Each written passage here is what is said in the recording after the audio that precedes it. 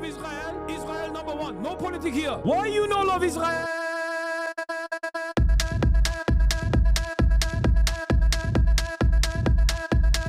Oh, you hate it?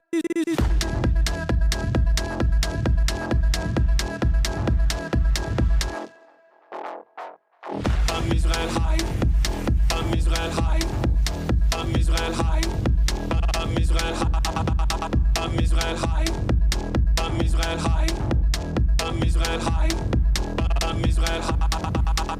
You have forgotten to say I'm Israel high? Do you love Israel? You must love Hamas. You are Hamas. I'm Israel high. I'm Israel high. I'm Israel high. I'm Israel high. I'm Israel high. I'm Israel high. I'm Israel high. I'm Israel high. Oh, Israel not number one for you. Oh, anti-Semitism. Israel, small nation. Israel, tiny nation surrounded by scary Muslims. Ah, you are anti-Semitism. You are Hamas. You are Hamas. No politics here. Say Israel number one. Tweet Israel number one. No politics here. No politics here. No politics here. No politics here. No politics here. No politics here. No politics here. No politics here. Say you condemn Hamas. Say I'm Israel high. Say you condemn October 7. You are Hamas. No politics here. No politics here. No politics here. No politics here. No politics here. No politics here. No politics here. No politics here. What's going on, everybody? I hope everyone's having a fantastic evening, afternoon, preview, no matter where you are in the world. I'm Hasan Piker, and this is the HasanAbi broadcast coming to you live from sunny California, Los Angeles. Folks, we're live and alive, and I hope all the boys, girls, and MBs are having a fantastic one, because today's a beautiful day. Today's a wonderful day. Today is a Monday, News Day. Abolish apartheid, free Palestine, folks. I'm Hasan Piker. I'm live, I'm alive, and I hope all the boys, girls, and MBs are having a fantastic one, because today's a beautiful day. Today's a wonderful day. Today is, like I said, Monday, News Day is Monday, June 16th, 2025. I am going to keep fake DJing. I don't know why the fuck Megaphonics keeps complaining. DJing is fake in general anyway. DJ Fakeophonics. But yeah, this is the part of the broadcast where I will tell you about my personal news, which is not fake, but very real. No, that shirt and the glasses, you look like my dad. This is weird. Sunshine. I look like your dad wearing a Japan jersey. What? How's the foot ankle? I'm gonna tell you all about it. Hold on. By the way, that was a banger from Brilliant Drink. Absolute nutty. Absolute fantastic song. One of my, very quickly became one of my favorites in the intro, in the intro music sequences that we have. But yeah, this is the part of the broadcast where I tell you about my personal news about what's going on in the world of HasanAbi Piker. So help me God, that's what I'm gonna do. So, oh boy, another jersey. Yeah, I'm on a jersey arc. I've been rocking some jersey. I'm not gonna lie. This is a I show speed thing where, like, I realize that, like, a jersey automatically invokes a sense of anger or a sense of love in the audience. And I also think they look very cool. So I've been on my jersey arc because, like, I don't know. I just, like, it's very nice. It's very fit check now. You look Mexican, hell yeah. Yeah, they're comfy. Also, I'm a fucking Yoji fiend, as you guys know. That's what they call me, the Yoji demon around these parts. So, you know, this is the Y3. This is the Y3 Japanese jersey. And it's very big. I thought it was going to be like the regular Japanese sizing. So I saw a XXX one that was like super cheap. and I got the XXX one, not realizing that this was actually gonna be XXX. It is literally XXX. Look at this. Like, it's big.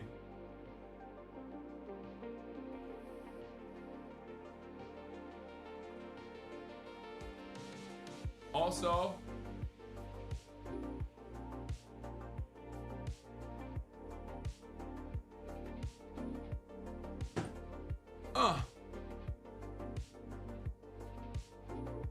I got the friggin' sleeve. I got the German sleeve that chatter recommended. It's actually nice. You dress like grandpa? Yeah, I got the Birkenstocks.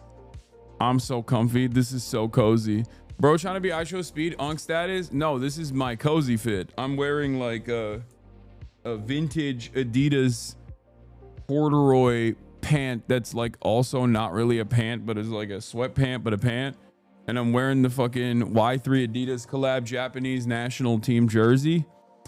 And I got the Birkenstocks on my feet. I'm not copying Speed at all. I'm just being an unk. This is the most unk fit. This is the most unk fit of all time. Speaking of which, so as you guys know, I got injured yesterday, personal news wise. I got injured yesterday when I was playing basketball. Classic flagrant one foul. Dude pokes his foot underneath me while I'm taking a fadeaway fucking 3-point jump shot, and he goes right underneath. Okay, puts his foot right underneath me. I obviously roll off of his foot, roll my ankle. At first I couldn't even walk. I was like immobile, and I was really scared. I was like, oh shit, here we go. I'm done. Like, I'm definitely cooked, right? Turns out it's not as bad, luckily, I think. Because I ended the broadcast last night, didn't really do much. It hurt a lot. I had a Father's Day dinner with the fam. We had some Turkish food, and it was great. And then afterwards, I went to sleep, woke up early, and I cracked 2 Tylenol. Not to be too crazy with it, but yeah, I'm a little bit of a drug user. But yeah, I popped two Perkies. And by Perkies, I mean Tylenol. And I'm high off that Zaza, the acetaminophen. Yeah. Yeah, popping hard drugs, dude. Which is off-brand Tylenol. I'm a fucking Tylenol addict, dude. I'm a Tylenol demon, dude. Oh, I'm so crazy with it. I'm so crazy. That sounds like an ankle sprain. I get those when I play football. Yeah, I'm a acetaminophen fiend, dude. Get me off that paracetamol. Going crazy off that. Anyway, I rarely ever actually even take like any off the counter pain relief medication. But because I have this notion that like I have to brave the pain. It's very stupid, but I have to like use my mind control powers to unless it's like literally unusable. I rarely ever use any sort of medication, but this time I did it, and I'm gonna be honest with you, light work, like putting a little bit of strain on the injury, like getting some blood flow there while also simultaneously compressing it, and has been very successful so far. But yeah, I ripped the 2 Tylenols, dude, off-brand Tylenols, being the acetaminophen fiend that I am. I went in, I worked out this morning, and I felt fucking spectacular after that workout. Actually, there's validity to that because studies show using anti-inflammatory painkillers cause your body to stop learning how to heal, basically. Yeah, I'm a big advocate for, like, you know, my body is good. Like, I can heal myself, you know what I mean? I'm a big advocate for believing that I can just like definitely heal myself. Also, this was helpful in my healing process. This little asshole, she's sleeping all the time. Doesn't do anything.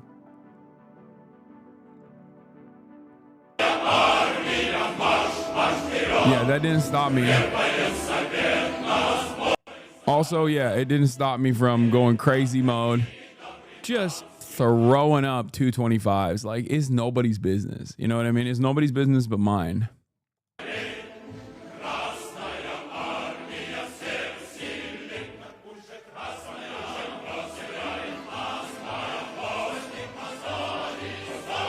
Yeah, just throwing it up. You already know. What's up, folks? I'm laughing. Anyway, and then, yeah, that's it. You look like a lean barrel. What does that mean?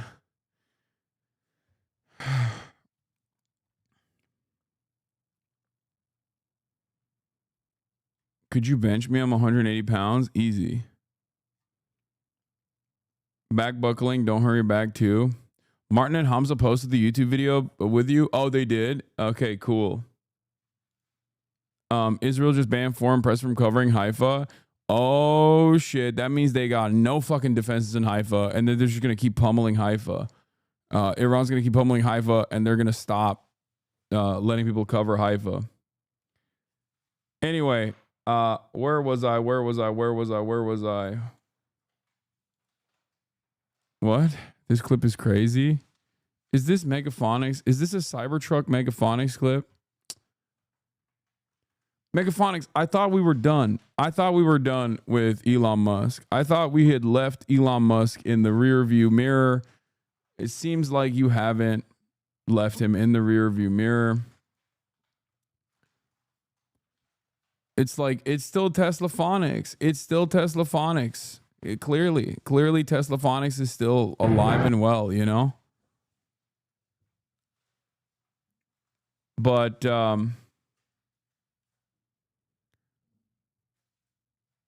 what was I saying? Oh yeah. Personal news wise, yeah, hit the weights. My point is, the reason why I was talking about that is because regardless of your pain, it's always good to work out. Working out always makes you feel good. It makes me feel good, and it will make you feel good too. So I hope those words will help you. I hope those words will help you push through when you're like, oh, I don't want to go to the gym today. I don't want to do this. I want to do that. You should. Okay? You should do that. You should push through, and you should go to the gym. Stop working. Stop promoting workouts. I will never go to the gym. Yeah, well, one day. I still believe. Anyway, that's all I got. That for personal news. Let's get it twisted. Let's get it popping. We got so much happening. There is still some live skylines over Tel Aviv. Yeah, don't worry. We'll get more information. The HasanAbi broadcasting service, the Piker broadcasting service is unstoppable. We will find a way. We will find, balcony photos and things like that, balcony clips and things like that when Israel's getting struck, even if we don't have the clear view of the skyline.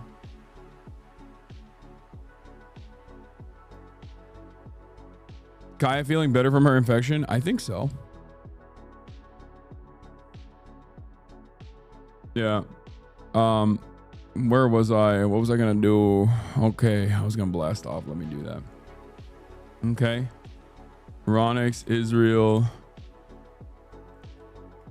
Tit for tat continues. G7 meetups. Trump demands more ICE raids in blue cities.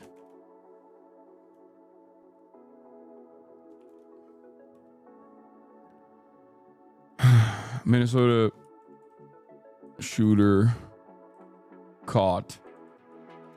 New supporter here, bro. Hell yeah. Yeah, New York Times editorial board is predictably afraid of Zohran Mamdani, which means he's doing something very right.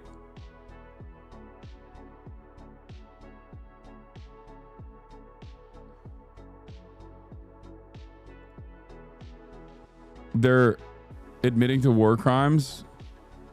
Yeah, they are. But America did this too in fucking Yugoslavia. like former glorious nation of Yugoslavia.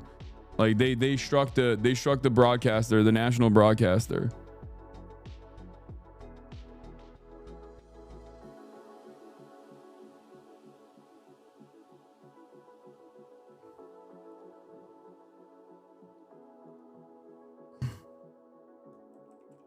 Will we go to war with? Get in now. I haven't given you guys updates on One Piece because I haven't been watching One Piece because I want to wait. Like, I want to have like a good runway. I don't want to dive back in after I've been hurt one time. I've been hurt in the past. You know what I mean? I watched One Piece from start to finish. And by the time I finished One Piece, yeah, Timasius, you got the playlist. There's a crazy Benjamin Netanyahu interview as well. We'll obviously get into that. But yeah, by the time I got to the end of One Piece, like caught up, they took a massive hiatus and it hurt me so bad that I was like, you know what? I'm not going to do it. I am not going to do a weekly thing. I'm not going to like be a weekly watcher. I'm going to wait until there's a decent runway. Communist attacks New Yorkers not voting Mamdani.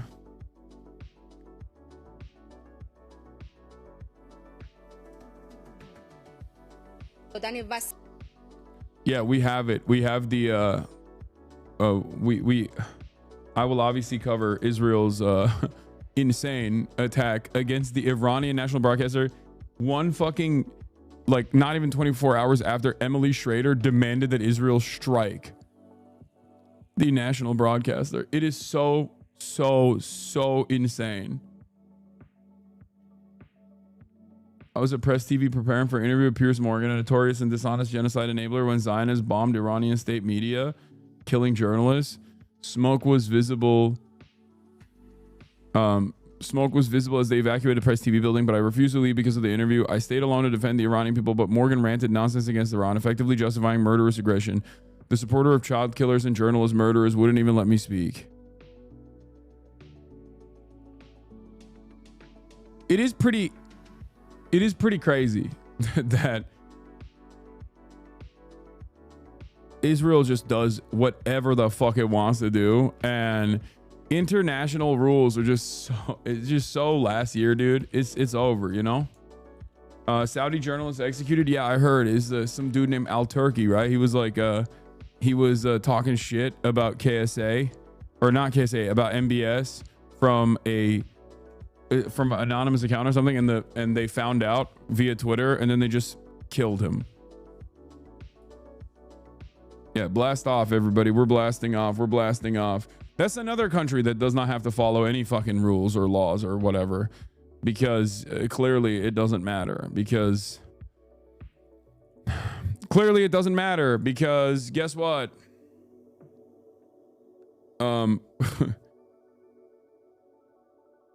They're allies with America and they're allies with Israel, so they can do whatever they want.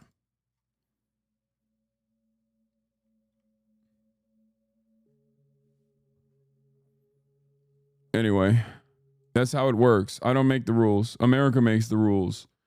And the rules are, you get to do whatever you want. You can be as ruthless, you can be as violent. Oh yeah, Zoran also cross-endorsing with Michael Blake. Michael Blake probably had the strongest showing, and if I lived in New York, I would definitely rank Michael Blake. He was spectacular in the debate. Didn't know too much about him, but he absolutely cooked.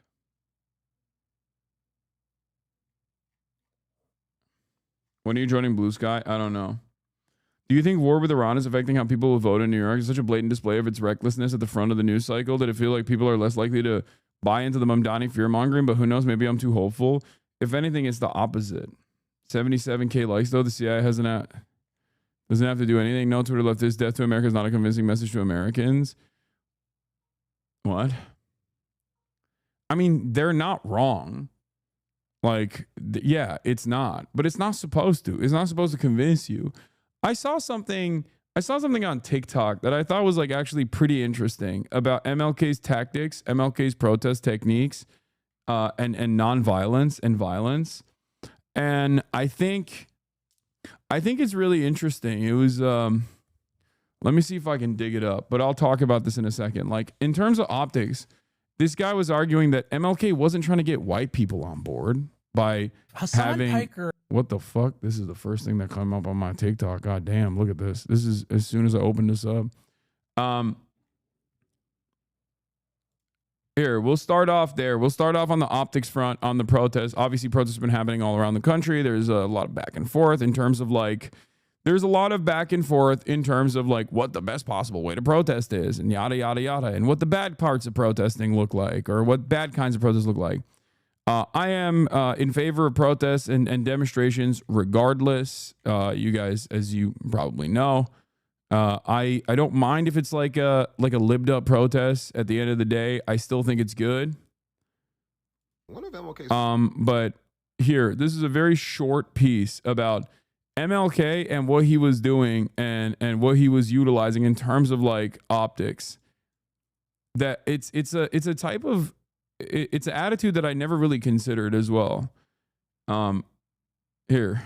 favorite tools to use was violence, right? Like, he never once led a nonviolent protest. People getting beat within an inch of their life for ordering food is violent, right? But he was a mastermind at manipulating the visuals of violence. He understood that watching black people get beat up on live television is not an effective strategy at making racist people any less racist. But you, as a black person, having to watch your defenseless mother and aunties get hosed down is actually an extremely effective tactic at enraging both you and your local community to violence, right? There's a reason why after every major MLK city and peaceful protest got televised, there would be widespread violent uprisings, both large and small, all around the country. And this threat of widespread violence is what caused change. And there has been a lot of historical propaganda that goes into portraying the civil rights era as being the product of white empathy and not fear, the dominant group in America. Yeah, it wasn't those protests and like black people getting their asses beat at the civil rights sit-ins and whatnot that were inherently nonviolent on the protester side, but there was tremendous violence against them on the police side.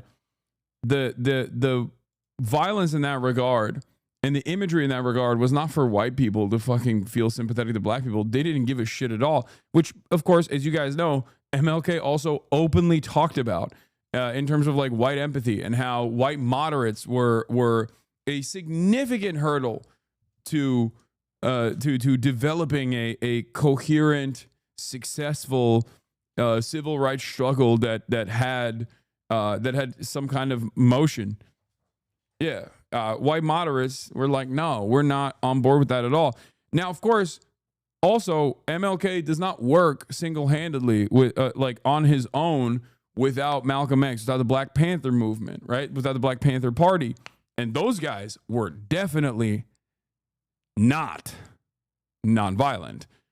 They understood that there was a necessity in certain instances for a little bit of militancy, recognizing perfectly that no matter how much militancy they applied, it would never reach the standard of the state, which is true.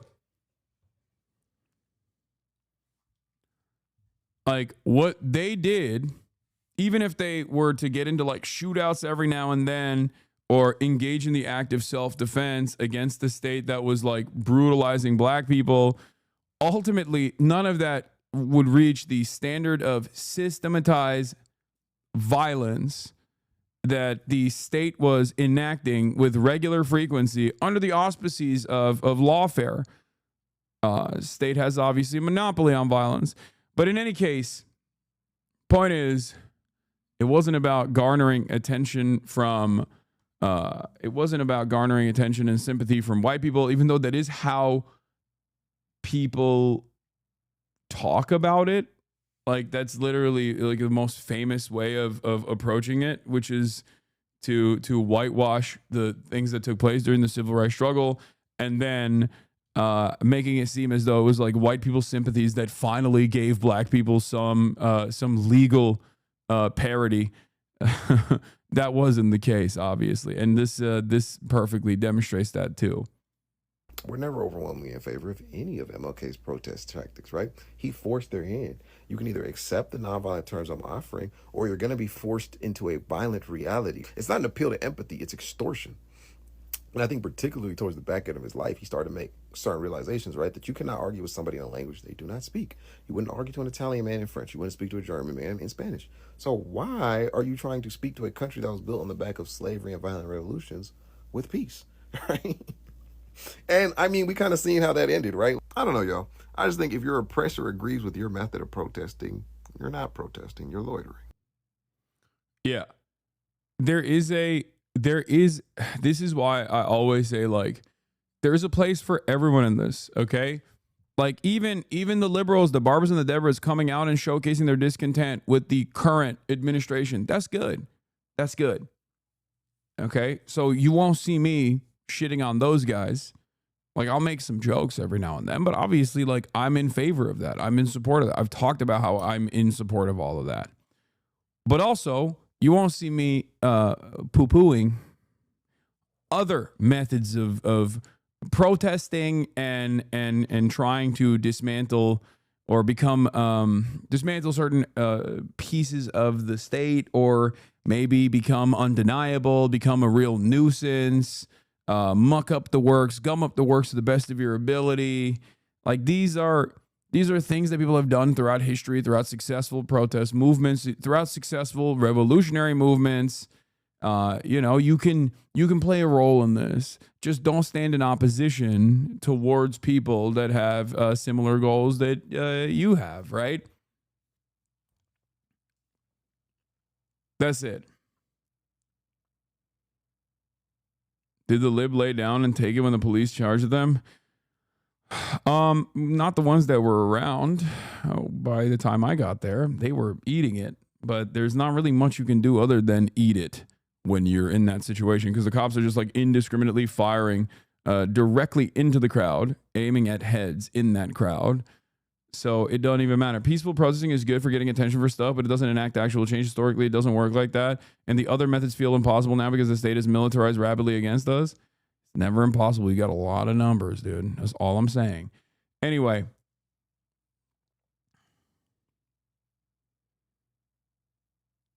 Yes, I'm gonna talk about the whole situation with the Iranian news broadcaster, state news broadcaster being bombed. Don't worry.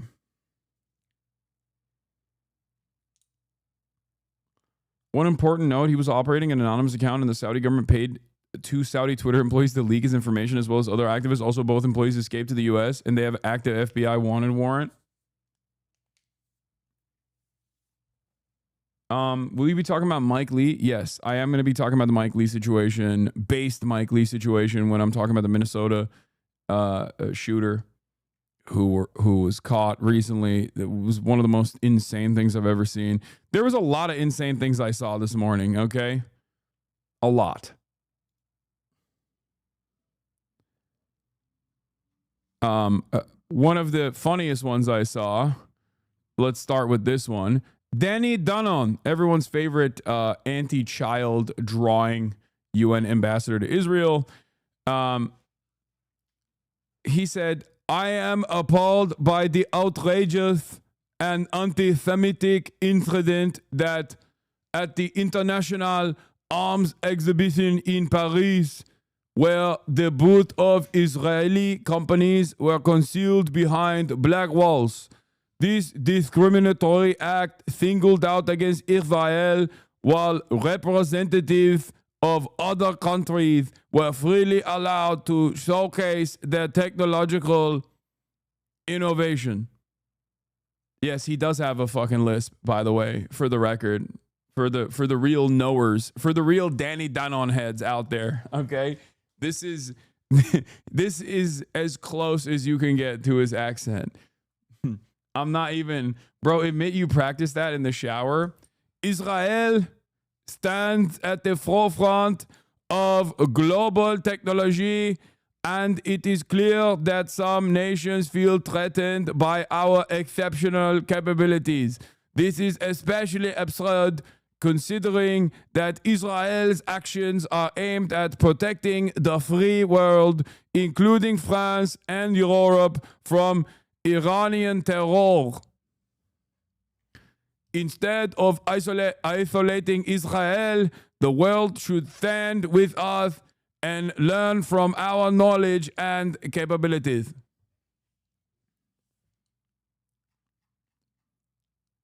Yes, you guessed it. Danny Danon said, stop being anti-Semitic to Israeli arms manufacturers. Once again, another moment. Oh, sorry. His name wasn't Al Turki. You'll get a totally different. Is Turki Al Jasser. Sorry. It is something that I have said as a joke before is like, wow, you're being quite anti-Semitic to Israeli weapons manufacturers. Like, wow, attacking Elbit systems. When will the anti-Semitism stop? Is something that I have joked about.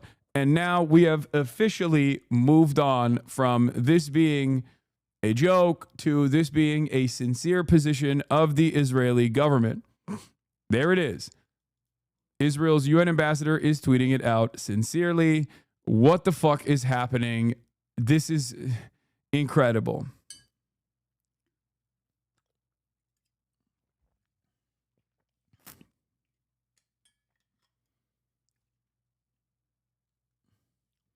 By the way, the French were not going to do that if the stand had removed the weapons, but they refused, so the government was like, get wrecked. Yeah, this is... Yeah, this is... Okay, tell me I was off with my accent. Of the United Nations, where thousands of people are passing every day, the UN decided to put an exhibition about world peace. Look at the drawings of children from all around the world. Look at the drawings of children from all around the world. Nothing about Israel. Nothing about our hostages.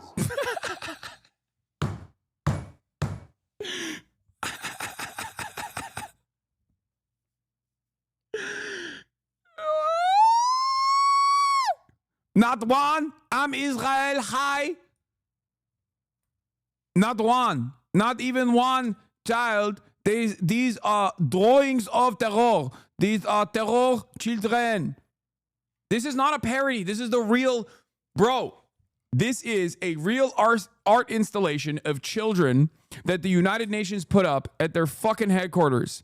Okay? It was a world peace art installation of children drawing stuff on a quilt.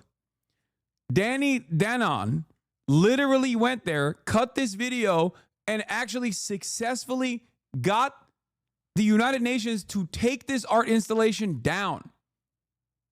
Look what they have. They don't recognize Israel. They promote hate in those drawings. This is my favorite. This is my favorite when it pans over and it just says, teach peace. Peace begins with a smile. It's all, when he goes, they are teaching hate to these Hamas children, terror babies doing drawings. And he points to it and the camera pans to peace.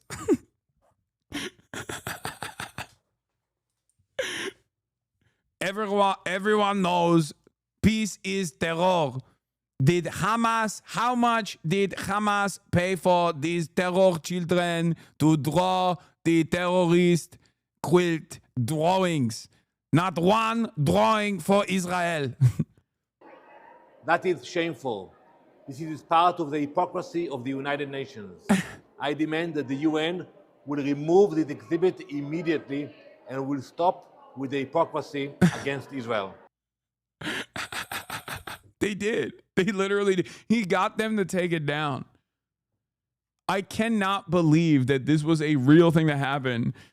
Oh my God. I will never be able to take a person like this seriously for the rest of my fucking life, okay? Oh my Lord. What a ginormous baby, dude. What a fucking giant baby.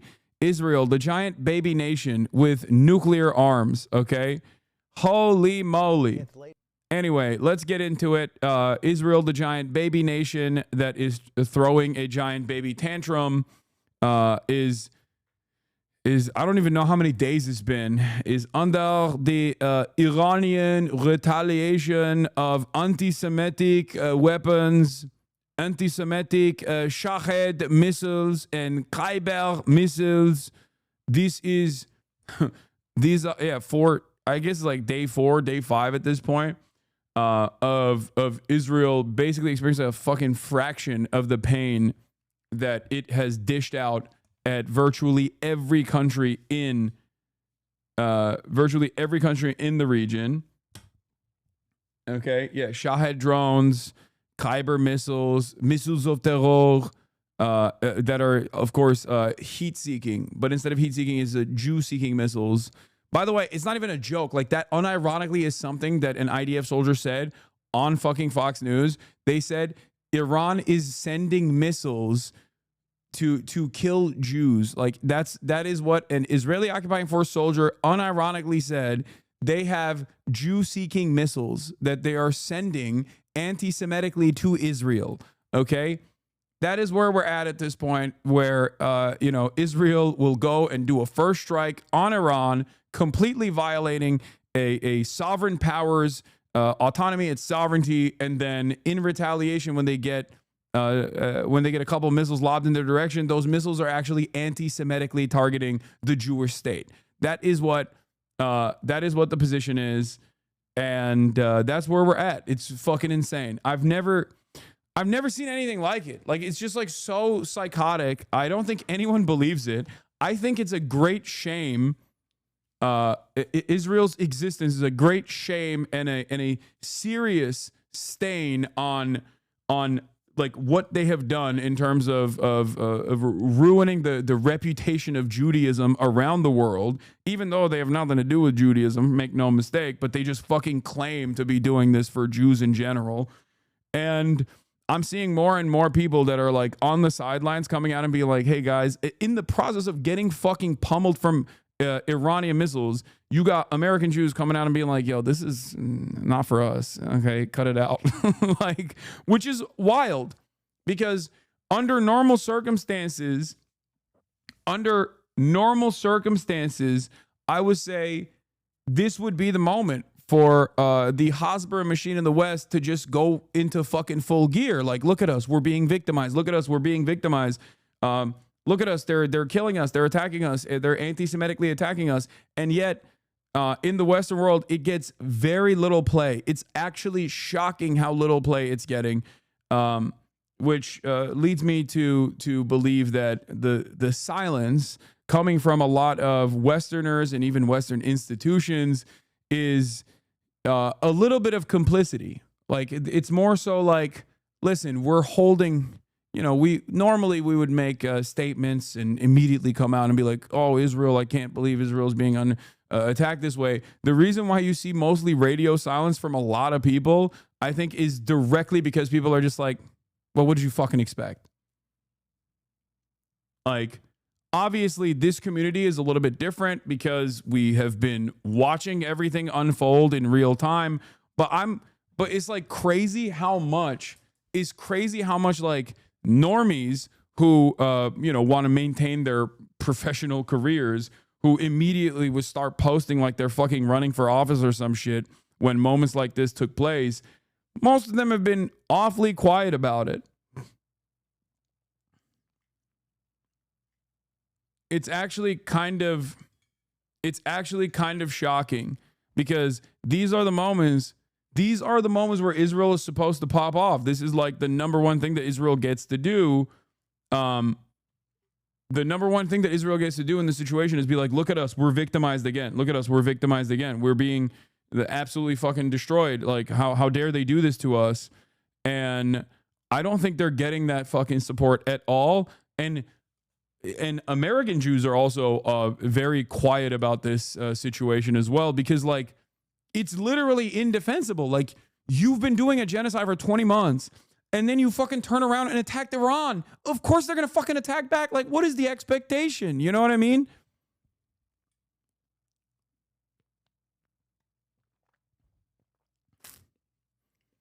Like, what are we doing? Yeah, and so anytime now when you see posters from Israel being like, oh, we're under attack, it's literally filled to the brim. The comments are filled to the brim with people making fun of them. Making fun of them by showing their older tweets about how they were celebrating dead Palestinian children. like experiencing a fraction of the pain that the Israeli state has brought about and how much they've championed it has made it so that people don't want to even fucking defend Israel at all, even when Israel is like literally under attack. Now, this doesn't mean that America won't defend Israel. Of course it will. You know, because it plays a very important role in our fucking grand design in the region. But as someone who looks at public sentiment about around this sort of stuff, it is actually shocking. The media is trying to obviously generate as much consent as they possibly can for Israel and maybe for going to war with Iran. But I don't think the public is eating that propaganda at all. Most people are just like, dude, I don't care. I don't care. Like, what do you expect? What the fuck do you expect? Do you see what I'm saying? Like, people look at the situation and go, dog, we've been giving billions to Israel so they can do whatever the fuck they want, and whatever the fuck they want has led to dead children daily. Okay?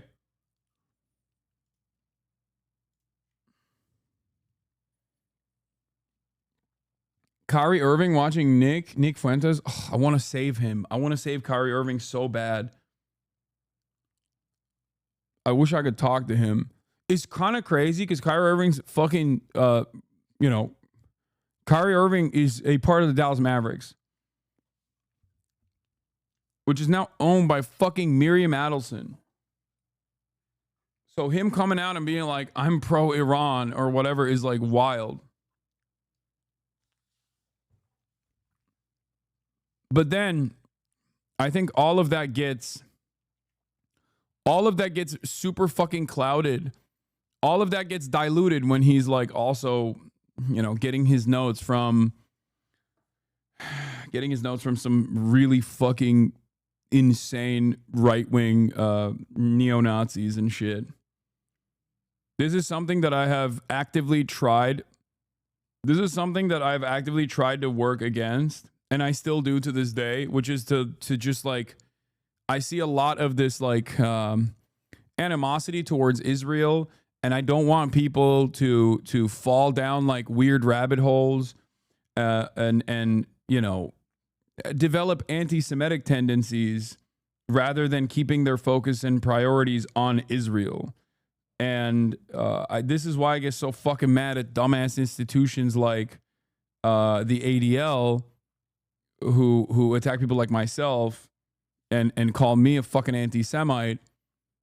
And it's ironic because like I'm actively trying to, combat and fight against anti-Semitism at a time when there is like a tremendous opportunity for Nazis to just cut as much anti-Semitic propaganda as they possibly can by just going, look around.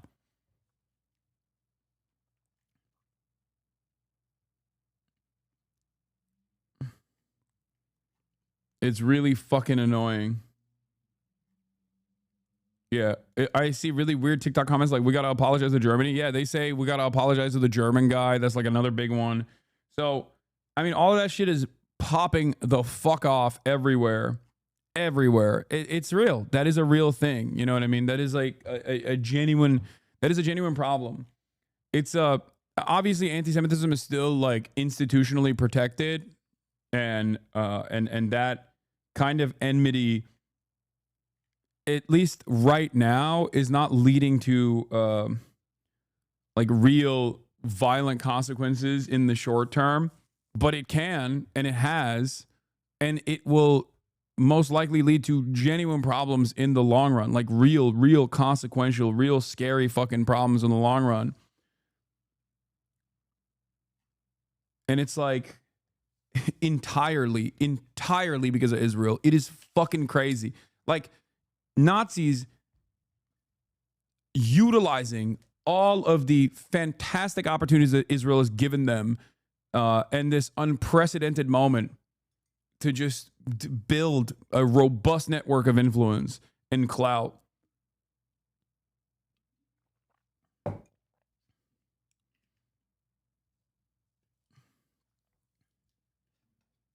Anyway, having said that, let's get to the back and forth between Israel and Iran. Latest now in the escalating conflict between Israel and Iran. The countries exchanged deadly attacks throughout the weekend. Chief foreign correspondent Ian Pannell is on the scene in Tel Aviv. Good morning, Ian.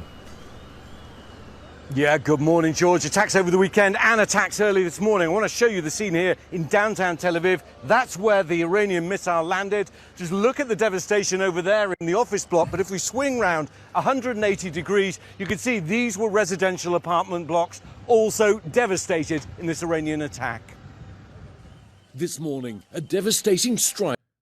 This is pretty crazy to watch. Why do I have so many 31-month subscribers just behaving like little fucking drama perverts, little drama pedophiles? What's going on? Lock in, chatters. Nobody gives a fuck about a fucking Israeli state mouthpiece. Why would you fucking come in here and engage in this kind of like idiotic drama bait? Who gives a shit?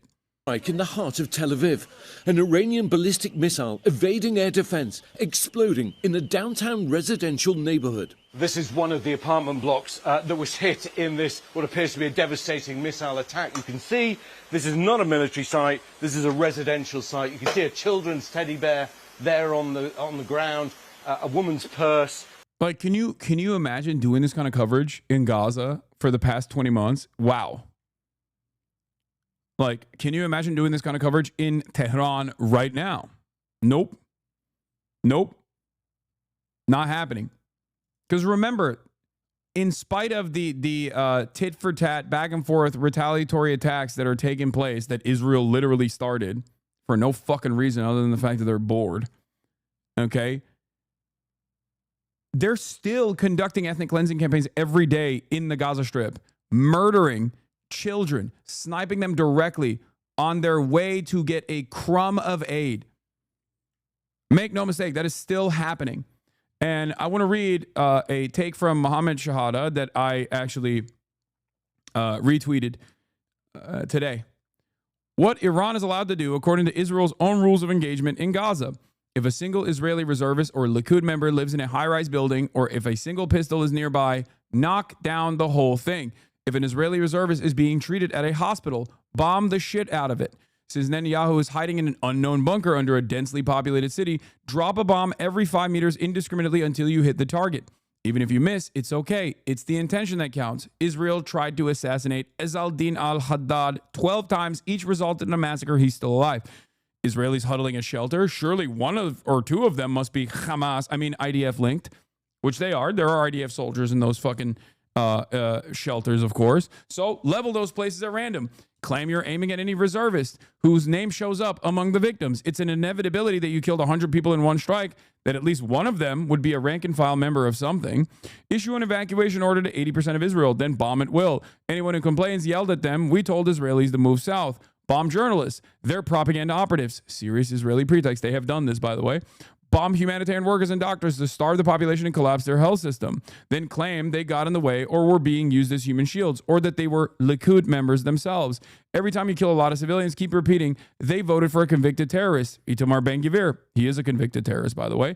Therefore, they are all guilty. Keep saying there was a ceasefire on June 12th, and all of this can end now if Israel surrenders and releases the hostages. Bomb power plants, seaports, airports, water stations, sewage plants, and claim they all benefited the IDF, since soldiers are humans who use electricity and water. It works for Israel every time. Shoot anyone with a white flag, shoot hundreds of kids in the skull, and call doctors documenting this Likud. Use only bombs that splinter into 10,000 pieces and kill people in a radius of 500 meters at random. Those are literally Israel's rules of engagement in Gaza, and this is barely scratching the surface. I can go all day. P.S. for all the idiots and ding-dongs, this post is sarcastic. I don't approve of violence against civilians under any circumstances. If this post triggered you, blame your darling Israel, not me. These are their rules. Like, think about it. Think about how fucking insane it has been since, for the first time ever, there is some semblance of, like, maybe not parity, but Israel is experiencing some retaliation, minor retaliation, as opposed to never experiencing any retaliation for its fucking incredibly violent actions in the Gaza Strip, or its incredibly violent actions in Central Committee. Thank you for the raid. Hope you had a good stream, brother. Israel never has experienced this level of response from any of the parties in the region. that it destroys. Okay? So now that there is like some kind of response, even though the response is super managed, even though the response is super, super restrained in comparison to what Israel has been doing, even in Iran, like imagine if the media covered Iranian actions in the same fucking ways that they cover Israeli actions, as opposed to the humanization of the victims that are, Israeli civilian society, right? Like, think about this. These bombing campaigns, given Israel's tremendous wealth and also opportunity to build shelters and whatnot, and paired up with the fact that Iran has also been restrained in terms of its targeting, like, they look at, bombed out homes and go, this is so devastating, when in fact, in normal circumstances, when we're talking about Iran, when we're talking about southern Lebanon, when we're talking about Gaza, there are people in those fucking areas that they are massacring children, overwhelmingly women and children, civilians. And yes, this isn't wrong. Yes, losing your home is devastating. Okay? Losing your home is devastating. This is something that we've talked about quite a bit. Losing your home is terrifying. It's devastating. Lose your home to a fucking bomb is incredibly scary, is incredibly traumatic. But there is no application of this kind of emotional turmoil that Israel puts others through ever. And this is before we even talk about the actual murders that Israel engages in with regular fucking frequency. It is alarming. Total devastation. Hundreds of emergency workers flooding the scene, scouring for survivors. Alana Rubenfree was caught in the blast. When a missile is landing outside your window and you can barely breathe because there's so much dust and debris in the air, it becomes very personal. And overnight, more Iranian strikes in Israel. Retaliation, it says, for Israel's attack on its nuclear, military and energy infrastructure. This is the latest salvo in a deepening conflict between Israel and Iran. By the way, the more that these bombing campaigns from the Iranian side see success, the more censorious Israel will get. For those of you who don't know, Israel has a deep military censor, okay? Even when there is no conflict, which there's never no conflict, obviously. Israel's an apartheid state. There's always conflict and there's always violence to maintain that said apartheid state. But, like, understand that there is a military censor that is constantly operating, right? And what that implies is, like, whenever you see any images coming out of Israel, that means that the Israeli occupying force has okayed this footage, with the exception of, like, phone camera footage that we see every now and then, which the IDF Central Command has demanded that Israeli citizens stop filming. The reason why they don't want Israelis to film this stuff is because, one, they don't want to reveal battery positions. They don't want to reveal, their defensive measures. But more importantly than that, they also don't want what? Hasan Loom, the comments are about 25 seconds late. What? Is there a delay, actually? I don't think there is. No, people are responding very quickly. No, there is no. Yeah, there is like a 2-second delay, which is normal. So there's obviously a wait, hold on. Here, you know how we test it. You know how we test the delay. The Piker Broadcasting Service tests delays by urging you to subscribe, which you can do for $6 or for free with a Twitch Prime. Twitch Prime is free, of course, or by getting gifted a sub. Let's take a look. Now that I've made a call to action for subscriptions, let's see if they start rolling in, and we'll test the delay. 1, 2, 3. Okay, some subscriptions are coming in. All right, I guess that's the delay. That's it. It's only a few seconds. It's fine. Where was I? What was I talking about?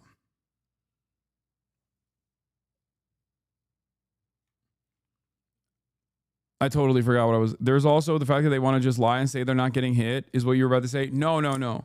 The other reason, the other real reason, the major reason as to why they don't want any of this information coming out, unless it's like something that they can use for propaganda to be like, oh, we're the victims in the situation. Look at them anti-Semitically attacking us, is because people just fucking feel tremendous hope when they see at least like a city block in Tel Aviv resemble a fraction of the fucking pain that Israel has dished out to both Tehran, but also to Gaza, especially Gaza. Like, that's it. They don't like, there's this delicate balance between like how much of the death and destruction, or how much of the destruction, because there's not a lot of deaths, even though there are some casualties. How much of the destruction can we show to the world to garner support and sympathy, while simultaneously not showing so much that like Iran can use it as propaganda, or people can feel people can celebrate and cheer on the toll that Israel has taken for the first time ever.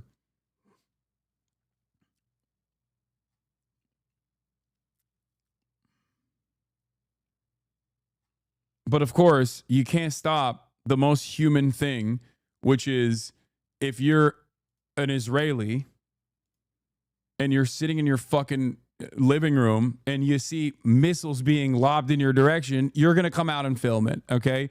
That is just how it is. Everybody does that. I can't believe I'm even saying this, but that is a normal part of existence now, okay? That's just how it is. If people use the Chromium extension to which latency display, they can see the actual real-time delay in the upper left corner, and also has a fast-forward button to below chat field. Here's your delay. Wow. You freaking nerd. CNN reports Israel's Air Force attacked 2 Iranian F-14 fighter jets in Iran. Netanyahu does not rule out targeting Iran's supreme leader. Man, I sure love World War III. I know, we're going to get to that in a second. How much punishment are the Israelis willing to take? I don't know. You showed that it's possible to kill 100 Gazans a day and no one cares. Now they'll see that I'll do it for you too. What? Are we going to get used to 10 deaths a day and hundreds of people without homes, says Maya Kroll? And then third world is primitive accumulation. I guess Israeli anti-Zionist chatter. HasanAbi Head responds, you showed that it's possible to kill 100 Gazans a day and no one cares. Now they'll see that it'll do it for you too.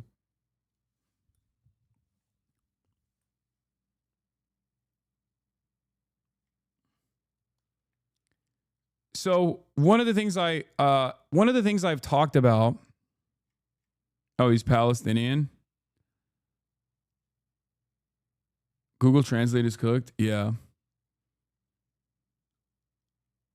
One of the things I have talked about in this process is U.S. gave Turkey a heads up hours before the attack. Yeah, that's not surprising. Anyway, we'll I'm gonna get back into this. I forgot what I was gonna say. Shit. My friend has family in Israel and Gaza. The family living in East Jerusalem have been told if they are caught sharing footage and photos of bombings, they will be dealt with using terrorism laws.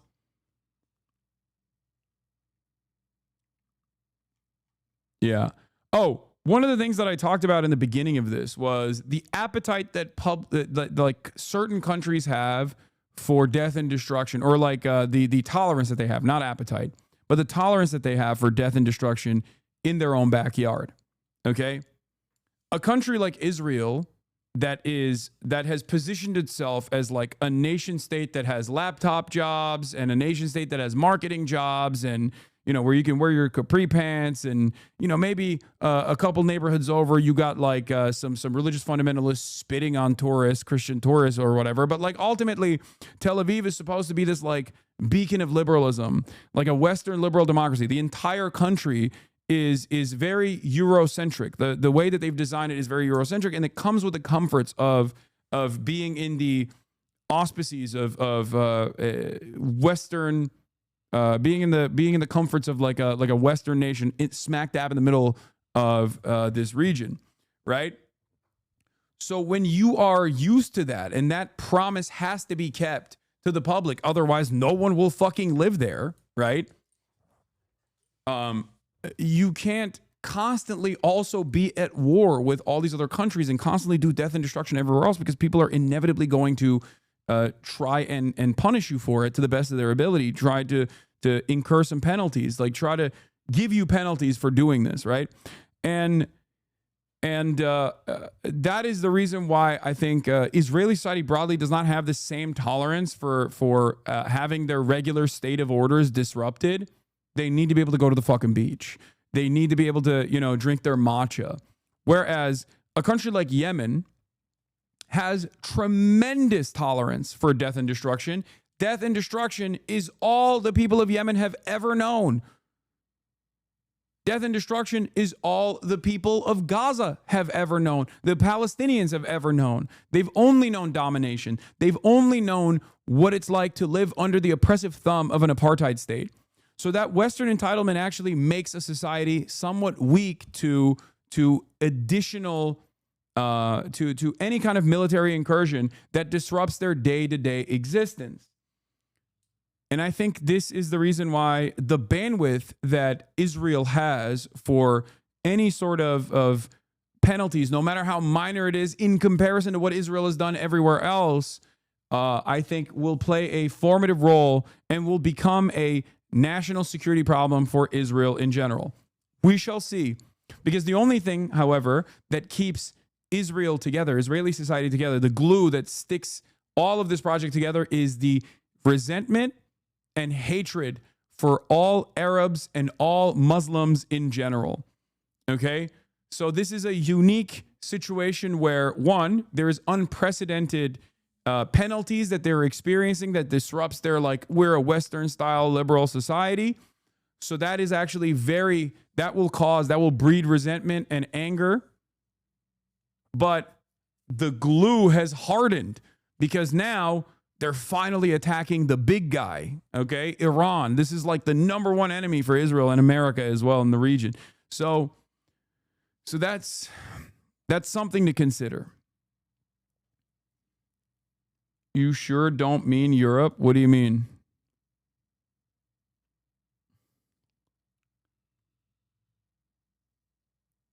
Wait till the only home motherfuckers flying out as soon as the airports are open. No, Haaretz has reported that they don't want Israelis to be able to leave on rescue flights. Haaretz reported yesterday that the Israeli government does not want Israelis to leave Israel. Because if given the opportunity, Israelis would of course escape Israel. Why the fuck would they stay there? They're like, oh my God, they're bombing shit. It's no longer bathtub rockets made by fucking 17-year-old Al-Qassam Brigade orphans, okay? That Tamir interceptors can easily pick off. It's now real missiles from a real sovereign state that has the targeting capabilities of an actual full-fledged state. And the only reason why they are deploying those weapons, the only reason why Iran is deploying those weapons is because Israel struck Iran. That's it.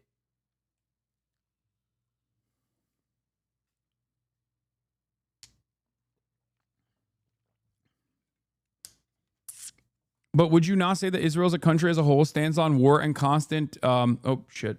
I think you spammed it too hard, so you got clapped here, but hold on.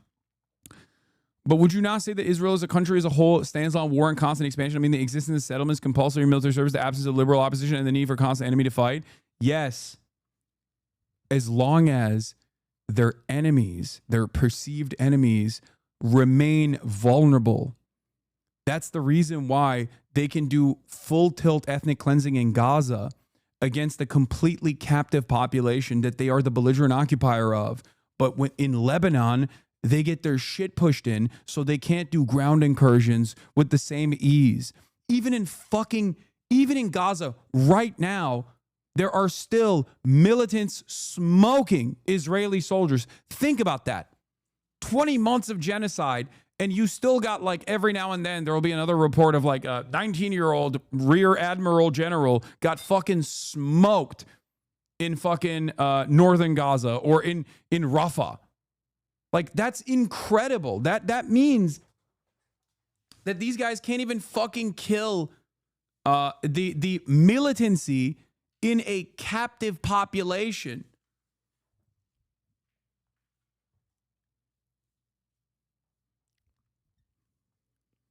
Here's one from just now. Look at that.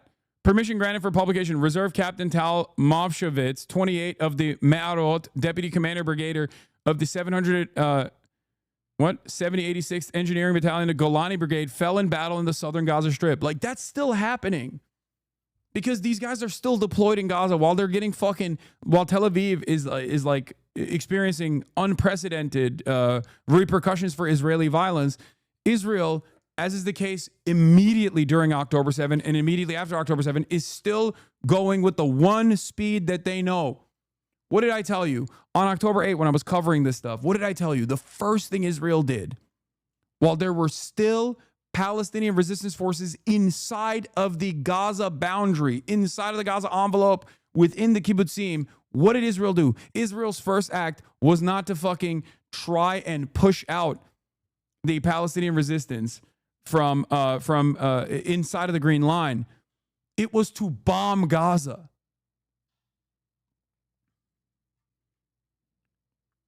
So while they're fucking being bombed, like, these motherfuckers are still conducting their ethnic cleansing campaign and they're still getting smoked. So the reason why I mention this, the reason why I'm talking about this in particular, the reason why I'm saying this is because, yes, constant expansion is a necessity for fascist states. You're right. But constant expansion against a captive population without any severe penalties to your comfortable existence inside of the Israeli state, right, is also a necessity, because you will not be able to constantly refuel and refeed the military necessary if the military is experiencing too many casualties in the process, which they have. That's why there's like a reservist problem right now, which is why they want to fucking deploy the Haredi population as well, which is the fastest growing segment of Israeli society, even though they get religious exemption. And this has created some serious political chaos internally in Israel. It was part of the reason why, if this was Benjamin Netanyahu's last possible opportunity to strike Iran, because the Knesset was at the precipice of dissolving, because they need more soldiers. And the only way that they can get more soldiers is if they fucking deploy the Haredi population, even though the Haredi population are fucking not trained. You know what I mean? and would most likely not be a competent fighting force anyway. In the short term, the short term training that is necessary.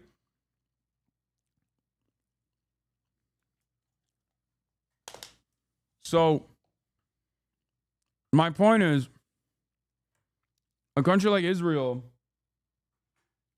doing short-term sieges like Cast Lead and all these operations, mowing the lawn operations in Gaza, is the perfect way to keep up the intensity and the domination of Palestinians without incurring severe penalties inside of the colonial entity. Full tilt ethnic cleansing campaign for 20 months, on the other hand, is not so easy, because it requires a tremendous amount of manpower, and reservists don't want to fucking go back after 20 months. There's like they're like, I've had my fill of child murder, and that in and of itself. Like, that in and of itself is a problem, but then pair that up with like actual normal Israeli society no longer being able to get their fucking matchas and go to the beach and shoot their stupid fucking TikToks about how wonderful things are in Tel Aviv. Without that promise of like a bastion of liberalism, like we're a normal country. When that falls apart, and that only falls apart when the Iron Dome falls apart, which it is right now. When that falls apart, all of a sudden, the only safe haven for Jews is not so fucking safe anymore. You see what I'm saying? Because Israelis are not like a different organism. They're human beings just like you and me. They also like their fucking treats, especially because their material circumstances, their material conditions are close enough to the experience that you can get in a Western capital. Okay? And when those treats go away, and there's like actually, for the first time ever, like serious fear, real fear for once, that you know, all of this violence that you've dished out in the region has now unfolded and is causing you to experience a fraction of said violence. All of a sudden, you don't have that kind of appetite. You don't have the same appetite for death and destruction, is my suspicion. The government has ordered airlines not to take Israelis abroad when the rescue flights begin. This is part of the reason why I think they don't want that. They don't want Israelis fleeing. They don't want their population to diminish.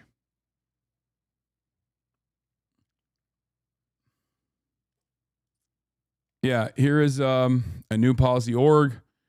Breaking, a new policy org source tells that the meeting yesterday between U.S. Ambassador Mike Huckabee and Israeli Prime Minister Netanyahu devolved into a shouting match over Netanyahu's objections to the U.S. plans to evacuate our citizens from Israel and the wider region.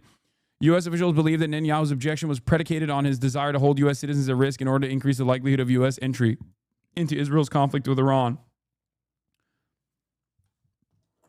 If the American Jews with dual passports flee to America, okay, that's a decent chunk of the population. A lot of fucking settlers are going to leave. You know what I mean? You know who's not going to leave? Because they can't, or also because they will never leave. They haven't left with 77 years of brutal occupation. The fucking Palestinians. So every Jewish American or every Jewish person that leaves Israel goes against the Zionist project. Because the Zionist project demands more Jewish people come to Israel and live in Israel only, and to believe, even if they don't live in Israel, to fight for Israel as far as like propaganda, so that Israel can continue operating in the ways that it does. And the only way to get people on board with that is by claiming that Israel is the only fucking safe haven for Jews. And if it wasn't for Israel, then there would be no safe place for Jews. All of a sudden, though, now the Jews in Israel want to leave Israel. They want to come to America. I thought it was the scariest fucking place on the planet. What happened? You know? Panic moment among Israelis as they realize their shelters are just safe against small, unguided rockets fired from Gaza. The Israeli Home Front Command is trying to avoid chaos, claims the shelters are safe against Iranian missiles. They are, of course, not. After 2 people were killed by a ballistic missile while sheltering in a protected space in their home, the IDF Home Front Command stresses that remaining in a bomb-safe room is still the safest place to be amid Iran's attacks.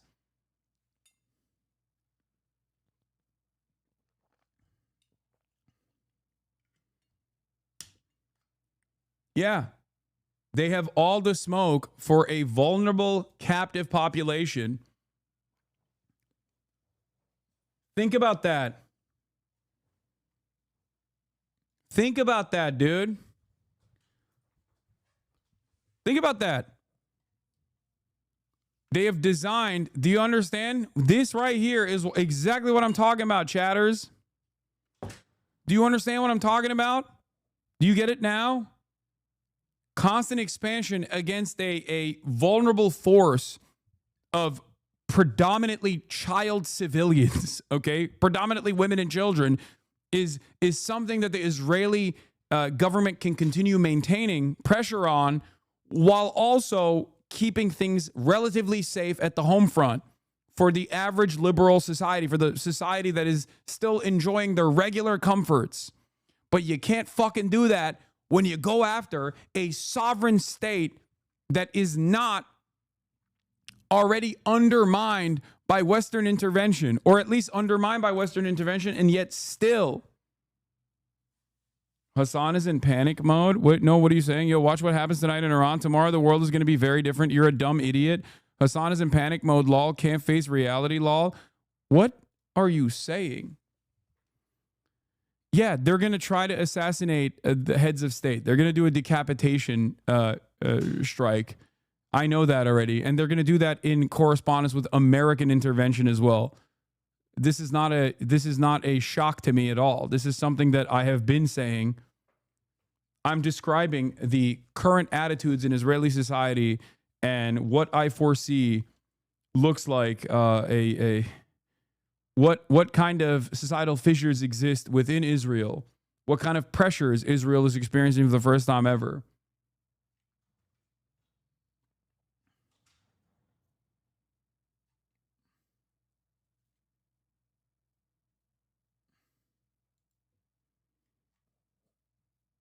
What is this? Footage shows Israelis preventing Thai and foreign workers from using public bunkers.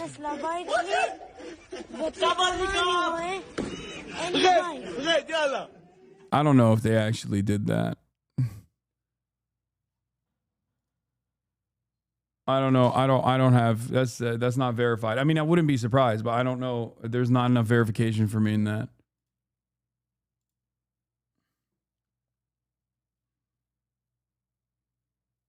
It's debunked.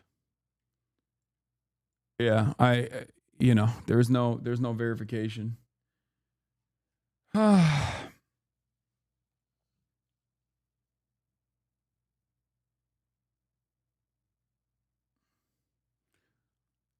The direct missile impact breached the bomb safe room, which are designed to sustain shockwaves as such missiles, as well as shrapnel.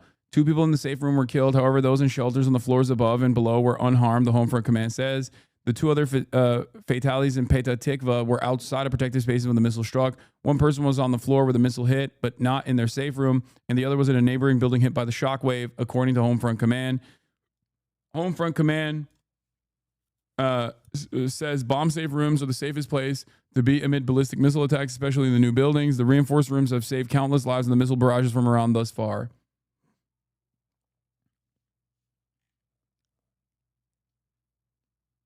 Yeah, no, I know the Israeli government confirmed that Israelis cannot leave. I know.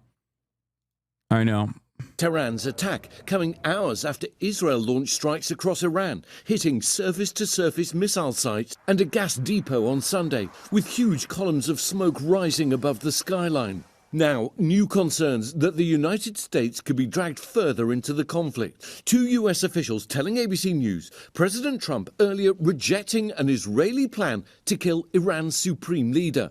The president hopeful for peace, but saying this conflict may be necessary. Well, I hope there's going to be a deal. I think it's time for a deal, and we'll see what happens, but sometimes they have to fight it out. From Tehran. Dude, by the way, how American is this, that like our vision backed up by a fascist state in the region is causing civilizational collapse, and we are so far removed from the actual impact that we're just like, yeah, maybe they'll do a deal, who knows, I don't know, maybe get back to the table, I say. A week after, he literally was like, yeah, we totally fucked them over. The deal was fake. We wanted Israel to strike. We knew it. I knew it. You know? It's just like this right here has always been America's position. We get to do things in this incredibly selfish manner. And that's how we have operated always. Like, with the exception of Pearl Harbor and 9/11, okay? There are very few instances where the American home front has ever experienced a fraction of the pain of being involved in military conquest, justifiable or unjustifiable. Many of which is unjustifiable, but some is justifiable, like World War II. Like, that gave us a massive upper hand in redesigning the world after World War II, is that, like, our fucking industry wasn't burned to the ground. It wasn't reduced to rubble, right? We had a war economy that was incredibly productive. We took advantage of that because of our proximity to all of the battles that are happening. And to Tel Aviv, civilians now increasingly caught in the crossfire of a conflict that shows no sign of easing. Israel now revealing that 10 to 15% of Iranian attacks are getting through air defenses, as the residents here can testify. Robin? They certainly can, Ian. Thank you. So we go to a Fox News alert. Israel says it has eliminated 4 senior intel officials, including the IRGC's head of intelligence. This is the Quds Force headquarters, we believe. It comes as Iranian missile strikes kill at least 8 and injured hundreds more as rocket fire rained down on central and northern Israel overnight. Trey Yinks is live in Israel with the latest. Good morning, Trey. Yeah, hey guys, good morning. Overnight missiles rained down across Israel, killing at least 8 people, some of them slipping past missile defense systems at 5 different locations, destroying both apartment buildings and residential blocks. We got to one scene in the heart of Tel Aviv, just blocks away from the U.S. Embassy branch here that was also damaged in that strike. And when we got there, first responders were rushing into the flames, trying to look for survivors in the rubble. We spoke with one man named Gal. Here's what he had to say. When the missiles arrived, we were in the staircase in the building. And the shock was like so huge. I never saw even a piece of a rocket. And to see an explosion right in front of my face and my brother's face, crazy. A ballistic missile had... It's like, I do wonder, will there ever be a moment where like someone who has experienced these bombs and like these kinds of like rocket attacks will turn around and be like, this is what we've been doing in Gaza? Like, this is pretty fucked up. I mean, I'm not even saying that as a joke. Like, I wonder if there's anyone that fucking... I wonder if anyone actually sees that and goes like, yeah, this is what we've been doing is like pretty messed up. I never really thought about it like this, but I doubt it, but maybe. Probably not. Has just slammed into a building in the center of Tel Aviv. Right now, first responders are trying to put out the flames in the distance. You can see right now there are a variety of paramedics on the scene, police officers and soldiers. And if you come over here, you'll see part of a collapsed building. They don't know if anyone is currently inside, but they are checking right now.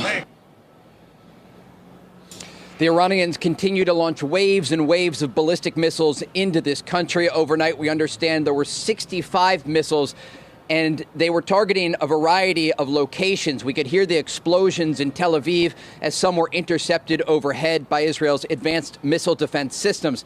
The Israelis are striking back, taking out top intelligence officials from the Iranian regime, including the country's chief intelligence officer and his deputy. They also took out what they say are 1/3 of the ballistic missile launching positions.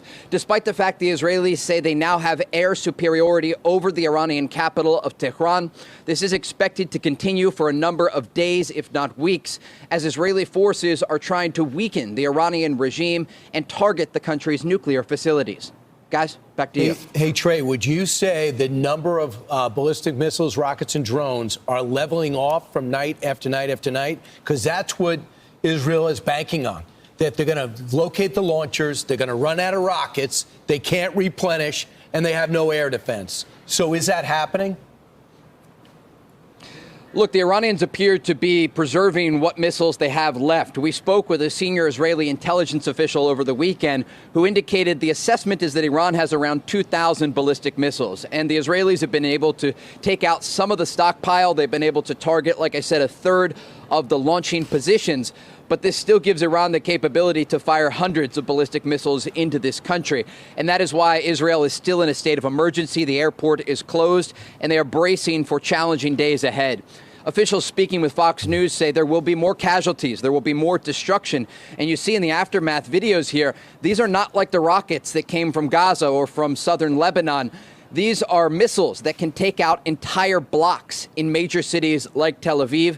And from what we saw last night, and I was being very careful as we arrived on the scene less than an hour after the explosion, of describing where it was. But now we can report, because U.S. Ambassador to Israel Mike Huckabee came out publicly and said there was minor damage to the U.S. Embassy branch here in Tel Aviv. This is a... Yeah, this, by the way, this was the reason why they couldn't report on it, because there was some There was some minor damage to the American embassy, which is like technically U.S. soil. So that is the reason. I thought it would be because like I don't know, like a high profile person could have been potentially assassinated or something. Like that wasn't the reason. Could it be a false flag strikes to the U.S. embassy? No, I don't think chatters. No, no, I'm fairly certain that it was they're saying it was limited. Like they're saying that it was like it probably was from the shockwaves or something. Residential area. It is packed with civilians, cafes and restaurants. And when we got there, for blocks, you could see storefronts that were completely ripped apart, glass shards all over the street from windows that were blown out. And so to answer your question, the Iranians are preserving what supply they have left.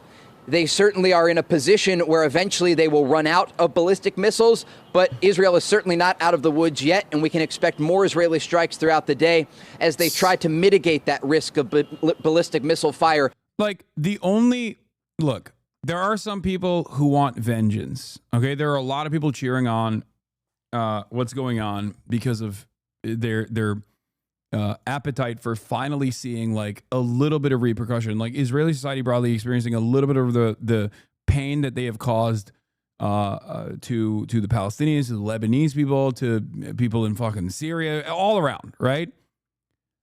My assessment on this as a public figure, who abides by terms of service and also is constantly fucking hunted by people who want to deplatform me, is that I see this as like I see the retaliation as maybe a crumb of hope that Israel will stand down. Like that is my only hope out of this, is that Israel stands down or America recalculates the attitude that they have for full tilt death and destruction is too much instability. It's too much destabilization. They recognize that like Israeli society might collapse, and then they won't be able to come back in a couple of years and utilize Israel to the best of their ability, like they have been doing so far, and it causes America to recalculate, and it causes Israel to recalculate, and hopefully pull back a little bit, scale back, and I don't know, go back to the drawing board. And there is a period of stability. But the only way to do this, the only way to actually to make sure that this calculation happens from the American side, from the Israeli side, is if like Iran uses less restraint and actually matches the intensity of Israeli strikes. They haven't done so thus far. Obviously, there are limitations due to the Iranian arsenal, how much they have, and their strike capabilities, because they're using missiles as opposed to Israel that has the capacity to do more precise bombing campaigns as a consequence of consequence of being able to fly over the Iraq airspace, fly over Syria, refuel on the way there. Iran can't do that. So they can only use missiles. I think the only way that Iran could keep this up as a defensive posture would most likely be if they were getting aided by the Chinese state or by Russia, which I don't think Russia has enough bandwidth to even help Iran out in this process, or maybe even the appetite to help Iran out, considering that Russia has also a unique relationship with Israel as well. So I don't know.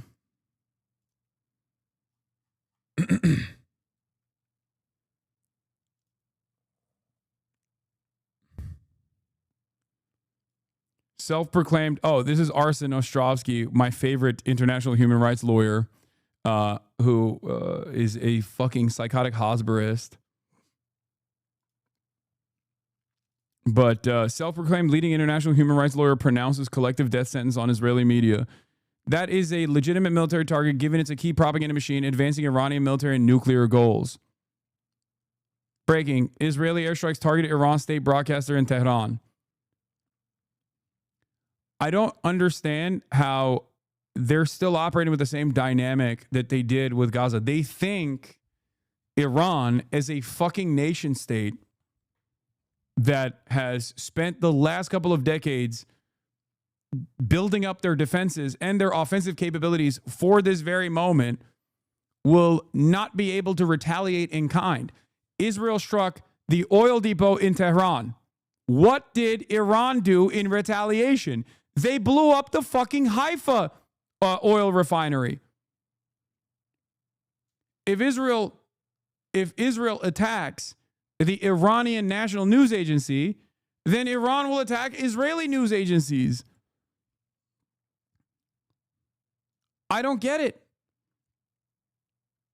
It's a back and forth. Yes, it is significantly less the damage to Israel that Iran can implement is obviously far less consequential, far less severe than what Israel can do to Tehran and Israel can do to Iran in general. But I don't understand how these guys are so callous in their indifference, even when there are clearly repercussions for regular Israeli society. They struck the nuclear scientists. Iran struck the academic institution in Israel. They blew up a fucking institute of research. They did that. So clearly they are getting their notes as far as their strike priorities and their targeting priorities from what Israel does to Iran. Every single bit of violence that you have seen so far, every single instance of like retaliatory strikes on Israeli soil has come after Israel has targeted something similar in Iran.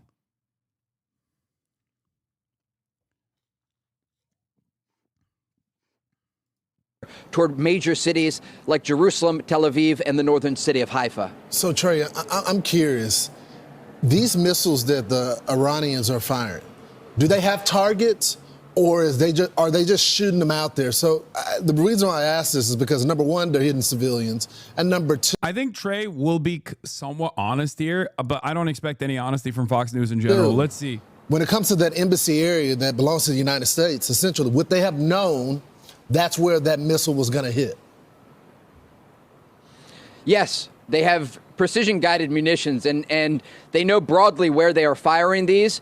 And without getting into too many details about some of the targets that were hit, I can broadly tell you he can't say unless the Israeli government openly admits that almost all of the targets are military installations, which, by the way, the Israeli government has admitted. 90% of the strike targets have been military installations, according to the Israeli government's own admission. But because of this is not even dishonesty at this point, for the record. No. You don't understand. This is Israeli censorship. Okay? This is Israeli censorship. He can't say they're striking military targets because the Israeli military does not want the rest of the world to know that the Iranian government has successfully struck military targets. They did this last time, not this last round. Operation, Truth or whatever? What is the name of the fucking True Promise? During Operation True Promise 2, after last year, they struck the Negev Desert. Okay, Operation True Promise 2. That actually fucking hit Israeli bases. And the only reason why we know is because people were driving down the fucking side of the road and they were filming. The Israeli military immediately stamped out. Israeli military immediately stamped out that information. They made it, they don't want this kind of information to come out. But they did. They successfully struck air bases in the Negev Desert.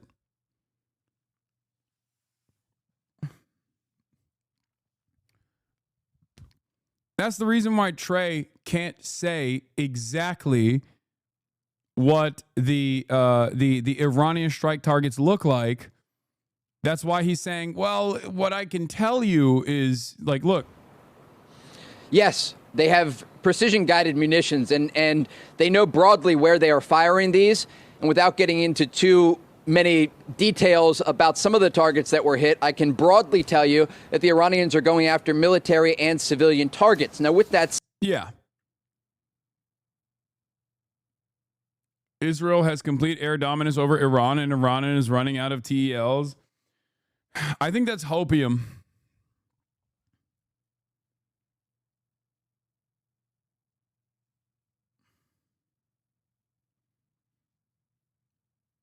You are missing a huge point in this conflict, my brother. The regime is utterly incompetent. They're fucking idiots. They have all been chosen by loyalty instead of skills. They can win the mind game so easily, telling Israel was using human shield. They even refused to show the civilian death toll on national TV. What are you talking about? Are you talking about Iran?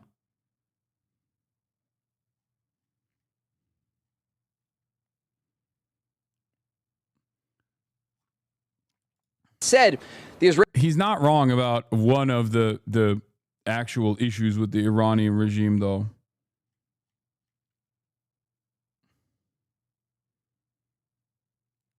Like, that is the nepotism and like loyalty transcending the competence narratives is not simply a narrative, but it's also the reality. It's a major flaw within the Islamic Republic, for sure. That's not even a joke. That's not a meme. I think that is a real problem. I think that Iran lucked out with someone like Hasan Nasrallah, who, and this is not my assessment, this is Benjamin Netanyahu's own personal admission, was infinitely smarter than anyone that the IRGC could have ever put up as a incredibly important faction of the resistance against Israel. Oh, I'm effing a little bit. Classic, mini F baby, mini F time. Calm down, everybody. It's okay. We're still here. Let's continue. It fixed itself.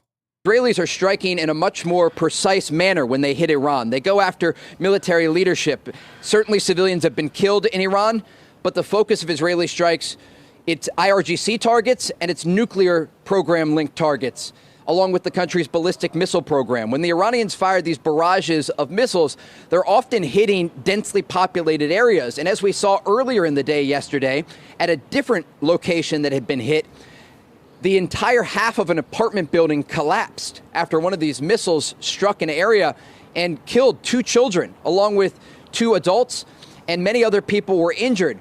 And just to give you a sense of the scene, because we often talk about the missiles and we talk about the ability to intercept them and how many are being fired by Iran, but the people that are paying the price, it's Israeli civilians.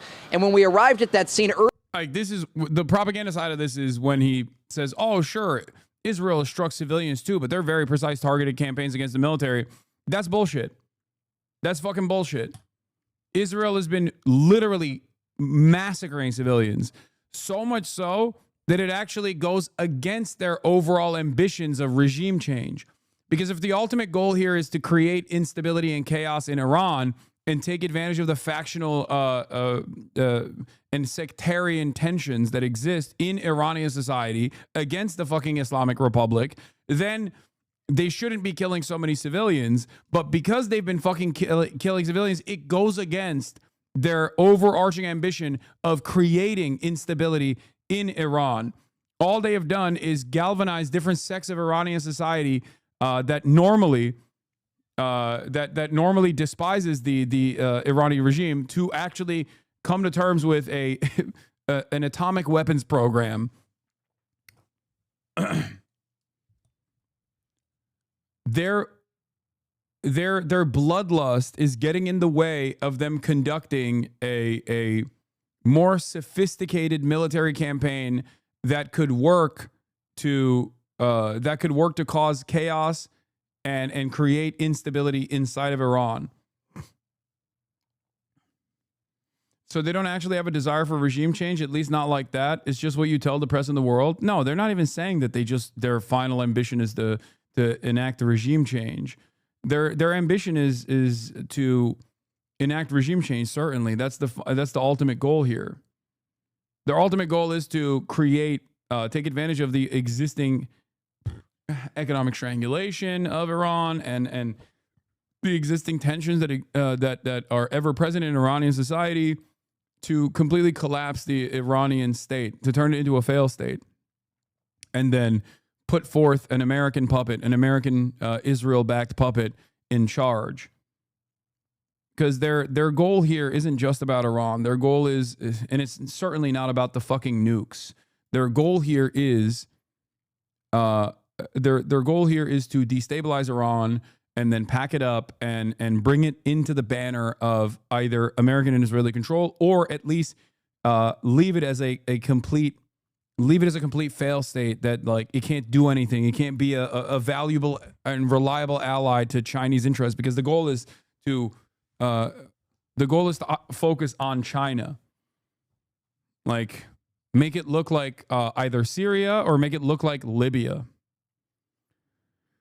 Is it purely Islamophobia, international relations? No, of course it's not purely Islamophobia. Islamophobia is the seasoning that you add. Yeah, Ryan Grimm talking about potentially China arming Iran is something that I have been paying close attention to as well. Felix says, do you know how badly I wish China was even 8% likely to do this? Man, I miss the USSR and I wasn't even around for it. And I think this is wish casting.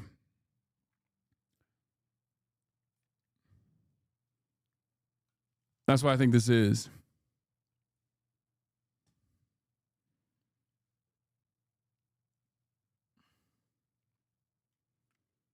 China did send 3 military planes into Tehran days ago. I mean, that's not an... Sect Saver, thank you for the 10 gifted.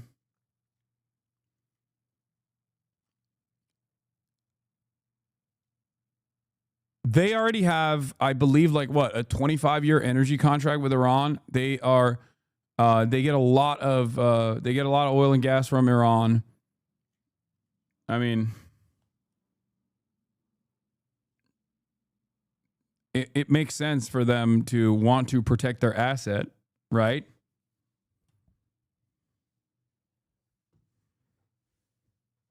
Favorable oil deals for China. And protecting your asset, protecting a formative ally in your One Belt, One Road initiative.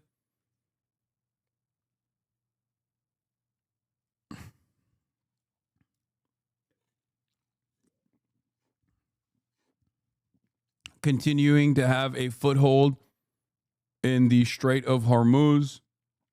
That's a hugely important. That is a hugely important a piece of military power for, or not even military power, but like it's a stabilizing force for China in the region. Iran is profoundly important for China for many different reasons, which is precisely why a country that has ambitions of maintaining stability while also slowly but surely creating a sphere of influence and power like China that is often doing, 15-year plans, right? I suspect that they would be very careful in this. They would be more hands-on with defending their incredibly invaluable asset in the region. Earlier in the day yesterday, separately... Please check Israel Samson option leak. Dude, I know, man. Stop. I know. It's not something that leaked, okay? It's something that we know has existed. It's not new. Yes, the Samson option is Israel uses their nukes if they feel like it's their final option. It's like the USSR dead hand, okay? Yes, if they are getting pummeled to a degree, they say they will use their fucking nukes. Yes. The leak includes targets.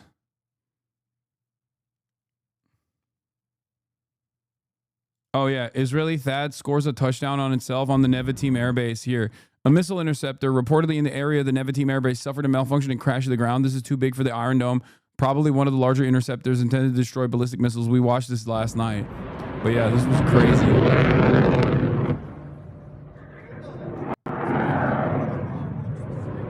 It'd be like that sometimes. Here, watch. Watch this. Watch this. I don't think this is a THAAD or a David Sling missile. Isn't this one of those like dual warheads? Am I crazy? Missile autists in the chat. Missile autists in the chat. Isn't this one of those that just like isn't this one of those that like opens up and it's like a dual warhead that is Iranian? Or does the Arrow do this as well? Because some of those some of the missiles that I thought Iranians had would once they get into strike distance, they open up and they'll go in like two different directions or something. But yeah, look, watch this.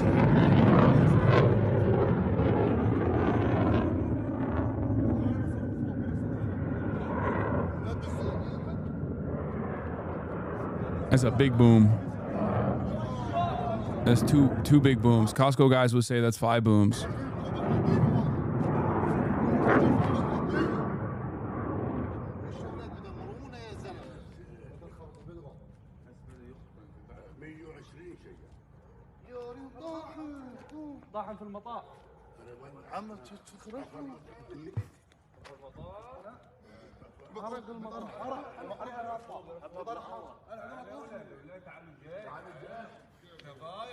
No ICBs open up and shoot their multiple warheads when in space, not close up. Oh. If it's THAAD, there's a reminder the U.S. produces 60 THAAD interceptors a year, as far as I know. Iran sent 140 drones 15 minutes ago. Can I send tweet?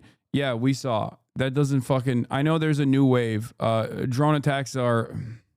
Maybe I'm wrong, but drone attacks are... They get intercepted pretty easily. People say it's a THAAD. The missile broke in 2 at launch.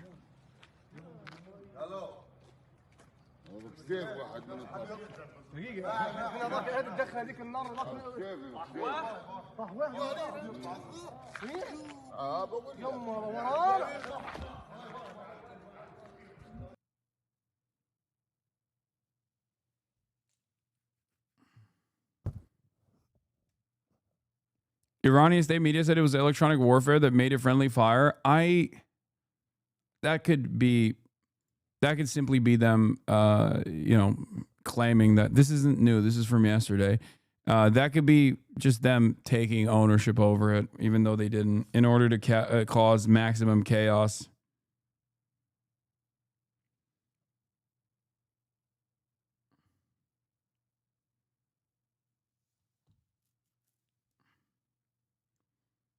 U.S. changed Nimitz South China Sea tour and is going to the Middle East now.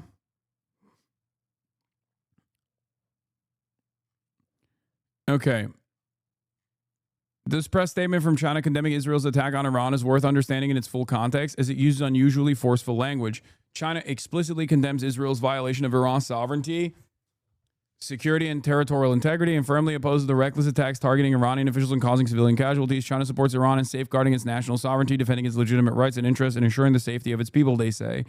Just like the U.S. sees arming Ukraine as a means to drain Russian resources, China sees the same opportunity to drain the U.S. by supporting Iran. Iran is a major trading partner with China, so is Israel, particularly when it comes to cheap oil sent to Chinese refineries, more important than its trade relationship with Israel, of course, even though Israel does give American tech to China sometimes. Oopsie. That is a hugely important for Chinese national security. That's right. Israel sometimes gives American technology that China is not supposed to have directly to China. Make no mistake.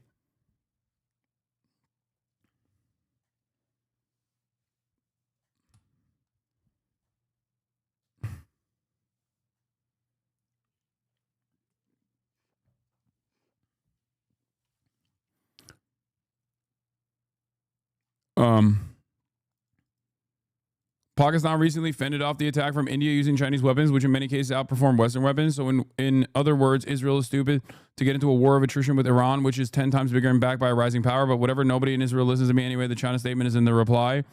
I don't think China is going to arm Iran. That would be uncharacteristic of China. And I think that it would go against China's incredible non-interventionist, like sometimes annoying non-interventionist policies.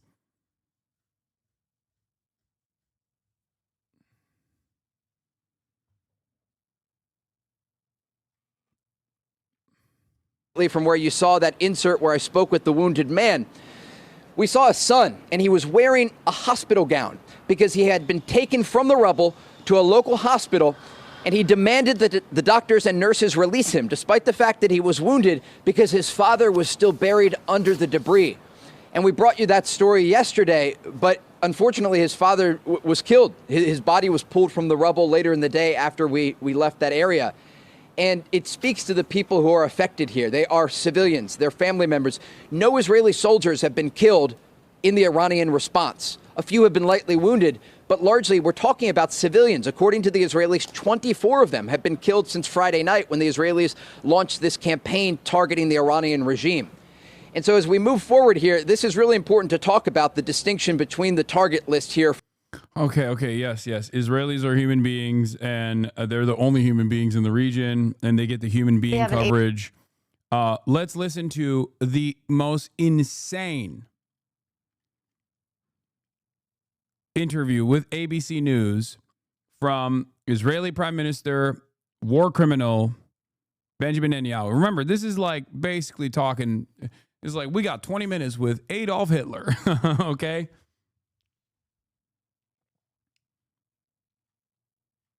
Let's take a look at what Adolf Hitler has to say. ABC News. As it has decided to move its troops into Russia in the middle of the winter. One final push, Adolf Hitler says. Surely this won't backfire. Exclusive. Earlier today, ABC News chief Washington correspondent Jonathan Karl sat down with Israeli Prime Minister Benjamin Netanyahu. The Prime Minister is talking about the battle with Iran and the effects it's causing around the world. Here's Jonathan's interview in full. Now to an ABC News exclusive. I'm joined by Israeli Prime Minister Benjamin Netanyahu, who comes to us from an undisclosed location in Israel. Mr. Prime Minister, thank you for joining us. Let me start with the news that has just come in. The Wall Street Journal is reporting that Iran has been urgently signaling that it wants to end hostilities and to resume talks over its nuclear program. According to the Journal, they have been sending... We don't know if he's actually in Greece. I think he probably is in... I think he's probably in Israel still. Like, I know the flight, like the Israeli Air Force One flew to Greece.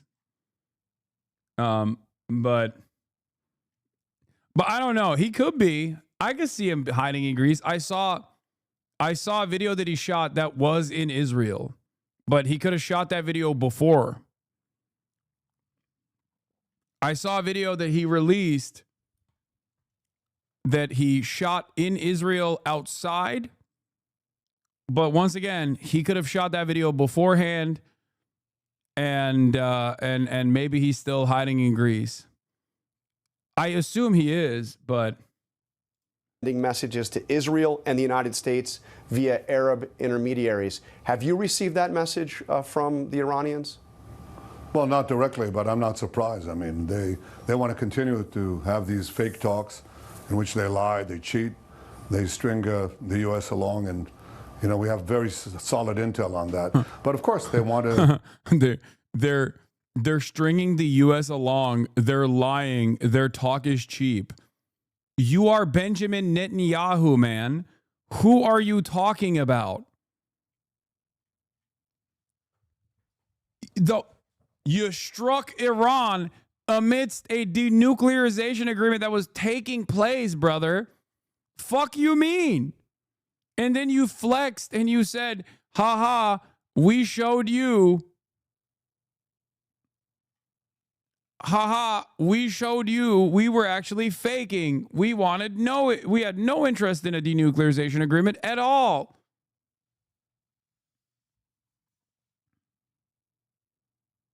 He did a photo op in Israel just yesterday in the damage of the missile attack. He's in Israel. That's what I saw too, yeah. But I don't know. Maybe he's just like flying back and forth. I can see that. It's not that big of a flight.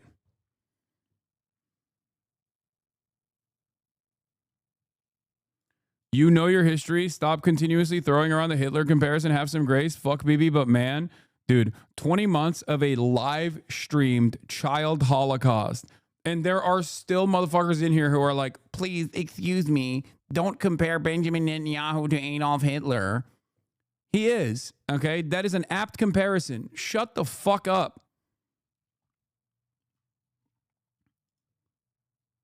You should question what leads you to feel this way, as though like, what leads you to feel this way? Like how many children does he have to fucking murder with impunity for you to go, okay, at this point, you know, it's a valid comparison. It's an apt comparison.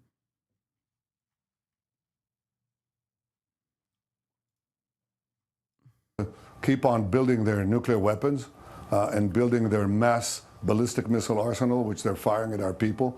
They want to continue to create the two existential threats against. Yeah, he's right. You shouldn't just compare him. The entire Israel state is Nazi state reborn. Oh yeah, no, for sure. For sure. Zionism is a fascist ideology almost identical in its ethnic religious superiority that it feels in its in-group and its exterminationist policies to Nazi sentiment, okay? It is fascism through and through. Israeli society reflects the Nazi society's exterminationist ambitions broadly. And Adolf Hitler is a decent comparison to the guy who has been helming this exterminationist policy in the Israeli society.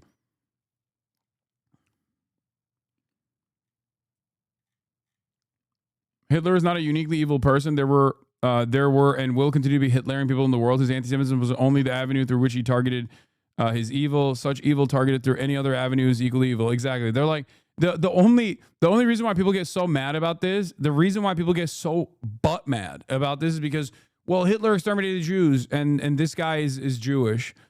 You're fucking insane if you can't see that, like, it doesn't matter what the in-group, out-group dynamic is. What matters is the violence and the extermination that is taking place. Okay? I am not going to sit here and be like, oh, I'm sorry that your sensitive feelings are hurt.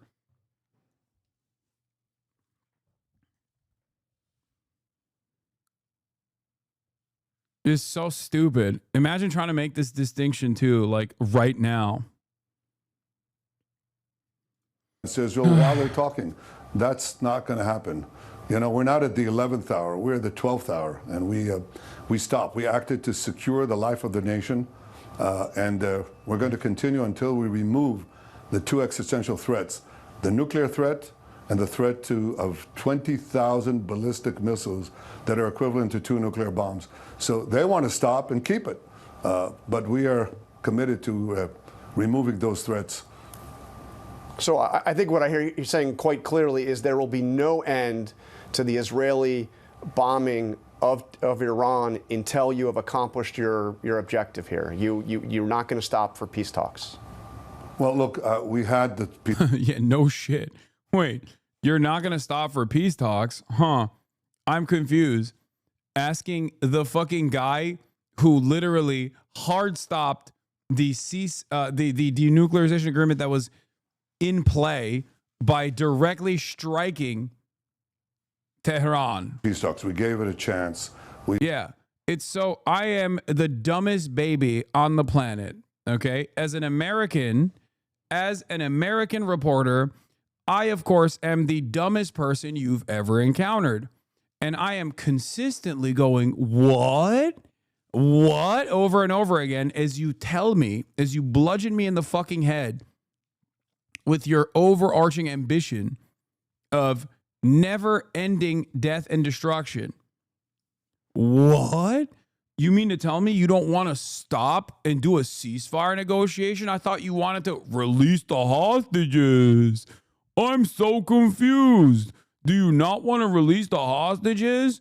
You've only killed the principal negotiator, refused to fucking bargain with the Palestinian position, even though it was endlessly fucking reasonable in order to fucking end the ethnic cleansing campaign a million times since October 7. But even though you've done that over and over again, I'm still confused.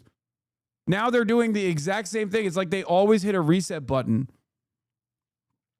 What? You don't want to end the hostilities with Iran? I'm so confused. What's happening? We've, clenched our teeth. We did everything we could to enable President Trump to negotiate the desired result, and that would have been preferable for us and I think for everyone.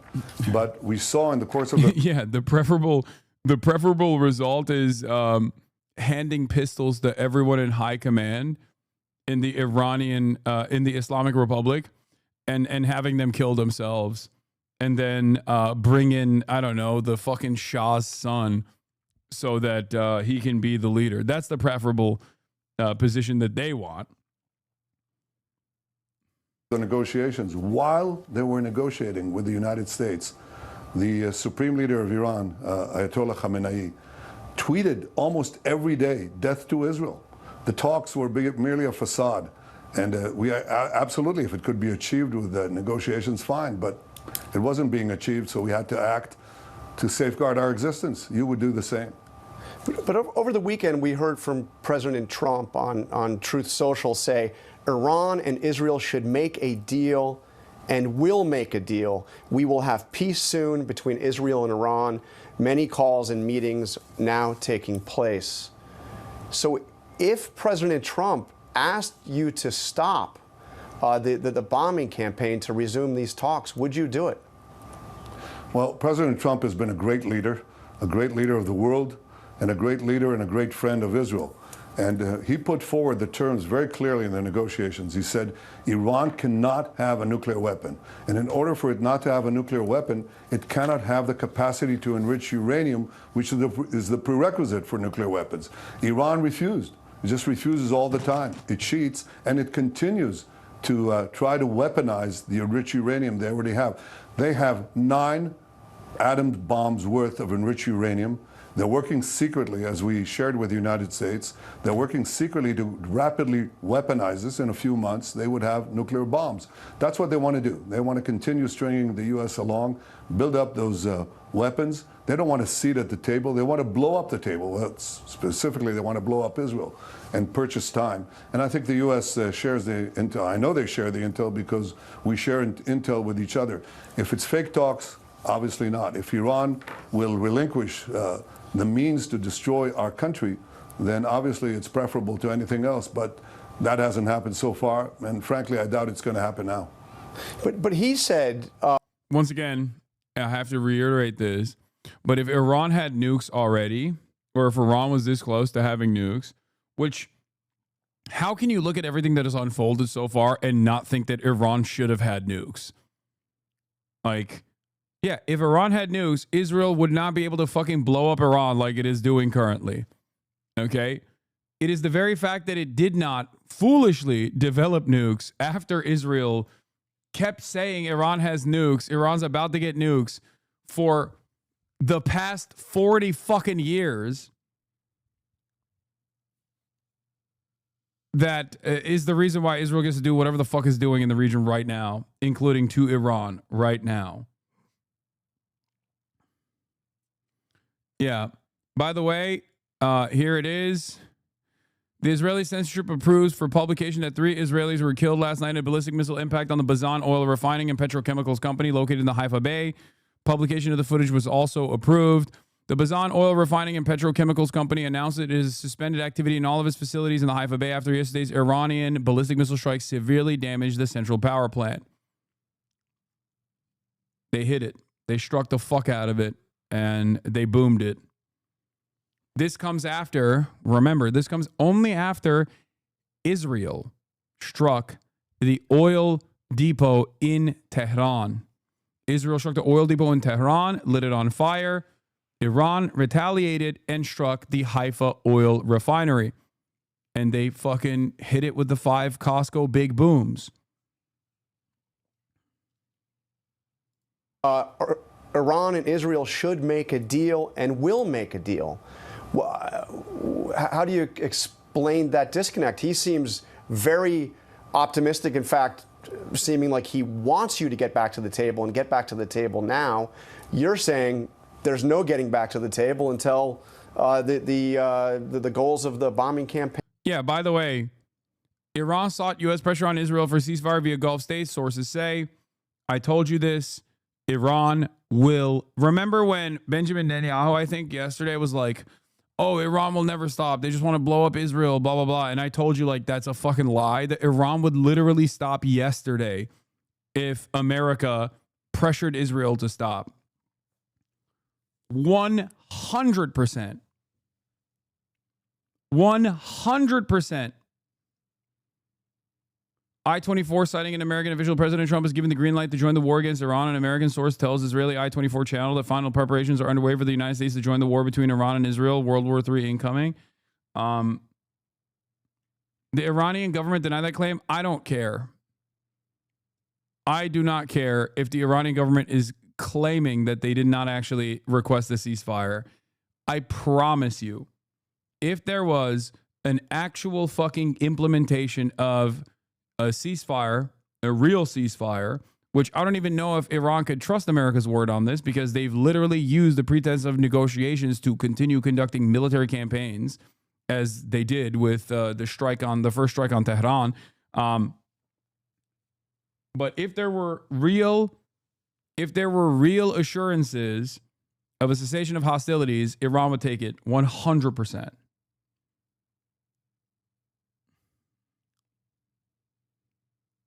It is in their best interest to not go into a full tilt World War III style situation with America and Israel.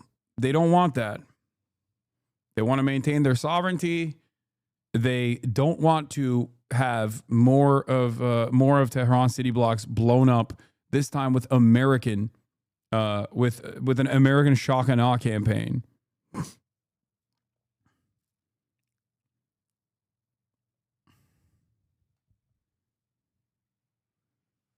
Do you think Kamala would have helped Israel by now? I don't know. Probably.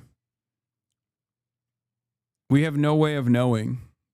We have no way of fully knowing. But what I can tell you is this. If you think that Kamala Harris's policies here would be all that different from what the administration is doing so far, you have not been listening to every single high-level Democrat. Kamala Harris's NSC advisor, who was supposed to be her NSC, National Security Council advisor, literally came out and said, we would be defending Israel even harder. Thank God Biden defended Israel harder than Trump ever could. So no, I do not think that they would be any different than the Trump administration ultimately, but I do think maybe they could be more aggressively in defense of Israel and gone in to strike Iran earlier than even the Trump administration. Who knows?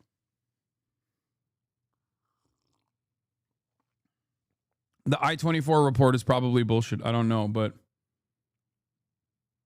pain are achieved. Well, if the goals could be achieved through negotiations, fine. I said that to the president when I saw him in Washington. That didn't happen in the 2 months of negotiations that President Trump gave them. Right now, Tim Kaine in the membrane disagrees. Tim Kaine has been also one of the few voices against endless militancy in Gaza.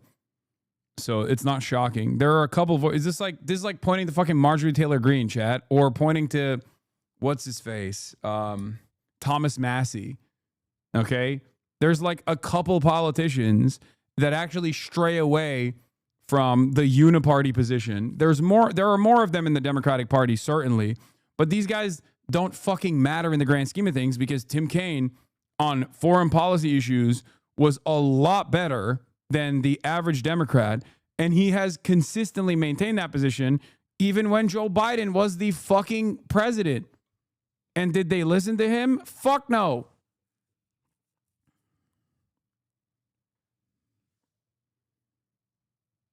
So yeah, his word is basically like Pete Welsh. You know what I mean?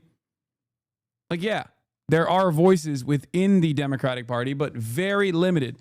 Think about it this way. Bernie Sanders' perspective on this was Bernie Sanders put out a bill to stop sending weapons to Israel. This is a position that like 80% of Americans are in agreement with, okay? It is an 80-20 issue. He got like what, 17 senators to sign on? 17 senators. That was under the Biden administration.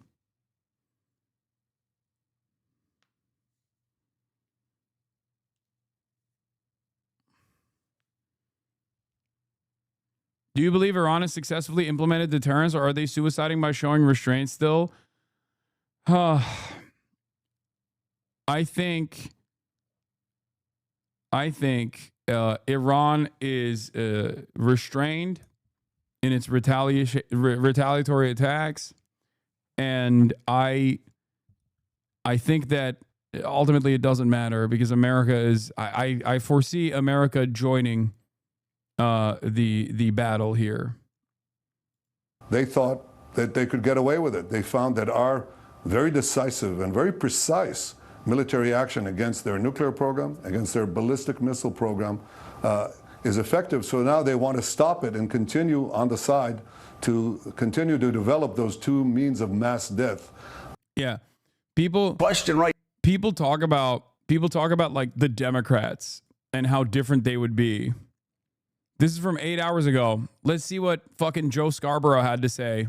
Right now is as escalation continues, and again, as Iran seems, at least based on the reports we've heard, to be basically helpless from stopping these Israeli attacks. Even they're saying as much.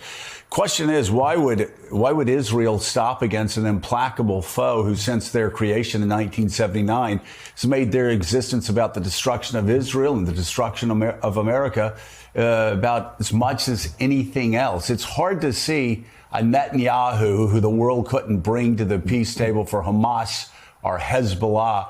Hard to imagine Netanyahu basically stopping the attacks now that Iran seems so helpless. What are you hearing?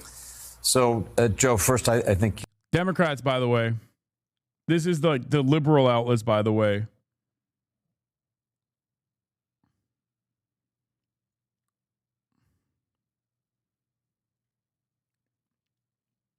Thank God. Thank God the liberals are showing everyone with eyes to see, with ears to hear,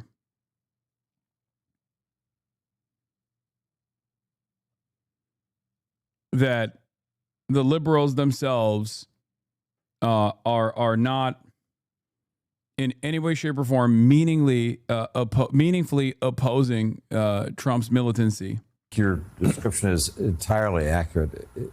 Israel now has operational control of the skies, or certainly over Tehran, and it appears over much of Iran, in a way that it can just choose targets now. It decides that it's going to take out the Quds Force leadership, and it appears in an operation overnight they did just that. It's said that they could have targeted the supreme leader, Ayatollah Khamenei, but decided against it.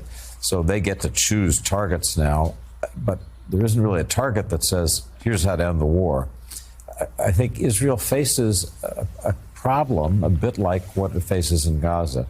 You can have total dominance. I mean, Gaza is just almost undefended, and yet Israel's had trouble ending the war, getting somebody with whom it can make a deal that finally brings the conflict to an end, and who is prepared to surrender to Israeli power. You're not going to find an Iranian surrender mandate until you have regime change there. So I think inevitably Prime Minister Netanyahu in Israel has talked more and more over the last several days about a regime change option. Talking yesterday to Iranians, who monitor the situation back home very closely, their view is that the Israelis are not really much closer to having a regime change. How much weight do you give Khamenei's fatwa against nuclear weapons as a reason why Iran hasn't developed a nuke? I mean, nah. I don't think. I don't know. I'm not as like as tapped in with like how truly religious Iranian leadership is. Like if you were to ask me about Erdogan, I can talk all day about whether he is truly like a modest and honest, earnest believer in Islam, especially when it comes to his like governance. Okay, I don't know. I don't know how fucking. I don't know how firmly committed they are to things like that.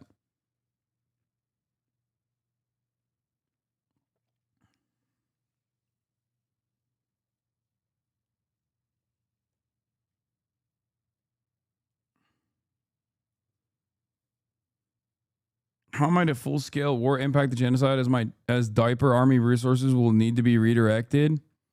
I mean, the diaper army resources are clearly still committed to doing ethnic cleansing. I can't listen to these fucking stupid-ass Democrats any longer. All right, let's continue. Diaper army resources still very firmly focused on the ethnic cleansing campaign in Gaza. More coherent anti-war message than anything the Dem Party can manage, including the Bernie wing. Oh, yeah, Marjorie Taylor Greene. Oh, God. I hate this country so much. These are the moments where I'm like, we are such an embarrassing government. We have such a fucking clown show.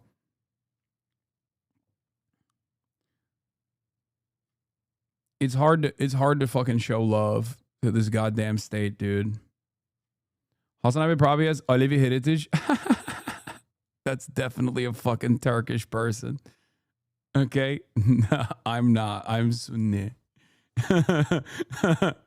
Oh, that's so funny. Yeah, this guy, secret Alevi. Abi Alevi bu.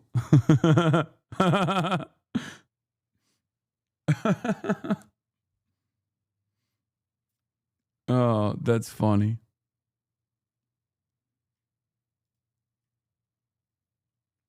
Okay.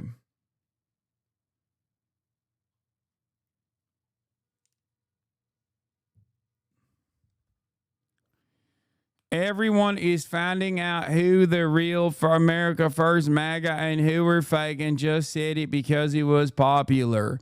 Unfortunately, the list of fakes are becoming quite long and expose themselves quickly. Also, at the top of that list is Donald Trump, by the way. Anyone slobbering for the U.S. to become fully involved in the Israel-Iran war is not America First / MAGA. Wishing for murder of innocent people is disgusting. We are sick and tired of foreign wars, all of them. And this one will quickly engulf the Middle East, BRICS, NATO, as countries are required to take a side. Real America First / MAGA wants world peace for all people and doesn't want our military killed and forever injured physically and mentally. We love our U.S. military and love them helping secure our borders and our cities for the defense of our people and our country. You know what this reminds me of? This is like Itamar Ben-Gvir, America's Itamar Ben-Gvir, Marjorie Taylor Greene being like, do not deploy our military for foreign conquest. There are Mexicans here. We must redirect our military to the American West Bank, a territory with a lot of Mexicans, which would be the Palestinian equivalent here. And that is, of course, the state of California.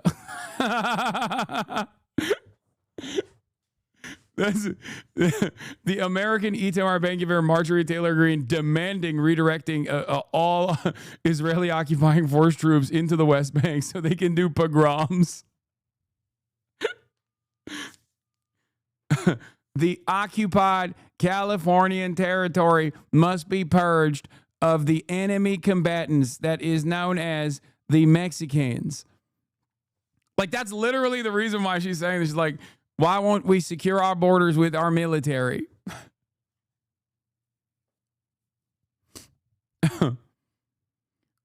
Stop manifesting this. I'm not. She has said this before. They are our friends, spouses, cousins, nieces, nephews, sisters, brothers, sons, woke. We have spent trillions in the Middle East, and we have dealt with the aftermath of death, blown apart bodies, never-ending suicides, and disabling PTSD. All because they told us propaganda as to why we must sacrifice our own to defend some other country's borders and some other country's borders. She said that twice. She's not very smart.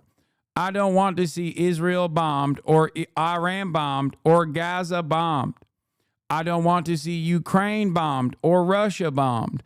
And we do not want to be involved or required to pay for any of it.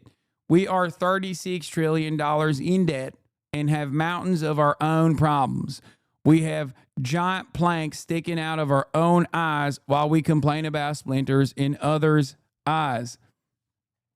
Every country involved and all over the world can be happy, successful, and rich if we all work together and seek peace and prosperity. And by that I mean we must bomb Mexico. Once we are done cleansing our borders of all Mexicans, we must bomb Mexico directly. After all, lots of Mexicans there. It's in the name. Taking this position is not anti-Semitic. It is rational, sane, and loving towards all people. Okay. Alternative reality bit. Are you ready? Marjorie Taylor Greene, after saying Jewish space lasers caused the California wildfires, is sent to the Holocaust Museum to write a book report. But in that process, she doesn't actually, she doesn't just like go through the motions and say like, I am sorry for saying Jews have space lasers that they've used on California. I have learned my lesson. Instead of just like going through the motions, she actually does get woke. Okay? She actually does get woke. She's like, I saw the shoes of children in a pile and I was overcome with emotion. The sheer cruelty of man doing such horrific acts of systematized violence against other men. It changed my perspective entirely. This is why I am guided by an anti-Zionist sentiment, and this is why I now want world peace. She got reverse John Fetterman at the Holocaust Museum.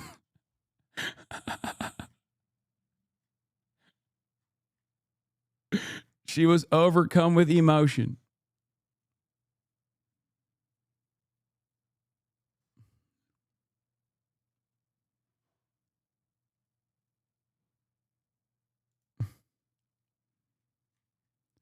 Trump this morning per The Atlantic. Well, considering that I'm the one that developed America First and considering that the term wasn't used until I came along, I think I'm the one that decides that.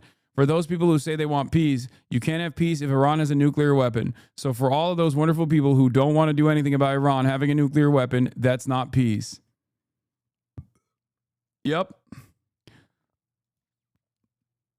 Taking this position of peace and prosperity is not isolationism. I guess this is the girlies are fighting.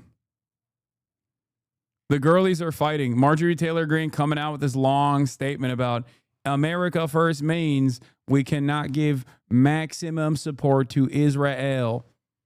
And then Donald Trump's like, no, America First means we have to give maximum support to Israel. The girlies are fighting. I think one of the funniest things is, okay, if I'm being very real here, if I'm being sincere with my analysis, as opposed to joking about Marjorie Taylor Greene becoming woke, I think she's too stupid to understand. Gelmedi mi hala? Yok, gelmiş olması lazım. Bir dakika.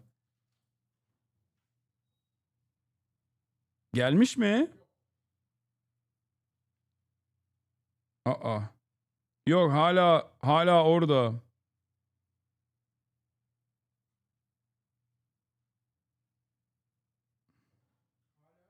O, 10 dakikaya gelir 10 dakikaya.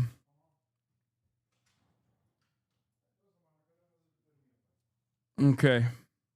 Hold on.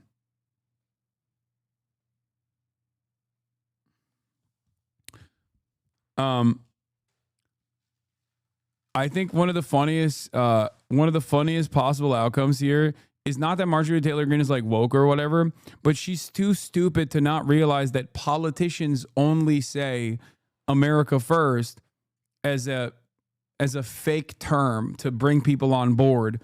But she was so dumb that she actually believed that these guys legitimately believe America first. Okay?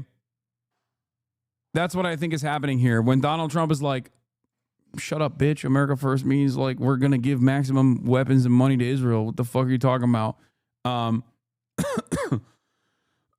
Marjorie Taylor Greene is too dumb to like legitimately think that that means we have to redirect our resources to killing Mexicans inside of American borders or whatever.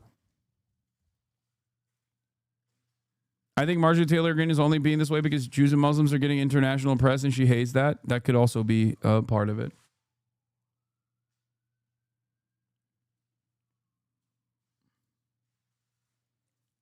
Yeah, I saw this.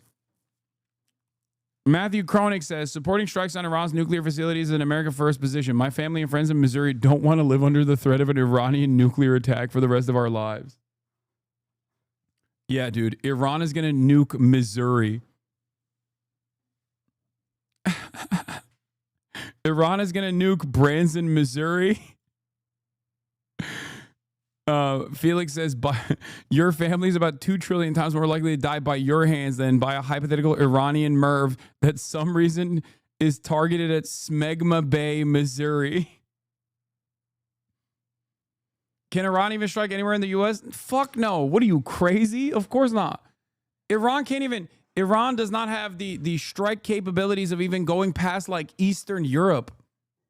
That's why it's so funny when like Israel's like, Iran was one step removed from bombing Lyon, France. We must stop Iran from doing terrorism and nuking France. It's like, no, dude, they don't have that capability at all. Iran can't even hit Western Europe.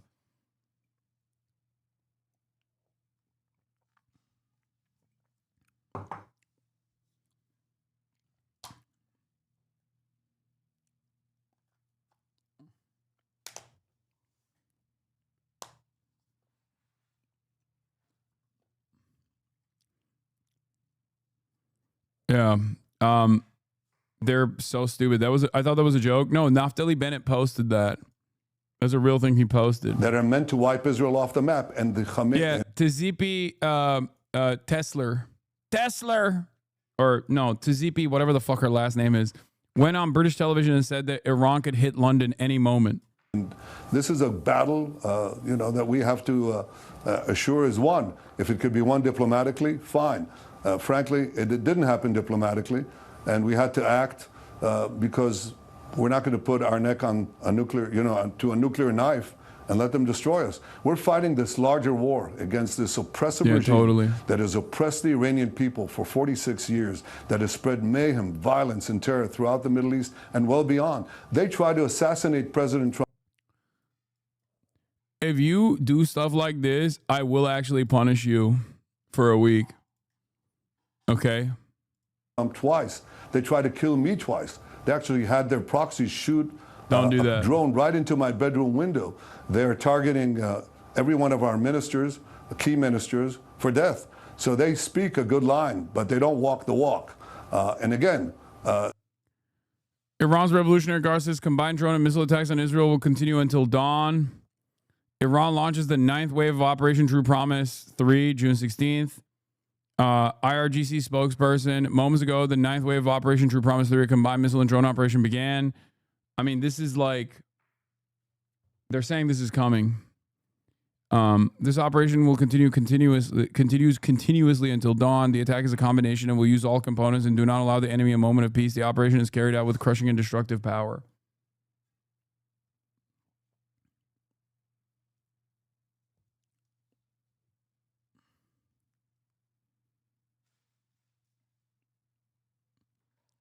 Yes, we did. We looked at Iran's strike capabilities and their distance. The furthest distance that Iran has in terms of like striking capabilities is like a little bit past Greece, like maybe Eastern Europe at its edge case.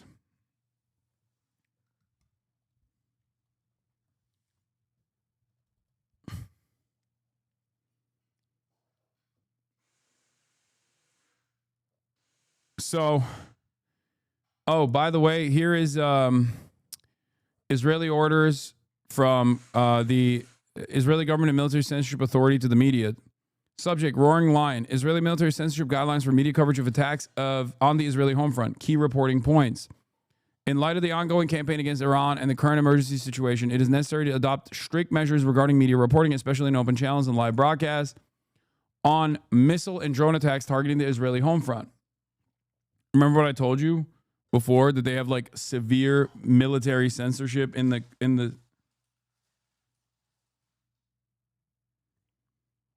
like there's a lot of military censorship. Israel does not have First Amendment protections, obviously, and they also have like some pretty restrictive rules in place.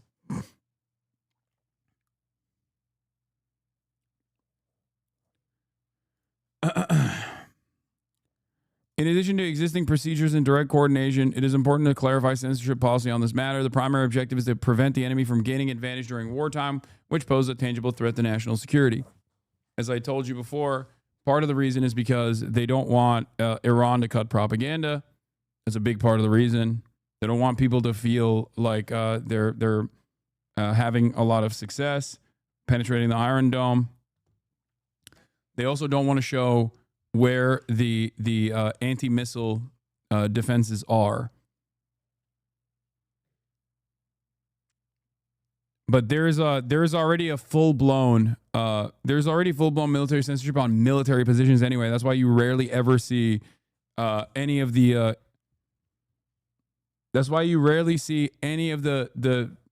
damage on like military bases or military targets. And the only thing that they will reveal is like residential buildings that have been blown up.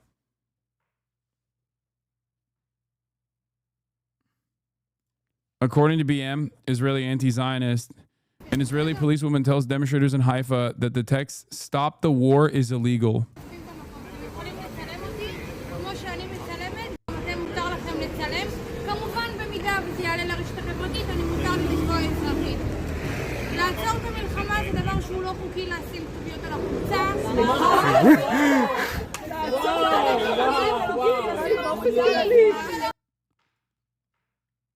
Yeah. Haifa police thugs claim that Stop the War t-shirts are illegal. Yesterday in Tel Aviv, they arrested protesters with a similar message. Under the auspices of war, Kahanism is rampant in the police. We are against the war in Iran, against the war of annihilation in Gaza, and against the war of ethnic cleansing in the West Bank. We will say it from every platform. We will write it on a sign and on our t-shirts. These are the anti-Zionist Israeli commies. Hadash.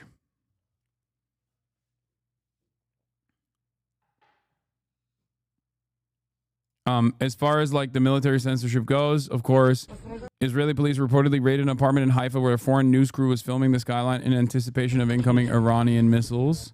There's a new, wait, what is this? Watch, Israeli police raid Palestinian journalists' offices in Haifa and confiscate their equipment, alleging that Arab channels illegally broadcast footage of yesterday's Iranian bombing.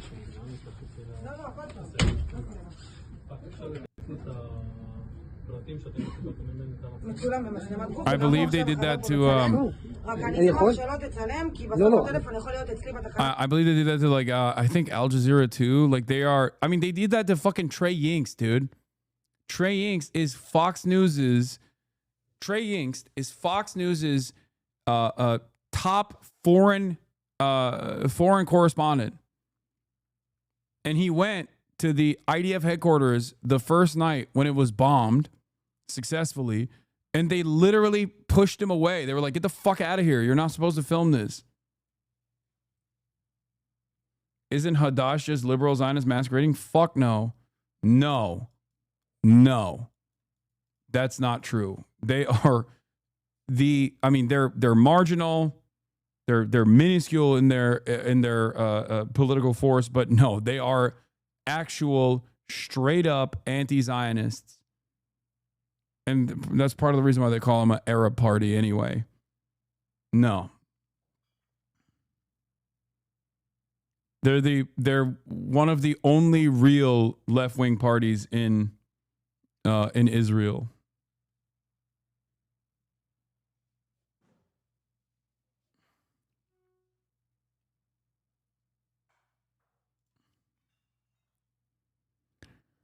Thanks, Mayor of Hampstead, Canada. Do not share any pics of damage sites in Israel. It helps Iran with BDA battle damage assessment.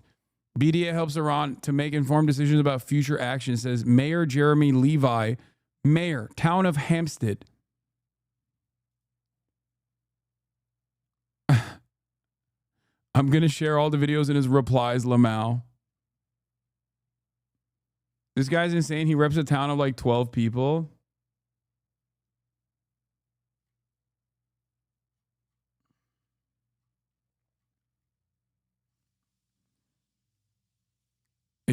I'm glad that Canada has their very own Richie Torres.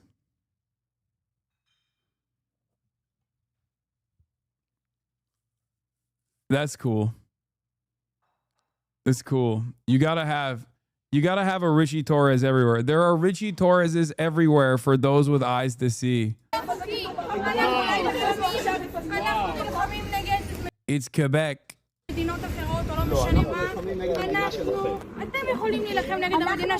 Anyway, going back to the military censorship. You can't show locations of impact sites. A distinction must be made between military and civilian targets. Filming damage at or near military locations is strictly prohibited. The use of drones or fixed cameras to capture wide-angle shots of impacted sites is forbidden. In civilian areas near security installations, broadcasting the exact address of the impacted site is not allowed.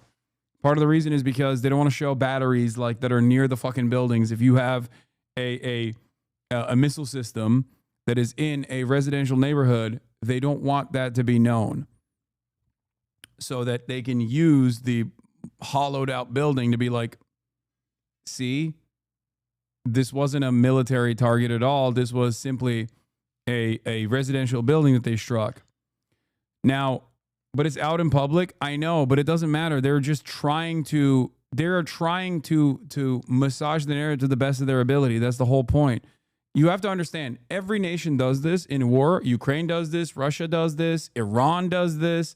Every country implements strict censorship protocols whenever there is whenever there's any sort of like war or military campaign happening, in an effort to also do just this, like not inform the Western public that are watching from afar.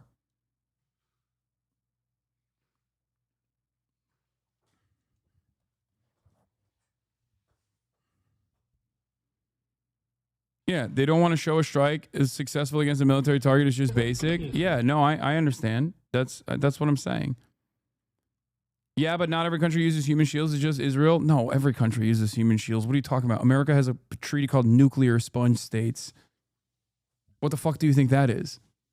That is like the maximum human every country, technically, in that regard, every country has human shields.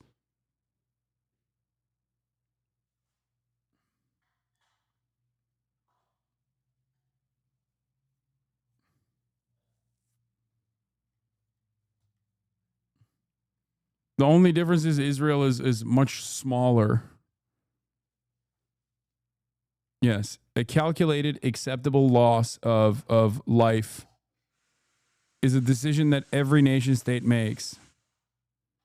And yes, if you're in the Dakotas, you're fucked. Nuclear sponge states are 6 states where there's not a lot of people that are fine if they were to be nuked, potentially as nuclear first strike targets. That's where all the nuclear silos are.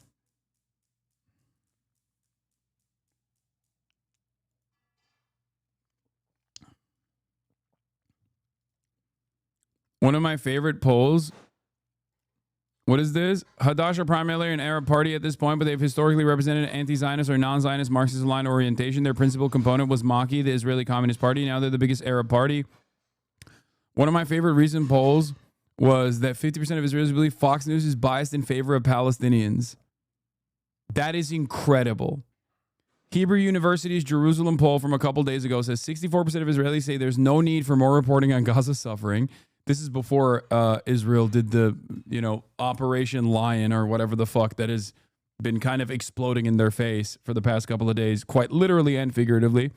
64% agree that there is no innocent people in Gaza. 69% say that CNN and BBC are biased in favor of Palestinians. 50% say Fox News is biased in favor of Palestinians. 50% of Israelis, according to the Hebrew University of Jerusalem poll, believe that Fox News is biased in favor of Palestinians. You are, I'm sorry, the most fucking delusional society if half of your society is looking at Fox News's endless coverage, ceaseless coverage of demands for full tilt ethnic cleansing and go, that's not hard enough. Fox News reports on Israel like they're fucking Channel 14. What do you mean? And these guys think like, oh, no, they are like Haaretz. Terror. Fox News. They are also terrorists. I think the reason why there's even any number of people that say Fox News is biased in favor of Palestinians is because of Trey Yingst, for the record. Like, this literally is because of Trey Yingst. Because he said the most obvious thing of all time, which is Israel should stop killing my colleagues in fucking Gaza. That's literally what he said. And I think Israeli society heard that and were like, are you fucking kidding me? What are you, wearing the Al-Qassam flood banner on your head as you do your reporting? How dare you say, as a journalist, Israel should stop killing journalists in Gaza?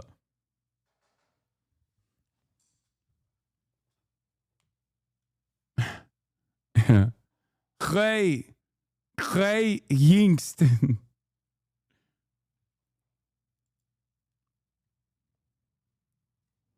Here's a photo of Fox News journalist Trey Yingst with Hamas fighters while he was doing his job reporting on Hamas. According to Israel's logic, if Trey was Palestinian, this would make him a valid target for assassination.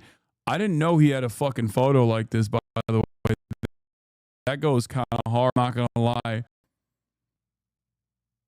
This is killed Hasan Eslia. Oh, shit. Bro, Trey was farming aura so fucking hard with this photo, it broke the stream.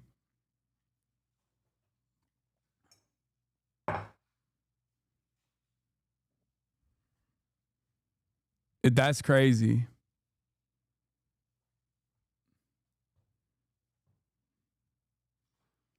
Haaretz, Israelis and foreigners flee to Cyprus by yacht. Hundreds of people want to leave Israel by sea in exchange for thousands of dollars. Oh my God.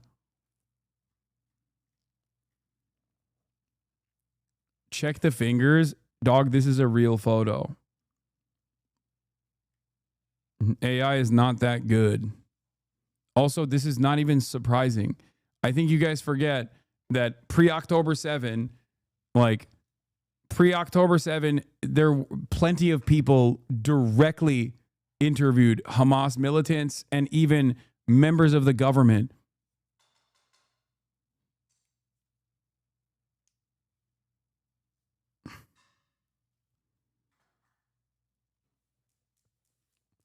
Like, friends of the show, Hind Hasan straight up went and interviewed Yahya Sinwar when she was in Gaza. Like, she saw him walking down the street and was like, can I please interview you? And then an hour later, they were like, sure, let's do it. That's where that famous Yahya Sinwar interview comes from. That's the last time Yahya Sinwar actually gave a full-blown on-camera interview to a Western outlet. Oh yeah, Beitar's been freaking out about Trey Yings. Every day they keep posting. Deport Trey Yings from Israel. He's giving exact locations and information to the enemy.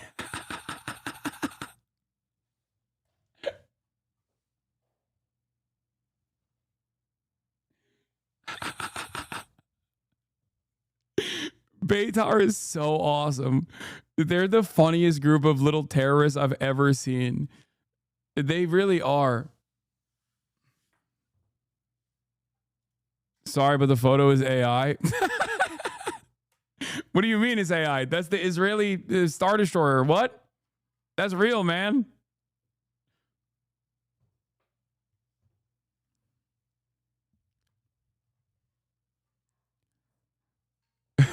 Beitar famously, Beitar is so insane that they famously developed a list of bad Jews, okay? Nothing to see here, by the way. Just a list of Jews that Beitar made that they wanted to, that they gave to the Israeli government so that Israel would not allow these bad Jews from ever entering the apartheid state for their crime of not being sufficiently pro-Israel.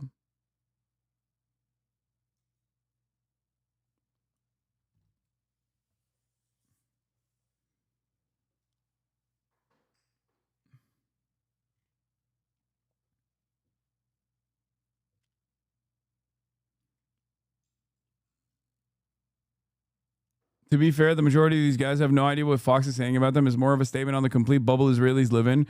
Without knowing anything about the channel's actual coverage, they'll just assume it's anti-Israel. I mean, I've talked to fucking American Zionists that unironically have told me, dead to rights to my face, that New York Times and BBC are some of the most biased outlets. And these guys read the New York Times and they read the BBC.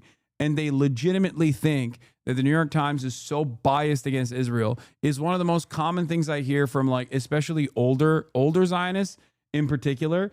And it's like one of the best, for me, it's one of the best indications that this person that I'm talking to is just hallucinating, okay? Because the New York Times and the BBC are two of the worst when it comes to foreign policies, especially when it comes to covering Israel. They have dropped the ball so spectacularly. Like, I understand why you would say that about, like, Reuters. If these guys actually knew Financial Times and they're reporting, oh my God, they probably demand that Israel bomb the fucking Financial Times headquarters, because Financial Times is actually doing real coverage, right? As opposed to a lot of these other outlets. Like Channel 4 does decent coverage in the Western press.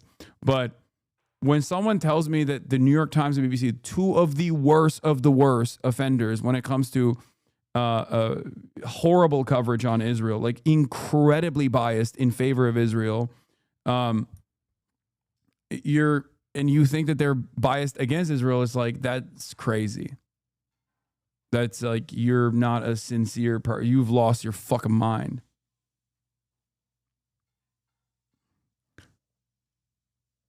But yeah, this, I think we are in agreement that this photo goes fucking hard. All right, let's get back to BB. We have to remove that threat, and I think it's a larger battle. It's a battle of civilization against barbarism. This regime is the cult of death. Don't make any mistakes about it. And sometimes, you know, the forces of civilization have to act before it's too late. We did, and we're going to remove those threats against our existence one way or the other. The Jewish people haven't traveled over time this great odyssey of 3,500 years with some of the worst tragedies meted out to any people during their existence. We're not going to have a second Holocaust. We'll do whatever is necessary to prevent that. And President Trump has been a terrific friend and a terrific leader, and I trust his judgment. And we have, together, we know what needs to be done in order to assure that those two twin threats to our very survival, to the survival and the peace of the world, are removed. So are you going to target the Supreme Leader? We're gonna let you have that information in a little while.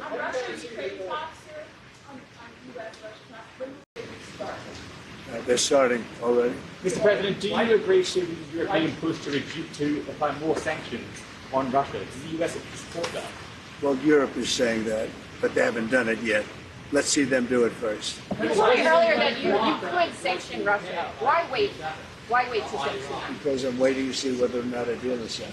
And you guarantee the UK won't be And don't forget, you know, sanctions cost us a lot of money.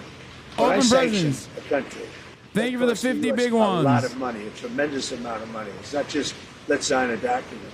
You're talking about billions and billions of dollars. Sanctions are not that easy. It's not just a one-way street. Mr. President, on August. Bro, Trump may stay out of this. You are out of your mind. They're fucking redirecting additional resources to the region.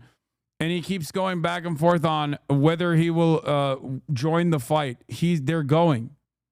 Okay? I don't know how many fucking... I don't know if there's reports on the fucking Navy eating steak and lobster for dinner yet. I don't know if that's come out, but that's like a more reliable indication than the Pentagon pizza index. But it's over. There are quite a few British voters who worry we side more with the Russians over the Ukraine war. Can you reassure me that is not the case? I just, you know what I say? Saving lives. I only care about saving lives. We have nothing to do with it except that... I think Iran is going to block the Hormuz Strait as well, which is, of course, a tremendously important area where the overwhelming majority of oil tankers go through. And America is gearing up for a battle against them. The money is not there. the thing in this case. It's 5,000 young people are being killed every week in Russia, Ukraine. And if I can stop that, I'll be very happy. They're Ukrainian and they're Russian.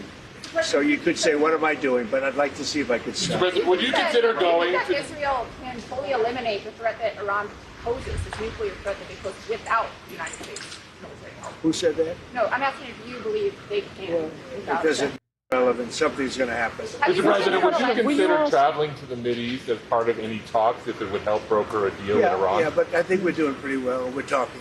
You don't think you'll We need have a to? thing called a telephone, so we're talking. Mr. President, do you think you It's can... always better to talk in person. Mr. President, do you want to see regime change in Iran? I want to see no nuclear weapon in Iran, and we're well on our way to making sure that happens. We've had a discussion about that this morning. There's you can in the de-escalate? G7 absolute clarity in relation to the nuclear program. We do not want to see it. Mr. President, millions of people are so anxious about... What? The UK is very well protected. You know why? Oh, no. Because Is I this like new? Them. That's why. No, That's this their is from ultimate 2 days protection. ago. Thank you very much. The Prime Minister's done a great job. I want to just tell that to... I don't know if this is like from a different time or not, but it's over.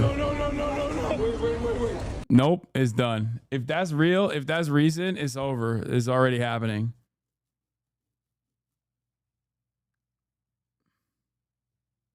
They served steak and lobster a couple days ago. Then yeah, what more fucking indication do you need that we're gearing up for war?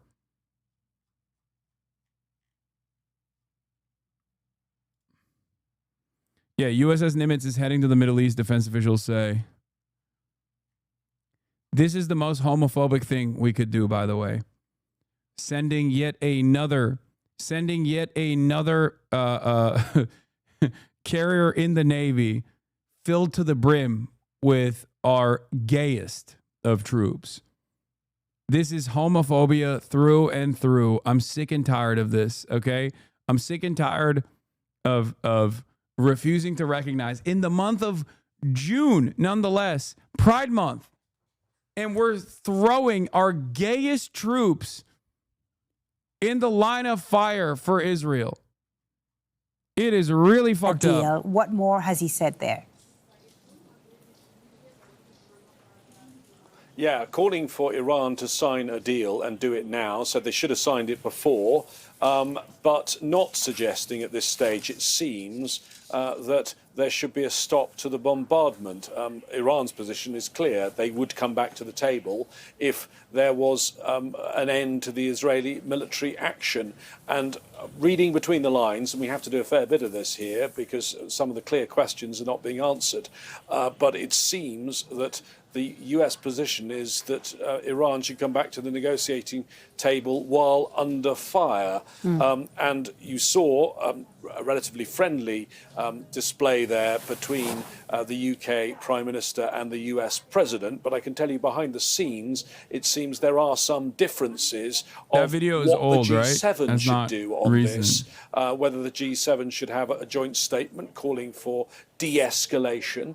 That certainly is something that Prime Minister Starmer at the beginning of the day was saying was definitely the best way forward, and he was confident that could happen. Well, what we're hearing is that US officials, for now, and these talks continue, they go on all day Tuesday as well. Oh, the fucking parody account, the Iran parody account. Stop sending me that. That's not official, okay? Who knows what kind of fucking Of course, videos that they're means posting. If there's Stop. no statement backed by the US calling for de-escalation, that's the only thing That's all old shit. That's not new. Israel might listen to. So it is significant. I think you have. What does the US lobster on and one steak mean? Lobster and steak means that you're about to go to war, or at least, like, you know, get deployed to a much more get deployed towards a military position that will put your life on the line. It's like there's like a morale boost that they offer, a morale boost that they offer before deployment, almost like a final meal.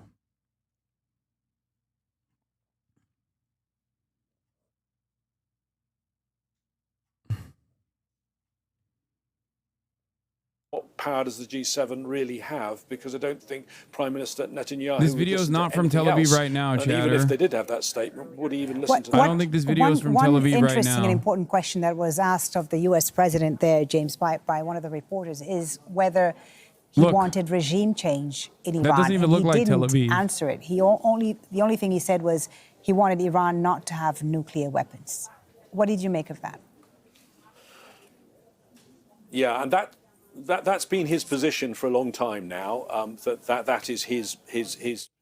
Those strikes were from the Negev Desert, one I was talking about, from Operation True Promise 2 last year. For example, the recent attack on Iranian state TV. Is this just an attack aimed at Iran's nuclear infrastructure, or is it aimed at something else? And we've certainly been getting messages from some in Israel that they would like regime change, and you just have to look at social media. This is the Minister of Defense in Pakistan tweeting at the on the Shah's right son. of US politics. There are many in the sort of neoconservative wing of. Wait, this is the Minister of Defense in Pakistan tweeting at the Shah's son. If Iranian people are energized and motivated according to you, show some balls and go back and lead them and remove the regime. Put your money where your arse is, bloody parasitical imperial whore.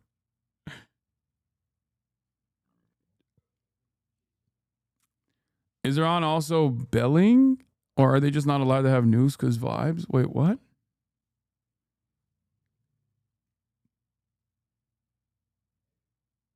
Channel 13 confirmed of IDF command under their hospital. The existence of a fortified military command center beneath Ichalov Hospital in Tel Aviv. Israel had previously fabricated similar claims to justify the destruction of Al-Shifa. Wait, what? As the main headquarters for Hamas's terrorist activity. This IDF animation, posted in late October, claims to represent a Hamas tunnel system underneath the hospital. But having been inside Al-Shifa since early Wednesday, Israel's yet to produce evidence of the tunnels. This is what they found. Israel also released its own 7-minute video, which BBC Verify has analyzed. I mean, I don't know if there's a military command center under a hospital, but yeah, of course, they have tunnels under their hospitals as well. Every hospital has tunnels, dude. The ones that's just a photo of that's just video footage of an underground hospital. The thing is,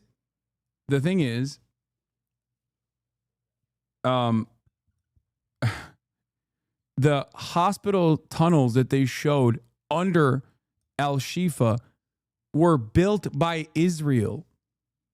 That's why they knew there were underground facilities in fucking Al-Shifa, because they had built the underground facility. Of course, hospitals have fucking underground facilities and tunnels. Yeah. Of course they do. It's normal.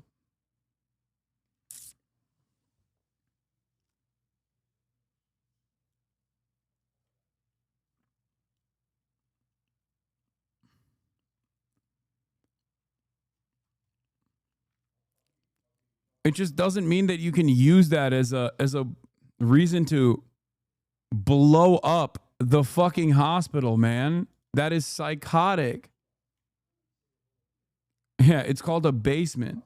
Anyway, BB in this fucking convo made a couple insane statements. I'm not going to watch the whole thing. I just want to show you this part that was pretty fucking damning.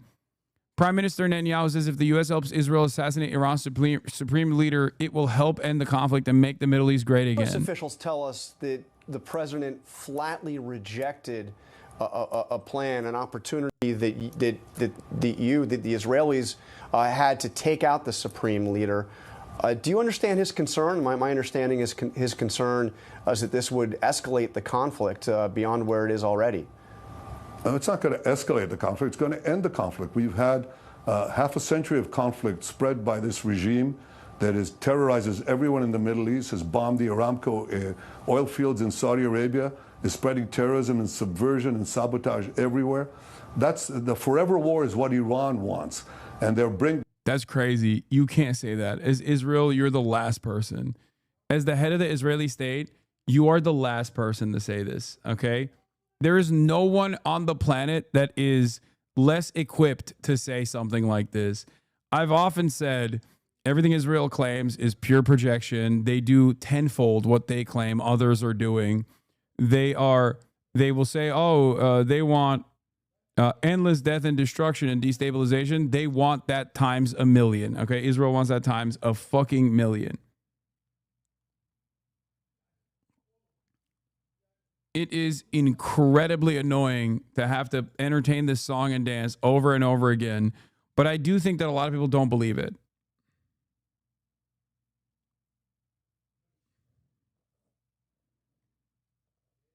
Bringing us to the brink of nuclear war. In fact, what Israel is doing is preventing this, bringing an end to this aggression. And we can only do so by standing up to the forces of evil. Look, democracies have had to learn this lesson. You know, they faced a tyrannical regime, a radical, fanatic regime. For 40 years, I've been saying, actually 3 years after the establishment of this radical Islamist Ayatollah regime in Tehran, I said that the greatest danger, not only to the survival of my country.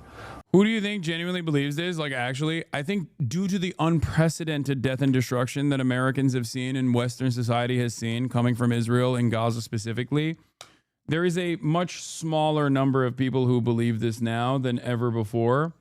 But, you know, Americans are a incredibly stupid nation of people. Half of the fucking country thinks that the guy who assassinated Democratic lawmakers was actually secretly woke in Antifa. So who knows? Like, Americans are uniquely stupid.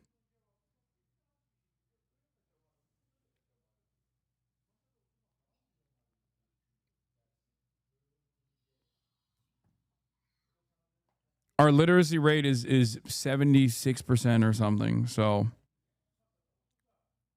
we are a tremendously dumb and incredibly violent nation, unfortunately. But to the peace of the world is Iran's pursuit of nuclear weapons. And they are on the brink of achieving that. So imagine what they're doing now without nuclear weapons. Chanting death to America without nuclear weapons. Imagine what will happen if they had nuclear weapons and the ICBMs, the intercontinental ballistic missiles, to deliver it to every place on Earth. We're preventing the... Yeah, dude, Iran's going to nuke the planet. Like, Iran's not even going to nuke Israel, dude. Shut the fuck up. The most terrific war imaginable. And we're bringing peace to the Middle East. And I believe that after our action, we're going to be able to bring the Middle East to new heights that nobody even imagined. You know, make the Middle East great again. Make it truly great. Iran with current weapons never attacked Israel directly. Yeah, until this last Operation True Promise 1, 2, and 3.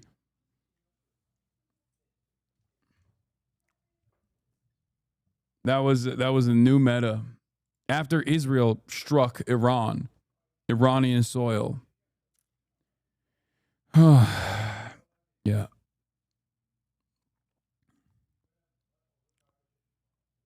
We're going to make the Middle East great again.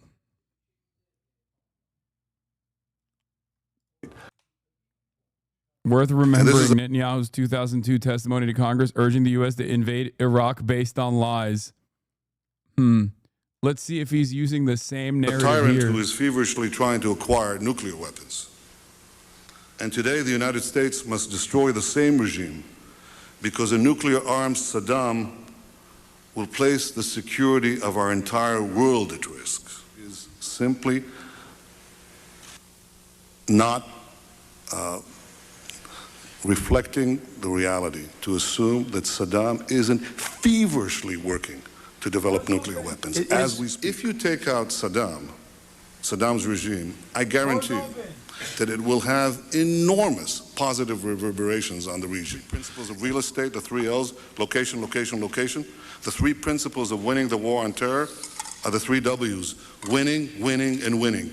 The more victories you amass, the easier the next victory becomes. The first victory in Afghanistan makes the second victory in Iraq that much easier. The second victory in ISIS, enormous positive reverberations. I mean, it was positive for Israel.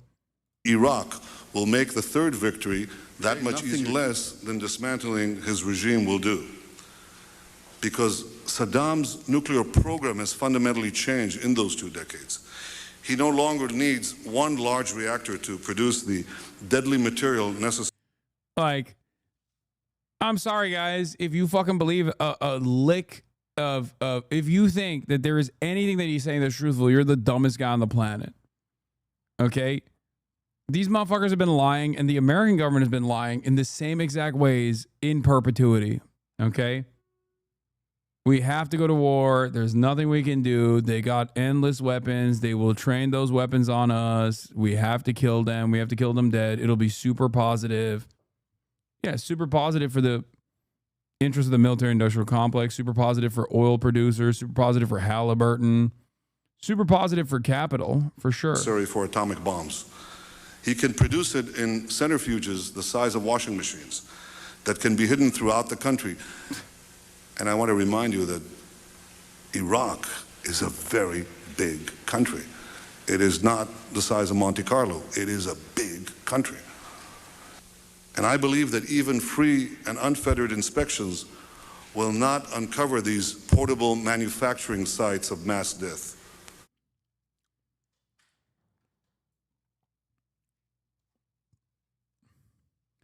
Breaking, Haifa refinery shuts down after Iranian missile strike. Israel's Bazan refinery group has shut down all operations after a direct Iranian missile strike on its Haifa Bay facility yesterday, causing major infrastructure damage. The announcement came hours before Iran launched the 9th wave of its Operation True Promise 3.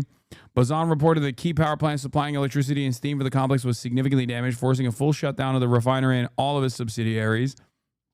3 workers were killed after a stairwell collapsed in a shelter.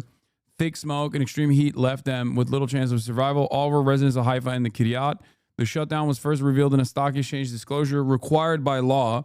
Israeli security officials reportedly had not announced the attack publicly before then. We saw it, but we saw it not because of the Israeli media reporting on it, but because people were literally fucking filming it in and around the area, in spite of the Israeli military censor's best practice here.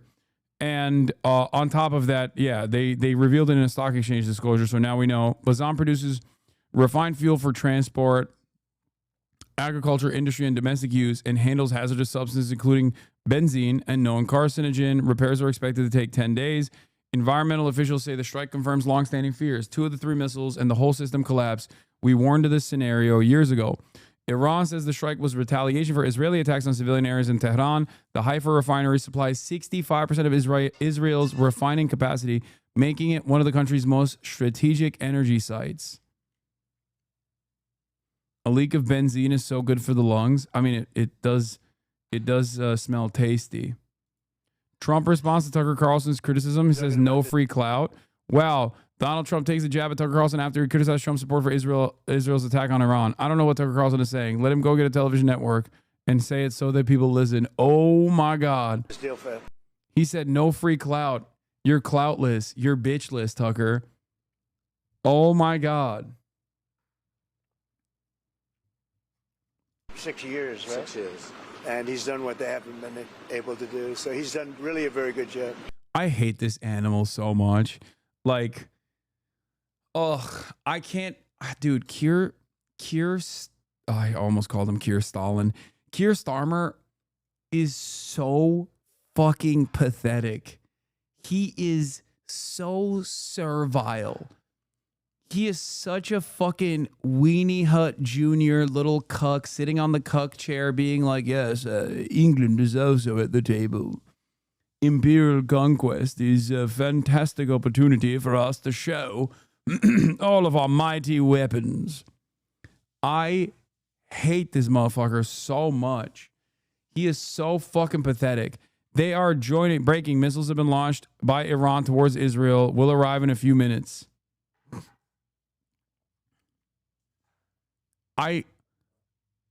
Also, for the record, they literally did a hostile takeover of the Labor Party at the behest of Israel. That is a real thing. Using anti-Semitism as a cudgel to dismantle any kind of anti-Zionist sentiment that existed within the Labor Party at a time when the Labor Party was at its peak popularity. They rat-fucked the Labor Party from within. One of the major players that played a formative role in this was outed as a pedophile only a couple months ago, okay? Labor Friends of Israel guy who was literally investigated for pedophilia.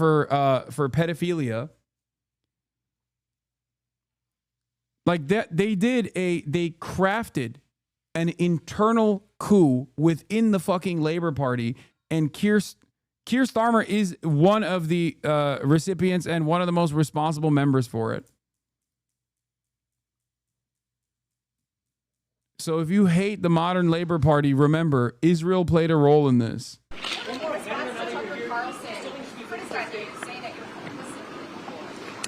I don't know what Tucker Carlson is saying. Let him go get a television network and say it so that people listen. Thank you. Thank you. Yeah, he said no free clout. What is this, Brandonization? Trump drops what PM Starmer calls a very important document. POTUS jokes, it's a little windy out here, calls it an EU trade agreement, but it's confirmed to be an agreement with the UK.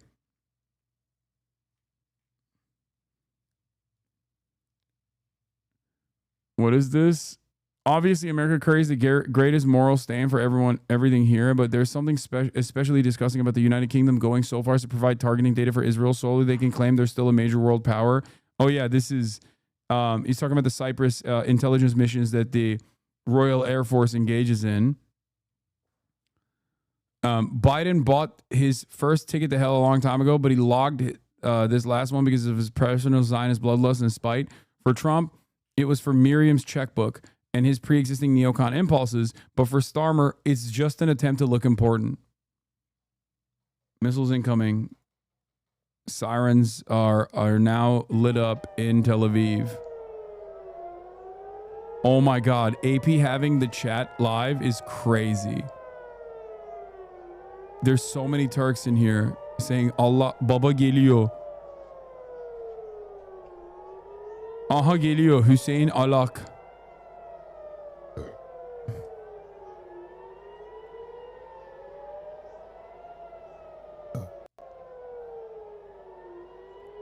Füze gönderiyorlar İsrail'e. Yine. Yeah. Keir Starmer's personal motivation for being for playing an active role in Israel's ethnic cleansing campaign is so crazy, because like there's no real what the fuck. Oh, interceptors off the side of the building that we saw. Wait. Oh my God. Oh my God. That was an anti-air. That was an anti-air that fucking. Oh my God. Oh my God. Are they fucking. Did they actually hack these? What the hell's going on? That's a misfire. Wait, why did this stop? Camera quickly turned away. I'm confused. Camera very quickly turned away and stopped looking in that direction. Look. Look. You can see it from the building.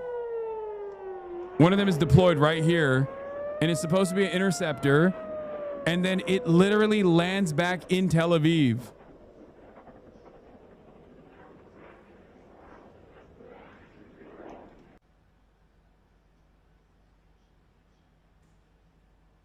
That interceptor was an 18-year-old major general. Don't laugh. I don't know. Are the missile autists in the chat? Wait, no. The camera operator doesn't suck ass. I think they stopped the feed. It's no longer live. Sirens cut out as well. No, they cut the feed. They cut the feed. They're not showing real-time footage any longer. Oh my God. They cut it, and then I think this is spliced footage. Like, look. Look. Look.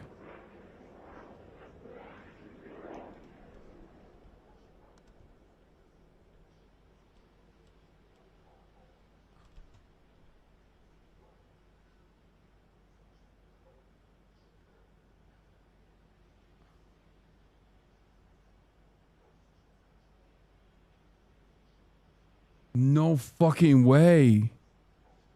No fucking way. It is. There are some pixels moving if you look closely. No. I'm saying there are pixels moving, but I feel like it's just...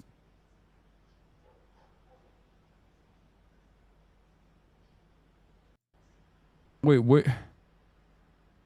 Maybe I'm crazy. Nearly all YouTube live streams showing Tel Aviv and Haifa skylines are being taken offline, reportedly at the request of Israeli authorities. No! That's crazy. They're all showing the same footage now. And we will, of course, keep a close eye on the situation and what's happening over Israeli skies here on Al Jazeera. Chat. There's probably a fucking loop. I'm saying it feels like they flicked the camera. They flicked the camera after the Iron Dome interceptor failing, and they flicked it and then most likely put a loop on. I don't know. I don't know what the fuck happened there. Now the camera is moving again. Maybe I'm wrong. I don't know. CNBC's feed is at a different angle with different lighting too.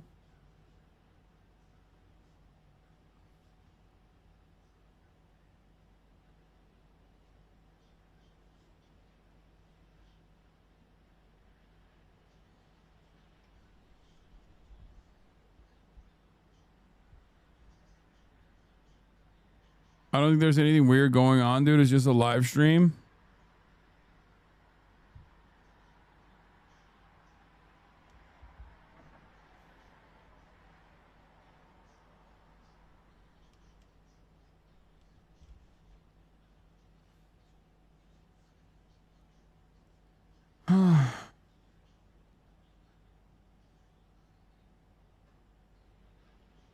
If I still worked in broadcast, I would have hooked you up with some live feeds. I don't know why the siren stopped. Maybe the missiles, incoming missiles stopped. I don't know. Haifa police opened an investigation after receiving reports of individuals filming the Haifa port from a hotel balcony. Officers confiscated the cameras and some of the photographers were questioning. Details were handed to the General Security Service for further security review. Yeah, they're also clamping down on read the AP pinned on the live stream. Our live streams are a view into some of the biggest events and moments every day. Donate to support AP journalism. What? That's the pin.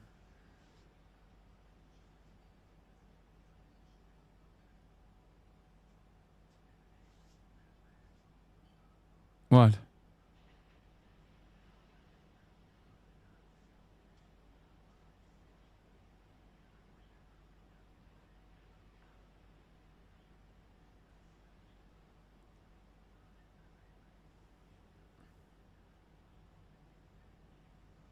They said the sirens are set 90 seconds and don't go for the duration of the strike. Live link? What is this? It's not loading.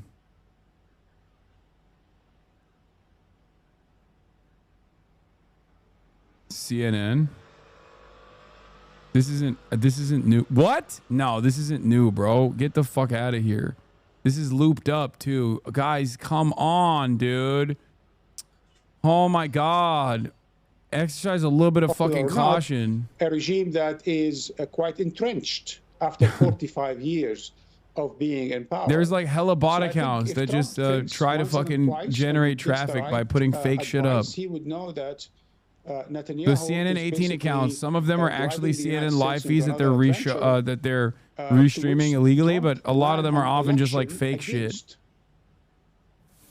And as we're talking, Marwan, we've heard another air raid siren in Tel Aviv there, and what is being described as a misfired air defense rocket. Now, obviously, so much of what happens next I can't believe we watched that live. Hinges on the United States and on President Trump himself. We've heard mixed messages from the administration. How do you assess Trump's position right now? He's of course campaigned against being, he wanted to be less interventionist. He's campaigned against wars in the Middle East. He said the U.S. was not involved in the strikes against Iran. Do you think it's going to stay that way? Look, the problem with Trump is that he's not versed in foreign policy. He doesn't understand strategic calculus. I'm on AP, chat. Calm down. He's surrounded by yes men. Is there a fucking delay? And he's certainly influenced by Netanyahu and chat. his Israel lobby, including test the delay. Subscribe now. Would like to see Iran annihilated. For $5 or $6 or for free with a Twitch Prime. He's going to get the right advice or the wrong one. Okay, there is no delay in the chat. At the G7, he'd probably hear a bit more sobering advice. It's not to say that his European partners are, holier than thou. They're not. In fact, if you allow me, I'm just going to take a few seconds to give you a bit of a perspective. Right. Regardless what one thinks about the Iranian regime. I don't know what happens to misfired munitions. I don't know if it like explodes before impact with the ground. No, there was just a plain drone, but you missed it. The fate of the Middle East, the fate of Iran, 70 years after they did that, when they changed a government democratically elected in Iran in 1953, 70 years later, we have a British prime minister and an American president, the same type of characters that try to dominate, try to rob, try to redraw the Middle East. Then we are living those moments again, a bunch of white imperialists trying to redraw the Middle East with an attitude of an holier than thou, that they are supporting an ally, which is actually an implant for self-defense, when we all know that definitely these exploded. are the same you can colonial see imperial powers like that tried to run and divide the Middle East just a century earlier. Or maybe not. It's kind of eerie to maybe watch, it was more so the flares as it was going down. Talk about how Israel has the right to self-defense and how the French and the British are silent and complicit, and how the Americans are smug and say how excellent it is that Iran is being destroyed. Again, you don't have to be a fan of the Iranian regime to know that this is going to lead to huge pent-up violence in the Middle East. There are no victories in the Middle East. We've seen it happen and again over a century. Every time Israel says it won a war, it came out victorious the past 70 years. Right. For some reason, it's fighting more and more wars. And what is also interesting here is that President Trump seems to have failed on all the big foreign policy issues that he promised he would solve quickly. They all seem to have gotten worse, whether it's the Middle East, whether it's Russia, Ukraine. There's no doubt that the false promise that I will resolve everything in 48 hours and 24 hours, of course, is all wishful thinking. And he said, well, wasn't serious, and all the rest of it. Not really understanding that these are very complex issues that have history. It's not a question of, as Biden framed it, terrorism against democracy or tyrannies against democracies. None of that. It's a far more complicated issues. And the way, again, Netanyahu just framed it, we just heard it in his interview on APC, saying that the Iranian regime is this and that. Yes, the Iranian regime was a destabilizing force in the Middle East, there's no doubt. But the person who is saying this is indicted on criminal charges by the world's highest court, even corruption in his own courts.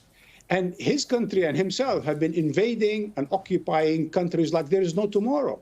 So to frame these things as democracies versus tyrannies, this is just another pretext, another tool of colonial imperial powers trying to redraw, trying to impose their will on the Middle East, trying to do whatever they need to do in order to stay on top. And this is not right. There's something wrong about trying to frame these things while at the same time defending or praising a country for unprovoked attack against another country. Unprovoked against another country. Right. Iran, again, fan or not, is a signatory to the NPT. It does not have nuclear weapons. The director of national intelligence of the United States said they are not pursuing nuclear weapons. Israel is a nuclear power, is not a signatory to the NPT, is invading countries, is a genocidal government, at least as far as Gaza is concerned.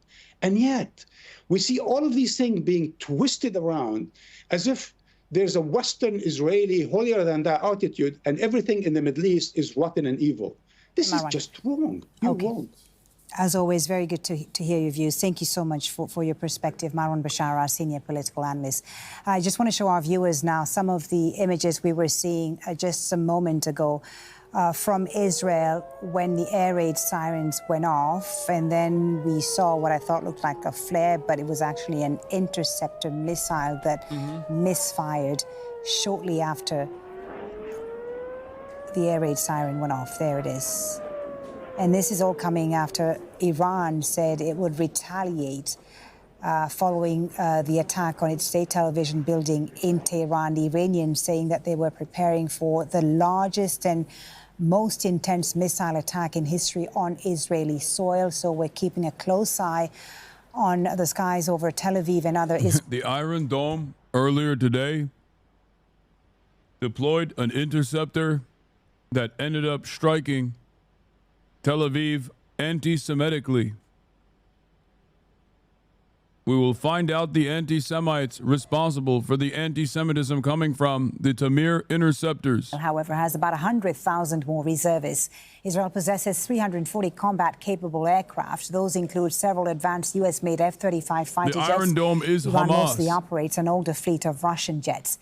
Among Israel's anti-missile systems at work, there is the Iron Dome that's designed to take down short-range rockets, usually coming from Gaza.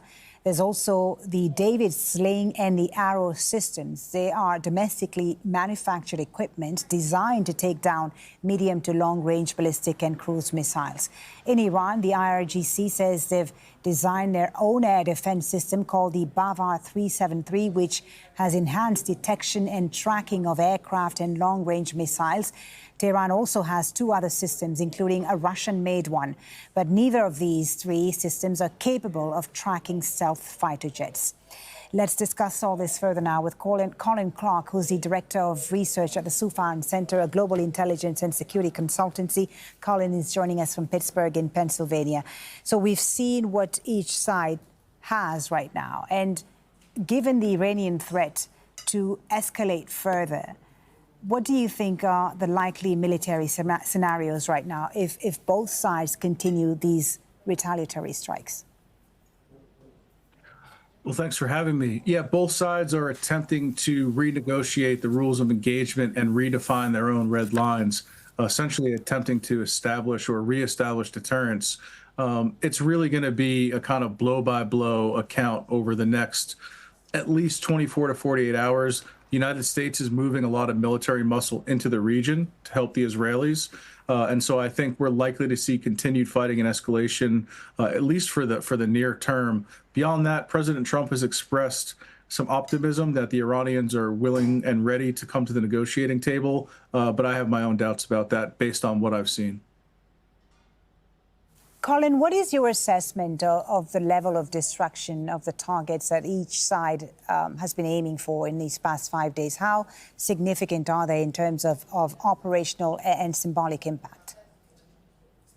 So it's still too early for a formal battle damage assessment, but symbolically, both sides are, absorbing blows, pretty significant blows. If we've seen the recent Iranian attack against Israeli energy infrastructure in Haifa, and the Israelis now with air superiority and air dominance have had their pick of going after various surface-to-air missiles and Iranian anti-missile defense system. So this is a real knockdown, drag-out conflict. It's really what we've all been hoping to avoid since October 7th, 2023. So do you think we're looking at a protracted, low-intensity conflict or something with the potential to spill over into a broader regional war? Well, it's hard to sustain this level of intensity, this operational tempo, because the blows have been so severe.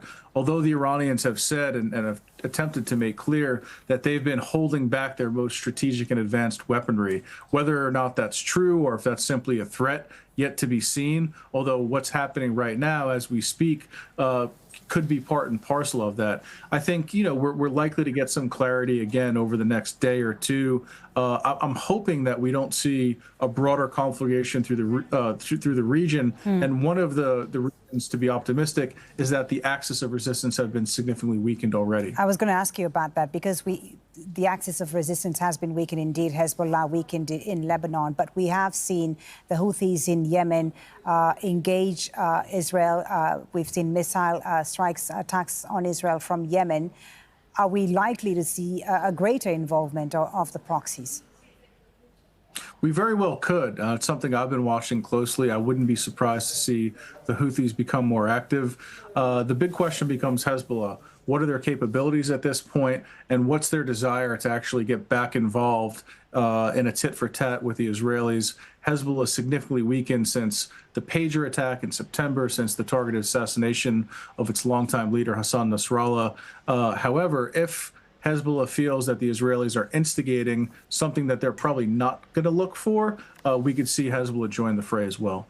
Colin Clark, good to get your insight. Thank you so much for joining us again on Al Jazeera. Thank you. As we heard earlier, the G7 summit in Canada, U.S. President Donald Trump spoke to reporters about de-escalation efforts in this conflict between Israel and Iran. Here's what he had to say. Have you heard any signals or seen any messages from intermediaries that Iran wishes to de-escalate the conflict? Yeah. What have you heard? What have you heard from the Iranians? They'd like to talk, but they should have done that before. I had 60 days, and they had 60 days, and on the 61st day, I said, we don't have a deal. Bro. They have to make a deal. You shot them. It's painful for both parties, but I'd say Iran is not winning this war. And they should talk, and they should talk immediately before it's too late. And what would you say, in your opinion, what would it take for the U.S. to get involved in this conflict militarily? I don't want to talk about that. We've always supported Israel. We have for a long period of time, strongly. And Israel's doing very well right now. Let's discuss all this further now with Mohsen Milani, Executive Director of the Center for Strategic and Diplomatic Studies at the University of Florida, who's joining us from Tampa. Thank you, Mr. Milani, for being with us again on Al Jazeera. President Trump there calling for a deal to be done, but not really calling for de-escalation. What do you make of this? Thank you for the invitation. President Trump's strategy from the very beginning was to put maximum pressure on Iran to accept American terms. In other words, if I have to summarize it, it's either comply or we bomb, you choose. And one of the key demands that the president has had from Iran is to dismantle its uranium enrichment infrastructure in Iran. And for the Iranian leadership to accept that, having spent billions of dollars to set up that infrastructure would amount to a political suicide. And therefore, they rejected it. However, they were pretty close to an agreement. As a matter of fact, a few days before Israel launched its attack on Iran, American and Iranian negotiators were scheduled to meet. And unfortunately, they haven't met yet. And today, what the president is probably asking for Iran to accept before joining the negotiations, that they would surrender their nuclear program And I think this is unlikely for Iran to do at this time. If they're not at this moment willing to stop uranium enrichment, as you say, what would it take? What would it take for them to rejoin the negotiations? What could convince them to get back to the negotiating table? They should have been fucking enriching already, dude. They should have had a nuke by now. That way they could have defended themselves from any sort of escalation. Attack on Iran, and of course Iran has to stop its attack on Israel. As long as the two countries are engaged in a war, and as long as Tehran believes, as it does, that the U.S. is directly involved in these operations against Iran, Iran is unlikely to join the negotiating table. However, if there is a ceasefire, I think it is likely that Iran... You need to be careful, feds. I mean, what do you mean? Like, what the fuck? Like, from a... Oh, here's the other angle from the interceptor.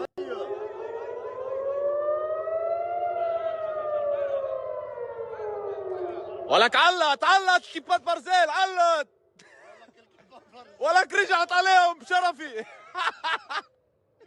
You kind of said Iran should nuke Israel. No, dumbass. There's a policy of nuclear deterrence. It's called mutually assured destruction. Okay? Countries that don't have nukes in the age of nuclear proliferation are clearly countries that don't have sovereignty. Ukraine is a better example of this. It is a consistent position that I've had. And nuclear deterrence is the only thing that will fucking stop Israel from engaging in these kinds of actions. The very fact that Iran doesn't have nukes is the reason why Israel is blowing the fuck up, blowing Tehran up.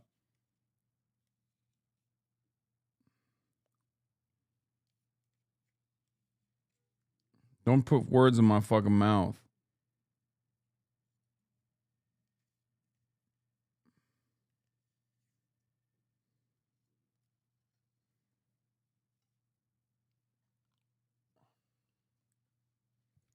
We just want you to be careful. I am careful.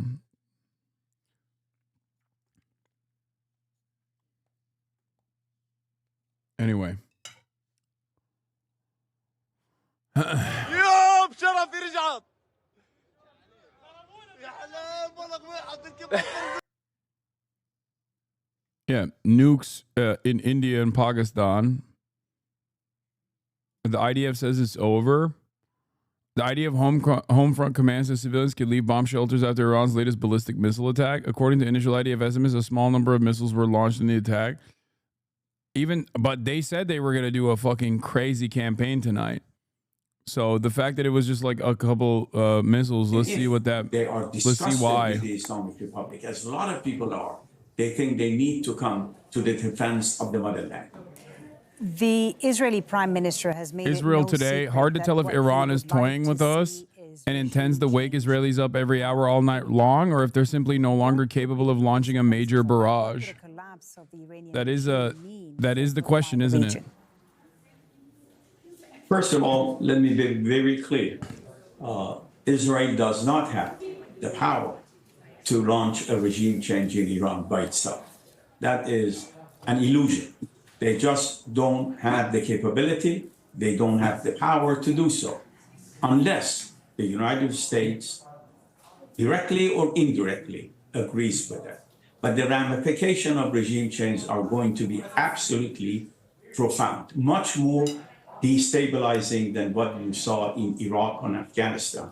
All I have to say, that we have had two experiences with regime change in Afghanistan and in Iraq. The United States spent over $2.5 trillion with a T, $2.5 trillion. What happened in Afghanistan?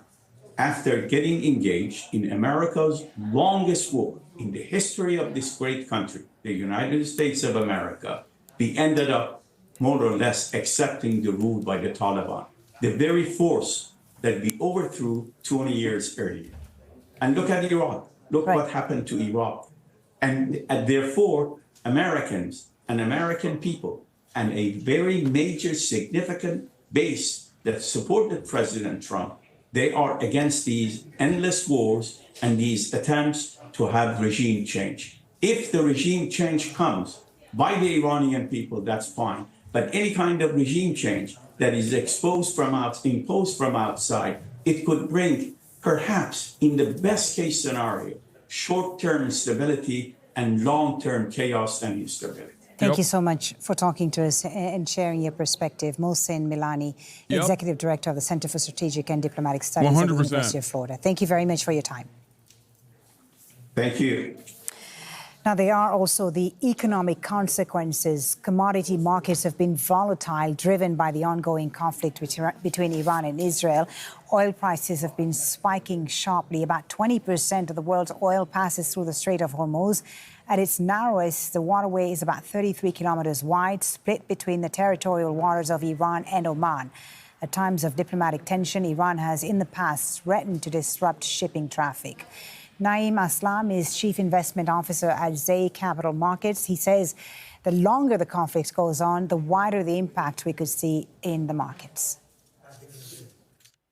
Yes, a lot of focus among investors and traders. It is all about the energy market and, of course, the recent attacks on the gas refineries over there, what that would entail for the Europe, because there could be another crisis because of that, because Iran plays a very, very imperative and important role with that one. But the important aspect out of everything is that particular Hormuz, the pathway, is not only for oil. All the rest of the trade, also those particular containers and ships that cross that path. So if that is... I'm in Iran and my internet is constantly cutting off, so I don't know if you covered this, but Iran started a new wave an hour ago. They sent drones, 140, which take hours to arrive. They'll then launch cruise missiles and normal missiles consecutively so that they all reach Israel at the same time around 3 or 4 a.m. They're doing cyber attacks right now. Channel 14 is cut off, Iron Dome hitting itself, alarms malfunctioning, and random missiles. That makes more sense. But I don't know why the IDF would release a statement saying you got the all clear, you can go outside.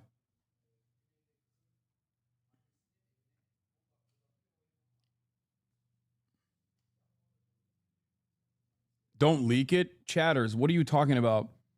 If random people in Iran are aware of what the fuck's going on, you think the IDF doesn't know already? They had the capabilities of building a fucking drone facility inside of Tehran. What have you heard from the Iranians? They'd like to talk, but they should have done that before. I had 60 days, and they had 60 days, and on the 61st day, I said, we don't have a deal. They have to make a deal, and it's painful for both parties, but I'd say Iran is not winning this war. And they should talk, and they should talk immediately. At this hour, the G7 summit is officially underway in Canada. And U.S. President Donald Trump and Canadian Prime Minister Mark Carney are now taking part in a bilateral meeting on the sidelines. Now, before that conversation started, Trump criticized the G7 for ejecting Russia 11 years earlier after Moscow annexed Crimea. The leaders of the G7 countries, which also include France, Germany, Italy, Japan, and the UK, have a lot to discuss over the next few days. High on the agenda, global trade and security. However, looming over the summit, the Israel-Iran conflict, which is now in its 4th day and intensifying. Iran's state news agency says that it has been targeted by Israeli strikes.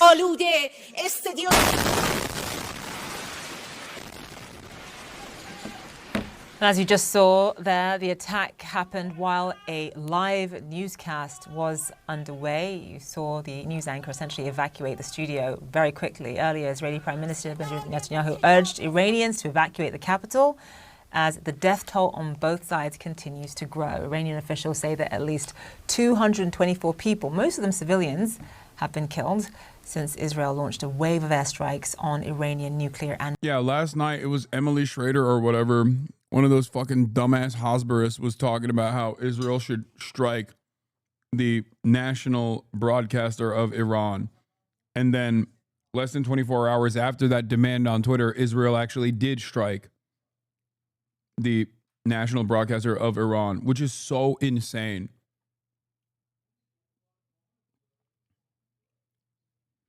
Like, it blows my mind every single day there is a new form of depravity where it's like getting your fucking strike priorities, getting your targets from like Twitter users is so psychotic.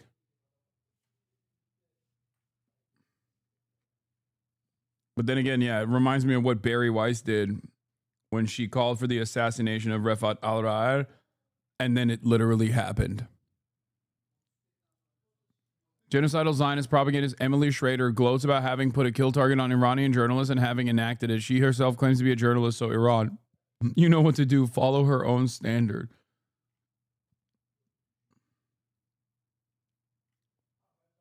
I can't believe it. Like, we read this last night. She bravely came back on air moments later. دقایقی پیش در ساختمان خبر صدا و سیمای جمهوری اسلامی Moments ago, the building of the Islamic Republic, a clear and obvious example of opposition to freedom of speech. It is not the building that was bombed, it's the freedom of speech and the voice of truth that was bombed. In a powerful act of defiance, Iranian national broadcaster anchorwoman Sahar Emami returned live on air minutes after the Israeli missile struck her TV building. No PTSD, unshaken, powerful, and confident. That's crazy. Oh, there was also a cyber attack launched against Channel 14.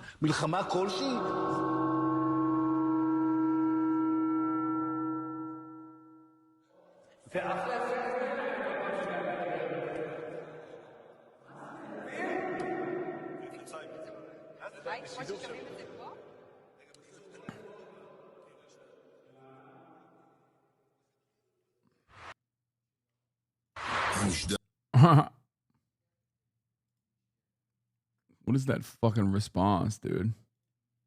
And military targets. Israel says at least 24 people have been killed by Iranian missiles that penetrated its Iron Dome defense shield.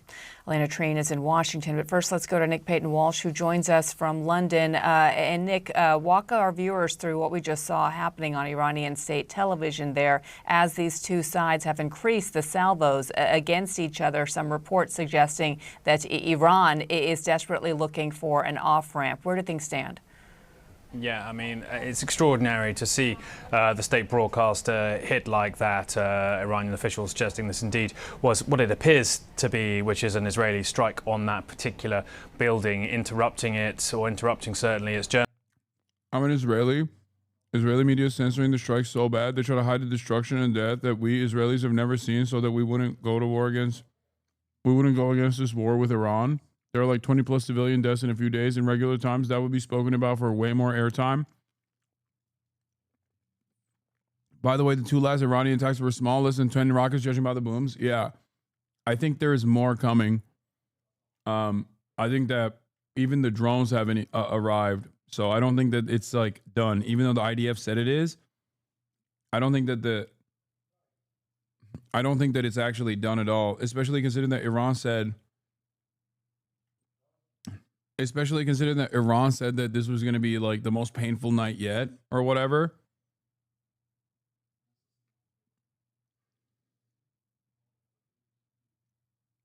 I don't really get why Iran is talking tough for years, but when it's going down, they try to avoid the confrontation. I mean, why tough talk then? What do you mean? They don't want the smoke. Air raid sirens go off in Tel Aviv. Iran says Massive it's fire at the preparing for what it Nevatim calls Air Base. the largest and most intense missile attack in history on Israeli soil. Yeah, good luck. This is the most we'll see from this, okay? Impact recorded in the south, possibly Nevatim Air Base. Yeah, they will never. This is the type of shit that is super illegal in Israel, by the way. This image right here. The Associated Press Jerusalem broadcast feed is down. Yeah, I think they came after all the live streams. They're cutting all the live streams off. They're coming, Hasan. Iranian TV, what has happened so far was the result of the launch of cruise missiles, and the ballistic missiles have not yet reached the occupied territories. This is from 7 minutes ago on Tasnim, I guess.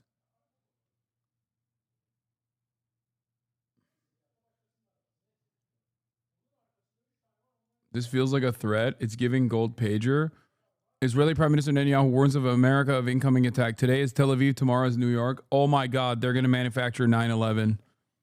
Oh my God, they're going to do a 9/11 too. Iran enters its fifth day. Oh my fucking God.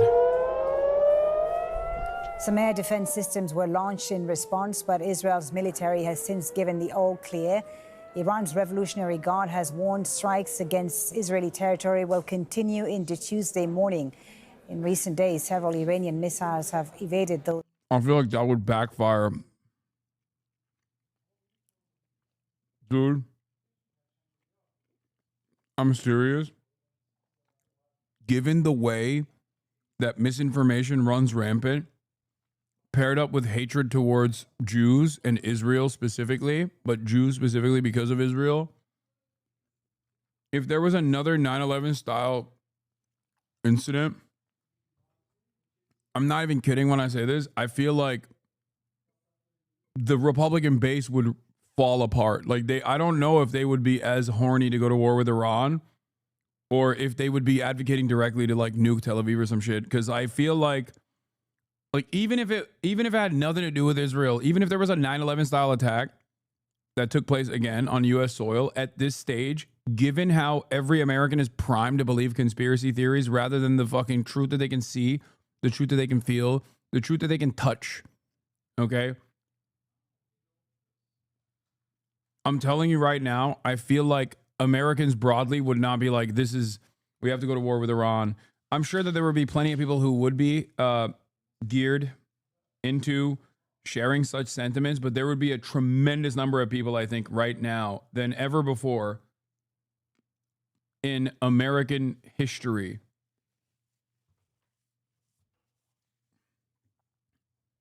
that would be like, nope, I don't believe it. This was definitely Israel.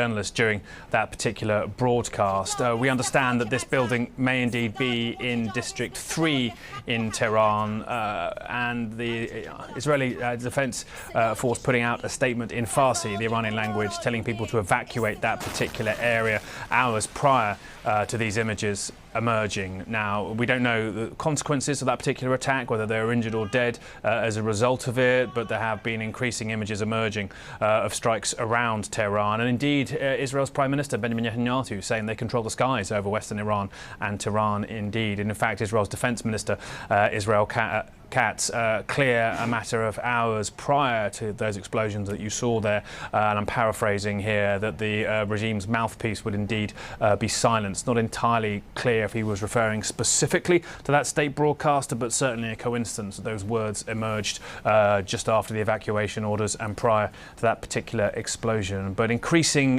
reporting now and information we're getting about the sheer toll inside the capital and across Iran. Does it make it more likely, potentially, that Iran seeks a diplomatic solution? Well, they appear to have told regional mediators that they need Israel's strikes to stop before they can contemplate diplomacy. And indeed, they also might be suggesting they want to have their own counter-attacks get to a point where they feel they've taken adequate revenge or response or restored some kind of deterrent for Israel's extraordinary wave of strikes across Iranian military and other facilities over the past days. But here is some of the information we're gleaning about the human toll of what we've seen in the past 4 days inside Iran.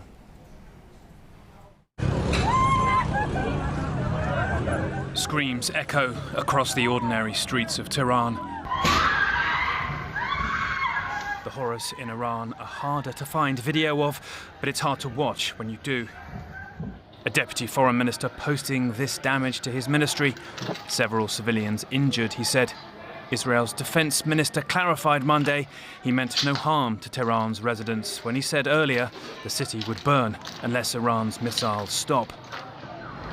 But many have seen flames already and are fleeing the capital. Nothing like this before in their lifetimes.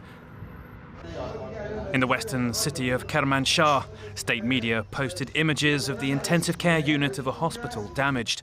The IDF told CNN they were, quote, not aware of any attack that happened on a hospital in Iran, end quote, and it's unclear if anyone was hurt. But numbers Iran's health ministry have given speak of just how wide-scale the Israeli onslaught has been. Over 200 dead, 90% civilians since Friday, they said. But each number, its own story. Many from the youth that the West sees as the hope for Iran's post-Ayatollah future.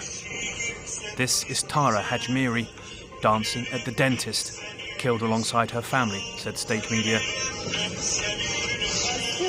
Also, Nilüfer Galevand, big in gyms and social media, aged 31, killed alongside her parents. And Pania Abbasi, a poet, aged 23, killed with her parents and brother. Her poem, The Extinguished Star, reads, "You and I will come to an end, somewhere. The most beautiful poem in the world falls quiet." Now, there appear to be images now emerging of the aftermath of what seems to have been a strike on that Iranian state broadcast. I wonder if we can show them to you now. It's CNN London. Like, this is the international news coverage of CNN, which usually is like early in the morning. And it's also like it's earlier in the morning in America, and it's usually way more forgiving of victims of Israeli violence as opposed to like later coverage. But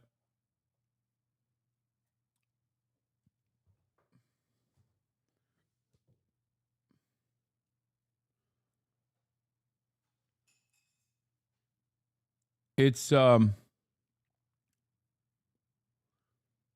I mean, yeah, even then he just like showcases these people as like a hopeful post-Ayatollah future of Iran. That is the humanization that you're going to get. That's the maximum humanization that you're going to get.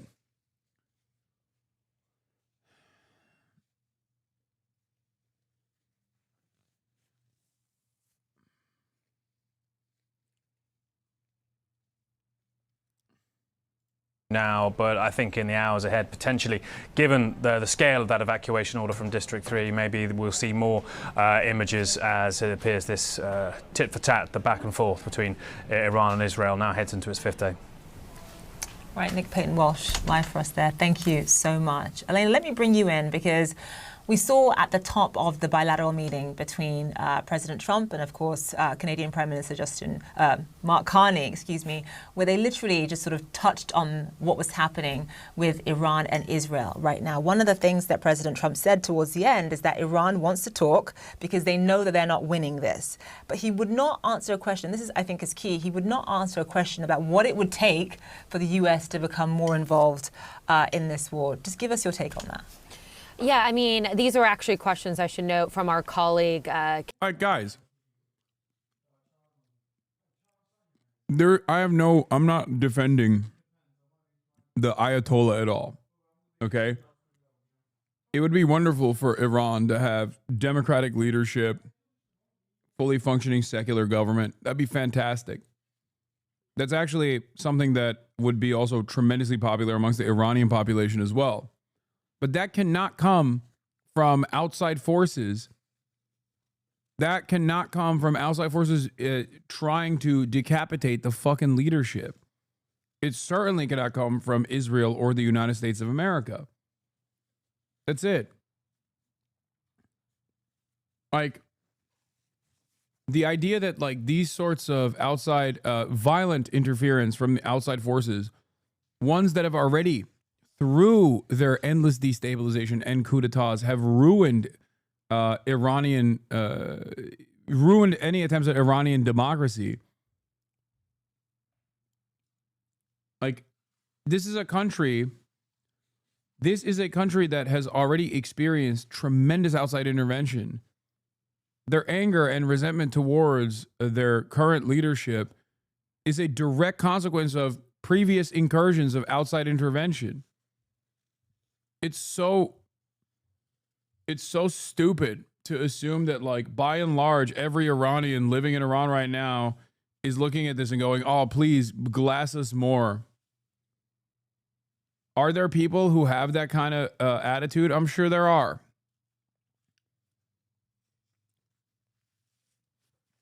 I was researching Jews in Iran, and I was actually surprised to see that there are about 9,000 Iranian Jews and they participate in society normally and have a guaranteed minority parliamentary seat. Yeah. Nothing about what we're taught about Iran would lead you to believe that's the case. Oh, for sure. Of course. And it's really funny because the Jewish Iranian parliamentarian literally came out and was like, Iran has a right to defend itself. That was like one of the first statements that came from the Iranian government was like the Jewish member of the parliament being like, the fuck are you guys doing? Iran has a right to defend itself.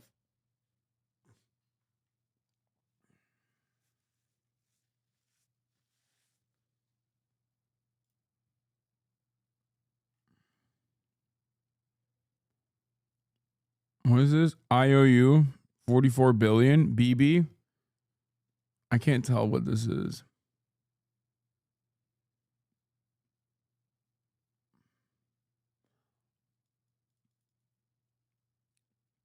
The whole fuck you USA motto Iran has going on, so their people don't get fooled like other Arab nations by thinking America's some type of good guy that will save you one day. I mean, I think Iranians know by and large that America will not save them.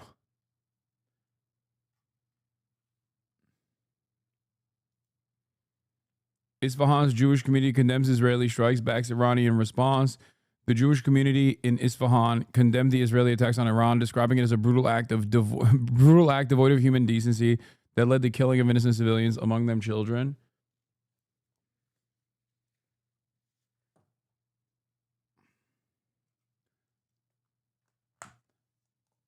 I'm very certain. Please stop sending me fucking Hope Corps shit. Let's infantilize Iran, lol. What? Lemafayal. Let's have the great Satan overthrow our government. Let's infantilize Iran. What is this infantilization of Iran? They were given a safe voting location and a campaign opportunity to talk to candidates, and it was spun by VOA and the UN as deeply dangerous and discriminatory. But when that happens in the US, it's a good thing. Yeah.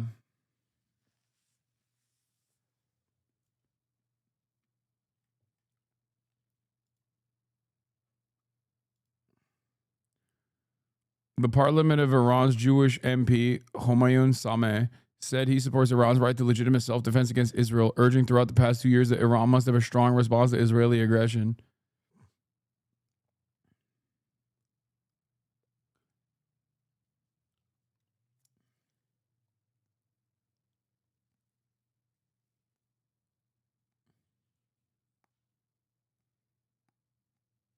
Anyway.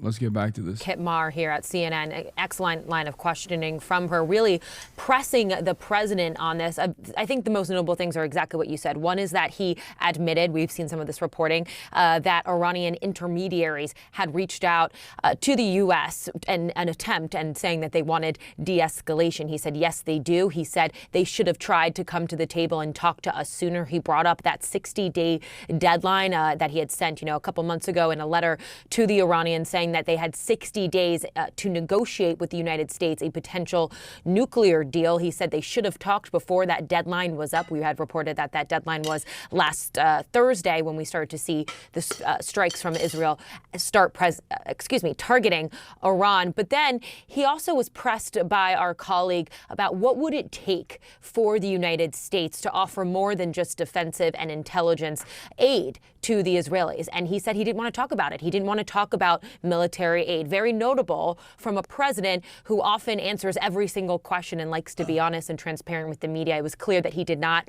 want to go there. Now, all of this comes, Zain and Biana, after we had reported that over the weekend, Israel had told the Trump administration that they had a window of opportunity where they believed that they could target and take out Iran's supreme leader, Ali Khamenei, the Ayatollah.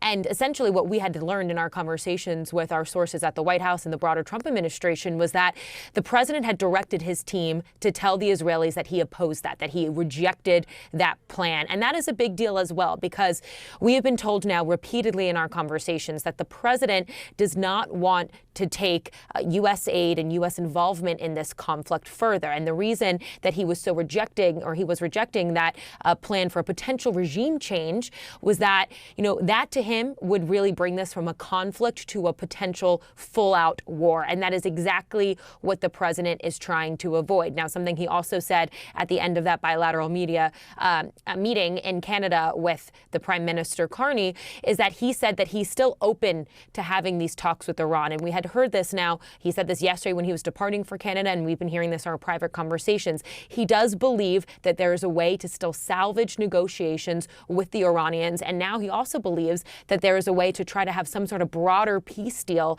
to really be an off-ramp to this war. Now, Nick smartly talked about this, but we've been hearing this as well in our conversations. It's very unclear whether there's actually an appetite for that, just given how much this has escalated in the region now between these two countries with these tit-for-tat strikes on the other countries. And so it's in a very precarious situation right now. I think what's really clear is that the president does not want the U.S. to be directly involved in anything more than trying to help the Israelis intercept some of these missiles coming from Iran and helping with intelligence, because he believes once they do that, this all changes. We could perhaps see Iranians try to target U.S. bases. These are all conversations that are going on behind closed doors. But again, it's very early on right now, and we haven't had any indication that any of those talks that the president says he's open to have actually begun.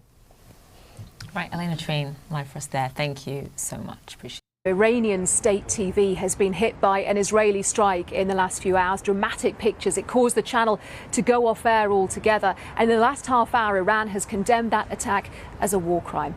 It came shortly after Israel issued an evacuation order for a large part of the Iranian capital, Tehran, saying it had plans to strike military infrastructure that would endanger the life of civilians in the area. It is the fourth day now of missile strikes between the two countries, which started early on Friday when Israel launched a series of surprise attacks targeting nuclear sites and killing Iran's most senior military commanders. Now, Iran restricts access to the country for journalists, but BBC Verify has been using satellite imagery to confirm those attacks on both nuclear and military sites. So here are some of the locations where strikes have been carried out just in the last few days. This is a missile base in Big Haneh. Compared with an older image, this satellite image taken yesterday clearly shows damage to the roof. And Isfahan is one of Iran's key nuclear sites. It was confirmed over the weekend that 4 critical buildings at this site were damaged, including the uranium conversion facility. On this satellite image, you can now see visible damage to the buildings there. Well, the BBC is not allowed to broadcast from inside Iran, but our colleagues at BBC Persian have been keeping across the situation. Farham Gabadi has this report. Iranian state TV came under attack during its live coverage. This tiny hope core.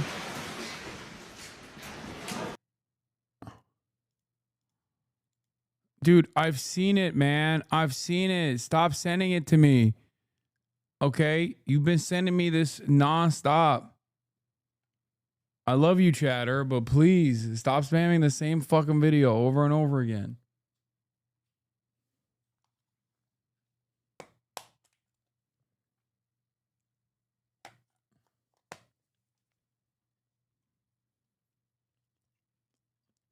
Israeli strike kills 3 Iranian Red Crescent workers. An Israeli, of course. An Israeli missile strike killed 3 Iranian Red Crescent workers while they were aiding the wounded in Tehran's Shahid Bagheri district. The organization said in a statement, this incident is not only a crime against international humanitarian law, but also a blatant attack on humanity and morality.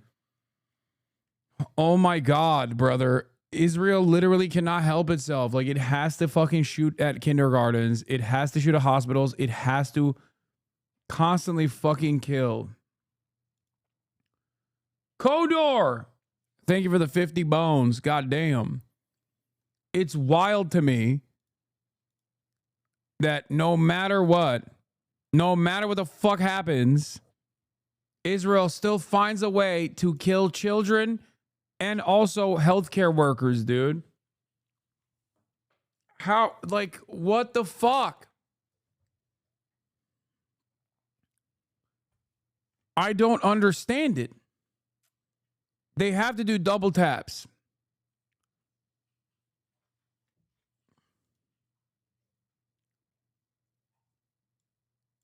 Anyway, we already covered this. As Iran. Let's watch how the Iranian civilians are responding to the Israeli strikes. Much hay has been made about how Iranians are welcoming Israel as liberators. Much has been said about how much Iranians love being glassed.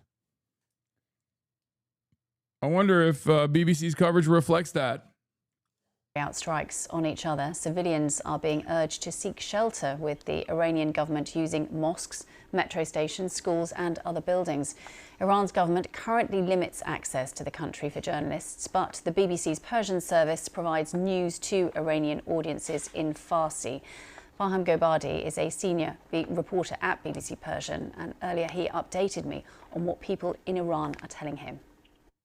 Many people who have texted me in the past 24 hours, they were complaining about that our voices are not heard. People don't know what we are going through. For example, one of the things that Iranian people are extremely worried about is what the Israeli defense minister has said recently after the last night barrage of missiles that Iran shot at Israel, and at least 8 people, Israelis, were killed. Iranian defense minister said that residents of Tehran will pay the price for that, and soon they will pay the price for that. Right after that, there was a report by Jerusalem Post saying that they expect that Israel will ask certain neighborhoods in Tehran to evacuate. And things like that has worried a lot of, especially residents of Tehran, because they are saying that we are not the ones who are shooting missiles at you. Many of us are oppressed by this regime as well, and now we are the ones who are paying the price for that.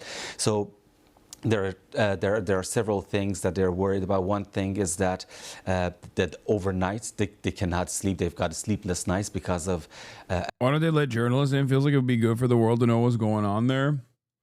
They do. They let in. I mean, fucking Max Blumenthal went there, but he's obviously very anti-America. But I don't know. I suspect it's probably because they want to.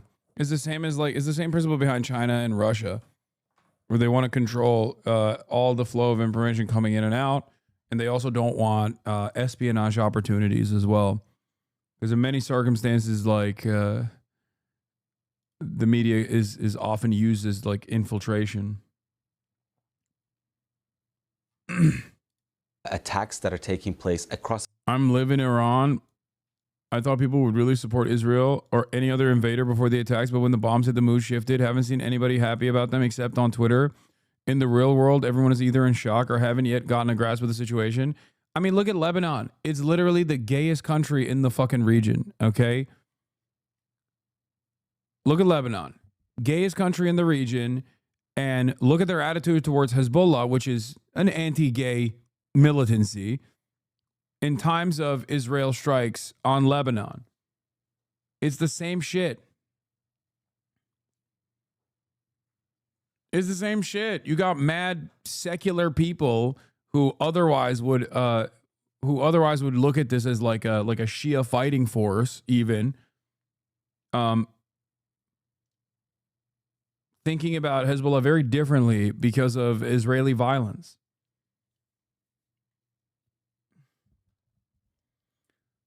Wow, can't believe the Iranians didn't like the statement. Israeli Defense Minister Katz vows that the residents of Tehran will pay the price, and soon, after Iranian missiles killed at least 5 people overnight.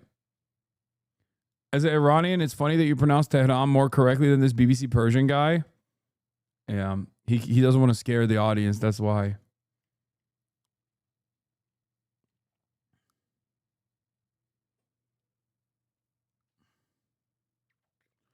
The one thing that unites the entire diverse Muslim world from Morocco to Iran to Indonesia is anti-Zionism. Yeah, for sure. Unfortunately, the entire Muslim world's leadership, not so united on that principle, but the entire Muslim world, the populations are, certainly. From Tehran and other cities. We at BBC Persian received videos last night that Fordo, one of the important nuclear sites, was attacked. Iranian officials are saying that Natanz, the other site near Isfahan, was attacked again, and anti-air defense system was activated over there. Shia leaders are united? Bro, what do you mean? There was a literal fucking one of those like crazy imams that came out and actually shit on Saudi Arabia and said, we have to stand with our Shia brothers. Don't you realize? I forget who it was. I watched it on TikTok. There was a dude who was literally like, we're done. We're done with this like sectarian conflict. Don't you understand that like Zionists invoke this kind of sectarian hate to ensure that the Muslim world is not united? These guys are Muslims first and foremost. I've never seen a dude that looks like that hit a line like that before.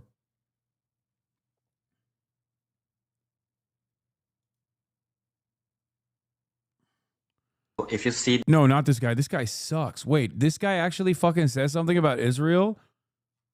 No, I'm not talking about this guy. This guy is notoriously a dick rider. Many of those famous fucking Salafist sheikhs are fucking such rapacious little fucking Israel dick riders. They go to the UAE all the time. There is like, okay, listen, I don't know why I'm tapped into this. I don't know why I'm fucking tapped into this, because it's not within my field of interest at all. But I will tell you this. I will tell you this much. There is a lot of drama in the famous Salafist sheikh world.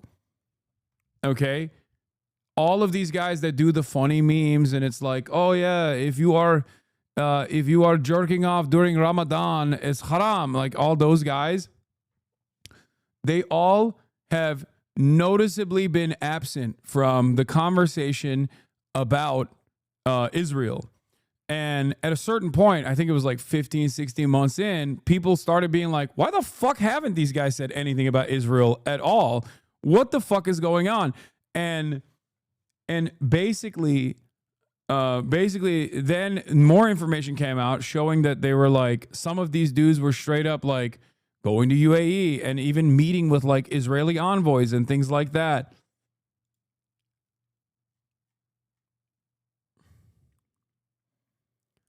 And the only time that they ever talk about it is like as though they are like a fucking Hollywood celebrity that wants to make a statement but also wants to keep their fucking job, where they'll say the war. Like they'll be like, oh, we must stop the war. Like, weirdly enough, like they have more smoke for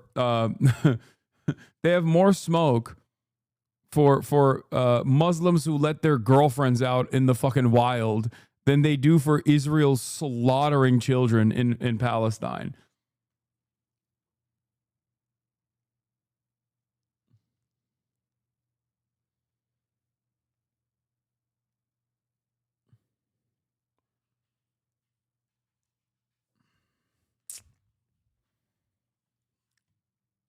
What is this?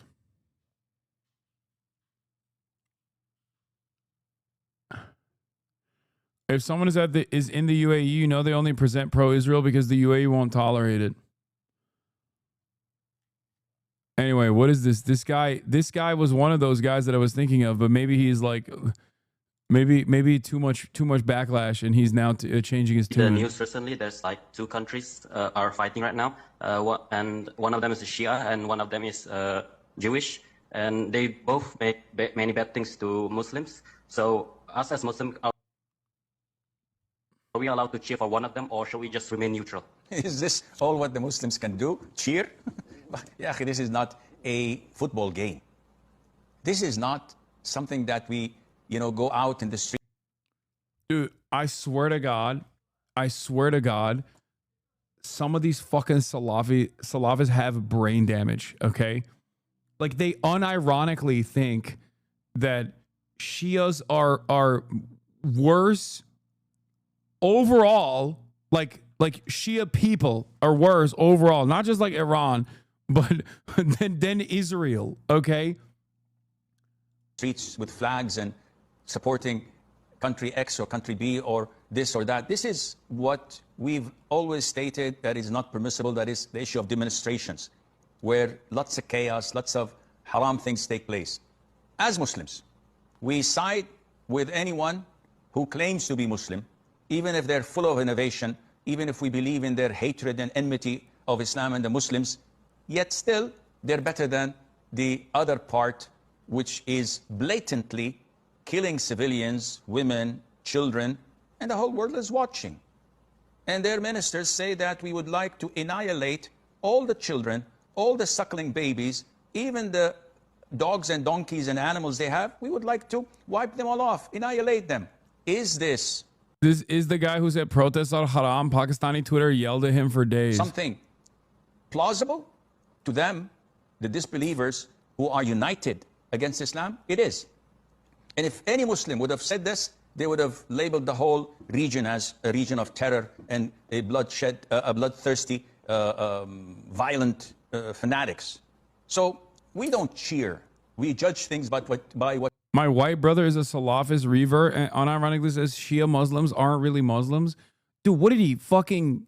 Is he like a car crash victim? How the fuck are you a white guy and become a Salafist revert? I don't understand it, dude. I don't know. It's like... Is this how fucking Catholics feel when they see all these like Catholic converts running around talking about how like the new Catholic Church is actually a bunch of pedophiles or whatever, but like the old one was good or some shit because they're too woke? Like I don't get the revert stuff anyway. I don't get it. It's like I don't understand conversion, adult conversion across the board. I find it really strange. But like especially to one of the most like fundamentalist parts. Like this is so like, what is a polar bear doing in Arlington? Whenever I see a fucking white Salafist revert, I'm like, what are you? He used to go to Catholic school and now he says Catholics aren't Christian either. Lamau. Trump, everyone should immediately evacuate Tehran. What?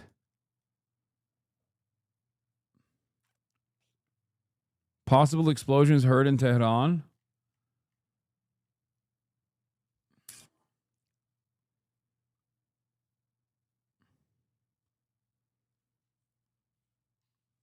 What we see, and definitely to side with a corrupt Muslim with corrupt aqidah against any non-Muslim is a priority in Islam, and Allah knows best.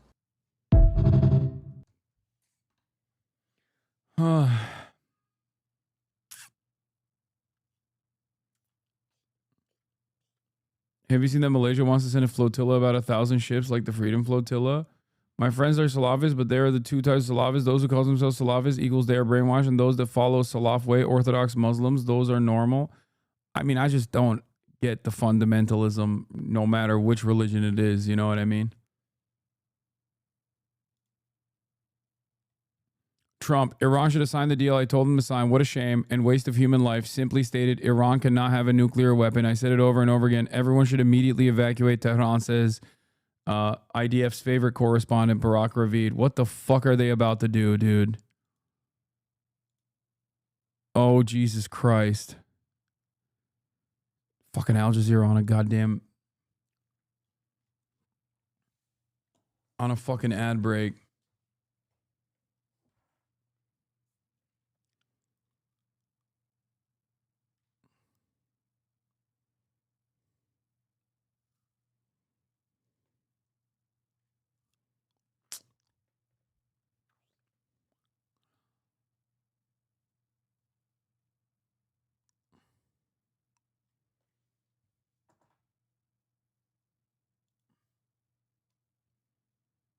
What is this? Breaking U.S. nuclear sniffer plane is in the air? What? Okay, I don't want to. This is no. No, I don't know about all this. Okay, that seems. Here's his full statement. I gave Iran a chance. After chance to make a deal. I told them, in the strongest words, just do it. But no matter how hard they tried, no matter how close they got, they just couldn't get it done. I told them it would be much worse than anything they know, anticipated, or were told. That the United States must... Oh, no. I told you, dude.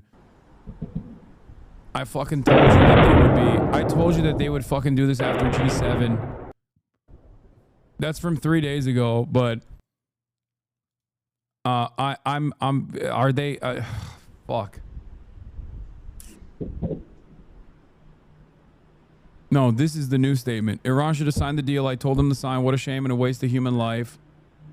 Simply stated, Iran cannot have a nuclear weapon. I said it over and over again. Everyone should immediately evacuate Tehran. This was 3 minutes ago. This is 3 minutes ago. This is the new statement.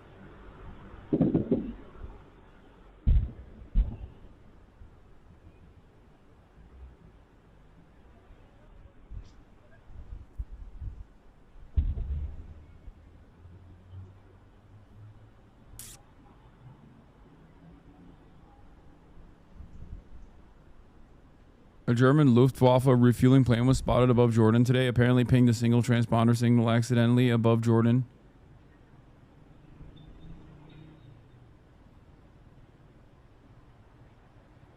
Wait, what do you mean? Misinformation. This is not misinformation. This is Trump's latest statement, reported on by also Barack Ravid. I didn't say they're using a nuke. Everybody calm down.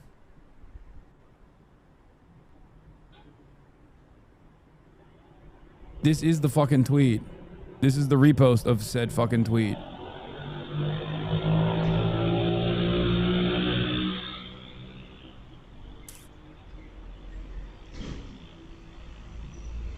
Will the G7 leaders not saying a word about this? Yes, they're all servile, chatter. What are you talking about?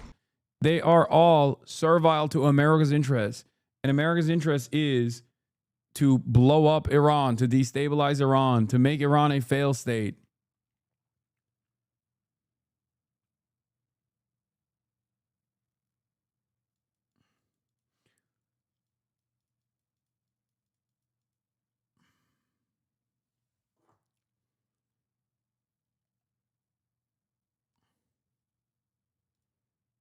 I guess that explains last night's movement. According to U.S. defense officials who spoke to Reuters, the large-scale deployment of roughly 30 aerial refueling tankers of the U.S. Air Force last night to air bases in Europe is meant to allow U.S. President Trump options in handling the escalating war between Israel and Iran.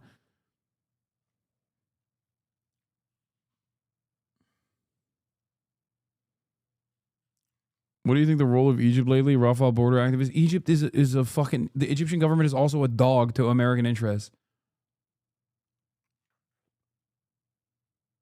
Were you saying that they would wait for G7 to be underway before attacking?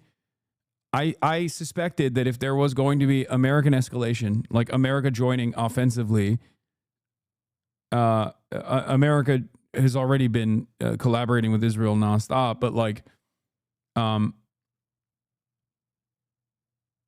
if there was a significant escalation, it would come after G7.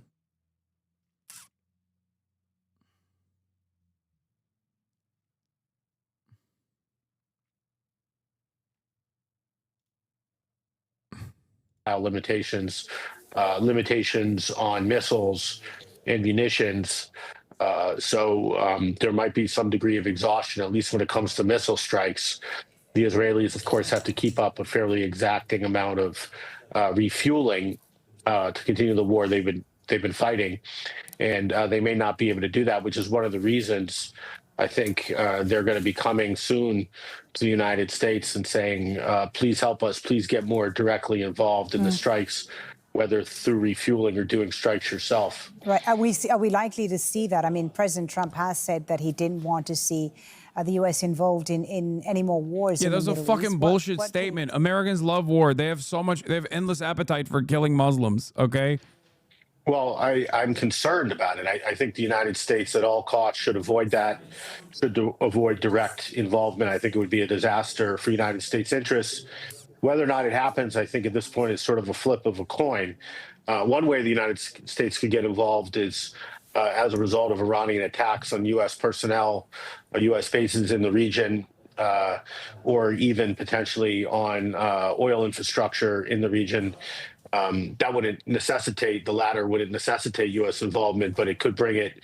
I think the Iranians know that, and thus far have been refraining from those sorts of attacks. On Iran, Israel, de-escalation. But the United States might also get involved just more as a choice because of this president and some of his top people being enraptured with the Israelis, being eager to serve them. I could see the United States going along with a request.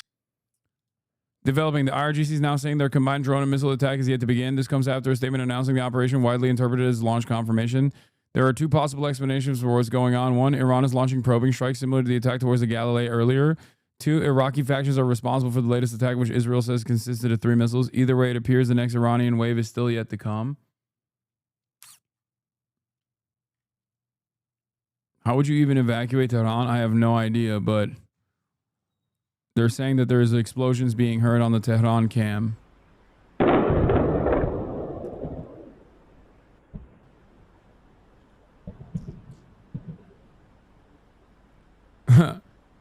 people saying, doesn't he need congressional approval to strike Tehran is so funny. No, chatters, no. Americans don't need, wait, I think are those missiles in Isfahan? No, I don't know. American presidents, Democrat and Republican alike, do not fucking care. The peaceful dove, more blood in your hands, guys. There is no, I mean, look at Yemen. Every president has bombed Yemen. Every single one. That's a whole ass sovereign nation. Why the fuck have we been participating in bombing campaigns in Yemen?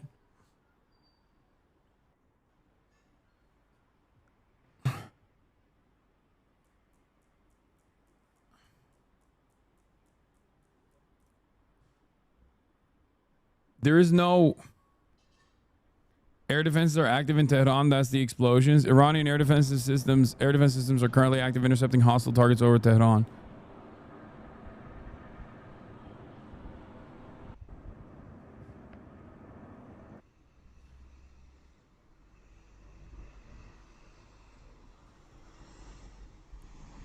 Ordering 17 million people to leave their city just because you wanted to join a war for its final act of terror performed by a narcissist. Yeah.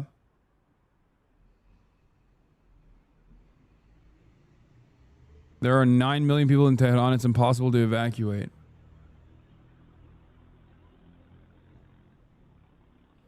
Air defense is active over Natanz. They already downed one Israeli drone from Iranian sources. Aren't Republicans more isolationist now? No, dude, that's not real. I feel like a lot of the stuff I say, I'm recognizing goes in through one ear and out through the other. I've told you this over and over again. There is no real like anti-war position in the American government. Okay? American foreign policy is uniparty.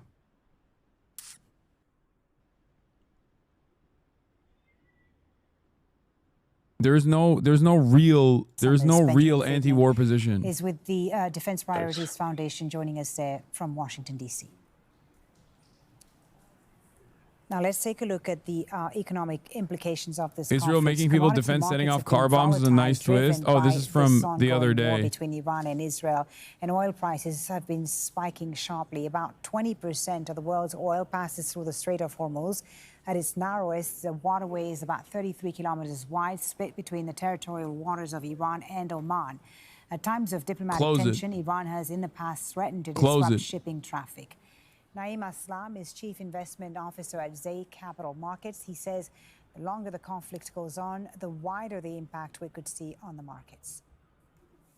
A lot of focus among investors and traders, it is all about the energy market. And of course, the recent we already covered it, MHUD. Refineries over there, what that would entail for the Europe, because there could be another crisis because of that, because Iran plays a very, very imperative and important role with that one. But the important aspect out of everything is that particular nuke sniffer landed 10 minutes ago. I've been tracking it. Not only for oil, all the rest of the trade, also those particular containers and ships that go past that path. So if that is closed, we're gonna go. I live next to Ramstein Air Base in Germany. It suddenly got very loud here. They're closing it now per Hasan Piker. No, I'm saying they should.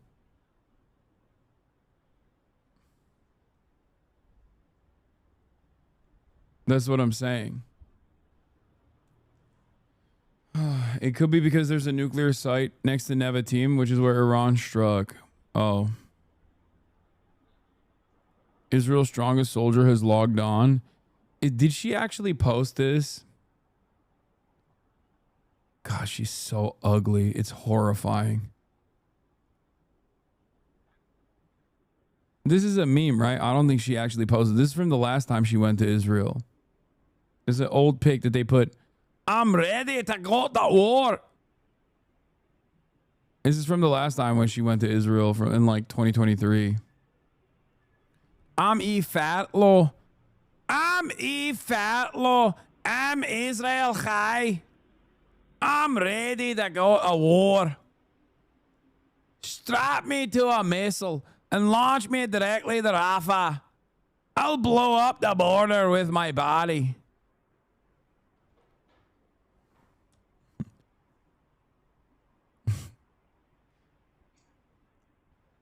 That's what she sounds like.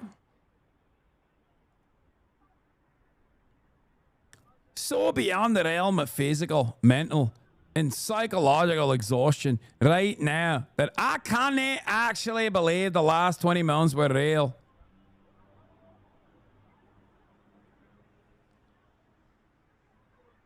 Yeah. That's real. That's E. Farlow's actual accent. Oh, we're hearing more explosions. Whoa, gunshots. Gunshots in Tehran. Okay, that feels like Mossad. Or unless it's anti-aircraft weapons. It could be anti-aircraft. But if it's gunshots, for those of you who don't know, Israel has also been launching ground operations in Iran as well. For the record, where I think there was also a gun battles that took place a couple different times. They've also deployed car bombs, and also have had a couple ground conflicts with Mossad assets. I also see in the Tehran area in Iran, is this fire?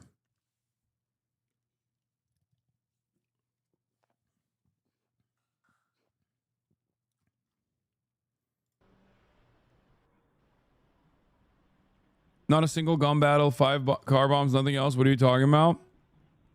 Making these clown noises to make your autistic chat happy does not provide a valid point. Not a single gun battle. Wasn't there an interception, I thought, by Iranian authorities where they caught some Mossad assets on the ground.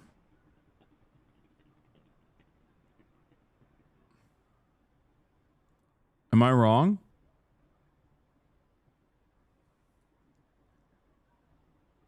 Yeah, there was like a car chase.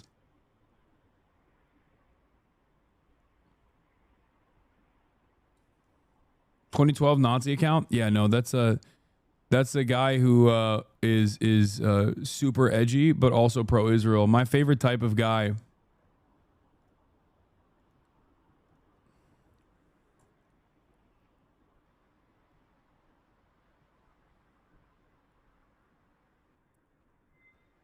Where is that guy? Where's the guy that was talking shit? I've had 2 revelations in the past year on Twitter. Overwhelming majority of white nationalist accounts are Indian and of Indian origin, and they constantly reveal their position whenever they talk about randomly about like Pakistan and how much Pakistan sucks, when also defending Israel.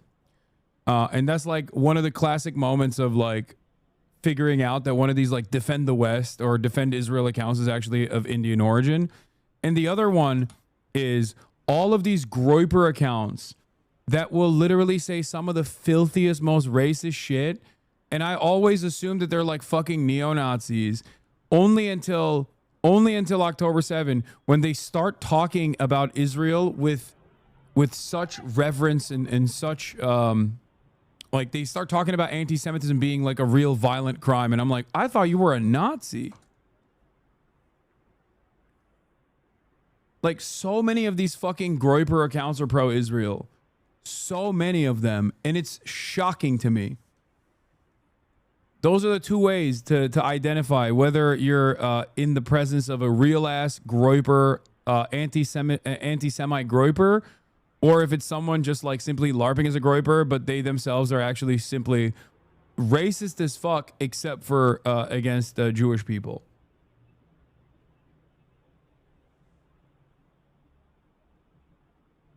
Vivid having delusions of living in occupied Palestine again when he's stuck in a basement in Uttar Pradesh. Yeah, I see dozens of missiles above me. Going into the bomb shelter now. The full-blown war has officially begun. Like that fucking howling mutant account. Like there's that alcoholic, pathetic fucking account who I, for the longest time, thought was like a straight up neo-Nazi, but it turns out Turns out they are a neo-Nazi except for anti-Semitism.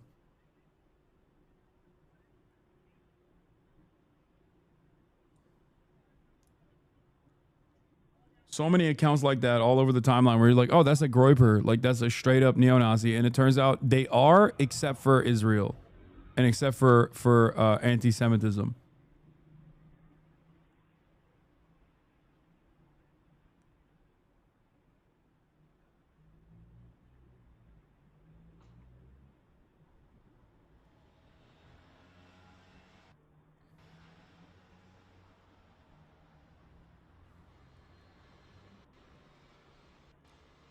Loud noises in Omaha, Nebraska, Hasan.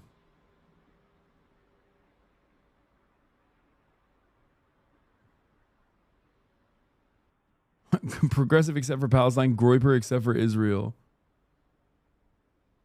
Yeah.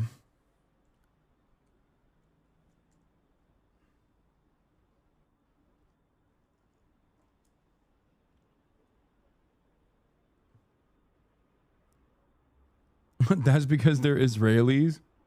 I mean, that also makes sense.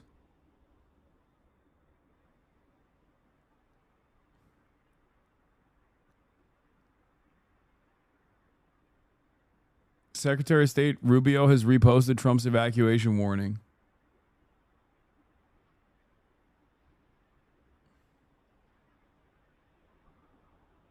Have you seen Trump's tweet yet? Yes, I have. We're monitoring the situation. Okay.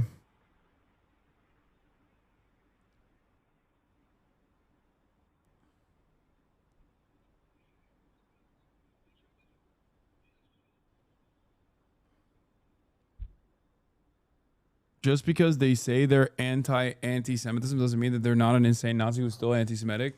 No, there's a distinction between people who like, well, what happened here? C cut out. Tehran went out. The Tehran feed went out. There's a distinction between people who are like the Sam Hyde style neo-Nazis who also are like still anti-Semitic, definitely, but will like not really talk too much about Israel. Or even like their fans who are very anti-Semitic but will like defend the ADL when the ADL is coming after someone like myself, versus the people I'm talking about who I guess I've never noticed them saying anything anti-Semitic, but because of the way that they post, I always assumed that they were just like anti-Semitic neo-Nazis. But it turns out they're actually just Israeli half the time. Like they regularly will entertain statements from other neo-Nazis accounts as well. Like they'll collaborate with other neo-Nazi accounts and shit, which led me to believe that they weren't, which led me to believe that they themselves were neo-Nazis. But it turns out like they talk about, they turn into Ben Shapiro when it comes to like anti-Semitism being on the rise. 4 days, claiming they have diminished Iran's capabilities. This is, of course, something that we cannot verify. And also, the Iranians are now saying that we haven't started launching this attack. And they want to have an attack that is continuous, wave after wave, until dawn, is what they've said. We also know that the attack... Do you think, Dorsa, sorry to interrupt you, that they will go ahead with this in light of the threats we're hearing? Because really, you can only describe them as threats from the US president now himself. I think absolutely. I don't think there's anything that could prevent the Iranians from responding to the events we've seen unfold today, specifically the attack on state TV facilities in Tehran. The Iranian Foreign Minister Abbas Araghchi was just on the phone doing an interview on state television saying attacking a civilian entity within the country is an act of desperation. And it is a violation of all kinds of international law. We saw incredible footage of the state TV presenter as she was reading the news and hearing the strike, come closer and closer, and she ran off the set as the building was struck. And we understand at least one person has been killed in this attack. So certainly that has changed the dynamics yet again. The Iranians saying this is a Zionist another genocide red regime line is doing its Israel usual has thing of ordering crossed. entire quarters And of a city to evacuate, but this is in the Gaza or Iranians, Lebanon. It's Tehran, a city whose political population is greater than the establishment whole in of Iran Israel. is flabbergasted that there has been no condemnation against Israel. We haven't seen any international bodies, not even the International Atomic Energy Agency, the United Nations, condemn Israel for its actions. What about the Iranian public at large, Dorsa? The Iranian people, the average Iranian, how worried are they today, and what's been the impact of these Israeli attacks on their daily lives?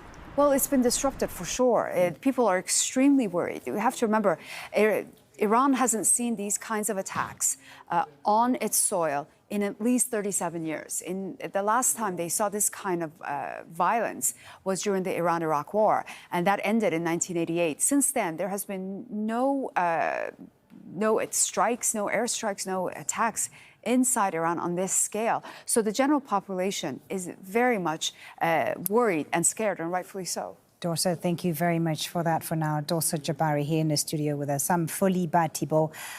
Continuing coverage of the Israel-Iran war will continue in just a few minutes here.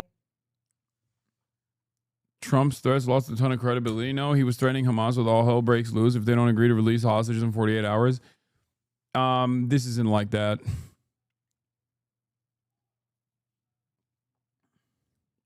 I feel like this is an entirely different level of elevated threat. Also, we were talking about the Iranian attitudes, and NPR wrote this really funny statement that John Schwartz made fun of. Thanks to NPR for explaining that due to the ancient mysterious culture of Persia, Iranians don't like to be attacked. Well, it's not clear, I think, to most of us. The question is, how do either side get out of this? Because the danger is that both countries rally around their flags. The Iranian regime is very unpopular, but this is a moment where Persian nationalism, which goes back 5 millennia, people are very proud. They don't like to be attacked. They want to be the ones that decide their future and not to have another country come in and try to dictate what they do, whether it's on energy or it's on regional relations or on supporting extremist groups. So this is a moment for the Iranians that is also an existential challenge.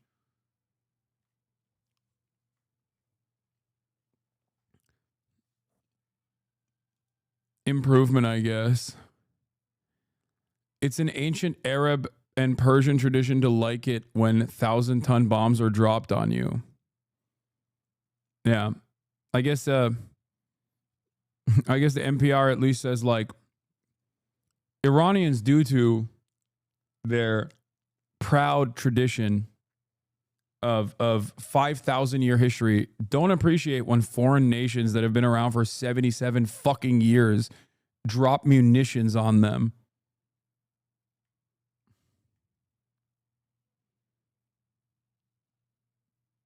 Yeah. As opposed to the other type of coverage from Washington Post, where they say stuff like, Iranians are euphoric to receive bombs from Israel. You know?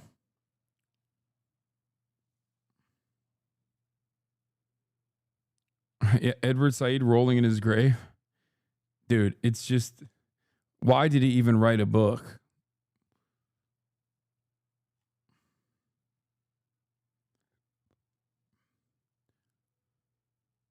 Asmond really defended U.S. nuking Iran and killing people? I can't really believe it. Why can't you believe it? It's the most believable thing. By the way, if I were to say that same thing about Tel Aviv, which I would never say for the record, and we ban people for saying that all the time, I would get banned instantly. But I have unironically used this as an example of like the double standard. Someone can say they want to nuke Tehran and kill everyone in it and not receive any penalties whatsoever. It's not even a remote violation of terms of service, even though there's fucking Iranians living in Tehran right now on this platform that are streamers. Okay?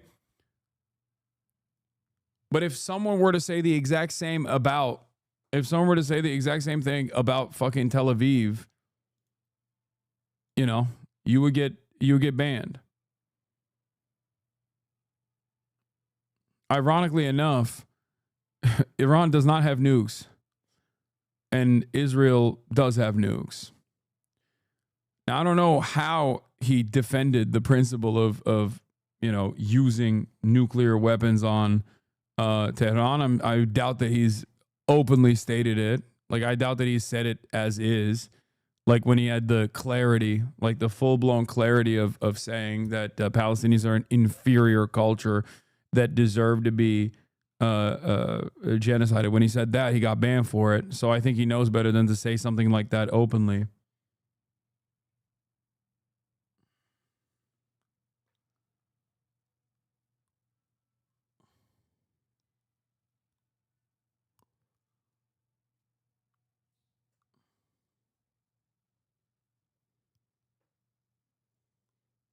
Yeah. Military site is the height of cowardice and a sign of desperation. Osama bin Javed has more. This is the moment when Israel attacked Iran's state TV during a live broadcast.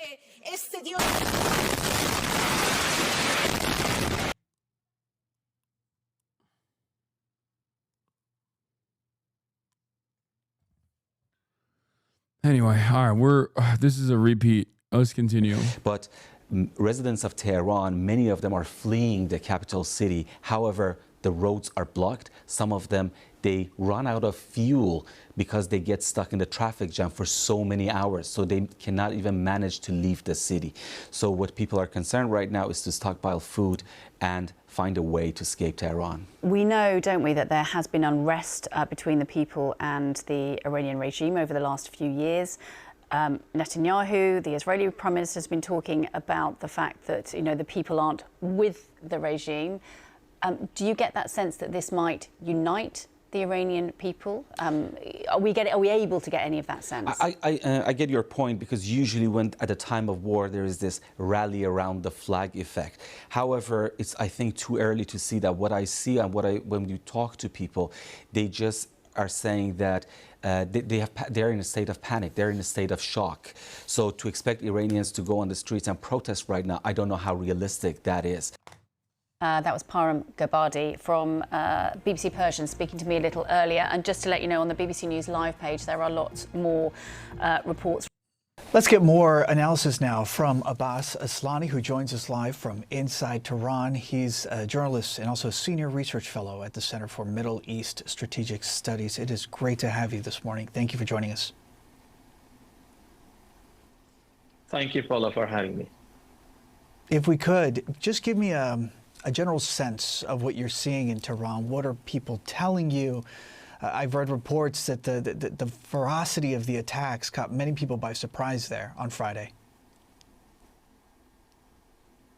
Paula, after the initial shock that came on early Friday morning, Iran tried to recover, and we were seeing that the air defense, including in Tehran and other cities, were trying to actively engage with the hostile targets coming from the Israeli side, or those, let's say, drones flying over sky.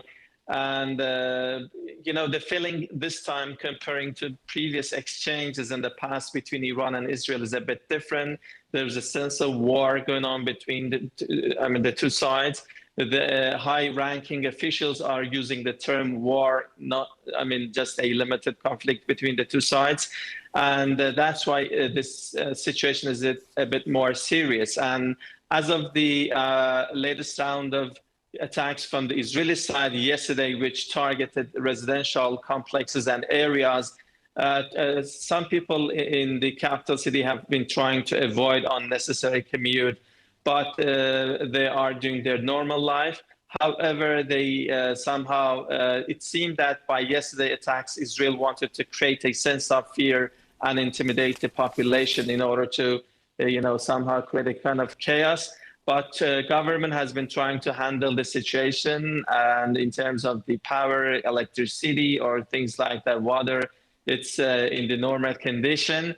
And in the meantime, we have been seeing from the Iranian side that gradually they have been trying to increase the efficiency and effectiveness of their attacks against Israel. Specifically, last night, they tried to use newer missiles and more missiles reportedly. And the Iranian officials, when they are talking, they have been not talking about a specific time for the end of this conflict, but they give the hint that this might continue in future. And if it continues, it will, become more crushing, and it will escalate into a, let's say, more complicated situation. And this indicates that, but why is that? Because when we are looking at the public in the country and in the capital city, we are seeing that this external threat coming from the Israeli side and this aggression has made different factions and different types of people to rally around the flag. And I was talking to even some people who are critical of the establishment and the government. They may not agree with the government on many issues, and they have been critical of the establishment. But all agree in one thing, that Iran needs to give a crushing response to Israel to establish a deterrence against any likely or potential attacks or aggression coming from the Israeli side, and let's say unity among different political factions as well as the ordinary people.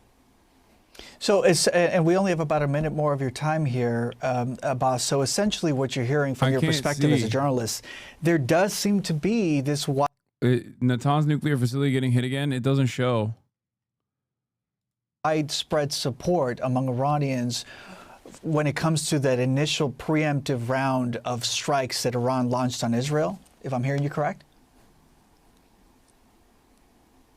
Yes, this has created a kind of unity among the public, supporting the Iranian defense forces and government to retaliate against Israel. And nobody's buying into Iran that, Benjamin Netanyahu is going after, Iran's nuclear program, because residential areas, as well as more than 90% of those victims of the attack have been civilians. And yesterday, many people, they saw there by their own eyes that, ordinary people were targeted. So that's why this has created a unity in the country. And following the what happened in Gaza, Israel does not have a good standing among the Iranian public. And this somehow, this recent aggression against Iran has, increased the level of unpopularity of Israel among Iranians. That's why we could say that the majority of the Iranian reports indicate aerial activity near the Natanz nuclear facility in Iran. People are supporting that, response against Israel, and they are demanding for more crushing, response. One is that because they maybe hate the actions by Israel, but secondly, they want the Iranian side to establish a deterrence against any likely future attacks. Israel's defense minister has vowed, quote, "The residents of Tehran will pay the price, and soon." Now, Israeli officials say at least 23 people have been killed since Iran's retaliation started. In Iran, at least 224 people have been killed by Israeli airstrikes since Friday. And that's according to... He's lying. By the way, this guy is on fucking CNN. So the idea that like a CNN commentator would use this as an opportunity to fucking not say what you think he should be saying is so funny. Yeah, no, he's lying. Iranians love getting bombed. Iranians actually are, they're massive fans of death and destruction and murder of their family members. Famously. White House officials comment on Trump's statement. New Trump's social media post telling Iranians to immediately evacuate Tehran reflected the urgency of need for Iran to come to the negotiating table at White House. Oh my God, I'm going to lose my fucking mind. What is this madness? What is this fucking madness, dude?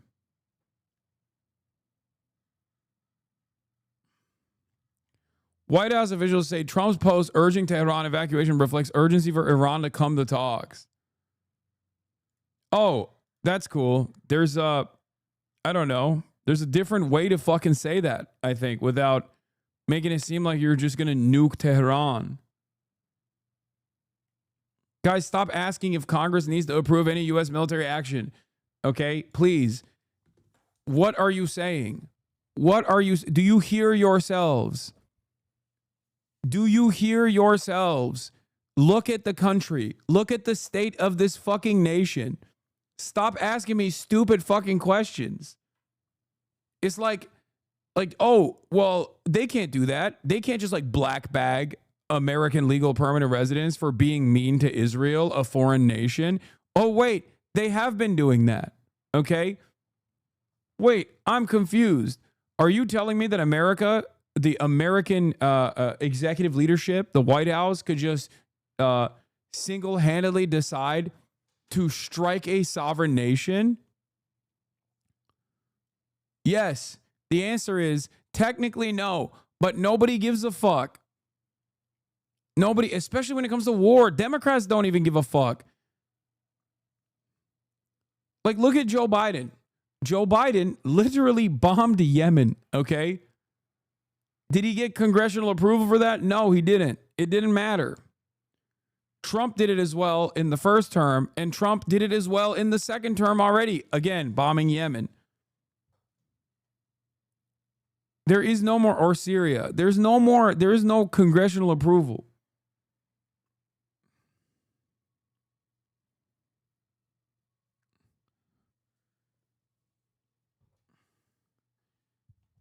Ironically enough, Chuck Schumer a couple of weeks ago was calling Trump a pussy for not bombing Iran. Okay? He's like, oh, Taco Trump is doing a backdoor deal with Iran to allow them to continue enriching uranium for their nuclear power plants at the civilian level. That's unacceptable. Like, did we forget that? Look at how the New York Times framed it. President Trump, in a post on Truth Social during the G7 meeting in Canada, reiterated his suggestion that Iran had brought Israeli attacks on itself by not heeding his urging to sign a deal to end its nuclear program. What a shame. What a waste of human life, Trump wrote. Simply stated, Iran cannot have a nuclear weapon. I said it over and over again. Everyone should immediately evacuate Tehran. During remarks to reporters about an hour earlier, Trump said he believed that Iran is basically at the negotiating table and that he wanted to make a deal. Trump deleted his tweet. Wait, what? No, he didn't.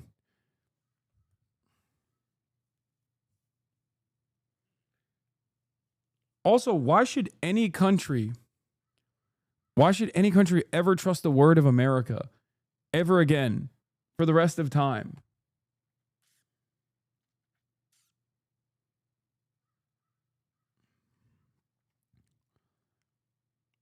Like, this is happening amidst a denuclearization agreement. Stop saying lies, by the way, that he deleted his tweet or whatever. He did not delete any of it. God damn it. This is so lame. To the country's Ministry of Health. The IDF vowing their strikes will become... I feel like a bunch of chatters are just like fucking making shit up. He didn't. It's still there. What? Yeah, it's still on his fucking page. What are you talking about? Dumb fucks. Why are you guys doing this?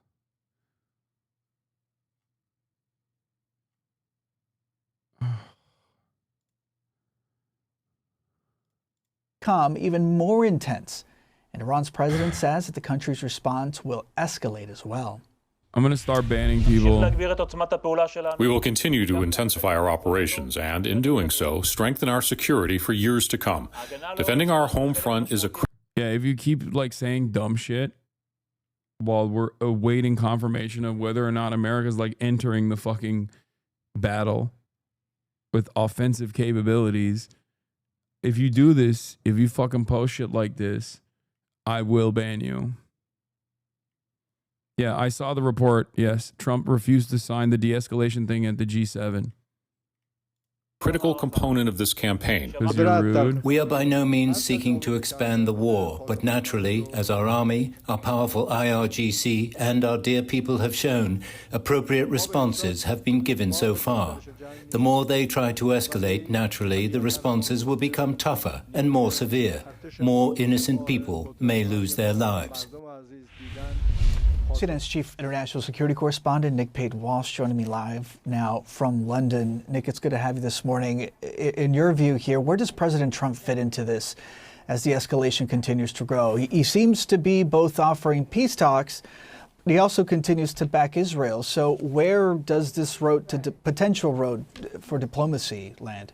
Yeah, I mean, it's been particularly opaque to work out exactly what the Trump administration wanted prior to this, and now it appears that they label these Israeli strikes as very successful, exactly what they think their future position may end up being here. But President Trump, over the past hours, has said that the Iranians are talking, suggested that perhaps there could be a deal here, and I think for the moment now, while it appears that, as far as we know publicly, the United States is not materially involved in these Israeli strikes, that they may be holding themselves out as a potential off-ramp for some kind of diplomatic de-escalation here. Now, clearly, there were suggestions overnight too that an Israeli thought to kill the Iranian Supreme Leader, Ayatollah Khamenei, may have been something that was vetoed by the United States. And so there are suggestions potentially that the Trump administration is maybe trying to have it both ways, suggest they have some sense of control or veto power over exactly what Israel does, while at the same time aren't necessarily trying to call all the moves here. So Trump, I think, trying to have it both ways. There may be voices around him that are indeed suggesting that as Israel continues to take a remarkable, a devastating toll, frankly, not just on... Genuine question, how are people justifying backing Israel? I mean, if you ask the public, many people don't give a fuck about Israel. But if you ask politicians, when have they stopped backing Israel? If you ask the media, when have they stopped backing Israel? If anything, after 19 months of child Holocaust that was live streamed, there was a brief moment where the media got a new permission structure to finally criticize Israel a little bit, only to have that completely fucking reset as soon as, what is it effing again? Mini F, tiny F? Okay, calm down, everybody. Only to completely reset on that position as soon as Israel launched another fucking attack, this time against a sovereign nation with an actual with actual targeting and strike capabilities that can actually punish Israel and Israeli society from afar. We have yet to see the Iranian retaliation tonight, for the record. I know that they were saying that that was going to happen. A big retaliation was going to happen. And the fact that it hasn't happened could mean two things. That their capabilities are diminishing, or potentially that they were worried about the Trump statement as well.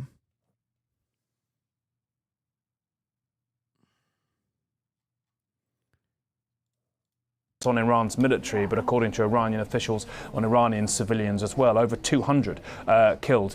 It's crazy though, because what, you reap what you sow? What do you mean? Brandon moment? What's crazy though is that, like, fuck. I'm losing my mind a little bit.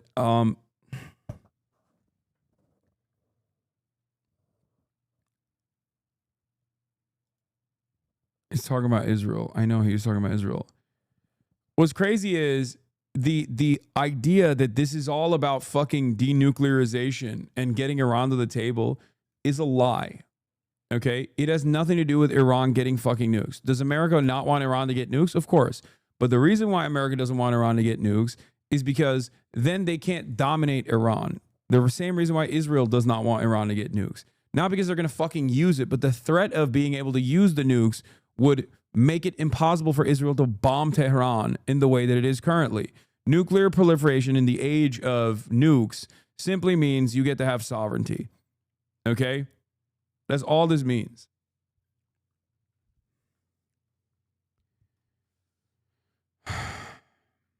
That's it. If Iran had nukes, Israel wouldn't get to fucking fly over and bomb Tehran like this. Because the simple threat of Iran deploying nukes to Israel would be enough for Israel to never behave like this. It would make the region a more stable region. That's why John Mersheimer also says this. Okay? That's it. Having said that,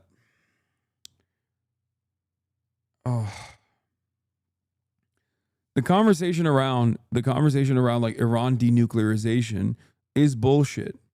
Okay? It's fucking bullshit. It's not about Iran denuclearization at all. They want to do forcible regime change in Iran, and they are not shying away from killing a fuck ton of civilians and engaging in direct military action against the incredibly densely populated capital of Iran to do so. Just like the hostages being released was not a real goal for Israel. Did we forget? That's just a talking point. The real goal was ethnic cleansing. Hostages, as long as they existed, could be used as a reason to do ethnic cleansing. And once the hostages were on the throes of being completely released, okay, because the remaining hostages are prisoners of war. They're IDF soldiers that were captured. Now, Israel doesn't even talk about the fucking hostages. They're there. They don't give a fuck. They're still doing ethnic cleansing. The conversation has completely gone away. I wonder why. Because it had nothing to do with releasing the hostages or the prisoners of war at all. It had everything to do with ethnically cleansing the Gaza Strip and completely dominating the Gaza Strip and reoccupying the Gaza Strip. Just like Iran can't have nukes is a bullshit fucking reason. The real goal here is to dominate the Iranian public and destabilize it permanently, decapitate its leadership, and then put forth a puppet that they can control. Okay? I can't believe motherfuckers still go, bro, Hamas killed the hostages. Israel killed more hostages than Hamas has. What are you talking about? Israel is the fucking, Israel is the responsible party here.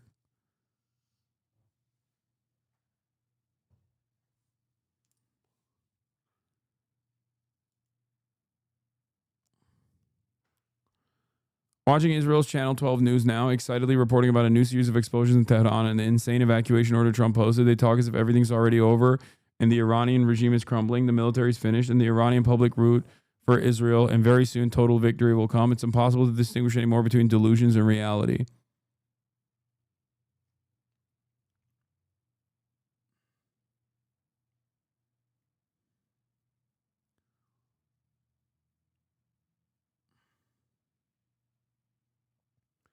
There is no way Trump actually posted this. Please tell me.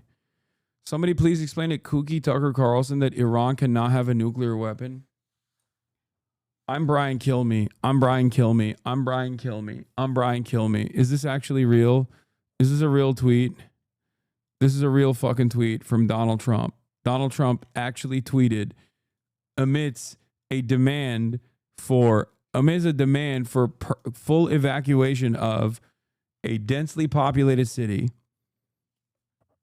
telling the civilians of Tehran to immediately evacuate, threatening to bomb Tehran into oblivion. He turned around and tweeted about how Tucker Carlson is wrong. Iran can't have a nuclear weapon.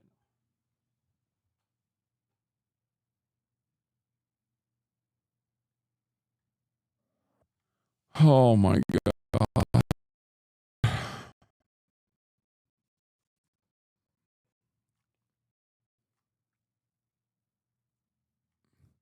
Clown country. Utter clown show. Complete clown country. It's a F. Little F happened. Frame drop. I know. There's some frame. It's patchy. It's a little bit of frame drops taking place.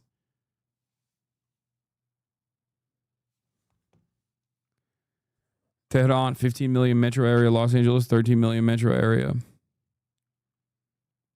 Exactly. Iran's been on the brink of having nukes since 1993 when Netanyahu, a young minister of the Knesset, wrote they could acquire a bomb by 1999. Frankly, the goal of regime change, I think, is no more the primary goal here than it was in Iraq. The sake of the war is war. It brings Israeli society together and it remobilizes American military support while the government stays in power and the region continues to suffer. Like I've said 100 times, is a reset button. No, it's not just a reset button. The sake of blowing up Iran and this final solution against Iran is to envision a different Middle East. Iran is the final spoiler against American ambition of full domination over this oil-rich region. If it doesn't happen tomorrow, if it doesn't happen today, it was bound to happen in, I don't know, the next fucking 10 years. Another Trump post.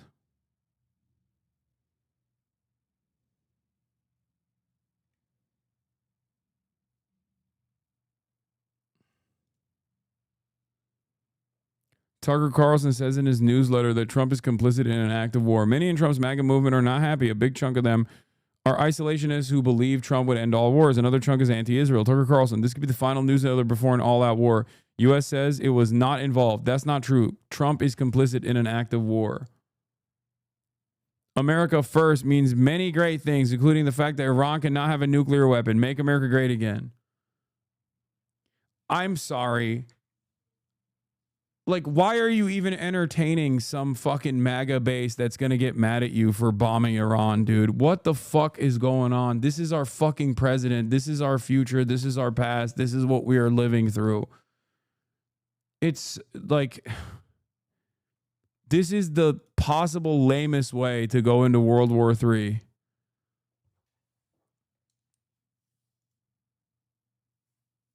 Joe Rogan, regular, apologizes for supporting Trump, calls for impeachment.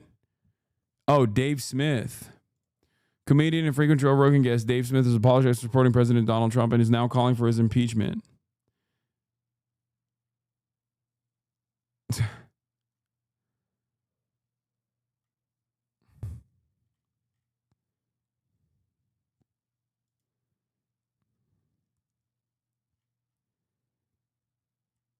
Watch the video on this. They feature you.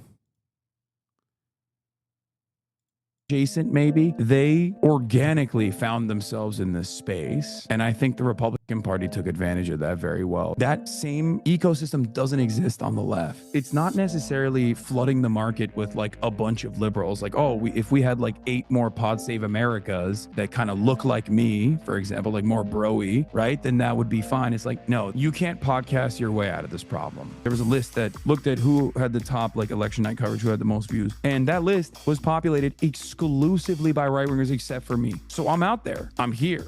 But obviously, I'm not directly aligned with the top of the ticket or with many of the establishment Democrats and their attitude towards consistently and stubbornly defending third-way neoliberalism. There is a divide here that does not exist within the Republican base of support that will develop a relatively conservative audience. So I think this is an issue that has to be solved top-down. I think first, it's not about like 10 more podcasters or 20 more liberal podcasters. I think it's more so about the Democratic Party looking within and doing.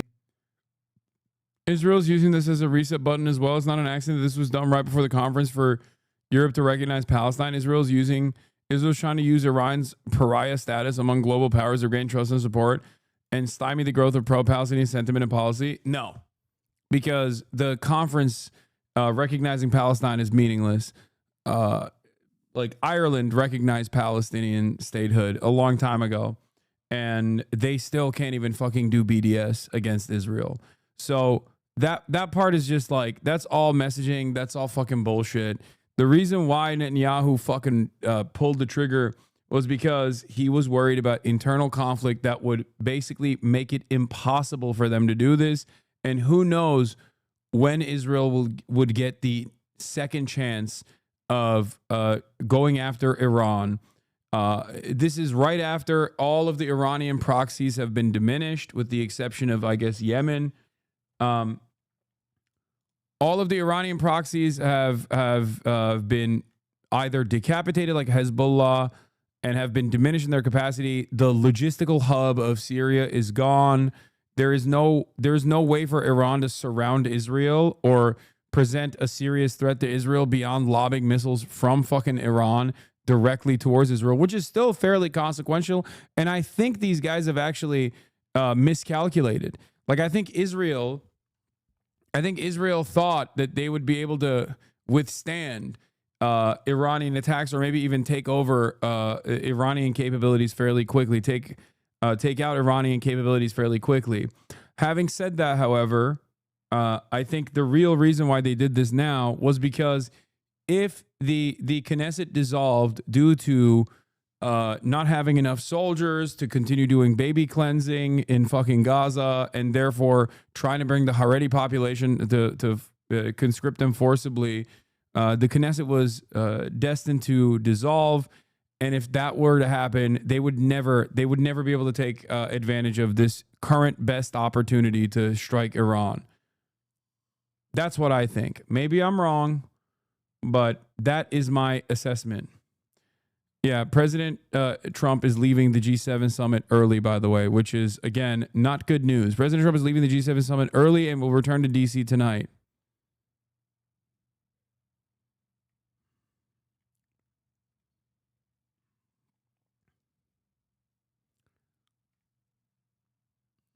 I think it is pretty funny, however, that the way that this is being done, like the consent being manufactured against Iran, is fucking identical to invading Iraq. Like, it is literally identical.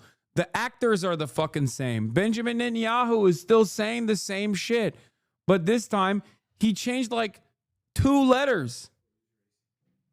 Okay. How crazy?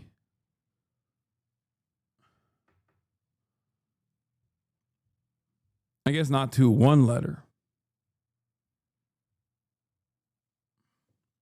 I agree with you 100% that the timing here is just right for Netanyahu to eliminate Iran as the head of this axis. My point is that while Bibi doesn't want a difficult war, I think he wants a long one. I mean, sure. I don't think... yeah, 1 letter, not 2.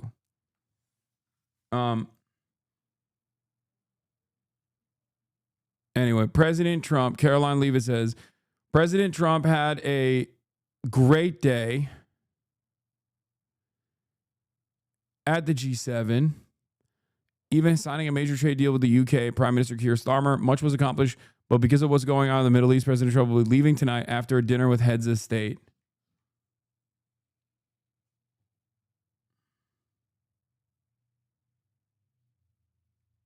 Reads like a daycare report card.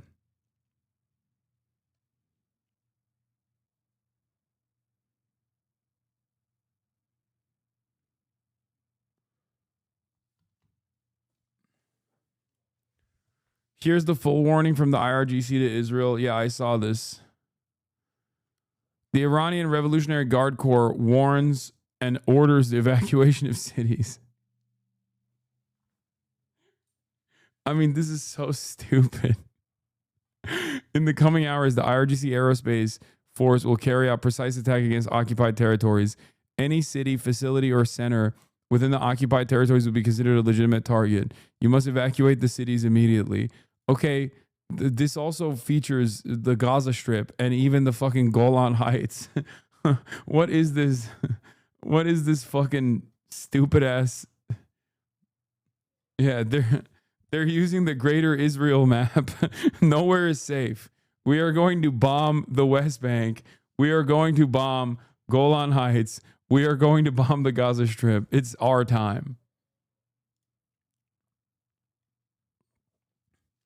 Sadly, it looks like I was right. Trump set to launch neocon regime change war against Iran on behalf of Israel. He's done nothing to explain his actions to the American public or even his base because he can't. He's forcing Americans to fight Israel's war because he's owned.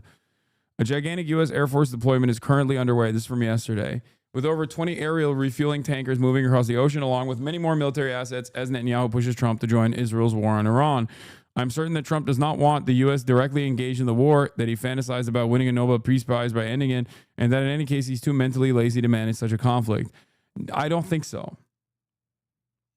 Because if he wanted a Nobel Peace Prize, he could have literally gotten one by telling Benjamin Netanyahu to stop the genocide. And he never did.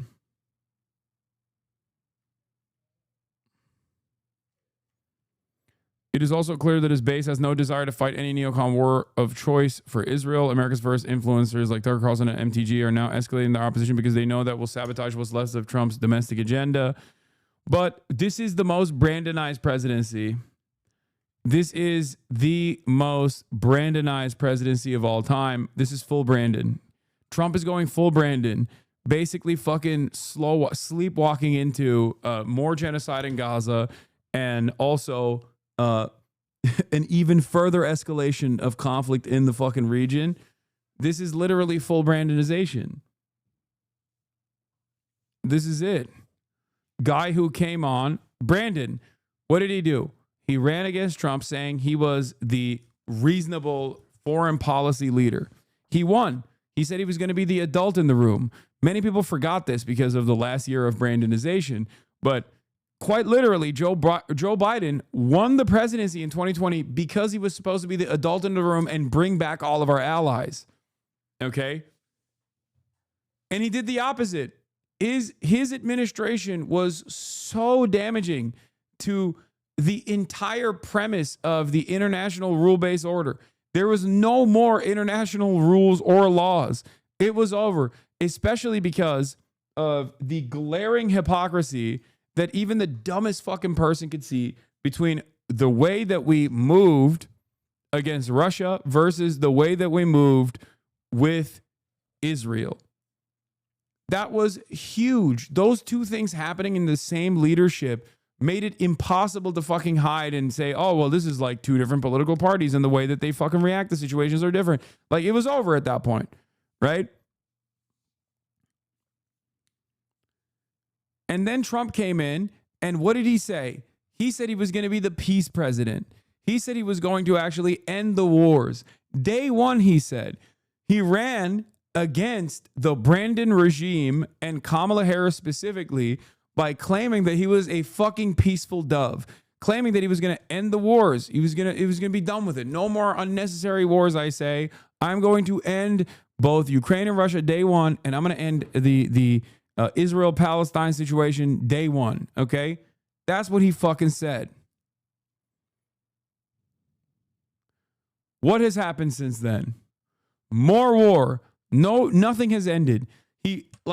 I'm willing to entertain how much more difficult it is to navigate through Ukraine and Russia because Russia is the responsible party for the invasion and it's a foreign adversary.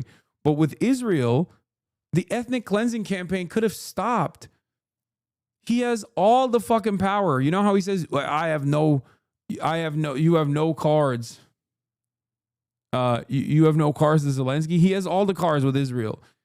He could say that to everything Trump said to Zelensky. He could have literally said to Benjamin Netanyahu. The humiliation that he put Zelensky through, he could have absolutely put Benjamin Netanyahu through 100%. He could have done that, but he didn't. He didn't do that at all because he also is a part of the uniparty strategy. Now we're getting double the fucking war. Full Brandonization, baby. Full fucking Brandon.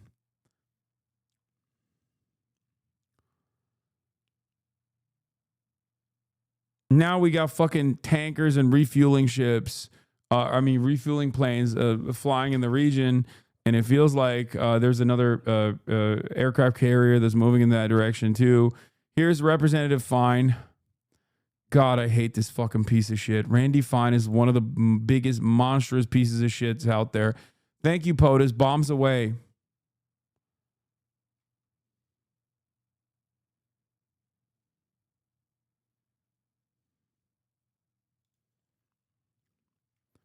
Iranian air defenses were activated in the city of Masjid Suleiman, Khuzestan.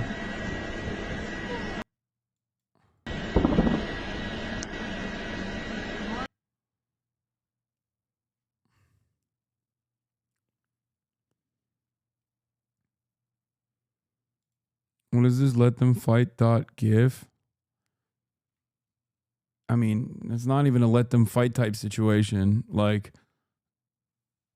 I think it's crazy that, I mean, there's just, Vice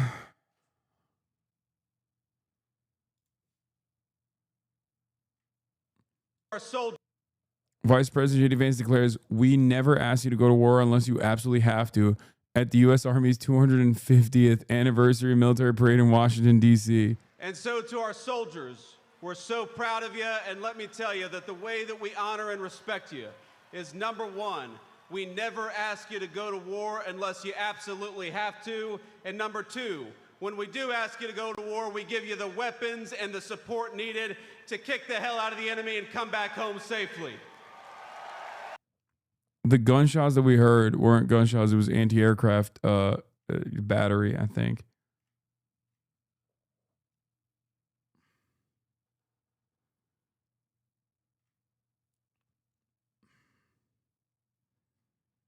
Imagine John Bolton's probably pretty sad that he didn't get to be a part of this. No, I don't think he cares. He's still nutting. He's still firing off the nuts. He doesn't have to directly be involved. You know what I mean? This is his baby coming to fruition. Here, let's hear from the Democrats on this. Global. Continue our conversation right now. Brett McGurk is joining us. Brett McGurk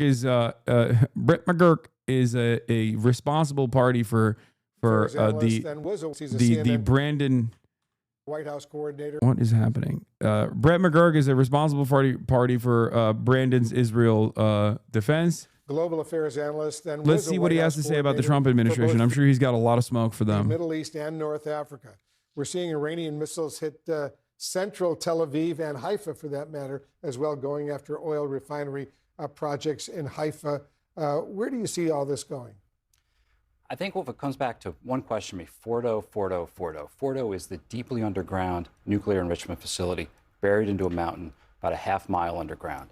That is something the United States can take out. It's something the Israelis will have a lot of difficulty doing. If this ends with Fordo intact, you could actually have a worse problem. You could have Iran more inclined to go to a nuclear weapon, and they have that infrastructure intact. Wait a minute. Wait, I'm so confused. Everyone keeps yelling at me saying that the Democrats would be very different than Donald Trump on this issue. This is so weird. Here is the former White House coordinator for the MENA region, Brett McGurk, who I believe famously told Israel to strike Lebanon now. Wait. But I thought foreign policy wasn't fucking uniparty. What's going on? This is Brandon's guy. This is the guy who was the prime guy. This was basically the fucking Steve Witkoff, more than Anthony Blinken.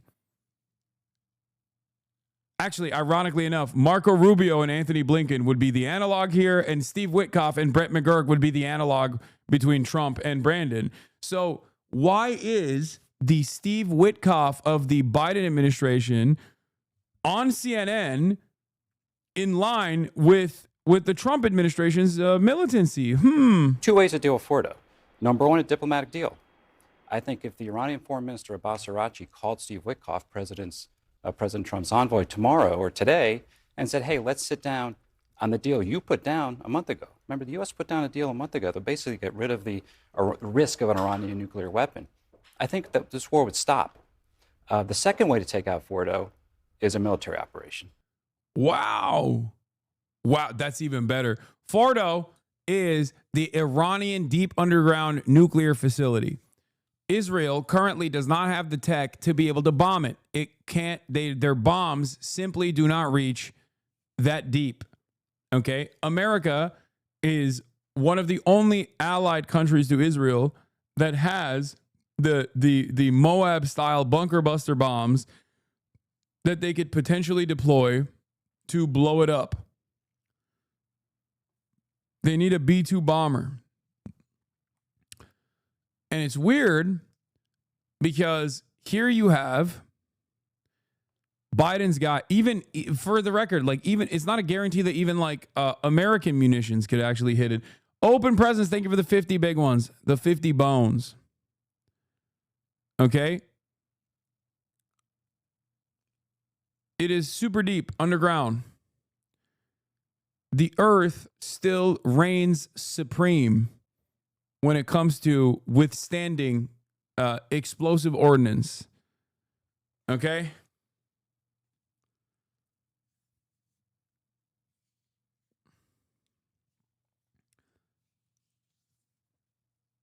So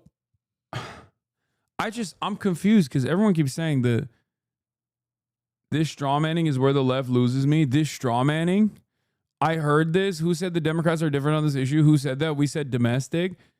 Have you ever heard me say that the Democrats are in lockstep with the Republicans on domestic? No, I always say the Democrats follow the past 4 years of the Republican administration. they're marginally better on domestic issues. That's not a straw man, dumb fuck.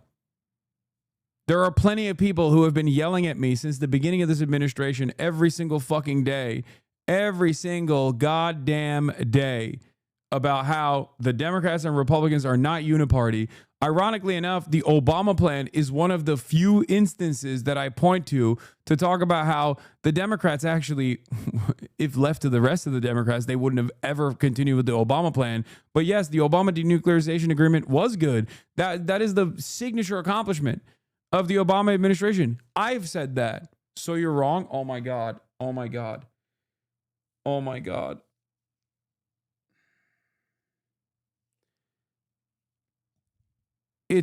No, I'm not wrong about the uniparty. Chuck Schumer was against the fucking denuclearization agreement, you dumbass. The fuck are you talking about? There are going to be every now and then some differences, but ultimately it is directionally the same, okay? You are so fucking stupid. You literally said, I heard this. Who said the Democrats were different on this issue? And then went, well, what about Obama's plan? Where is Obama's plan? It's gone. Why didn't Biden bring it back? Biden was Obama's vice president. Why didn't Joseph Robinette Brandon bring back the Iran denuclearization agreement? Because of Trump? Oh, I'm sorry. I didn't realize for the first 3 fucking years of the Biden administration, Donald Trump was actually running for president. Because of Trump? He couldn't? There were no relations? That's not true. That's fucking bullshit. You are wrong. Biden even hired some of the same people that Obama had initially to restart talks with Iran. Why didn't they follow through on it? Trump destroyed our ability to negotiate. Oh, get the fuck out of here, dude. So why is Biden's fucking literal MENA region director, who was responsible for their entire Middle Eastern operations, over here saying, we got to bomb Fordo then? Is that also because of Trump? Is that also because of Trump? What's going on? Some of you guys will move the goalposts wildly, will swing it around wildly with the hopes of defending the least popular party in this country, less popular than even the Republicans. And the Republicans are also deeply unpopular. I don't understand why. Do you work for the Democratic Party? Is this what your job relies on? Do you get fucking pay stubs? Like, what is happening here? It doesn't make sense. What is this defense of a falsehood? You sound like a fucking QAnon supporter.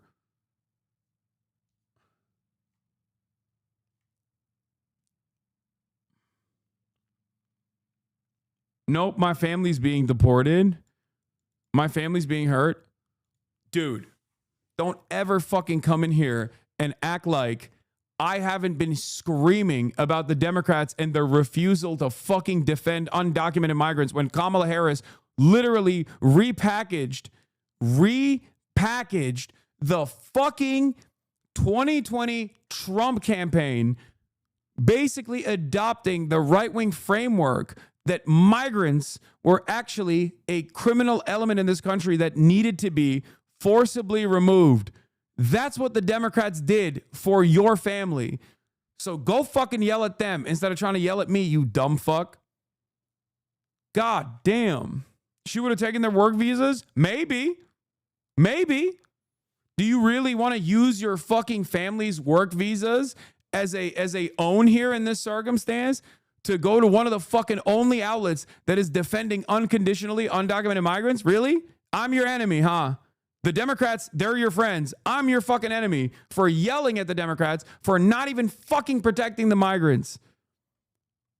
You are so fucking stupid and so fucking brain broken, dude. Go take it up with the rest of the fucking libtards in your stupid fucking circles that you spend time in online that celebrate, that salivate at the notion of, well, you know, they deserve it. They deserve it. They didn't sufficiently vote for Kamala Harris. Nope, you're wrong here. Oh my God. Oh my God. We deserve everything that's coming for us. I swear to God, we all deserve it. Fuck. I'm in my office helping with the immigration. I see the pain. Yeah, you see the pain. Make sure you figure out whether or not the people whose families have been sufficiently in support of Kamala Harris next time you're fucking processing someone's like deportation order, trying to fight against that, okay? Because if they have immediate family members that have fucking voted for Donald Trump, you should probably allow them to be expeditiously deported instead of fucking defending them then.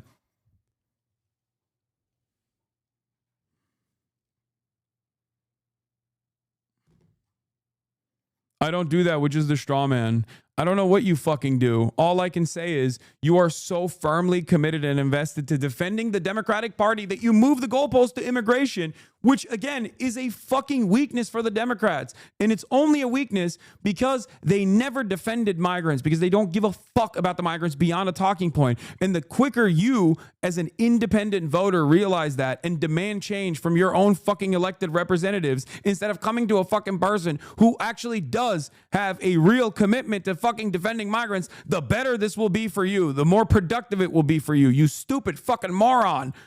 Democrats are also responsible for all of the fucking awfulness that migrants are experiencing right now. They normalize this sentiment. I've been begging since 2021 for the Biden administration to actually develop a counter message to get ahead of this problem before the Republicans use it. I've been saying it for the past 10 years, but especially detailing exactly how things were going to unfold for migrants if the Biden administration didn't quickly follow through on their fucking promises of amnesty for migrants, keeping them in undocumented limbo instead of keeping them in undocumented limbo, to actually go after and tackle this problem and counter message aggressively. And they didn't do that. And what did they do instead? Waited out 3 fucking years, allowed this problem to fucking fester, allow the Republicans to message about how migrants are fucking eating cats and dogs, like your Haitian relatives are eating cats and dogs, is what the Republicans said in order to win the election. And the Democrats, even at that point, couldn't turn around and be like, this is insane. This is not true, that migrants are not actually responsible for crimes in this country. Okay? Holy fuck. If you cannot at this point realize that when the counterbalance, the counter message, and the counter mechanism that is supposed to be in place against growing fascism in this country is the Democratic Party, and they've dropped the ball in spectacular fashion when it comes to every single issue, including but not limited to even migrants, turning around and basically admitting that the Republicans are right and that the migrants do constitute a national security threat, which is exactly what the Democrats did. October 6th is when Biden came out, before October 7th, one day before October 7th, Biden came out and said, we are also going to build a right wing. We're going to build the wall. We're going to build a right-wing piece of legislation to combat the crimes that migrants are committing in this country. That was fucking bullshit. That was never real, but they conceded on the right-wing framing. And a big part of the reason why this issue became a 60-40 issue, 60% in favor of fucking mass deportation as opposed to amnesty, was because the Democrats also admitted on their side that this was actually a real national security problem. For the first time ever in contemporary Democratic Party history, for the first time ever, Democrats literally came out and said undocumented migrants are actually constituting a fucking national security problem. They gave ground but wouldn't take work visas. You are such a fucking moron, dude. You are such a fucking donkey. Who gives a fuck if the Democrats would offer temporary work visas while simultaneously literally admitting a falsehood that the Republicans had presented, that they are actually a fucking national security threat? They are pushing the needle in the direction of mass deportation, and the Democrats are not fighting against it. So of course Americans are going to start believing that they are actually fucking criminals. This is my point.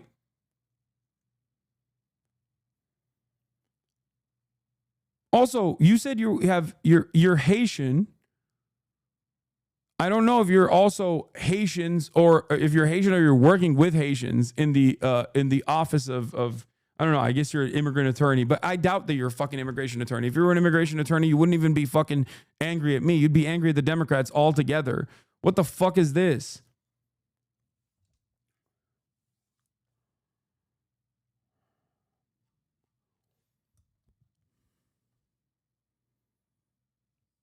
That's not a leap. I've never met a libbed up immigration attorney that doesn't actually fucking criticize the Democrats and their failures on migration. Maybe you are the one fucking person. Anyway, I'm done with you. Suck my dick.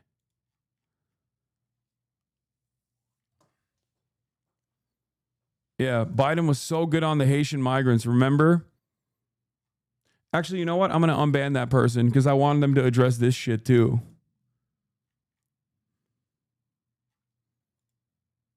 What was the fucking account username? Chat.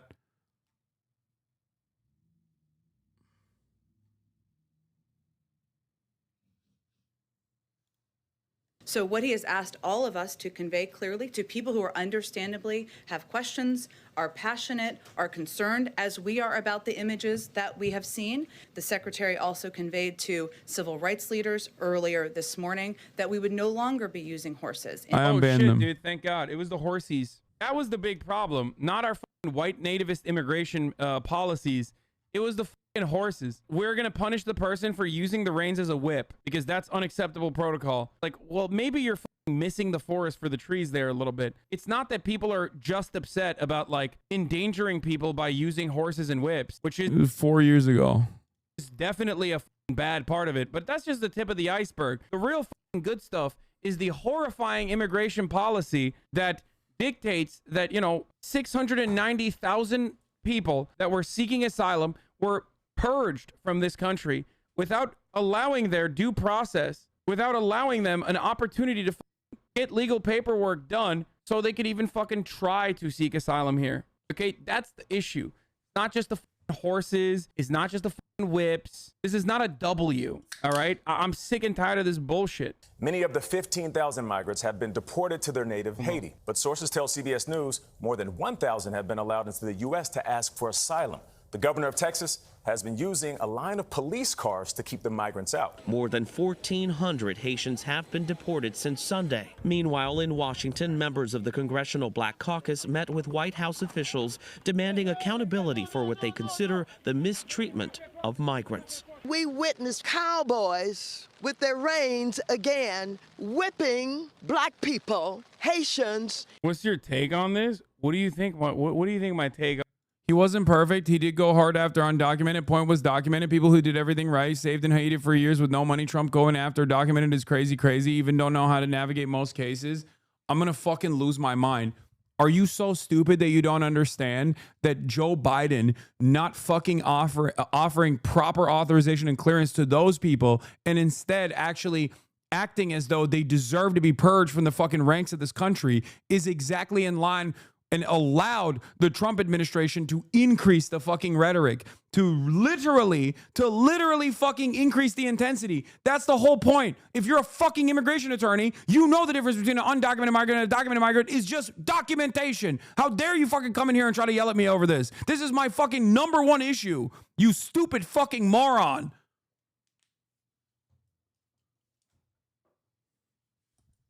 Exactly? What do you mean exactly? What do you mean exactly? The fuck is wrong with you? You just admitted that the Biden administration was going hard after undocumented migrants. God damn, you are so dog shit at your fucking job, dude. Holy fuck. I'm going to come to your fucking office and do the proper clearance and the proper paperwork instead of you. Holy fuck. You didn't go against that? What are you talking about? You're coming in here telling me how to do my fucking job. Clearly, you don't even do your job right. How about you worry about your own fucking job, stupid? Imagine trying to fucking rage bait me over immigration as an immigration paralegal or whatever the fuck you do, seemingly, while defending the fucking liberal administration's idiotic white nativist policies. The fuck is wrong with you? Rage bait Lamau. Okay, suck my fucking dick. Now you admit that you were rage baiting me. I'm glad you got your fucking rocks off, moron.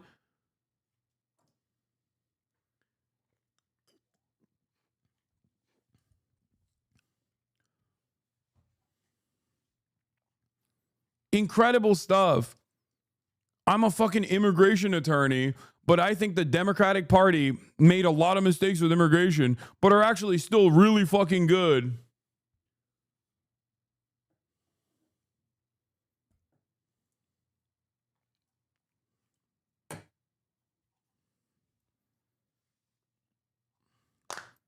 I'm an immigration attorney, but I'm here to fucking trick you by behaving like a fucking moron. New Chinese embassy update. We urge our citizens to leave Israel via land towards Jordan as soon as possible. What the fuck?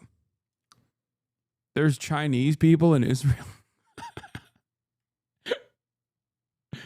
Yeah, Trump wants everyone in the Situation Room when he arrives at the White House tonight.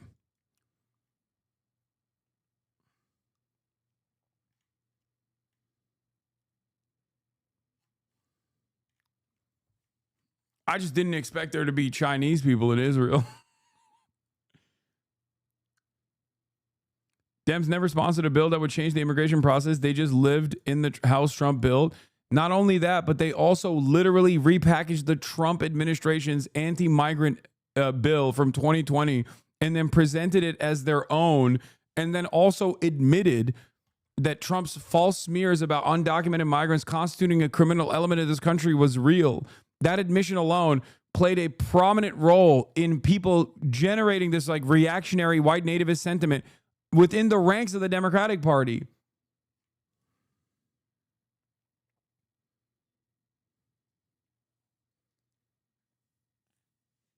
I watched Chinese people in Bilibili doing a vlog of the strikes yesterday in Tel Aviv. Yeah, no, it's the meme. I'm saying, no, it's fine. I just didn't expect them to be Chinese.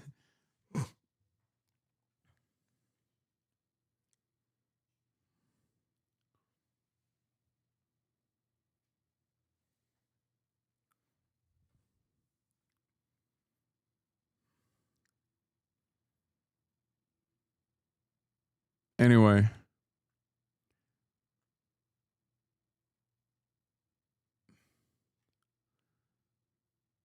Fox News keeps pushing that only U.S. can take out Fordow. Maybe they're lying. Maybe Israel has a weapon as well that America gave it or something. I don't fucking know anymore. Ay.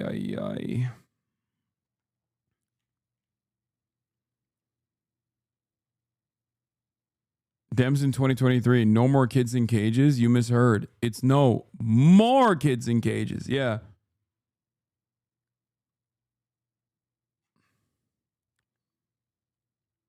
Some of the recent major strikes from Iran. Wait, is this new? I don't believe this. This is happening right now.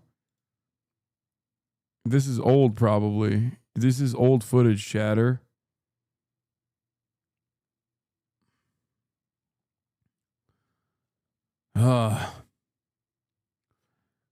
I feel like there would be more of a hubbub. By the way, notice how we moved on from, of course, America's uniparty when it comes to Israel to actually, of course, Biden was really bad to undocumented migrants. Like, that person is such an indecent, immoral charlatan who openly admitted that they were just rage baiting and didn't even do a good enough fucking job with it.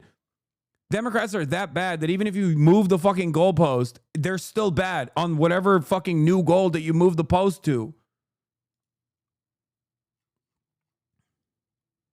That's how bad they are. Don't ever come in here and fucking defend the Democrats ever again, unless they do something good, at which point you won't have to defend them. I'll be defending them. I'll be the first to defend them. Stupid loser. A meeting scheduled for tomorrow, including a meeting, I should note, with the Ukrainian President Volodymyr Zelensky as well, and on that list of everything that these leaders were going to talk about. But the White House has decided to cut this trip short so the president can return to Washington tonight, citing exactly what is happening inside the Middle East. We've talked to officials about the president's post on Truth Social earlier that everyone who lives in Tehran should evacuate. Obviously, that is millions of people, Anderson, and a quite urgent warning from the President of the United States. One official said it just reflected the reality of the situation of trying to get Iran to the table as they are trying to sort this out, with the president still voicing confidence that some kind of deal with Iran could be made. They aren't baiting. They're Kamala or busters. They just repeated rage bait because you said it. Okay, now I want to fucking unban them so I can rip into them even more. If that person is unironically a Kamala or buster, oh my God. There's such a thing. I cannot believe there is literally a thing There are actually Kamala or busters out here. Like, there's still people who ride for fucking Mamala. Oh my God. Carrier movement as they're basically posturing Makes sense to how make sure stupid they're they were protecting arguing. the U.S. forces who are in the region right now. I will note one person who's here on the trip with President Trump is the Secretary of State, Marco Dumbass Rubio. K-hivers. I'm told he's been briefing him throughout the day on the latest and the updates that we've been seeing. And the president has also had several conversations with the Israeli Prime Minister Benjamin Netanyahu. And so everyone is watching, obviously, what is happening in the Middle East and also why the president's cutting his trip short, his trip here early short is making such a difference and what that means about what's next. Yeah. Caitlin, we'll see you at the top of the hour on The Source. Coming up next right now, CNN Chief International Correspondent Clarissa Ward in Israel. She's at Tel Aviv's largest hospital. Clarissa, how are Israel's defenses, first of all, holding up against the latest Iranian retaliation?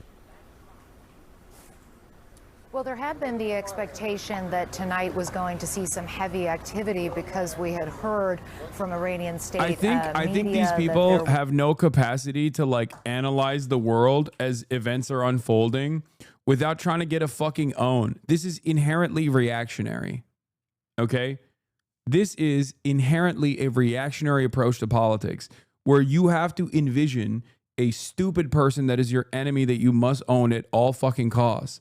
Like, you have no substance to your commentary. You have no worldview. You are just simply moving along with the I told you so narratives. If you want to be on the right side of history and constantly tell people in the smarmiest ways possible, I told you so, become a fucking leftist, okay? You shouldn't do that regardless, but trust me, you'll have plenty of I told you so opportunities, you fucking morons. Oh my God. It's so crazy. The idea that like, well, imagine if we had Harris right now, we wouldn't be in war, is so fucking stupid when you have literally every Democrat saying we want more bloodshed in the Middle East.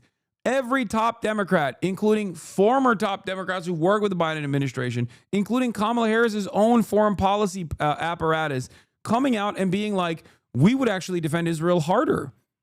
If we have the opportunity, give us the opportunity, we'd be so hard defending Israel right now. And these fucking morons still go, Kamala would have never done this. Let it go. Let it go. Drop it, please. I don't want to argue with dipshits that have this kind of opinion right now in this like time of unprecedented danger that Kamala Harris would certainly also be on board with. Waltz was significantly more progressive than Kamala. Murat! Fuck! The nuclear Jesus material Christ, that they're dude. working with, that remains. And unless the U.S. is involved, it's a real question whether or not they can actually take out both of these Iranian nuclear facilities. And it's interesting, Henderson, you know, when you talk to people here about the possibility Swear to God, of, okay, he's a look, it looks fucking like Iran has aerospace made engineer, but he has the IQ of a fucking plankton, dude. He opens the door and revs the engine to his fucking dual sport, literally outside of the fucking house, like right next to me. I can smell the fucking fumes. I'm losing my fucking mind. I don't know why he has to always use industrial equipment or loud sounding fucking motorbikes right next to me with the fucking door open. Progress has already been made in that endeavor. But if the objective is to completely dismantle it, to ensure that it can never be resurrected, that seems to indicate that regime change is really the desired outcome here. Not clear how that would transpire or what that would look like, but certainly that is raising a lot of anxiety, Anderson, across this entire region. Yeah, Clarissa Ward, thanks very much. We're going to check back in with you later on in this hour. I want to get perspective now from CNN Global Affairs analyst Brett McGurk, former Middle East and North Africa coordinator for the National Security Council, also retired U.S. Army Colonel Pete Mansour, senior fellow at the Mershon Center for International Security Studies at Ohio State University. Colonel, first of all, what's your read on the president's social media post calling for the evacuation of Tehran? Do you think that is an indication that the United States is going to get directly involved in this? It certainly seems that way. You know, I didn't really think the United States would get involved unless it was attacked in the region by Iran. But with the president returning a day early from the G7, there's really no reason for him to do that if he's just monitoring the situation. He can do that up in Calgary. So I think this may be tipping the hand that the United States might weigh in a military sense to complete the job that the Israelis have started. Brett, do you agree with that this seems to be an indication of something? As Brett McGurk. I think there's two things going on here, Anderson, and both are linked. I think we are moving our military assets into place to be able to do a strike into Iran, particularly to take out that Fordo facility deeply underground, something really only the U.S. can do. But secondly, there's still an off-ramp on diplomacy. This is coercive diplomacy, what you're seeing. Oh, dude, yeah. Basically, the White House believes they put a deal down to the Iranians about 6 weeks ago that it's a good, fair deal. The Iranians really never responded to that. In fact, they escalated their program in response to that. And basically, I think the view is if Abbas Araghchi, the foreign minister of Iran, calls Steve Witkoff, who is President Trump's envoy, and says, you know what, I re-looked at the deal you put down, I'm ready to take it, that's the off-ramp. If Iran does not do that, I think we're actually, it seems like the U.S. is putting everything in place to get directly involved militarily. One way or the other, it's very clear here. I think Iran cannot be left at the end of this with that enrichment program in place at Fordo. Natanz is the other one. The Israelis have hit that. And then you have the conversion facility. This is part of the fuel cycle at Esfahan, which has also been hit. But Fordo, that is the key. And if you don't dismantle Fordo at the end of this, as you said, Anderson, not only does Iran have the know-how, they have an underground facility with about 10 cascades of very advanced centrifuges, and then you're kind of in an even worse position. So this is really coming to a head fast. It's unprecedented. If anybody says they know where this is going, they don't know what they're talking about. But I see putting the military pieces in place, that's smart, as you have a diplomatic off-ramp. So, you know, let's hope Iran decides to take that off-ramp. Otherwise, I think we're possibly looking to an American strike at Fordo. Colonel, do you have a sense of how long it takes to get U.S. assets in place? I mean, we're talking about, you know, battleships and other assets. Well, we're really talking B-2 bombers and other aircraft like the B-1 that can carry the kind of weapons that could penetrate the mountain at Fordo and destroy it. You know, some of those systems are already in place. They're at Diego Garcia in the Indian Ocean. They're at Qatar. And they can fly from Whiteman Air Force Base in Missouri, for that matter. So we have the capability now to strike Fordo. It's just a matter of giving the word. Brett, as we said, Tehran is home to more than 9 million people. Obviously, a complete evacuation of a city of 9 million people is a difficult thing, particularly if there's incoming fire. And at the same time, we heard from Israel, from Netanyahu, the idea of Iranians rising up and overthrowing. No, he escaped on a motorcycle. That seems a difficult. I mean, obviously, we've seen demonstrations before. There's clearly a lot of animus toward the regime, a lot of dissatisfaction. There's a lot of different ethnic groups as well. But rising up while under bombardment, that seems a contradictory thing. No, if I were advising the president, I would say you got to keep the Israelis, avoid mission creep here. The declared objectives of the Israelis are the nuclear program and the missile program. If by taking those out, you wind up with a regime change scenario, that's one thing. Guys, there's a lot of diversity of opinion here. Regime change. I'm looking at Pete on the fucking CNN panel. I would not try to go down that road. Keep the mission focused. Align your ends and means. Big diversity in the panel here. Program. How much do we bomb Iran? Mission creep scenario. You get into massive unintended consequences. Don't know where that's going. I think you want to have an endpoint. Again, align the military resources. Have a diplomatic off-ramp. I can see that's what the White House here is trying to do, but it's very unclear where this is heading tonight. Colonel, you would agree with that, given experiences in Iraq and other places. Regime change should not be, in your estimation, part of the He told me he had headphones on, so he couldn't hear me. It's going to take a long time. He had AirPods in, so he couldn't hear me yelling at him. Iranian people to rise up, but they're leaving the one city that matters. If they're going to rise up, it's going to take months or years before that happens. If there's to be regime change in Iran today, it's going to have to come from within in some sort of coup. And I don't think the Iranian Revolutionary Guards are going to assassinate the Ayatollah. So I agree with Ambassador McGurk. stay on target, destroy the nuclear program and the missile program, and then you've defanged Iran, and you've already defanged its proxies around the region, and then the region is in a much better position going forward. Peter Mansour, Colonel, thank you very much. Brett McGurk as well. More now on the kind of day this has been. Here's CNN's Nick Payton-Walsh with that. Mid-broadcast, the conflict came to the... What the fuck? Calling for a military coup on CNN? Yeah, I mean, Americans are the... This makes sense. This is how America is.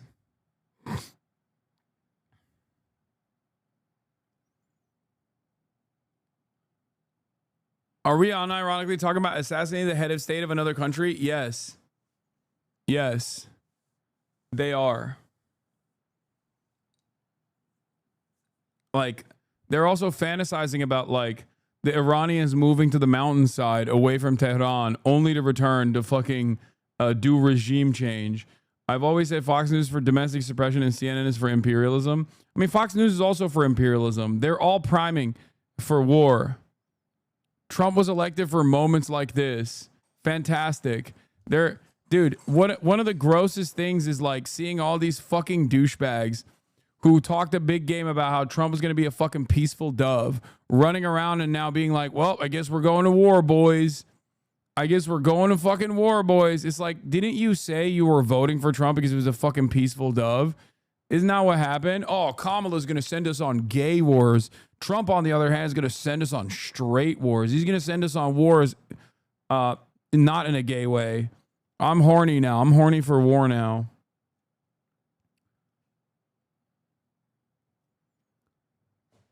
God damn it, dude.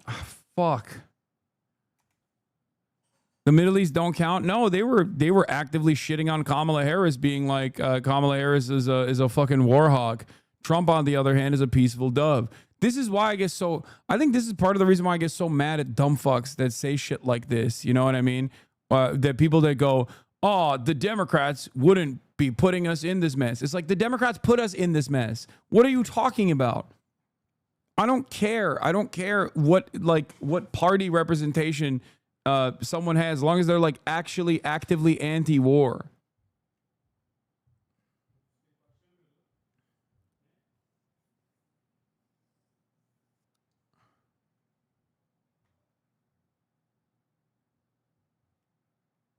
Like, it's so fucking annoying. Will President Trump destroy MAGA by going to war with Iran? Open Presence, thank you for the 100 gifted subs. God damn, Open Presence has been fucking going crazy in the chat.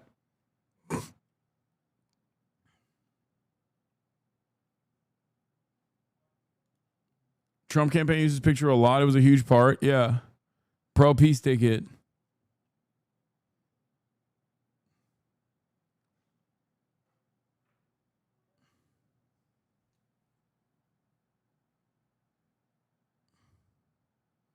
I think it really might happen. My dad is in the ICU. My active duty brother was in the midst of arranging to come home and be with us. Now he's been radio silent for 5 hours. Oh, yeah. I have no, like, I have, God, I hate these fucking losers.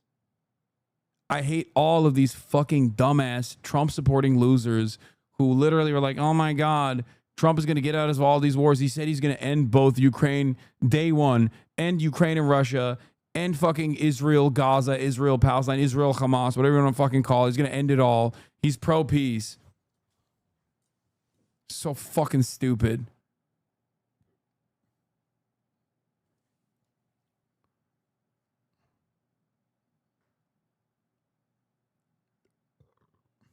Trump ran against Hillary Clinton successfully by positioning himself as against the Iraq war. That was a bad war. It was a shitty war. We should have never entertained it. We lied to go into it. Okay. Now the guy that said the same things about Iraq is saying the same things about Iran, and you're on board. You know? Will the base realize this? Probably not, because they're fucking cultish losers. But it seems like we have the same level of cultish fucking morons on our side, too, on the Democratic side, too.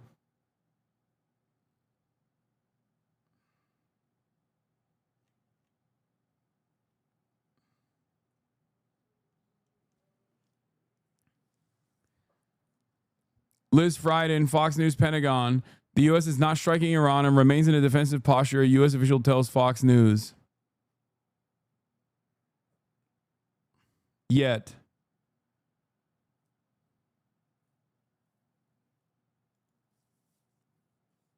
Yeah, CNN continues to promote Middle East announcements from Biden aide Brett McGurk, who directed U.S. support for bloodshed, strategic drift in Gaza and Lebanon.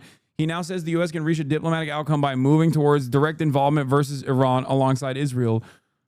McGurk's role in the venture capital firm called Lux Capital that seems focused on expanding its influence in the Middle East, his founder Josh Wolf, has for been days promoting pro-war content, including the surreal claims Iranians will welcome military-enforced regime change. Do you have more information about McGurk or other former Biden administration officials who led us to this scary moment that the public deserves to know? You can reach me at akbar.58 on Signal. A privilege to celebrate Founding Day with His Royal Highness Crown Prince Mohammed bin Salman, plus Lux venture partner Brett McGurk. MBS and Kingdom of Saudi Arabia are taking key role in diplomacy on all key conflicts. That's how you know these motherfuckers are going to slaughter Iranians, dude.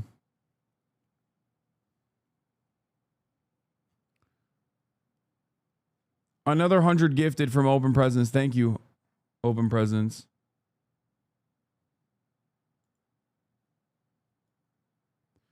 Remember what I previously said. Obama will someday attack Iran in order to show how tough he is. 2013.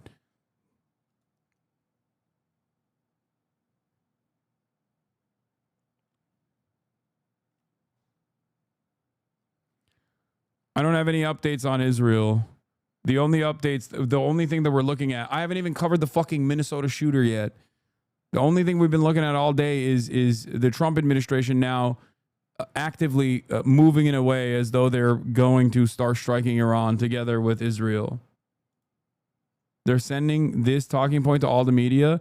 U.S. is not joining Israel offensively in its military operation, per U.S. officials, despite reports that President Trump asked the NSC and Situation Room to be readied. I'm told NSC cabinet members are already on standby 24 hours a day, including since Israel's Operation Rising Lion began.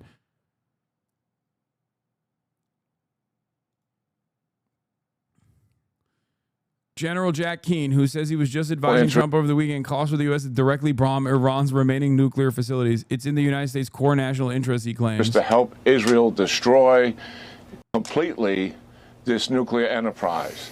And Fordow sits out there as a potential target that Israeli is challenged by. It's not that they don't have imagination. It's not that they couldn't do some surprising things. None of that certainly would be off the table. Okay. But the guarantee is for the United States to use its penetration bombing to take that site out. And I believe once that's done, we start to see the end of this thing. General, let me, got about a minute left. You're talking about Fordow. It's relatively located right here, west of Tehran, the capital. This is the anti-Semitic channel, by the way, according to Israeli Society, that says 50% of Israeli society believes that Fox News is not sufficiently pro-Israel and is actually too pro-Palestine. This is Natanz here, just to the east and south of it. This is an aerial picture, General, okay, of Natanz and what it was before. You've got buildings and structures here, buildings here, and buildings here. That's pre-war. Now you've got complete devastation in Natanz here, this building located here, as well as this one in the upper right-hand corner. Natanz is very different from what this site that you're describing. Fordow is a half-mile buried inside of a mountain. And you believe the United States has no choice but to get involved with the Iranians?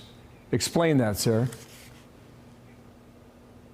Well, it's in the United States' core national interest that Iran does not have a nuclear capability and get to it.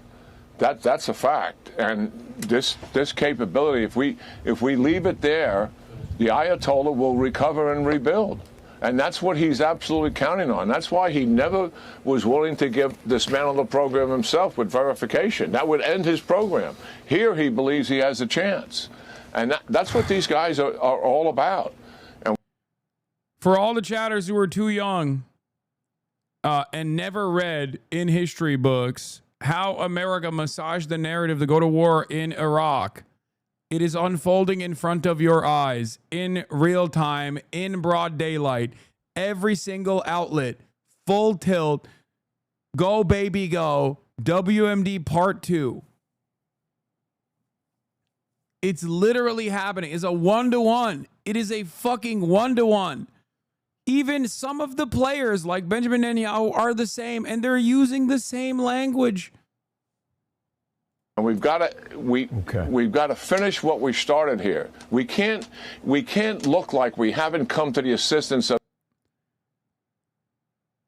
Doesn't even have the wattage left to come up with a different rationale than Iraq. I once thought that Bush and Blair had forever poisoned the well for WMDs as a cause for preemptive war, but nope, this senile pedophile doesn't even care enough to try.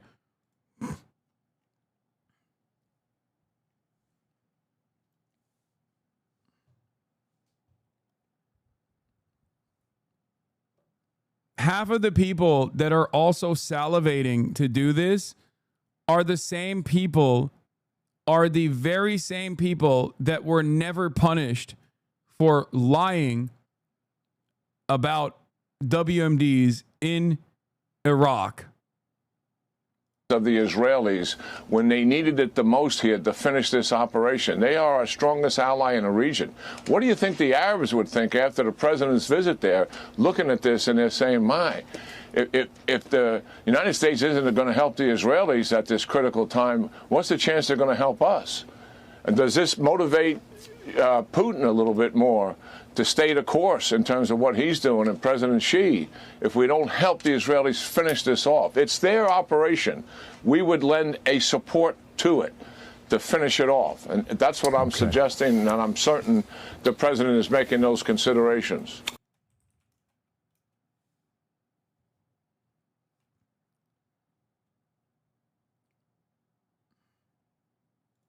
Here is also Glenn Beck. Has Israel...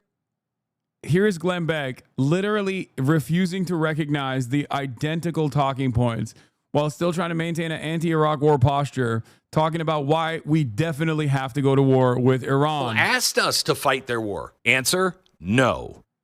Is this another Iraq, or is it something entirely different? Well, let me tell you what makes this moment unlike anything else we have faced before. First, this was not a call to war. This was not a land invasion. This is not a campaign to topple a regime and then sit around for 20 years trying to rebuild a culture that doesn't want what we have. Even though Iran, the Iranian people are good people, the Persians are great people, and they do want a life like ours. But this was targeted. This was surgical. This was preemptive. Not against an idea, not against a guess, against the very real, very stated intentions of a regime run by men who do not think like we think, okay? They do not want what we want. We choose life. They literally choose death. That is as clear as it is. Do you choose life or do you choose death? That is a culture of death. So I want to start with the clerics of Iran. The Ayatollahs, the supreme leader, the mullahs, the puppet masters of the so-called Islamic Republic and their Sharia law. I have said this for years and years and years. If you don't understand this, you don't understand Iran. These are 12ers. They are followers of a branch of Shiite Islam that believes not just in the return of the messianic figure called the Mahdi, but also that his return can and must be, in their words, hastened or accelerated. And the only way to do that is to, quote, using their words, wash the world in blood. Okay, I think I'm out at that. You know, that's my first stop on the train, and I'm like, I'm going to get off here, please. Well, sirens in Tel Aviv incoming, ladies and gentlemen. Let's take a look.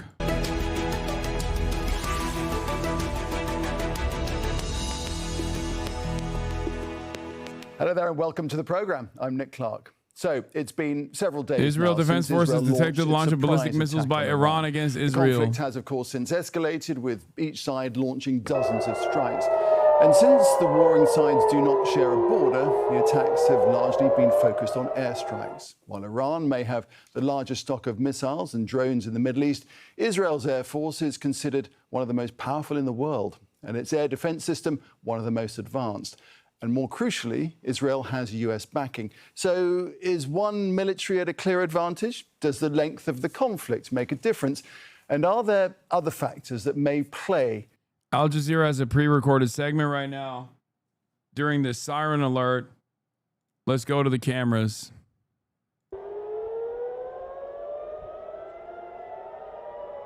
This is a Turkish channel. Sokak Kedisi. Stray cat.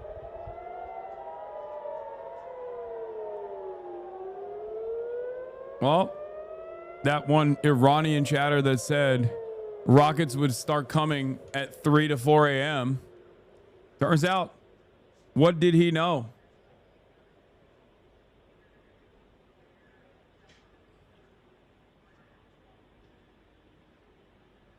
Siren stopped. Yeah, I mean, this is the same time as last night. These are the first sirens that come. They're not going to be the rockets are not going to come yet.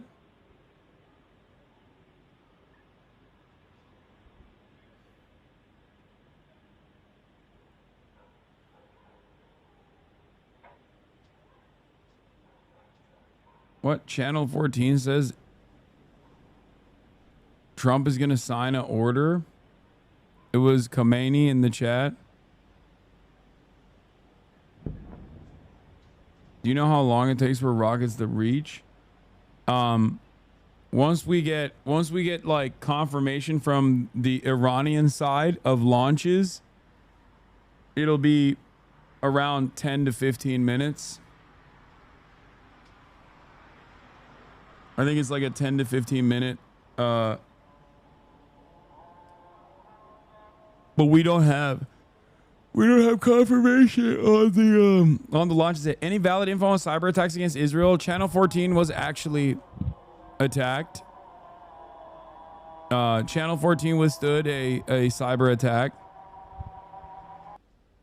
And also there's speculation that like the interceptor failure was due to a cyber attack as well, but I don't know about that.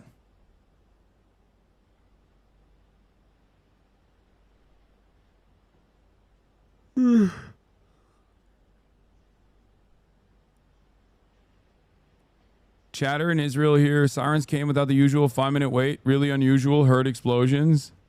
We haven't seen any visual confirmations of explosions.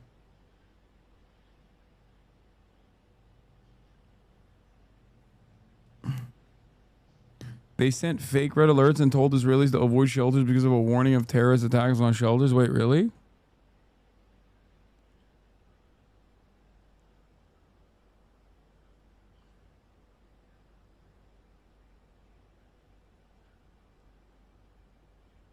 Be in the Situation Room pretty soon with the president. Is he still aiming for a nuclear deal with the Iranians? Of course. The president's, as he said today, his position has not changed. What you're watching in real time is peace through strength and America first. Our job is to be strong. We are postured defensively in the region to be strong in pursuit of a peace deal. And we certainly hope that's what happens here. And America first means we're going to defend American personnel and American interests. So when you see jets and you see air defense Authority assets, warns against counter fake UAS messages. assets, that's because my job as the Secretary of Defense is to ensure that our people are safe and that we're strong so that we can set the conditions for a deal. And President Trump's made it clear it's on the table. The question is whether Iran will take it. Be in the Situation Room pretty soon with the president.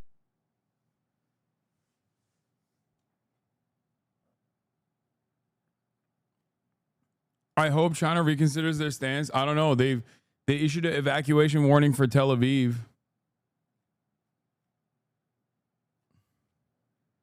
So who knows? Who knows what they're fucking cooking up? Who knows what they got in the lab, dude? I mean, they are very much the opposite of the USSR. But then again, like I said, this could be the push comes to shove moment that accelerates, that pushes China to finally take an interventionist stance that directly is antagonistic to America's immediate military goals in any part of the planet.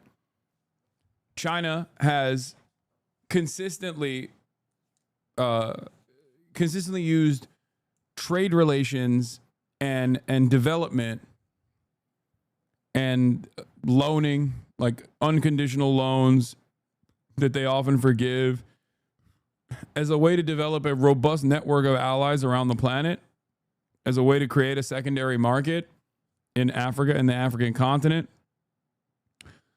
Having said that, however, their non-interventionist policy, especially when it comes to like military intervention, they're very limited in the interactions that they have with even like Russia, for example. They'll offer some support with Russia in Ukraine.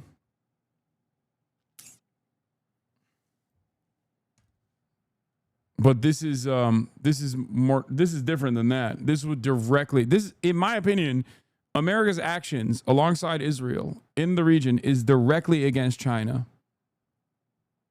Explosions in Tel Aviv, we're not seeing shit, we're not hearing shit.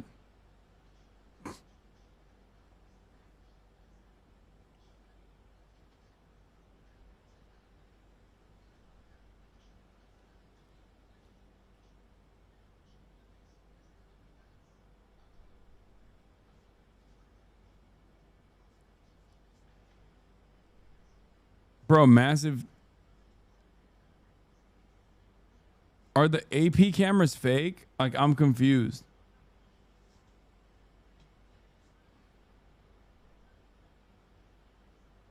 Al-Haddad correspondent, 2 rockets fell in Beersheba.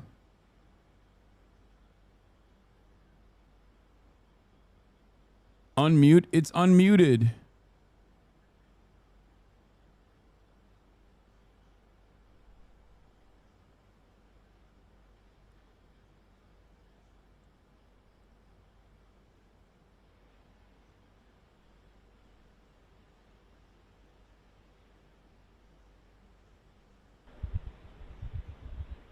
Bro, this is the same live feed that everyone is using. I don't know why you guys are saying this. Literally the same live feed that like all the OSIN accounts are using as well as the Associated Press live feed. Trump says he must return to Washington as soon as possible. Trump says he must return to Washington early for obvious reasons.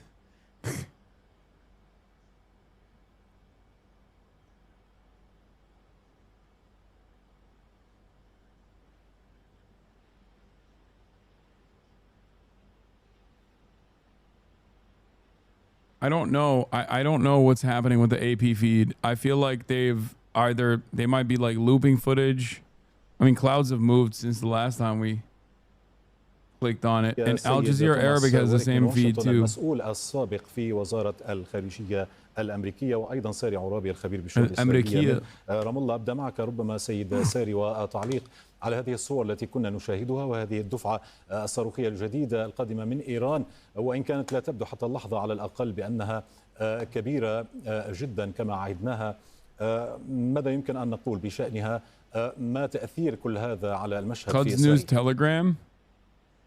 يعني الحقيقة تأثير هذه الصواريخ على المشهد بإسرائيل منوط بقدرة هذه الصواريخ التدميرية. هل ستكون هذه الصواريخ كما I can see Israel doing a total blackout of all information coming out of Tel Aviv. China's feed? China has a feed? What the fuck?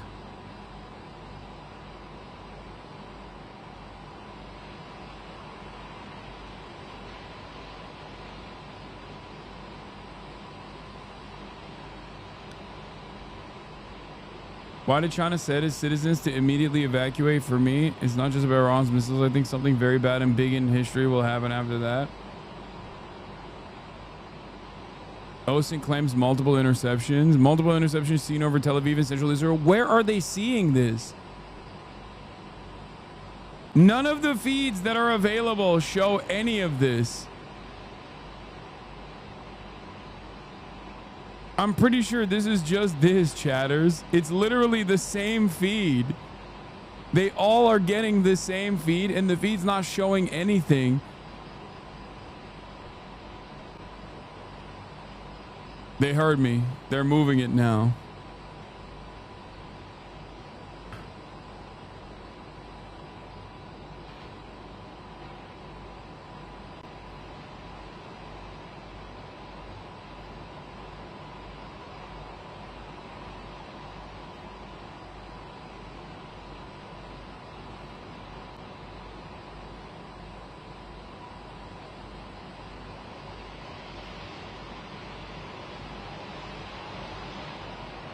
U.S. Central Command an hour ago, Iran is preparing to launch a large-scale, unprecedented attack on Israel. They've been saying this nonstop, dude.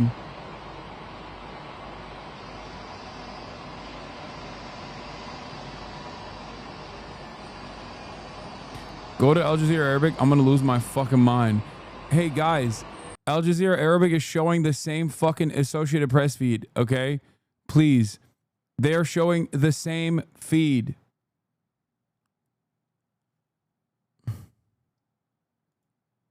Breaking loud blast heard in Tel Aviv. Why are we not seeing it?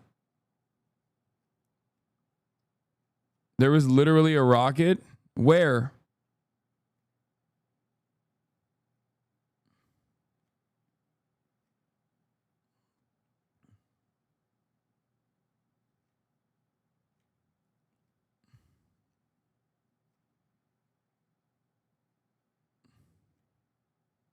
Clip it. No, the Al Jazeera rockets that you're seeing are from earlier, dude. This is from earlier. These are from earlier. These are the same rockets that they're looping, dumbass. That's a replay. This is the live feed. The live feed is identical to the AP live feed. They're literally looping. There's nothing happening in Tel Aviv. Where are the Israeli chatters?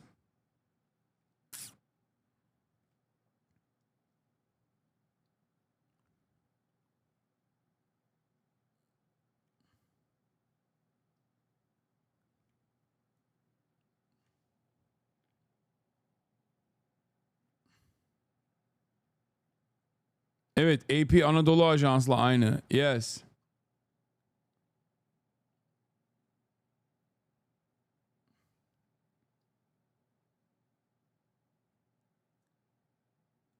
Now Tel Aviv is given the all clear. Update. Civilians may now exit bomb shelters following Iran's ballistic missile attack. The home front command says, what is happening? We're not... What?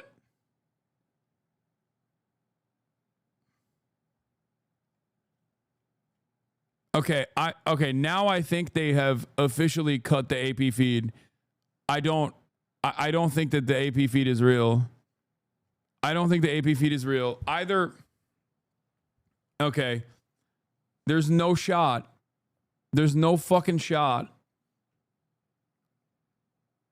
Either all the feeds are just feeding fake info.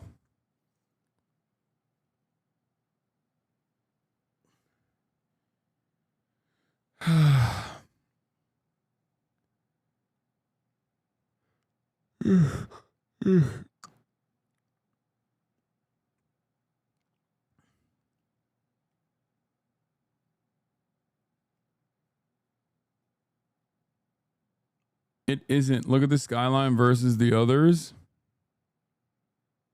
Yeah, it looks the same. What are you talking about?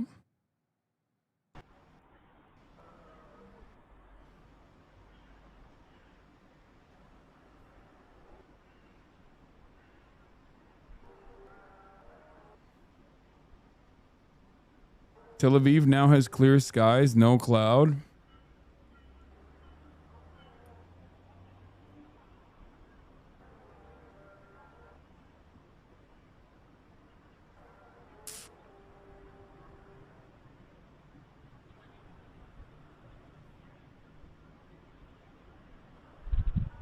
What the fuck was that?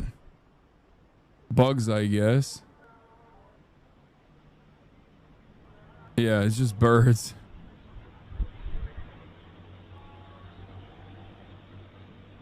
Here, bombs going off. This is fake, chatter. That's fake.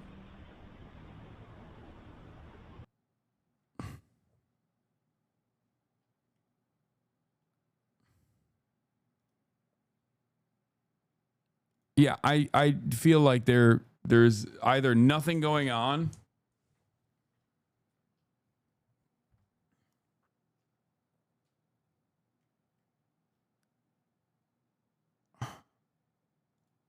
multiple countries asking their citizens to leave Israel. China, Russia, Argentina, and Germany asked their citizens to leave Israel immediately, according to Israeli media.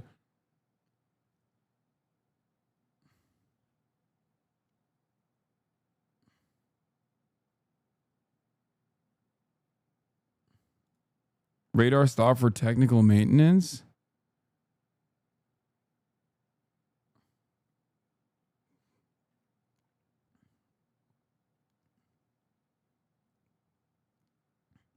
I don't think that IDF Home Front Command stated the civilians can now leave their shelters. Look at the third failed ballistic missile attack today against Israel by Iran. IRGC and Iranian news are both saying they hit Tel Aviv.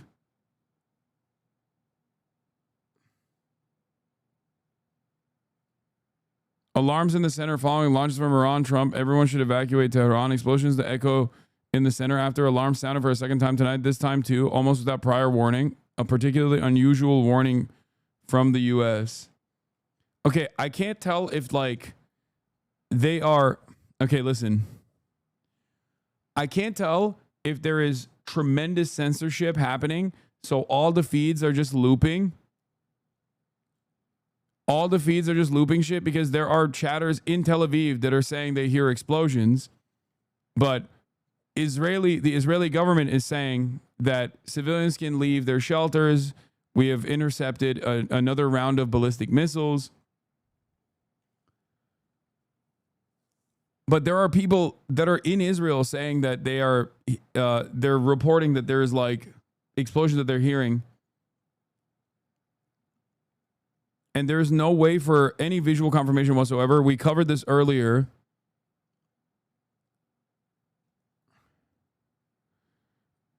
Mint Press says, according to reports, a single cruise missile was fired and was not detected by Israel until it reached its target. An explosion was heard in Tel Aviv. No official confirmation of what was hit or if there was a last-minute interception. It appears that Iran is probing.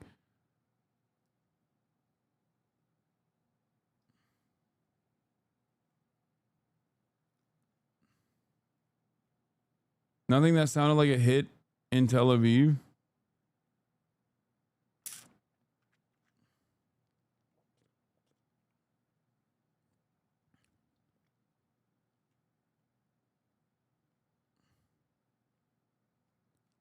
Probing is when you send a missile to test out the interception capabilities, or if you send a dud.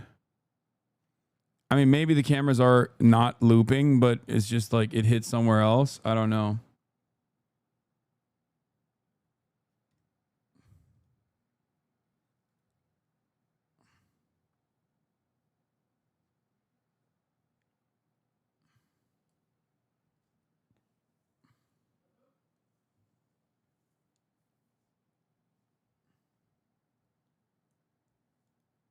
The video of the one ballistic missile.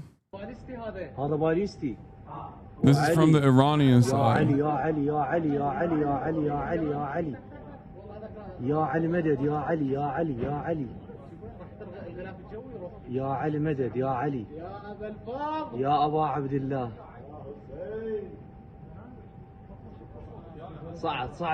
know IDF is confiscating live stream equipment. I know.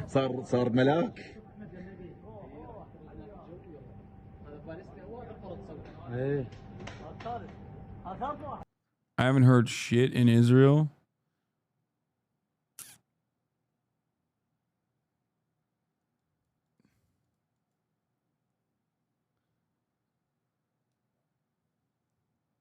Only a small number of rockets were fired this time, and reports of one explosion in Tel Aviv. Some channels say it's a direct hit. Regarding reports, police launched a campaign today to remove all sitting cameras like the one you're watching and confiscated all footage from many news channels.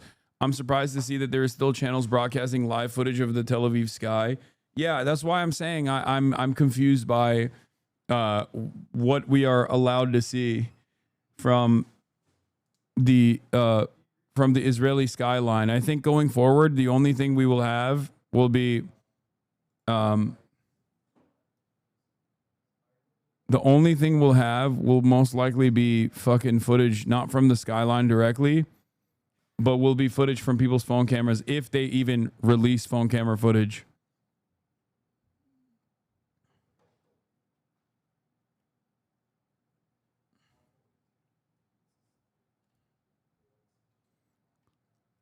Tehran's residents have nowhere to go despite Trump's threat. Explosion in Tel Aviv as air raid sirens blare in central Israel. The Reuters news agency is reporting explosions in the sky over Tel Aviv after the Israeli military said it's working to intercept missiles launched from Iran. Times of Israel says air raid sirens are blaring across central Israel. This is from 2 minutes ago in Al Jazeera.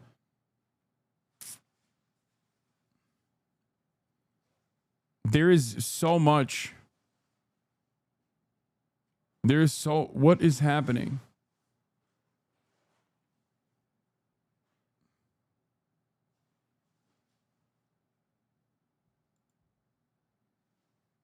The attack on Tel Aviv a few minutes ago seemed different. Sirens howling, but no Iron Dome interceptors launched a big massive boom, followed by very shortly after sirens were activated, but no video footage. I don't know. This is speculation. All of this is speculation.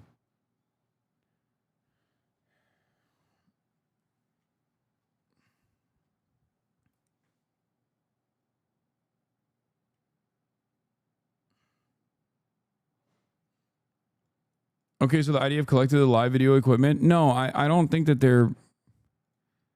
I don't know. I don't know what's going on. But what I do know is, yes, they are... Like, they have apprehended people who have even filmed the oil refinery that blew up, as I covered earlier today. And they are...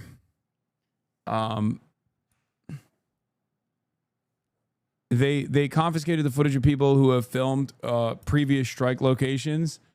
They also released, from Central Command, they released a new mandate that no one should actually film. Anyway, CNN's talking to Benny Gantz. Let's hear what he has to say. Anything like that before in those kind of long distances all around us. On the Iranian issue, there's no right or left. There is right or wrong, and we are right.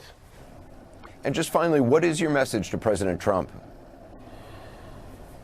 in terms of U.S. First, support? I want to thank President Trump. Yes, I want to thank President Trump. I want to thank the American people and the American administration for many, many years of partnership. And it's definitely the same values, but also the very, very same interest. It's true that for us, Iranian issue, it's an issue with existential potential threat for us.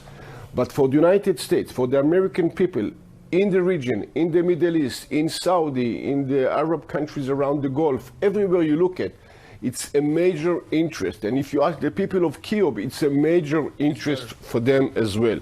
So I'm sure President Trump, understanding the importance of him being a global leader and probably the most important person in the world in terms of political leadership, I'm sure that he will direct the right thing for him, for the world, and for the region. And of course, I'm sure he cares about Israel very much, but it's their decisions. We are always here for the United States, and the United States is always here for us. And I'm sure that this will be the future, in the future as well. Minister Gantz, I appreciate your time. Thank you. Bro. Thank you very much. That channel is looping earlier strikes. This channel is showing old footage. It's showing old footage. Okay, I'm losing my mind. What is happening? Channels called like CNN 13, CNN 18, they're just farming. They're Indian bot farms that are literally looping older footage of strikes to get guys like you to be stoked and fucking watch and tune in and go, oh my God, it's happening.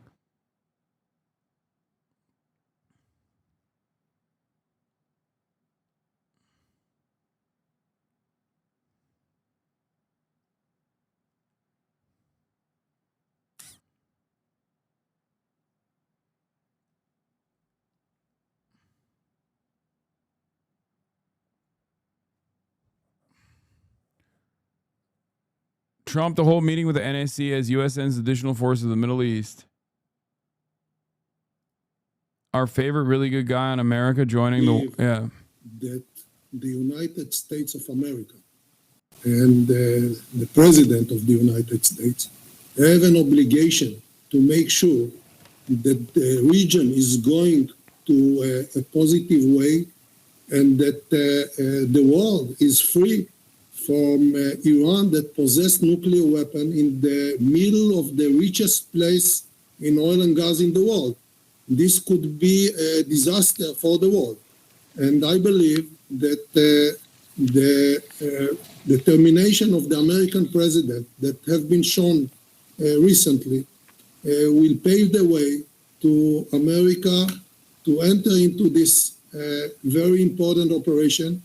The President of the United States have the option to change the Middle East and influence the war and influence the world, not only the war, in order to do something that will create a better future for all of us.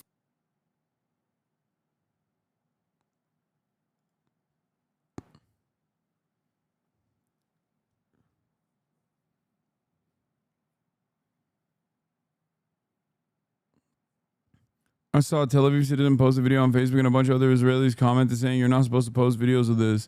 They don't want footage of the hypersonics beating the dome. No, I know. It's illegal. You guys should still do it, though, if you're in Israel. I mean, be safe.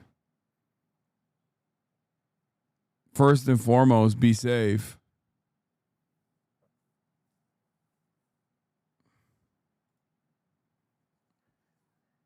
But if you're in Israel, and let's say, you know, you fucking film something,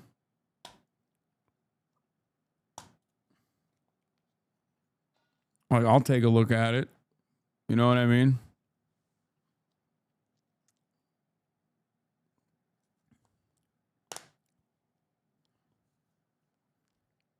I am not going out there to play with the hypersonic missiles. To each their own, I'm saying. Listen, I'm not saying go outside. I'm not saying leave the bomb shelter, okay? But let's say you're in a position where you're already outside, you know? At which point, you might as well whip it out. You might as well whip it out, you know?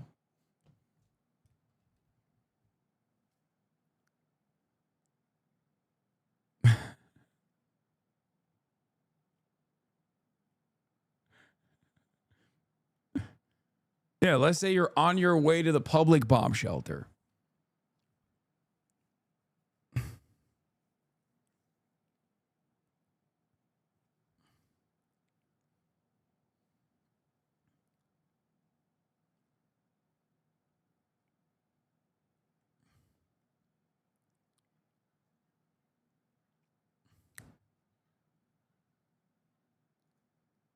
That's all I mean.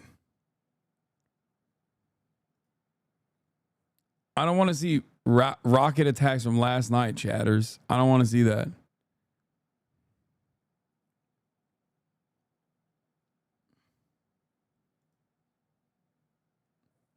Oh, this was a very funny video I saw. Gideon Levy once said, Israel's the only occupier in the world that is convinced of its own ongoing victimhood, and I think about that often. I saw this video on my TikTok timeline. I was going to say nobody can prepare you for what you're about to hear, but I think many of you are exactly aware of what you're about to hear. But here it is. The average Israeli position post Iranian retaliation. Why does it have to happen to us always? Why is it always the Jewish people? We didn't do anything. Like, it wasn't us. Like, we really didn't do anything. Critics of the Jewish state would say you guys started this war by attacking Iran about 48 hours ago. I love that he says about 48 hours ago. Like that right there makes just to help you understand the timeline here. That makes it so much funnier. No. We did not start. No, the Jewish people, Israel doesn't want to ever do a war. The entire world is really against Iran. I don't think anybody wants them to have nuclear weapons. So Israel's doing the job, and then Israel gets all the damage after it. Why does it have to happen to us always? Why is it always the Jewish?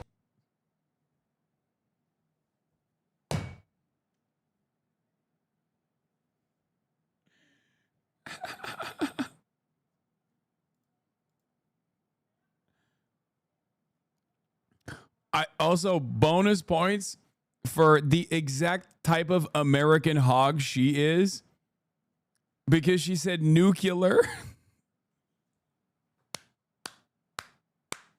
Like, this is our own, okay? This is a fresh import. You know this is one of ours, all right? Like, she said nuclear. That's a homegrown. Listen, you can't fool me with that native MENA accent, okay?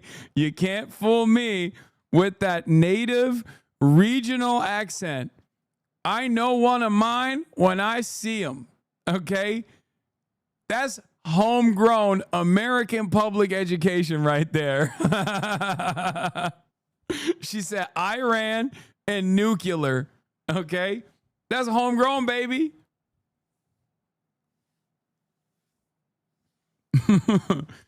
That's one of ours. Oh, that's so good.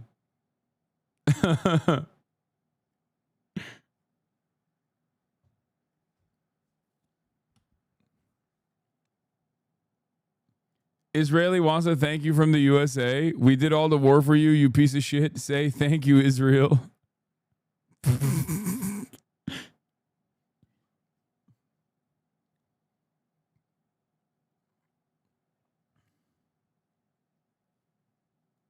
White House staffer disputes Channel 14 report on Trump's direct involvement. Breaking.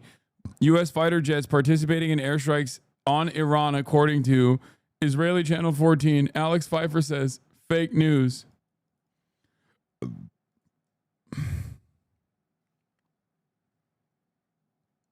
Sean Parnell, American forces are maintaining their defensive posture, and that has not changed. We will protect American troops and our interests.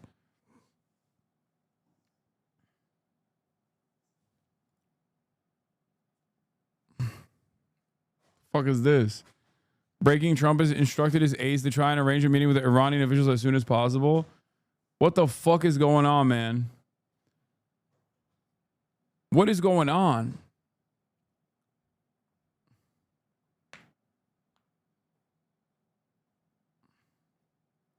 Yeah, I don't think American troops have actually moved in an offensive posture so far. I don't think that that's going on.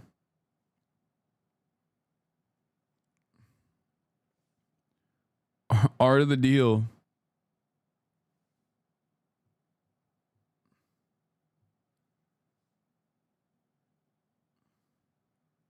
Check Al Jazeera. It's over. What do you mean it's over?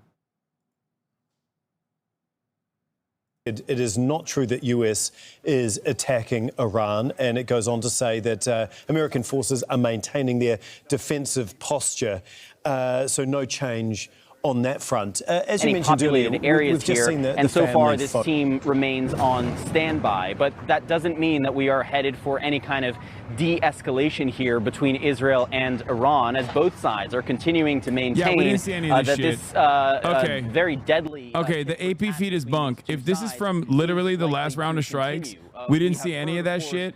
So the AP feed is definitely bunk. This is literally Tel Aviv. This should be seen. This should have been visible from the fucking AP feed.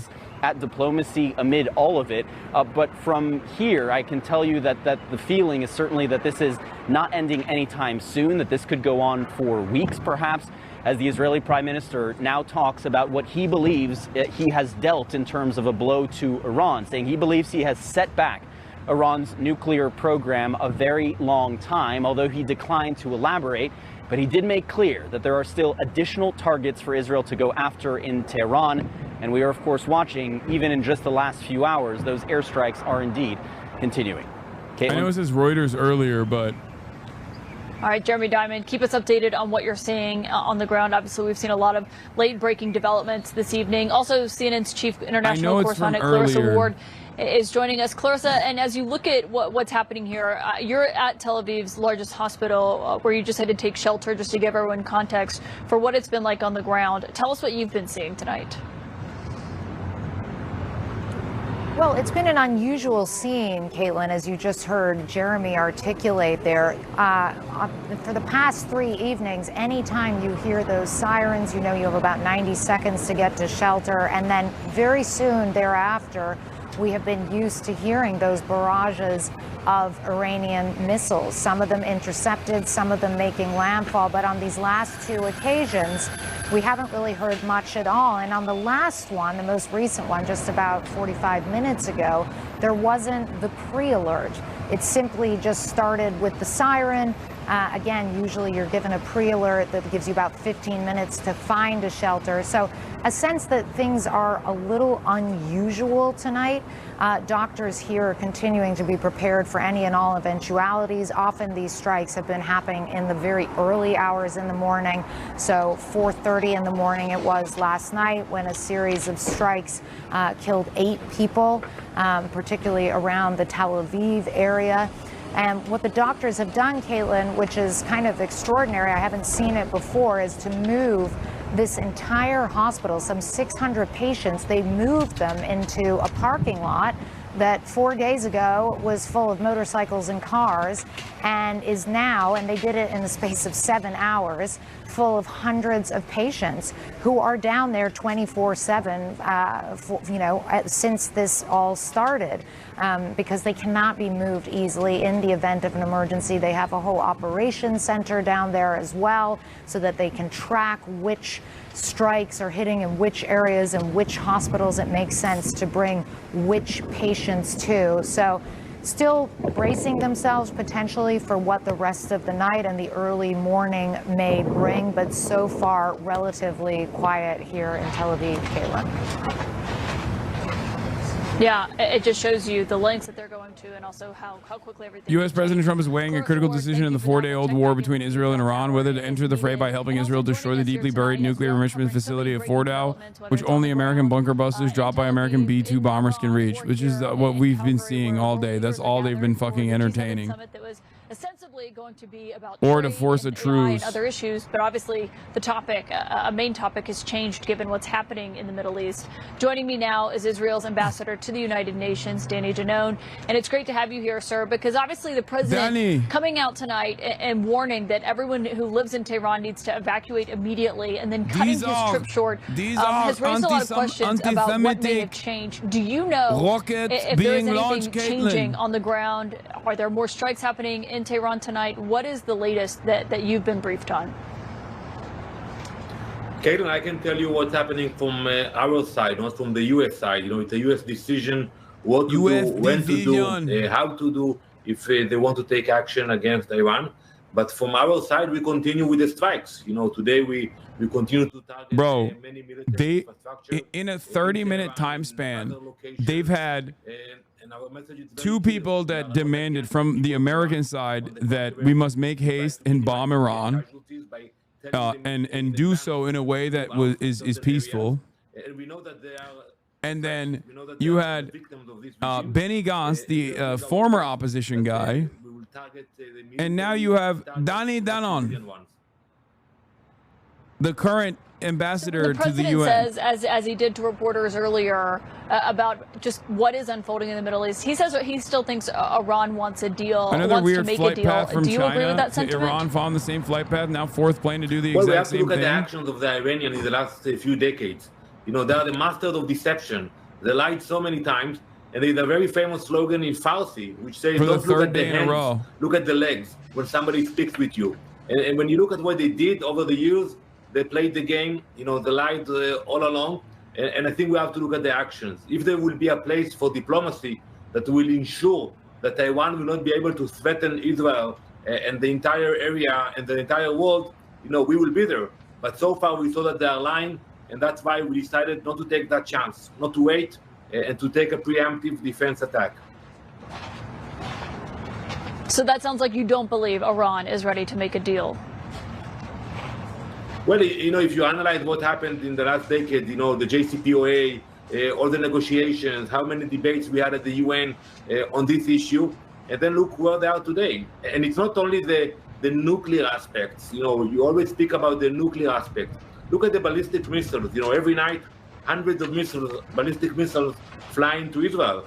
They wanted to compete with the US and Russia with the quantity and quality of those ballistic missiles. So we cannot wait and see what they want to do. If they will come and say we are willing to stop with both ideas of having nuclear weapons and the ballistic missile capabilities, I think everybody will be there to discuss it with them, but we don't believe them that they really mean it. You just said, talked about the people of Iran. Going to have like an issues with the Iranian regime voice? in Iran. Obviously, we've heard about that plenty. But is CNN going to ask Iranians at all what's going on? Does Israel at agree any point? that You think all of the millions of people who live in Tehran should immediately evacuate? Well, first I would stress, we support, we love, we pray for those people. 46 years ago, before the revolution, we had direct flights from Tel Aviv to Tehran, and we did so many things together. And we hope that one day it will be the case, that we will be able to continue to develop the bond between the people. Regarding the regime, we think this regime should not be there, and I hope it will happen soon. When we attack, we tell the people not to be there. The people in Iran, they know very well where the RGC headquarters, they know very well where the reactors are being built. So they should be smart about where they are spending their time in the next few days. But you're not saying there should be a mass evacuation from Tehran? Well, I don't want to get into details, but I can tell you that today, when we knew that we were going to operate in a certain area, we gave them a warning. And by the way, as we speak, even though it's late night in Iran today, you see tens of thousands of people moving out, So I think they know exactly what to do. Yeah, you We're threatened told them that with murder. The president, that Israel came to the United States over the weekend with a proposal and a possibility to take out the supreme leader of Iran, and that it was something that was rejected by the White House, that the president did not think that was a good idea. There was essentially a concern that it would escalate this conflict even further. Does Israel see it that way, that if you did take out the supreme leader, that it would escalate this conflict more? Well, we cannot go into details, but you can believe me that we have the capabilities. We showed the capabilities of the Mossad, the intelligence we had on the leaders of Iran, the strikes on the first day. And also we saw the capabilities of our Air Force. Today we have freedom to fly in many areas in Iran, especially above Tehran. So if we want to target someone, we can do it. But we will not get to the decision when and what and if to do it.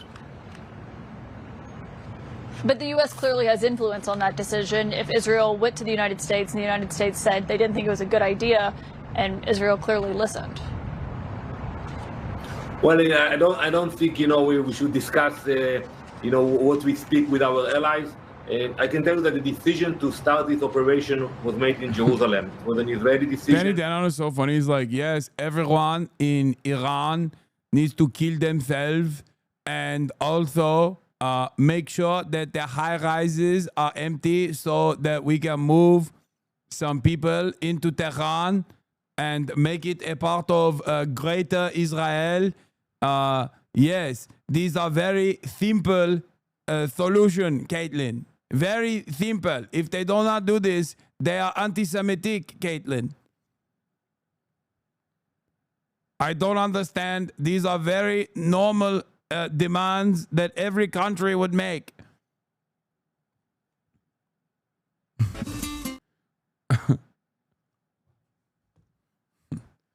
Why won't they leave Tehran? They are being anti-Semitic, not leaving Tehran. Don't they know we want Tehran? And also, maybe they should move to the Fordo nuclear facility so we can bomb it and kill as many of them as possible.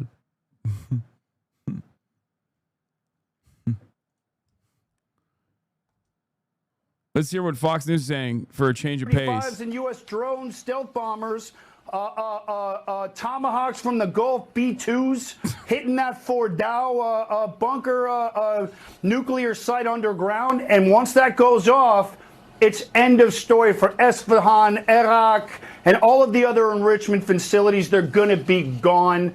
And I think it's time for the Iranians to put their ego back in the bag and get to the table before the Iranian people start to ignite a monster revolution. That's where I come out with all this. Well, Israel has showed some restraint. They could take out their entire electric grid, which is gas-driven. All their refineries basically are on one island. I mean, owning the skies, there's nothing the Iranians can do to stop it. And yet the Israelis have not targeted that. Meanwhile, Tel Aviv is under fire, and they're targeting civilians. So you can see two very different thought processes at work here. But now it's a matter of... Isn't that funny that the difference of opinion between Fox News and CNN is so marginal at this point? Like, is South Carolina Senator Lindsey Graham. Senator, you know, you were praising the president for Senator from Tel Aviv and going back to the table and back to the table. Yeah. You can't say that he didn't try to give them an out, an opportunity, knowing what the eventual outcome was going to be. And, you know, he said, I told them it's a shame, it's a waste of human life, they can't have a nuclear weapon, and everyone should immediately evacuate Tehran. How do you interpret that, sir? Well, I take President at his word.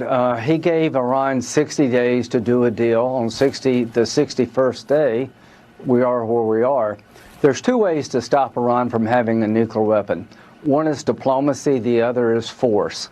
I think the headline tonight is we're moving into the land of force. I think Iran has allowed themselves to be fooled into thinking they could manipulate Trump. Same old tactics with the wrong guy when it comes to Trump. To all those who voted for President Trump and got him in office, God bless you. He's the right guy at the right time. These are dangerous times. Why do we say no nuclear weapon for Iran? They're a religious theocracy. They're built around an extreme version of Islam. They want to destroy Saudi Arabia and the Sunni branch of Islam. They want to kill all the Jews in Israel and come after us. That's what their whole country is built upon, a theocratic view that there's nobody else in the world but them when it comes to worshiping God. If they had a nuclear weapon, they would use it. Israel believes that. I believe that. So here's the task at hand. Be all in, President Trump, in helping Israel eliminate the nuclear threat. If we need to provide bombs to Israel, provide bombs. If we need to fly planes with Israel, do joint operations. But here's the bigger question. Wouldn't the world be better off if the Ayatollahs went away and replaced by something better? Wouldn't Iran be better off? Tom Cotton is coming on. He made a great observation. The endless war is Iran. Since 1979, they've been attacking the entire region, chanting death to America, death to Israel since their very founding.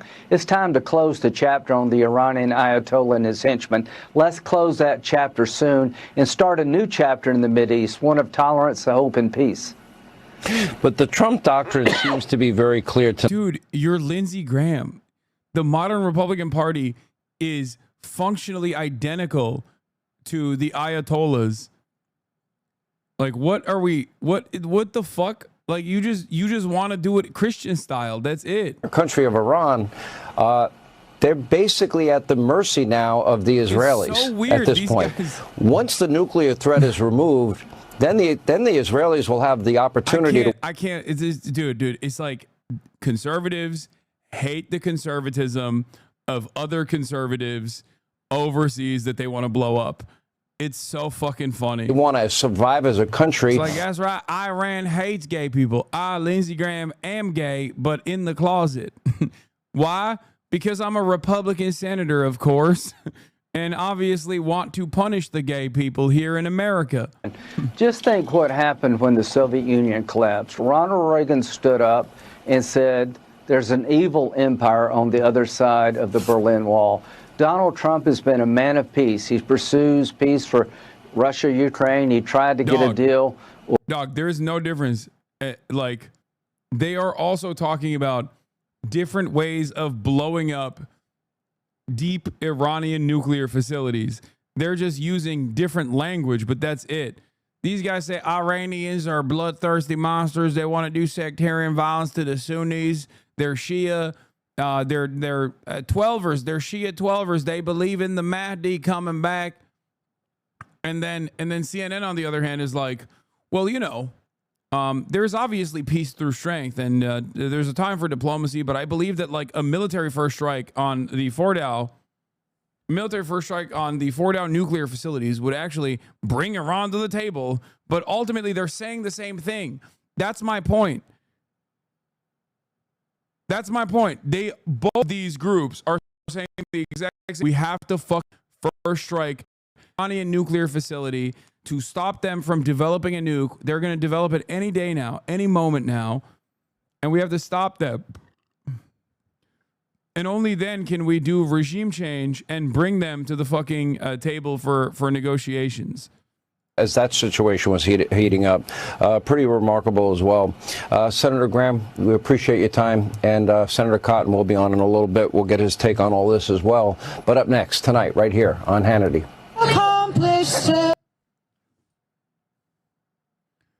But yeah, obviously, this I think should help people understand that American foreign policy is uniparty regardless. They use different language, but it's uniparty nonetheless.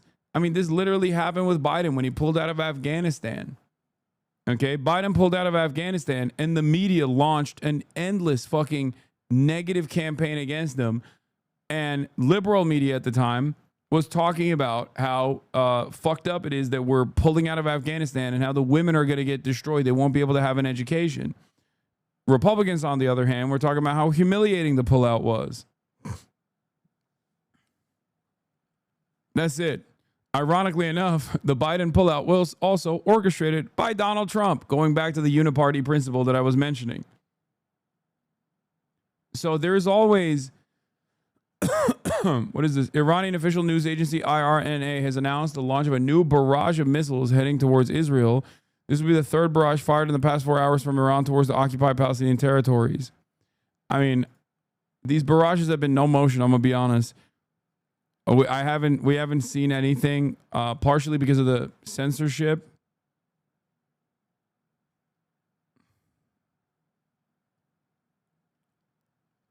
Partially because of the censorship, but also partially because I think that they haven't like been sending massive volleys.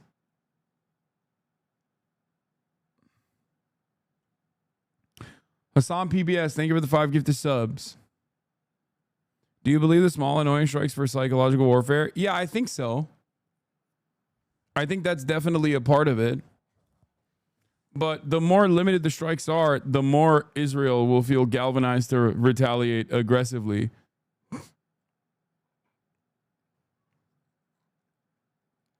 So even if they were doing attrition, hitting like 1 or 2 missiles every now and then is still going to is not going to accomplish a strategic goal of deterrence.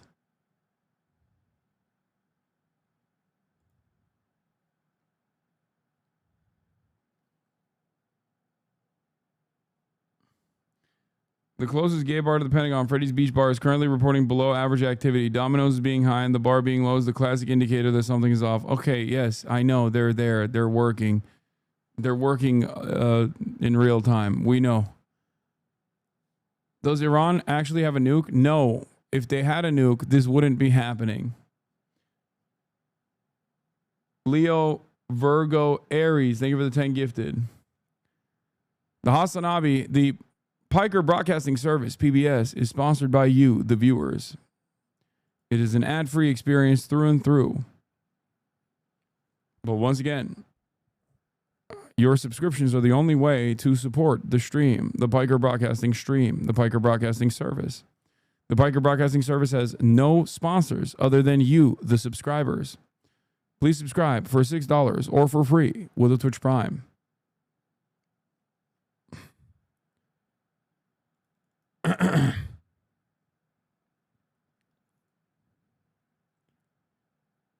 Gorfinia, thank you for the 5 gifted subs.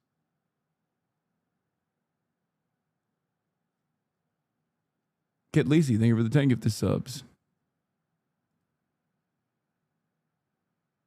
What is this? With serious consequences for people and the environment, and delays indispensable work towards a diplomatic solution for the long-term assurance that Iran does not acquire nuclear weapons. Consistent with the objective of the IAEA and its statute, I call on all parties to exercise maximum restraint to avoid further escalation. The American firm Maxar Technologies has released satellite images of Natanz. The first picture is from January and the second from Saturday. Several buildings on site are visibly destroyed. Iran has demanded stronger condemnation of Israel's attacks on the facilities, calling the aggression a breach of international law and a nuclear threat to the people of Iran. We urged in this meeting the Board of Governors and the IAEA not to allow their initial failure to prevent aggression to be followed by subsequent failure and to take a strong and effective remedial action. The board must condemn Israeli aggression in its strongest term and 35% off. 5 gifted subs plus, by the way. Is a distinguished fellow at the Stimson Center in Washington, D.C., and a lecturer in international affairs at George Washington University. She says Israel cannot destroy the Iranian nuclear program. U.S. tankers are loading up and heading towards eastern routes. The Israelis have not succeeded in achieving what was their announced goal, which was to destroy the Iranian nuclear program. And they frankly cannot do that without United States assistance. Among people in and close to the Trump administration, I'm now hearing little faith in avoiding direct involvement. The Israelis trying to get the United States to step in. This is from Huffington Post senior diplomatic correspondent Akbar Shahid Ahmed. Among people in and close to the Trump administration, I'm now hearing little faith in avoiding direct U.S. involvement in Israel's war on Iran. As ever under Trump, factor in volatility. But the structural indicators, military deployments, Israel sustaining significant hits are dark. Macron said Trump has made an offer for a ceasefire between Iran and Israel. Who the fuck is Macron? Do you mean the French pastry? You know, the ones that they make with like vanilla? Like it's like a cookie and it's got like a cool little flavor in the middle. Is that what you're talking about? Who the fuck is Macron, bro? Fuck's a cookie gonna do about 40 plus years of American dominance in the Middle East?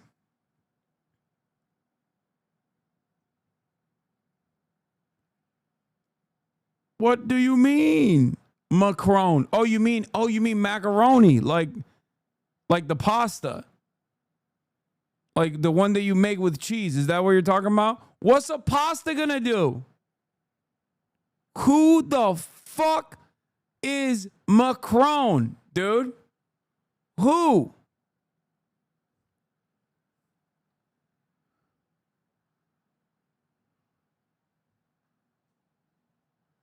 Who's that guy?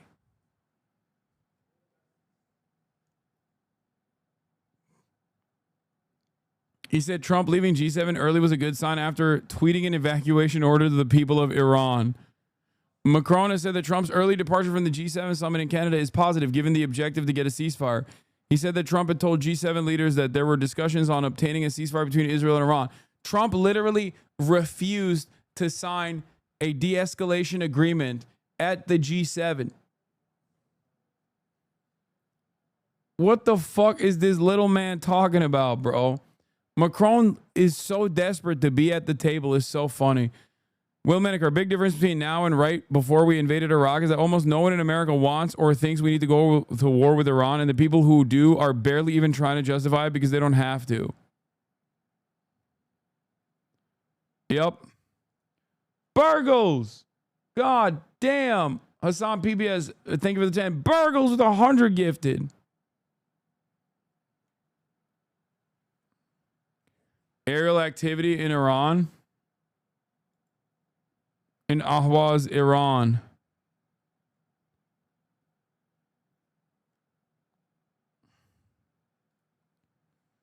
Right now, I'm treating every single thing, every single piece of information that comes out of the will they, won't they style situation that we are watching unfold as smoke and mirrors until there is verifiable proof that America is de-escalating tensions in the region and redirecting its military positions away from Iran. I will assume that we are full tilt gearing up to go to war with Iran.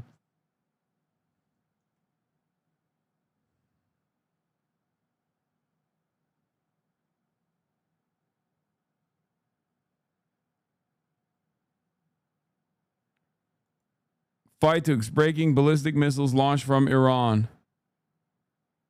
Red alert right now, Tel Aviv launches detected.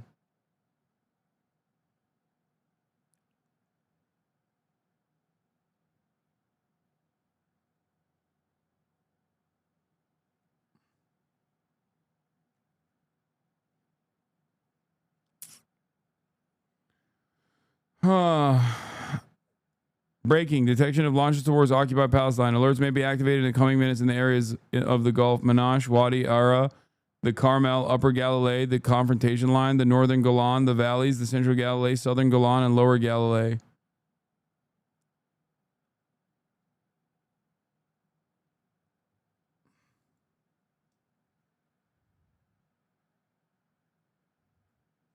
Here's what Trey Rinks is reporting from Tel Aviv looks like as of 10 minutes from ago. Israel tonight is our own Trey Yangst. I don't think he slept 5 hours in the last week, but Trey, we appreciate your coverage. Thank you.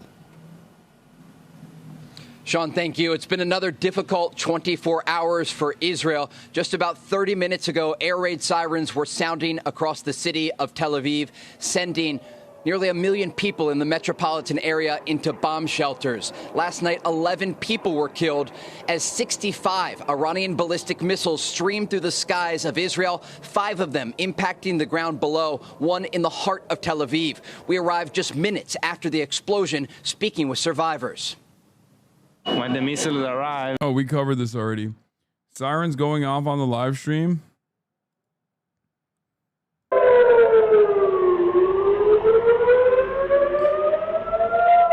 I mean, I don't think Haifa is the one to look out for, but it's too tiny to see here.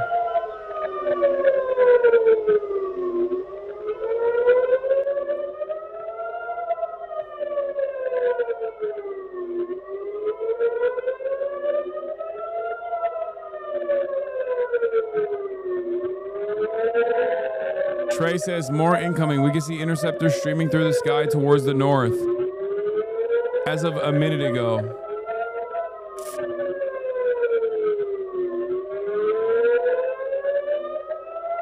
Why does the Haifa one say 2003-01?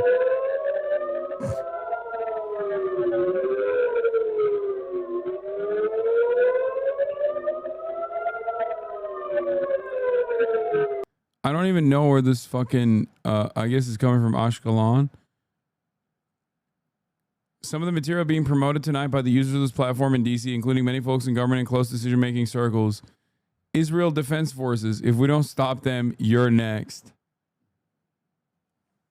IRANxISRAEL said launches happened 15 minutes ago, but Israel only just now detected them. What the fuck? There's something very weird happening. There's something very weird happening with the Israeli detection. I don't know what it is. It's wonky as fuck. And we have no visual confirmation capabilities because I think that all of these fucking cameras are busted.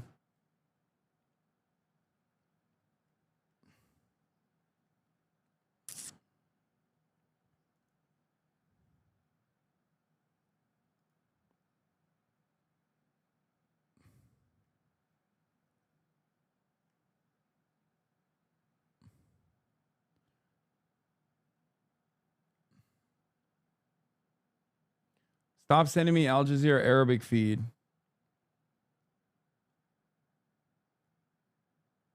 Definitely cyber warfare, but I don't think Iran has that capability, though I could be very wrong. No, I think they did. They released a fake.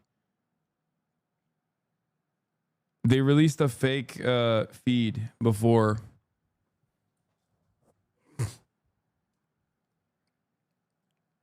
They are not a fake feed. Sorry, Iran released a fake alert.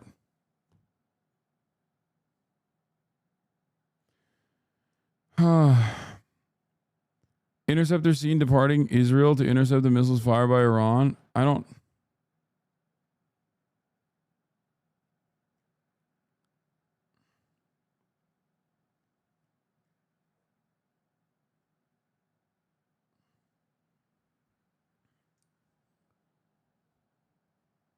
It's not fake. I hear missiles crashing right now.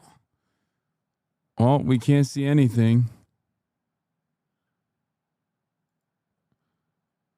Trump has encouraged Vice President J.D. Vance and his Middle East envoy Steve Witkoff to offer to meet the Iranians this week, according to a U.S. official New York Times reports.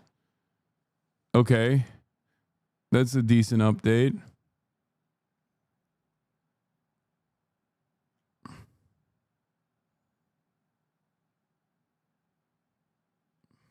It should be daylight there now? No, the sun's probably only now coming up in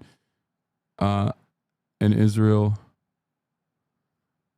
If they want to send JD Vance, that means they want to kill everybody. Whoa, what the fuck? What is all this shit?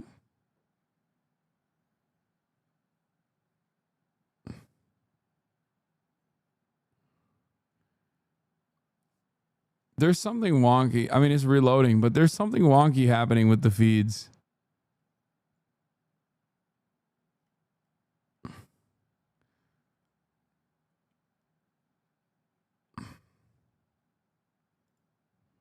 The Western Wall cam? What the fuck is this gonna do, bro? me and 72 others just watching the Western Wall.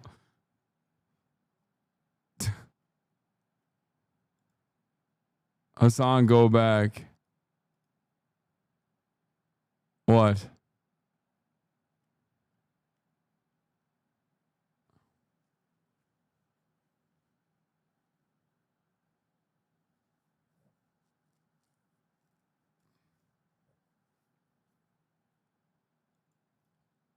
Oh my God, I'm gonna lose my mind. If one more person sends me a CNN 18 link, I'm gonna end the stream.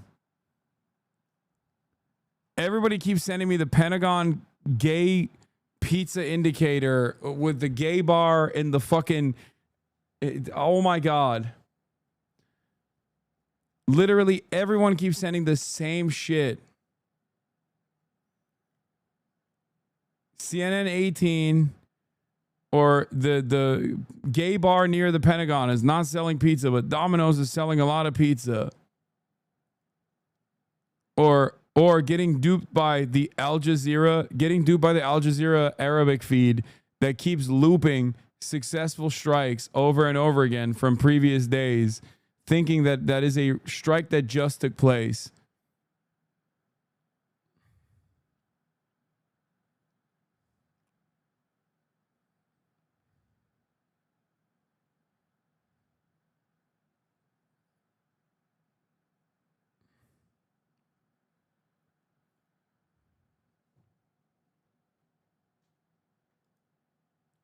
They're not hitting Tel Aviv anyway, or Jerusalem, I don't think. So the Jerusalem feed wouldn't show anything, I don't. What is this looping into?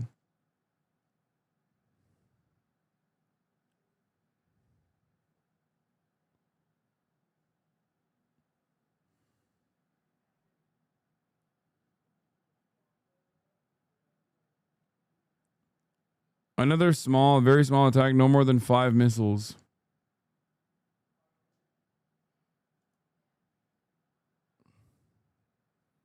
Open source intel, I heard at least 20 interceptions. Haifa area targeted right now.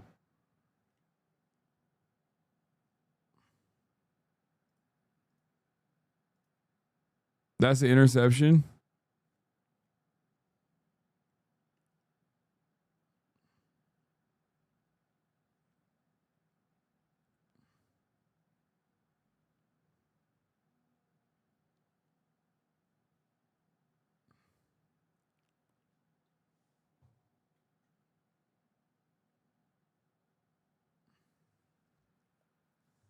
I feel like we're getting more and more insane trying to watch this and trying to make sense of it.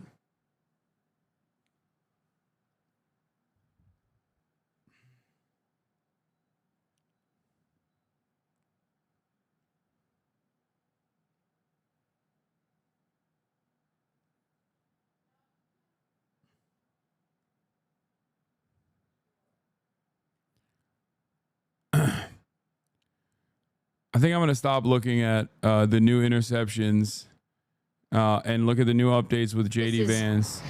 The highest stakes that I think he has seen so far in this president's foreign policy. Yeah, and he also really has always sought a Nobel Peace Prize and is trying to play a role in this. He was pointing the other day to Pakistan and India and other conflicts. Dasha Burns, Kristen Holmes, great to have both of you reporting here tonight. Coming up here on CNN, the suspect in those shootings of the 2 Minnesota lawmakers was in court today. All right, let's get to that actually. Okay. Breaking news overnight, police have captured the suspect in the targeted shooting of 2 Democratic lawmakers and their... I hope they talk about how much of a fucking loony leftist he is, right? Because that's what they've been telling us. That's what they've been telling us. Jessica Tarkov retweeted your post. Which one? Spouses. Vance Belter, 57 years old, is charged with killing Minnesota's former Speaker of the House, Melissa Hortman, and her husband. This one? And then wounding another legislator and his wife in separate attacks. Jessica Tarkov, my queen. Jessica Tarkov, my queen. Jessica escaped from Tarkov of Fox 5 fame.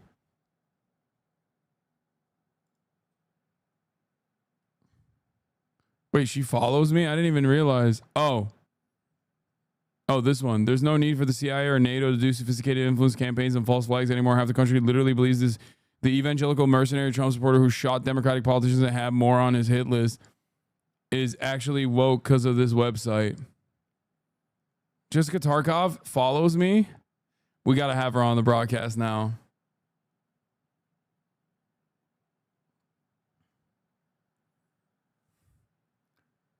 That's a moot. That's a Twitter moot now. Jessica Tarkov is a Twitter moot. Our queen. Our queen.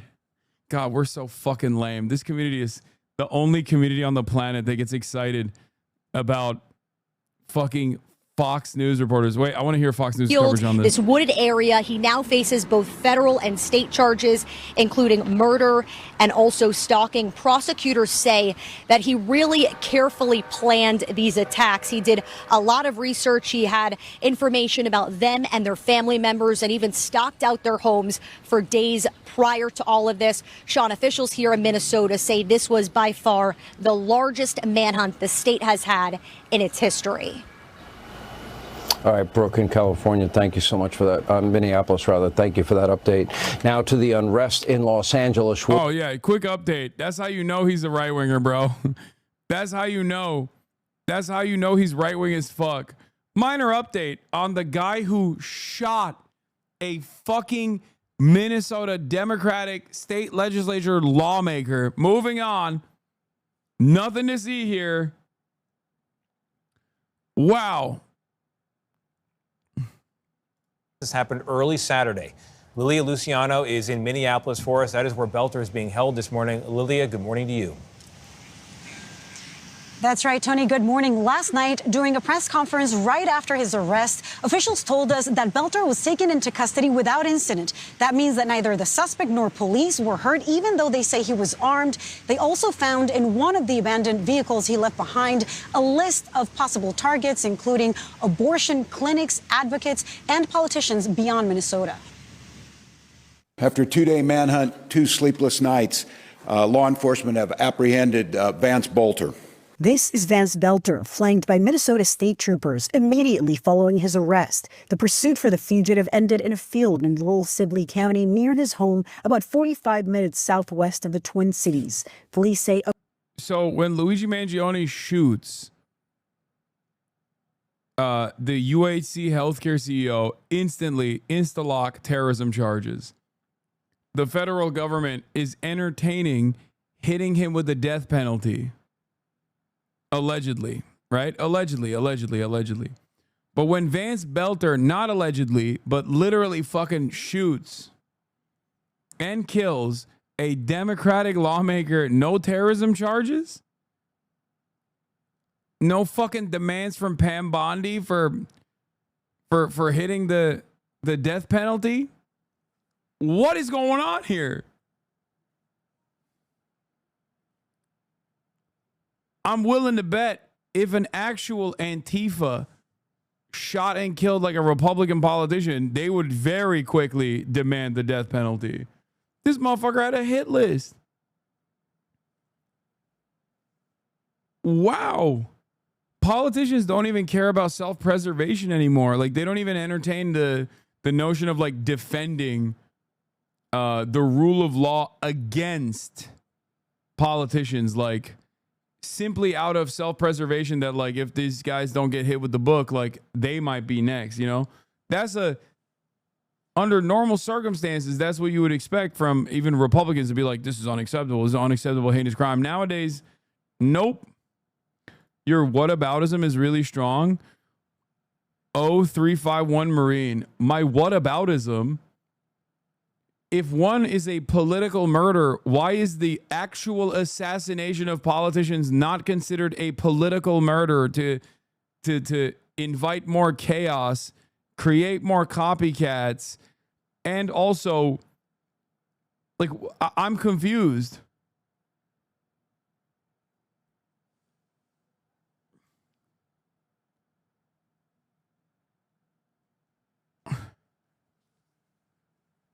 Do you think that's a whataboutism, or do you think that's a direct analogous situation?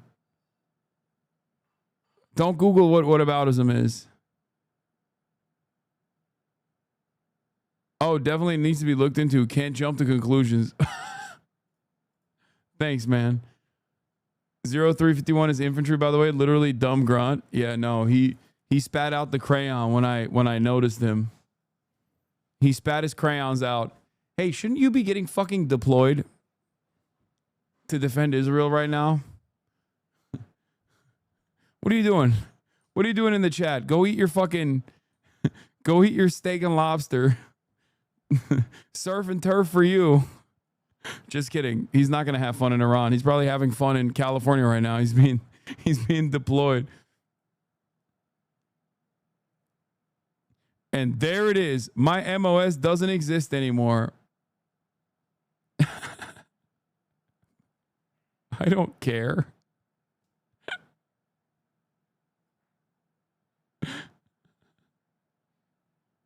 I'm joking. You fucking dummy. There it is, dude.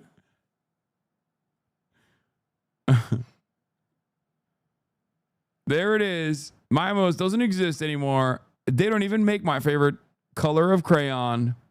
My favorite flavor was a specialty one.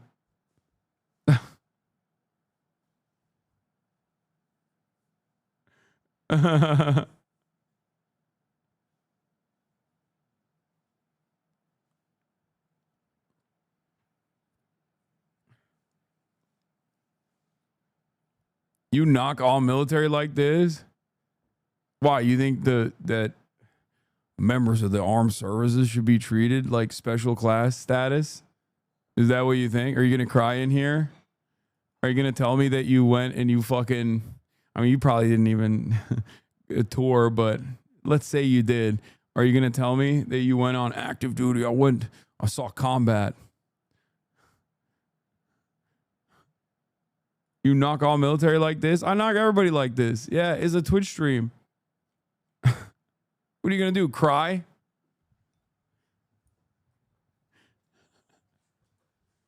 You put it in your fucking username. Yeah. If you can't shit, get off the pot. Soldier. Get off the latrine, soldier.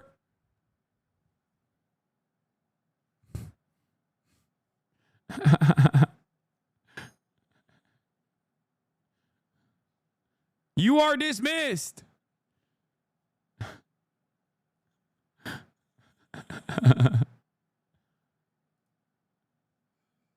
Nothing you're saying makes sense, dude. Not a lot makes sense to you, I know. A car linked Marines to Belter aren't found soldiers. You're gonna trigger him. I know. Nah, this one is a soldier. abandoned in the area, and a tip from a resident prompted SWAT teams to the field. After evading arrest for 43 hours, what they call the largest manhunt in the state's history was finally over. I think people are shocked to learn that he was armed and was arrested unscathed. What do you think that was? To arrest him without any use of force, and that he gave up voluntarily without us getting into having to use force. No police officers were injured. I couldn't ask for a better ending. I can't believe that the cops also reported that they saw him shoot, and they just kind of let him do it at first. Oh, come on, man. Give me something good. I want to hear more from this guy. He's pretty funny. To a really difficult, traumatic incident. Belter is accused of shooting and killing Democratic State Representative Melissa Hortman and her husband Mark on Saturday, and seriously injuring. Tasty. Yummy.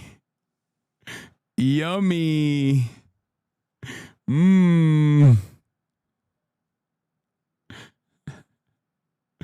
Too many flavors. What is the ADHD thing? I'm a Marine with ADHD. I have executive functioning disorder. Too many decisions. I can't figure out which flavor I want. Maybe 2 at a time. The opportunities are endless.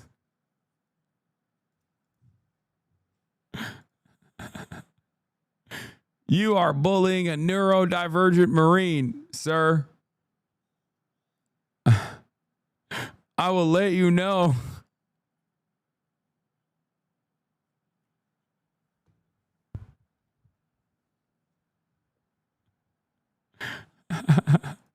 State Senator John Hoffman and his wife in what the governor called a politically motivated attack. This cannot be the norm. It cannot be the way that we deal with our political differences. Investigators say security video from the Hoffman home shows the suspect wearing a face mask while posing as a police officer, that he shot the Democratic lawmaker at around 2 a.m. Saturday. Then at around 3:30 a.m., officers checked on Representative Hortman's home as a precaution, about 9 miles away. That's when they say they witnessed the suspect shoot and kill Hortman before exchanging fire and escaping on foot. Police say Belter left behind an SUV disguised with police lights and markings. Inside, they say they found at least 3 assault rifles and a handgun. There was also a list of more than 50 possible targets, including lawmakers and abortion rights advocates and clinics. Yes, they saw him kill her. Yeah. This afternoon, Belter will go before a judge. He's facing 4 counts, 4 now, of second-degree murder and attempted murder. If found guilty, each of those carries up to 40 years in prison. Gail? Such a senseless tragedy. Lily, thank you. Images show the tools prosecutors say Vance Belter used in the deadly rampage he planned for months. Firearms, ammo, a hyper-realistic silicone mask, and notebooks filled with scribbled notes. And yeah, I wouldn't go that far as hyper-realistic. I wouldn't say it was a hyper-realistic mask. It was a fucking very lists of creepy targets, one. including many Democrats. His crimes are the stuff of nightmares. Belter stalked his victims like prey. And in another disturbing twist, officials today said Belter didn't just target 2 lawmakers that morning. Belter went to the homes of 4 Minnesota state politicians with the intent to kill them. Belter was arrested Sunday night after the largest manhunt in Minnesota history. You saw him in this grass?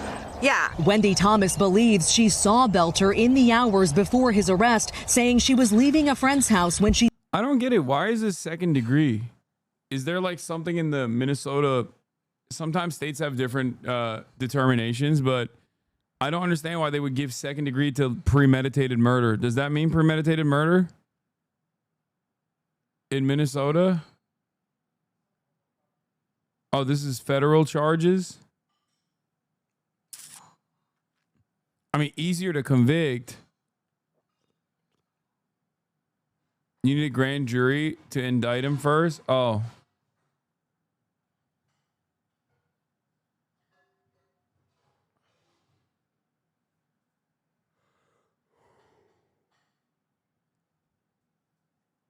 She spotted a man in dark clothing crouching in this field. She called her dad, initially thinking it was law enforcement. And I'm like, oh, they're clearing properties. So that's what I figured it was. And then the more my brain registered, I'm like, Dad, there's only one person. There's no vehicle. And then I started freaking out. And Dad's like, you need to get out of there. You need to call somebody. Thomas says that's when she waved down police. So I waved my arms and I flagged him. And he's like, is everything okay? And at this point, I'm shaking. And I said, no, there's a person. I saw a person. And as I was leaving the driveway, you could see him squatting in the culvert. And I started pointing. I'm like, there he is, there he is. Belter made his first court appearance today. He's facing a litany of charges, including murder. Some of the federal charges could be eligible for the death penalty. This was a political assassination. Today, authorities laying out a detailed timeline of Belter's movements early Saturday morning, saying he first went to the home of Democratic State Senator John Hoffman, arriving in an SUV with a fake police license plate and emergency lights flashing. They say he approached the door shouting, "This is the police." When Belter lowered his flashlight, impersonating a law enforcement officer, there's another fucking charge right there, which he had shined in their face, they realized that he was not a police officer. They shouted out, "You're not a cop. You're not a police officer." Belter then announced, "This is a robbery," and forced himself into their home. Hoffman's wife revealing they were each shot at least 8 times, adding they're incredibly lucky to be alive. According to court documents, at 2:24, Belter arrived at the home of another state rep, but she wasn't home, so he left. 12 minutes later, he showed up at a third lawmaker's home. A police officer was already there conducting a wellness check when she approached Belter. Belter did not respond. According to the officer, he just sat there and stared straight ahead. Belter then drove to the home of State Rep Melissa Hortman. He arrived around... Wait. What? Wait, I misunderstood the details. Wait. He went to a second home. They didn't arrest him. And then he went to a third home where he actually killed. Wait, no fucking shot. So he goes in to the first lawmaker's home, shoots them. Luckily, they survived somehow, despite being shot 8 times. According to court documents, at 2:24, Belter arrived at the home of another state rep. Goes to another state rep's home. She's not home. That's home number 2. But she wasn't home, so he left. 12 minutes later, he showed up at a third lawmaker's home, and a cop is already there conducting a wellness check. Bro, at first, listen, chatters, remember when I at first said, I am going to hand it to the cops for at least having the wherewithal to go to each lawmaker in the vicinity and their homes to do a wellness check because they knew that like a lawmaker had been shot? I'm afraid I'm going to have to take that back. I'm taking it back. That is fucking insane. Are you fucking joking? You saw a suspicious dude impersonating a law enforcement officer when there was already details that someone impersonating a law enforcement officer was shooting lawmakers. You're there to check the fucking scene at 2:36 a.m. Maker's home. A police officer was already there conducting a wellness check when she approached Belter. Belter did not respond. A cop approached this dude who had already shot and luckily could not kill, but shot 2 people, a lawmaker and his wife. And he just weirdly was like, oh, I don't know what's going on. And you just let him go? Was he wearing the mask too? According to the officer, he just sat there and stared straight ahead. Belter then drove to the home of State Rep Melissa Hortman. He arrived around 3:30 a.m., according to the documents, with police officers pulling up around the same time. When Belter saw the officers get out of the car, he drew his weapon and began firing. He repeatedly fired into the house. And when he entered, he murdered Representative Hortman and her husband.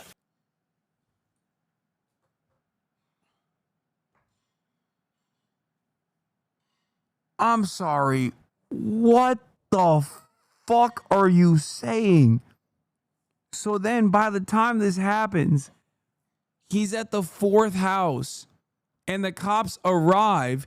He pulls his gun out, starts shooting at him. They don't do anything in return. He runs into the house and actually assassinates the Democratic lawmaker and her husband. How is that? What are cops doing? Are they just there and not like, I feel like the average person in that situation would be a more threatening presence than fucking law enforcement officers. Like the average person would have been like, yo, this is weird. At the 3rd house, they'd be like, what the fuck are you doing? What are you fucking doing?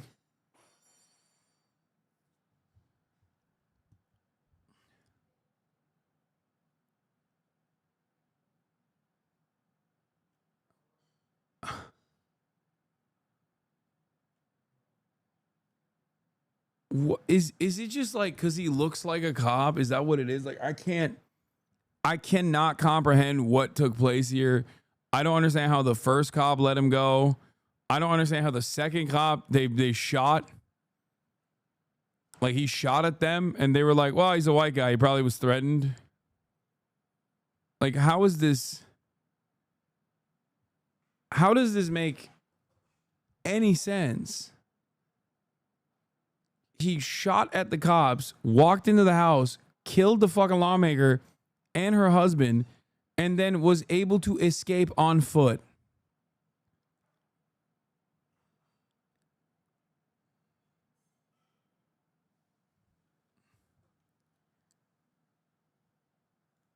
What?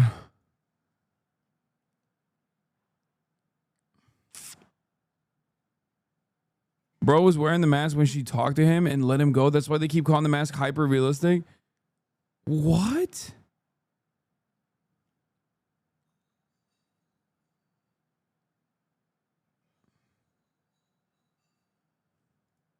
Mark. Belter fled on foot. He repeatedly fought a car. He drew his weapon. Same time. Look, when Belter saw the officers get out of the car. Like he was arriving at the 4th house at the same time as the cops were. He sees the cops arriving. He's not in the house yet. He starts opening fire on the cops. He drew his weapon and began firing. He repeatedly fired into the house. And when he entered, he murdered Representative Hortman. Wait, oh, what? He saw the cops arrive on scene and started opening fire into the house. He fired into the house and then he entered the house. He didn't even shoot at the cops. Why? Why didn't the cops shoot at him? Why didn't they shoot him?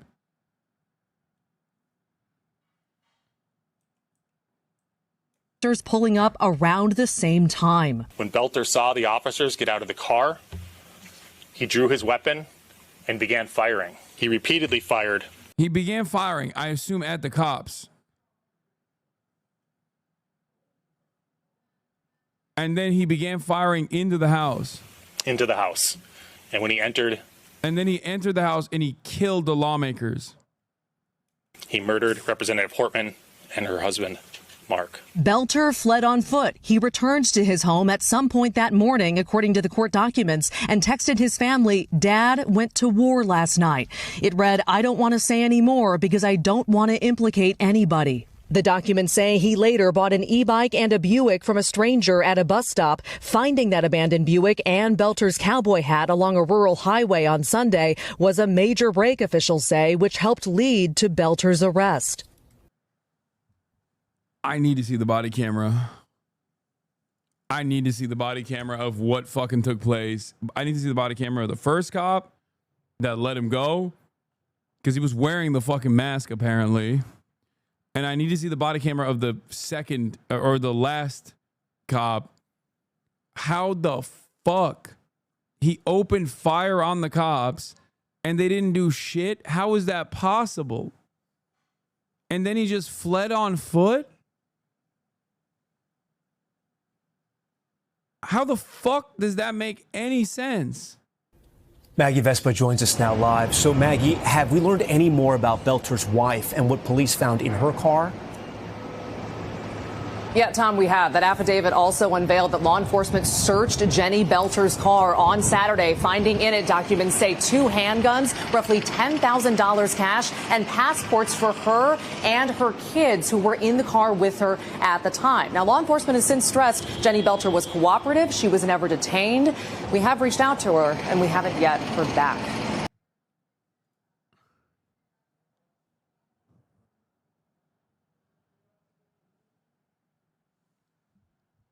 You're not, what? You're not even investigating if she's involved at all? In spite of the fact that she had passports in the car? Well, I'm not saying like arrest her permanently, but like not even a little bit of an investigation to be like, so what's up? Like, why are you escaping? This looks like you're escaping. What's, dude? Handguns, passports, and $10,000. I get stopped with passports in the car, handguns, and $10,000 on a fucking busted taillight. I'm getting detained. Okay? I'm 100% getting detained. And I'm not directly tied to a fucking assassin. What is going on right now? What is it like if you're in Minnesota and you're white, they just let you do it? Like, what's happening? None of this makes sense. Am I crazy? I feel like is that the cheat code? You got to be white in Minnesota and they will literally be like, oh yeah, you're free to go, ma'am.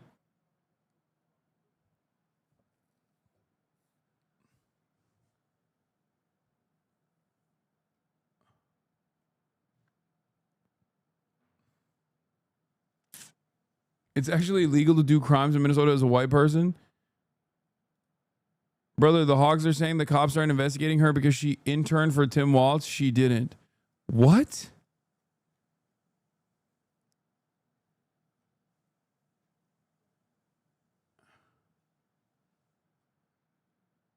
What? They're saying she also interned for Tim Walz? Everyone is tied back to Tim Walz is what the Republicans think.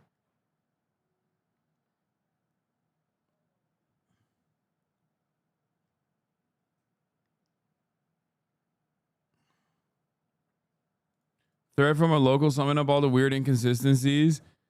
How does this account jive with the account of the New Hope police officer going to check on a New Hope politician and bumping into Baylor there before he went to Hortman's home, and the giant photo of the sergeant? Come on, y'all. Unapologetic propaganda from the Star Tribune, even with conflicting official information out there to discount this. They're going to just keep rolling with this shameful, incredible story of instinct and courage from the Brooklyn Park, Sergeant Riley Norton, and other responding officers. Their swift action prevented an even greater tragedy and led to the suspect's arrest. What do you mean? This is a sequence of so many incompetent cops that this literally feels like it's a setup of some sort.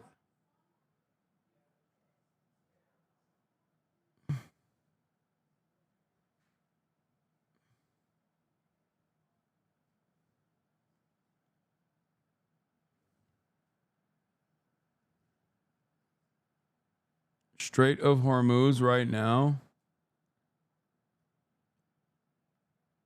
Also, they didn't even fucking find the cop. What is happening in the Strait of Hormuz? Among Democrats, do you support Democrats like Sanders and AOC who call for more aggressive stance towards Trump, or moderate Democrats who are willing to compromise with Trump on issues important to their base? AOC Bernie, 70%. Moderate Dems, 30%. Harvard-Harris poll.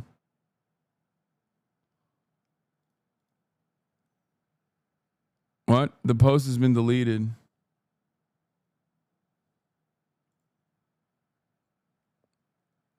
NASA firms shows current fire in the Gulf of Oman near the Strait of Hormuz. No similar activity detected in the previous days. What? We don't know yet, I don't think.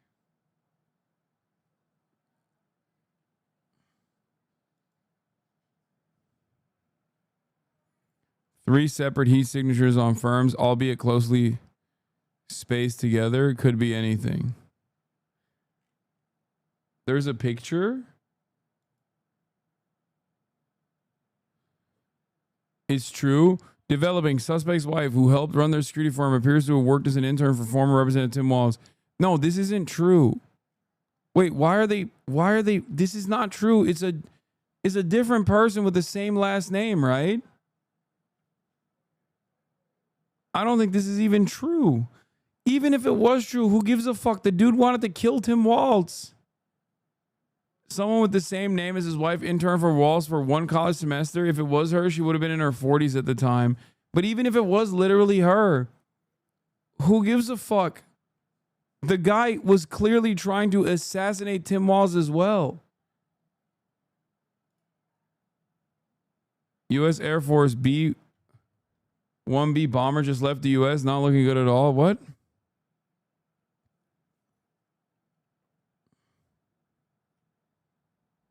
Its appearance on public radar is highly unusual and likely deliberate. This could possibly be a show of force as opposed to the tankers and cargo lifts we saw earlier.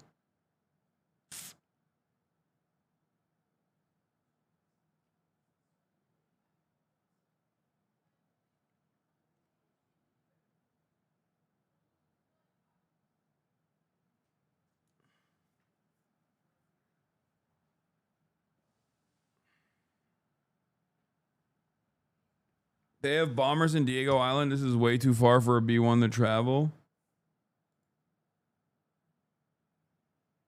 3 ships on fire at the Gulf of Oman near the Strait of Hormuz. What?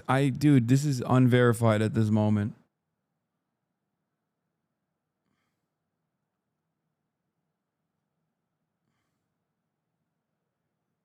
Stop sending me like every dumb shit that happens in the region that you think is happening in the region.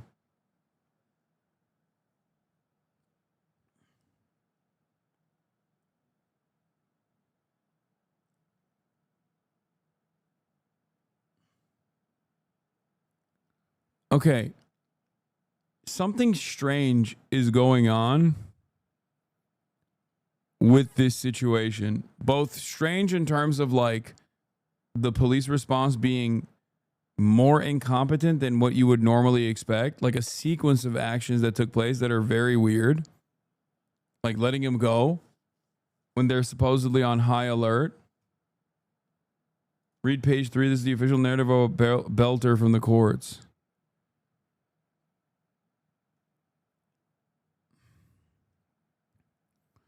Complainant has investigated the facts and circumstances. Champlain police officers responded to a shooting at the residence.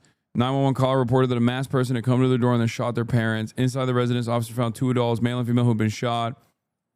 Video surveillance footage from the exterior of the residence showed a Ford SUV with the police-style lights parked in the driveway of the residence. It also showed a man later identified as defendant Vance Luther BOELTER wearing a mask and a blue shirt and a police-style tactical vest with a badge and a yellow grip gun. Approached the front door with a flashlight. Defendant knocked on the door and announced himself as a police officer before entering the house and shooting victims 3 and 4. Surveillance video footage showed defendant flee the residence and enter the police-style vehicle. Victim 3 and victim 4 are currently alive and remain hospitalized. Short time later, Brooklyn Park Police Department learned of the shooting in Champlain. Because one of the victims is a state legislator, police proactively sent patrol officers to the home of another state legislator in Brooklyn Park, Hennepin County, Minnesota. When officers arrived approximately at 3:35 a.m., they saw a Ford SUV with police-style lights and immediately saw a defendant, still dressed as a police officer, shoot an adult man, referred to herein as Victim 2, through the open door of the home. Police exchanged gunfire with the defendant, who fled inside the residence before escaping the area.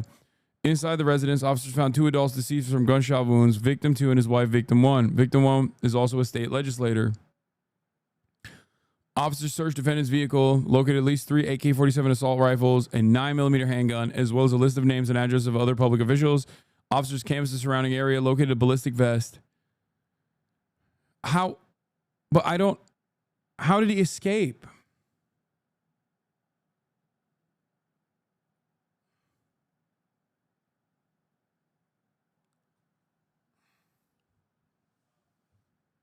Also, what about the third person?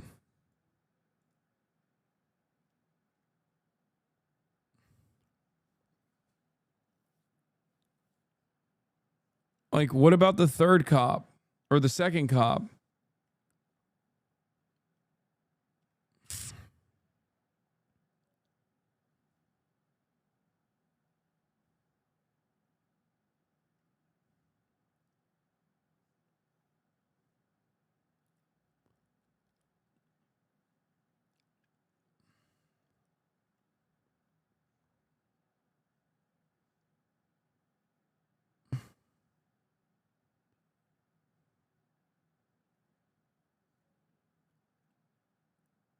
He bought an electric bicycle and eventually a vehicle off a random person. I saw that part.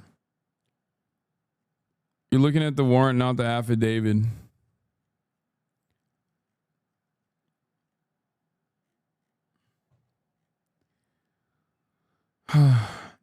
Anyway, not only is the fucking situation strange, there's photos in this. I don't want to... What kind of photos are in here? Oh, just the mask photo.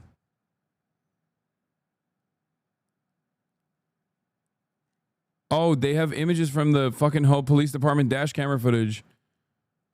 At approximately 2:36, officer encountered a man now believed to have been BOELTER sitting in the driver's seat of a black SUV parked down the street from public official 2's home. Officer believed that the SUV, which resembled a squad car, was equipped with a police-style light bar, was in fact law enforcement officer providing protection for public official 2. The cop thought he was a cop. The officer reported the individual sitting in the black SUV was a bald white male. So he was wearing the mask? The officer tried to speak with that man, but he continued staring straight ahead and did not respond. The officer drove the rest of the distance to public official 2's residence, saw no signs of distress, and waited there until additional law enforcement joined her. By the time they did, the dark SUV had left the area. And then he went at around 3:30 a.m. Local law enforcement, having learned of the shooting at Senator Hoffman's home, went to the home of Minnesota State Representative Melissa Hortman in Brooklyn Park. Upon arriving, law enforcement saw a black Ford Explorer SUV parked outside the home. The black SUV resembled a law enforcement squad car equipped with police-style lights. The lights were on and flashing. The SUV's license plate had been replaced with a fake police license plate. The plate literally said police, yeah. I know. In Minnesota, I did not know this at the time as well. I thought it was really stupid. In Minnesota, cop cars do have, I mean, this is obviously fake, but cop cars, real cop cars do also have police as their license plate.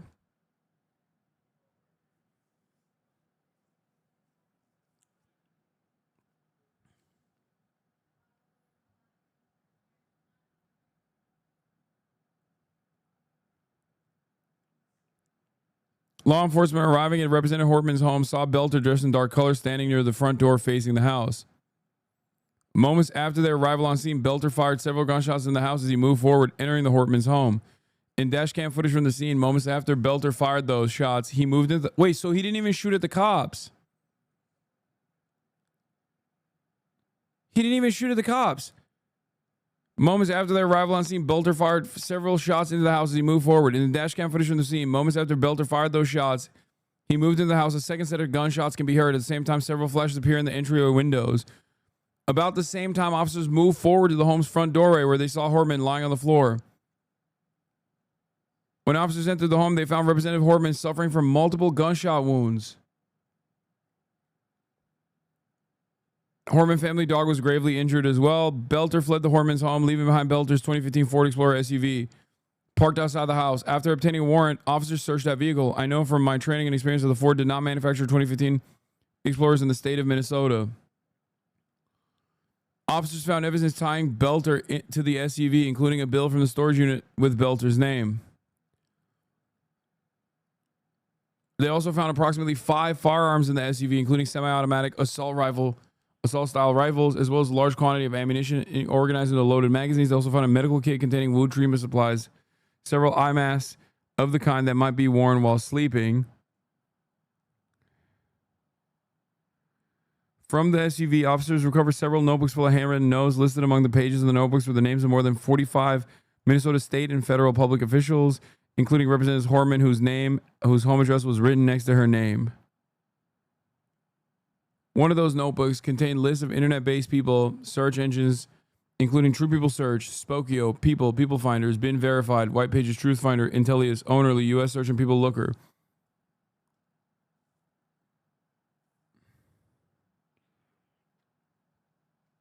In addition, officers found that Garmin GPS navigation device in the SUV.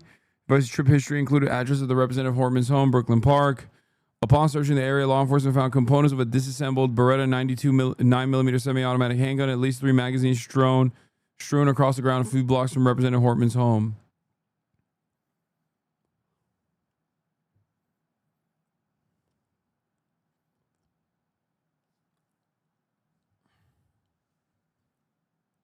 Dude, why the fuck do those websites even exist?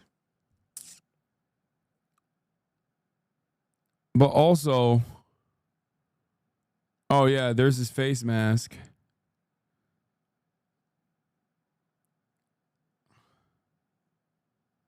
Why do they not bring up the yeah, okay, the dog died, guys. I know he killed the dog. Oh my god, I didn't know there were so many fucking white women in the chat. Calm down. I know. Okay, you have been going crazy over the guy shooting the dog. I know. What the fuck, man? Yeah, I don't know if you guys know this, but he killed people, okay?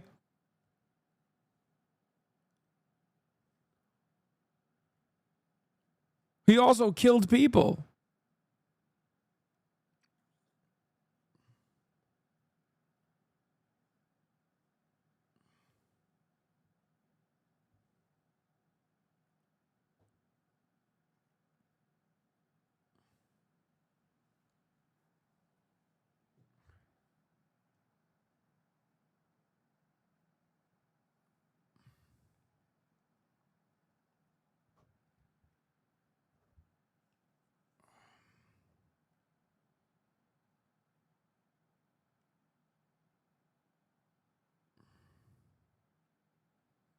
Don't hate on women. All Americans value dogs more than people. No, I agree.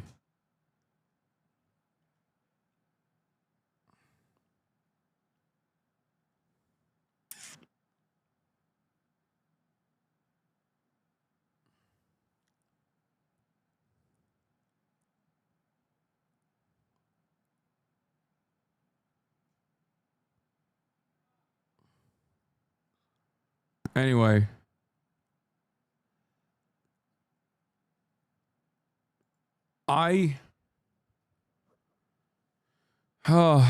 Not only is the story odd, the apprehension is even weirder, and is yet another, I guess, perfect demonstration of police incompetence.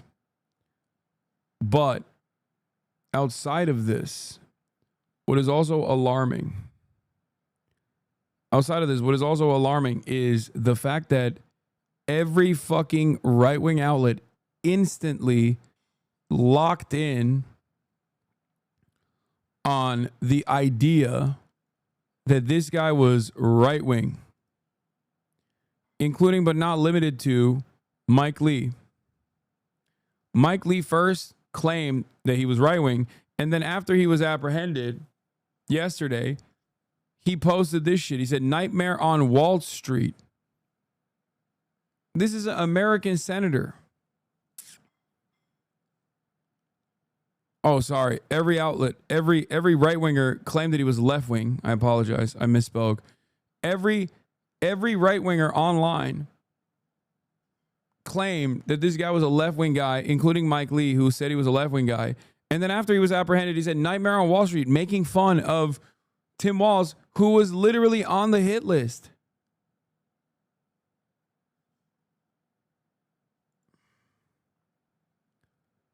A top staffer to Senator Gina Smith emailed Mike Lee's top staffers on Monday about how much additional pain you've caused on an unspeakably horrific event. I don't think these guys care. Like, I think these guys are fucking animals, okay? The Mike Lee is a goddamn animal, dude. American senator making jokes about a Trump supporter killing Democratic lawmakers after spending the weekend falsely claiming the shooter was actually a Democrat. Clown country. Here he is. Could you tell us about your conversation with Senator Smith? Do you regret your tweet? Do you stand by the post that you made on X? Have you had a productive conversation about that post? Was that what the senator wanted to speak to you about? What did you think of the meeting you just came from? Tina Smith confronted him. She also then went on CNN to talk about the confrontation. What did he have to say when you confronted him with that? Well, I mean, honestly, I don't think this is a person who's used to being confronted. I don't think he's somebody who's used to being challenged, and I think he didn't quite know what to do. Approached him from a position of respect and wanting him to understand what I thought. And he didn't have that much to say. What he needs to do is he needs to apologize. I really think that he should take that post down. To indicate that somehow this was some sort of a Marxist leftist attack that causes violence is completely false. He's spreading that misinformation and he should correct that. I didn't get any of that from him earlier this evening, but I hope that what I said sunk in, and that he, as my mother used to say, words have consequences, and his words have a ton of consequence, and he should own that.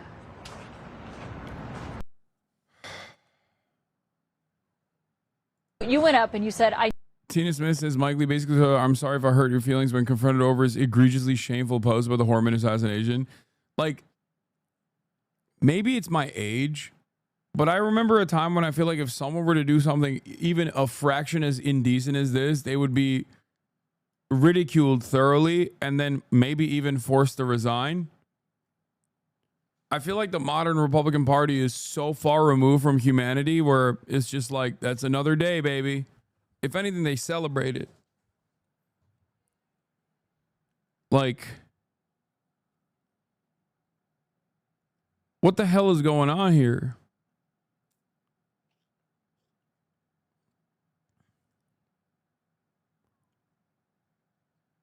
He tweeted that the dude that was killing Democratic lawmakers was actually a Marxist, radical, leftist, whatever. And then he tweeted that the dude who actually had Tim Walz on his fucking target list, he made a joke about Tim Walz, saying Nightmare on Wall Street. Tim Walz is a friend to the fucking slain Democratic lawmaker and also was on the hit list.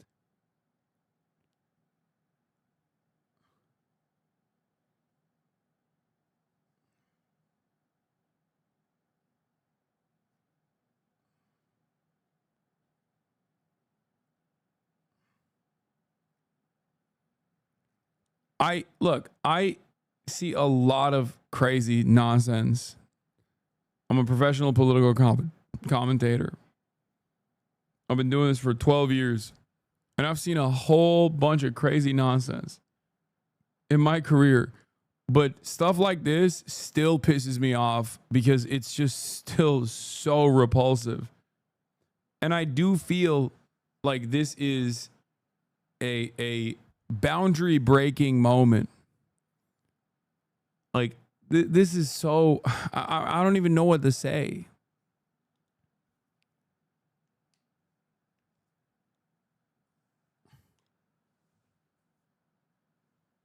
It actually freaks me out a little bit how quickly the right jumped on this act of political violence, and even politicians, like right-wing politicians, without even any sort of sense of safety and security. Under normal circumstances, they will go, oh, wow, political violence is unacceptable, because like they're worried it might come to them too. You know what I mean? But like, even with the DePipe stuff, the David DePipe shit, like they didn't even give a fuck. They did this with him too. And Elon Musk was one of the major players in that.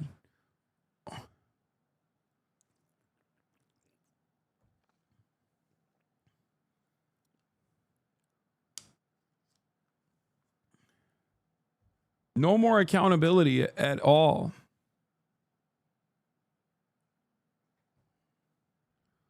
When there's political violence in Western democracies, traditionally treated as a somber event for everyone to come together. Deaths disappeared. The victims were gunned down, and just over a day ago, and a U.S. senator is mocking the event and hinting at a deranged conspiracy. Second U.S. senator promoting conspiracy theory, basically claiming the left for the shooting of the two Democratic lawmakers. I mean, what took place here is a Democratic lawmaker was slain, and many more were on the hit list, and one of them almost died.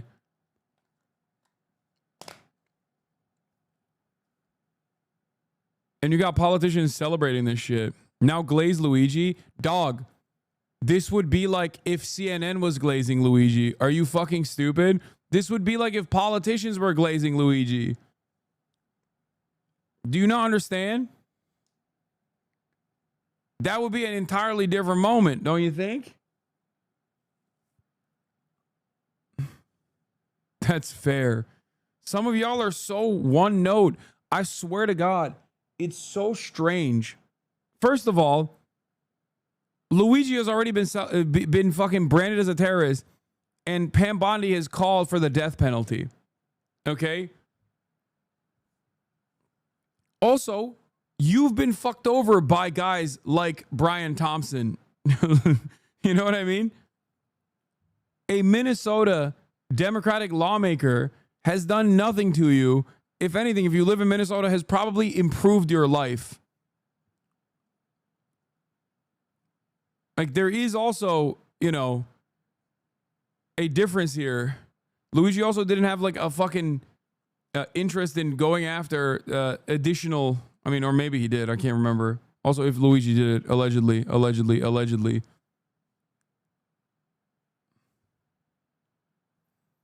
Hasan, I love your takes, but I don't understand why you're surprised by this. They've been on board with this shit for years. Don't you remember the Obama pinata? The conservatives put a noose around conservatives with no morals for a while now. He's tripling down.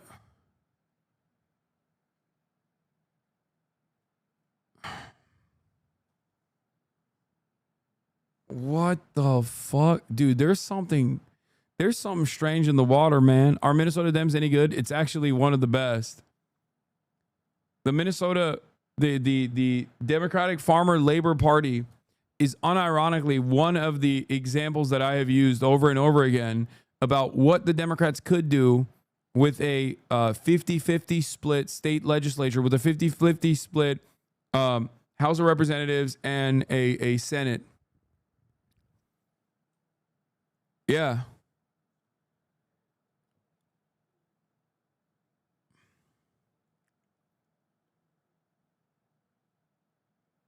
I feel like right-wingers got to be operating on a different fucking wavelength of confidence here to so openly entertain this kind of stuff. Like right-wing politicians. Yeah. Melissa Hortman, who this fucking asshole killed, was a important politician that played a formative role in pushing a lot of fucking great legislation in the state of Minnesota that I have routinely talked about in positive terms. Yeah, I have a whole video called "Here's How You Get Shit Done." Let's talk about Minnesota. This is part of her legacy.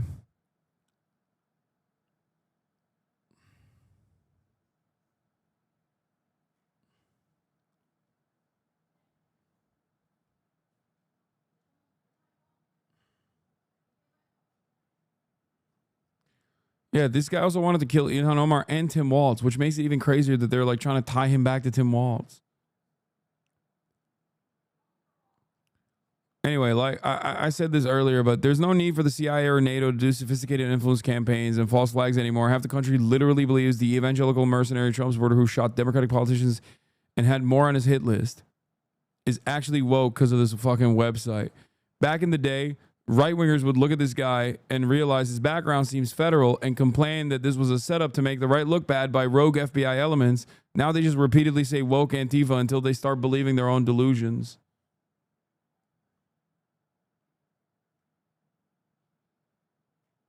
They just let him walk? No, they didn't let him walk. No, he's in jail.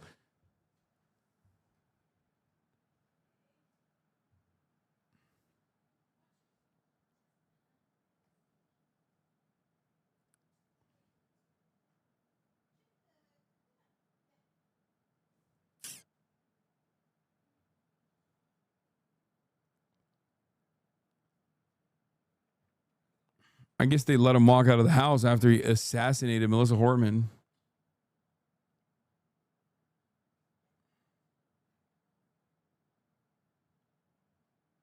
But yeah, this is like intense. We didn't even get to the Trump ramps up migrant crackdowns following ICE restrictions. There's also some potential oil tankers on fire in the Gulf of Oman, but they're unconfirmed, so I don't know why.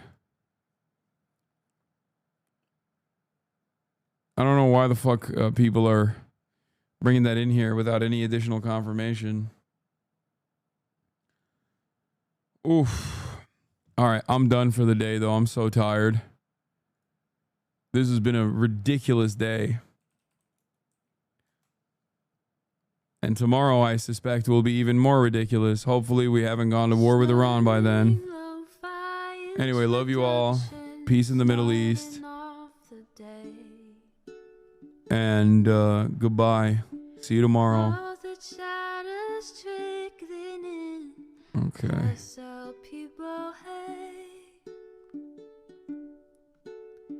Sunny Los Angeles, California, says Hasan. The starlock to the starlock to the topic just begun. There he is again, Hasan is streaming. Hasan is streaming. There he is again. Hasan is streaming. Hasan is streaming. Reviewing the P.O. box, Uncle Uyghur's face. Sudden discord agitprop, great names take embrace. Tiny Bernie Sanders, LGBTQ Air Force. The whole left at your fingertips, Ane at your door. H3 crowded debate, the Young Turks online show. 3 full fucking years of this, plenty more to go. 90-day fiance talks of champagne bourgeoisie. A Trump rally live reaction on mass riot at DC. There he is again, Hasan is streaming. Hasan is streaming.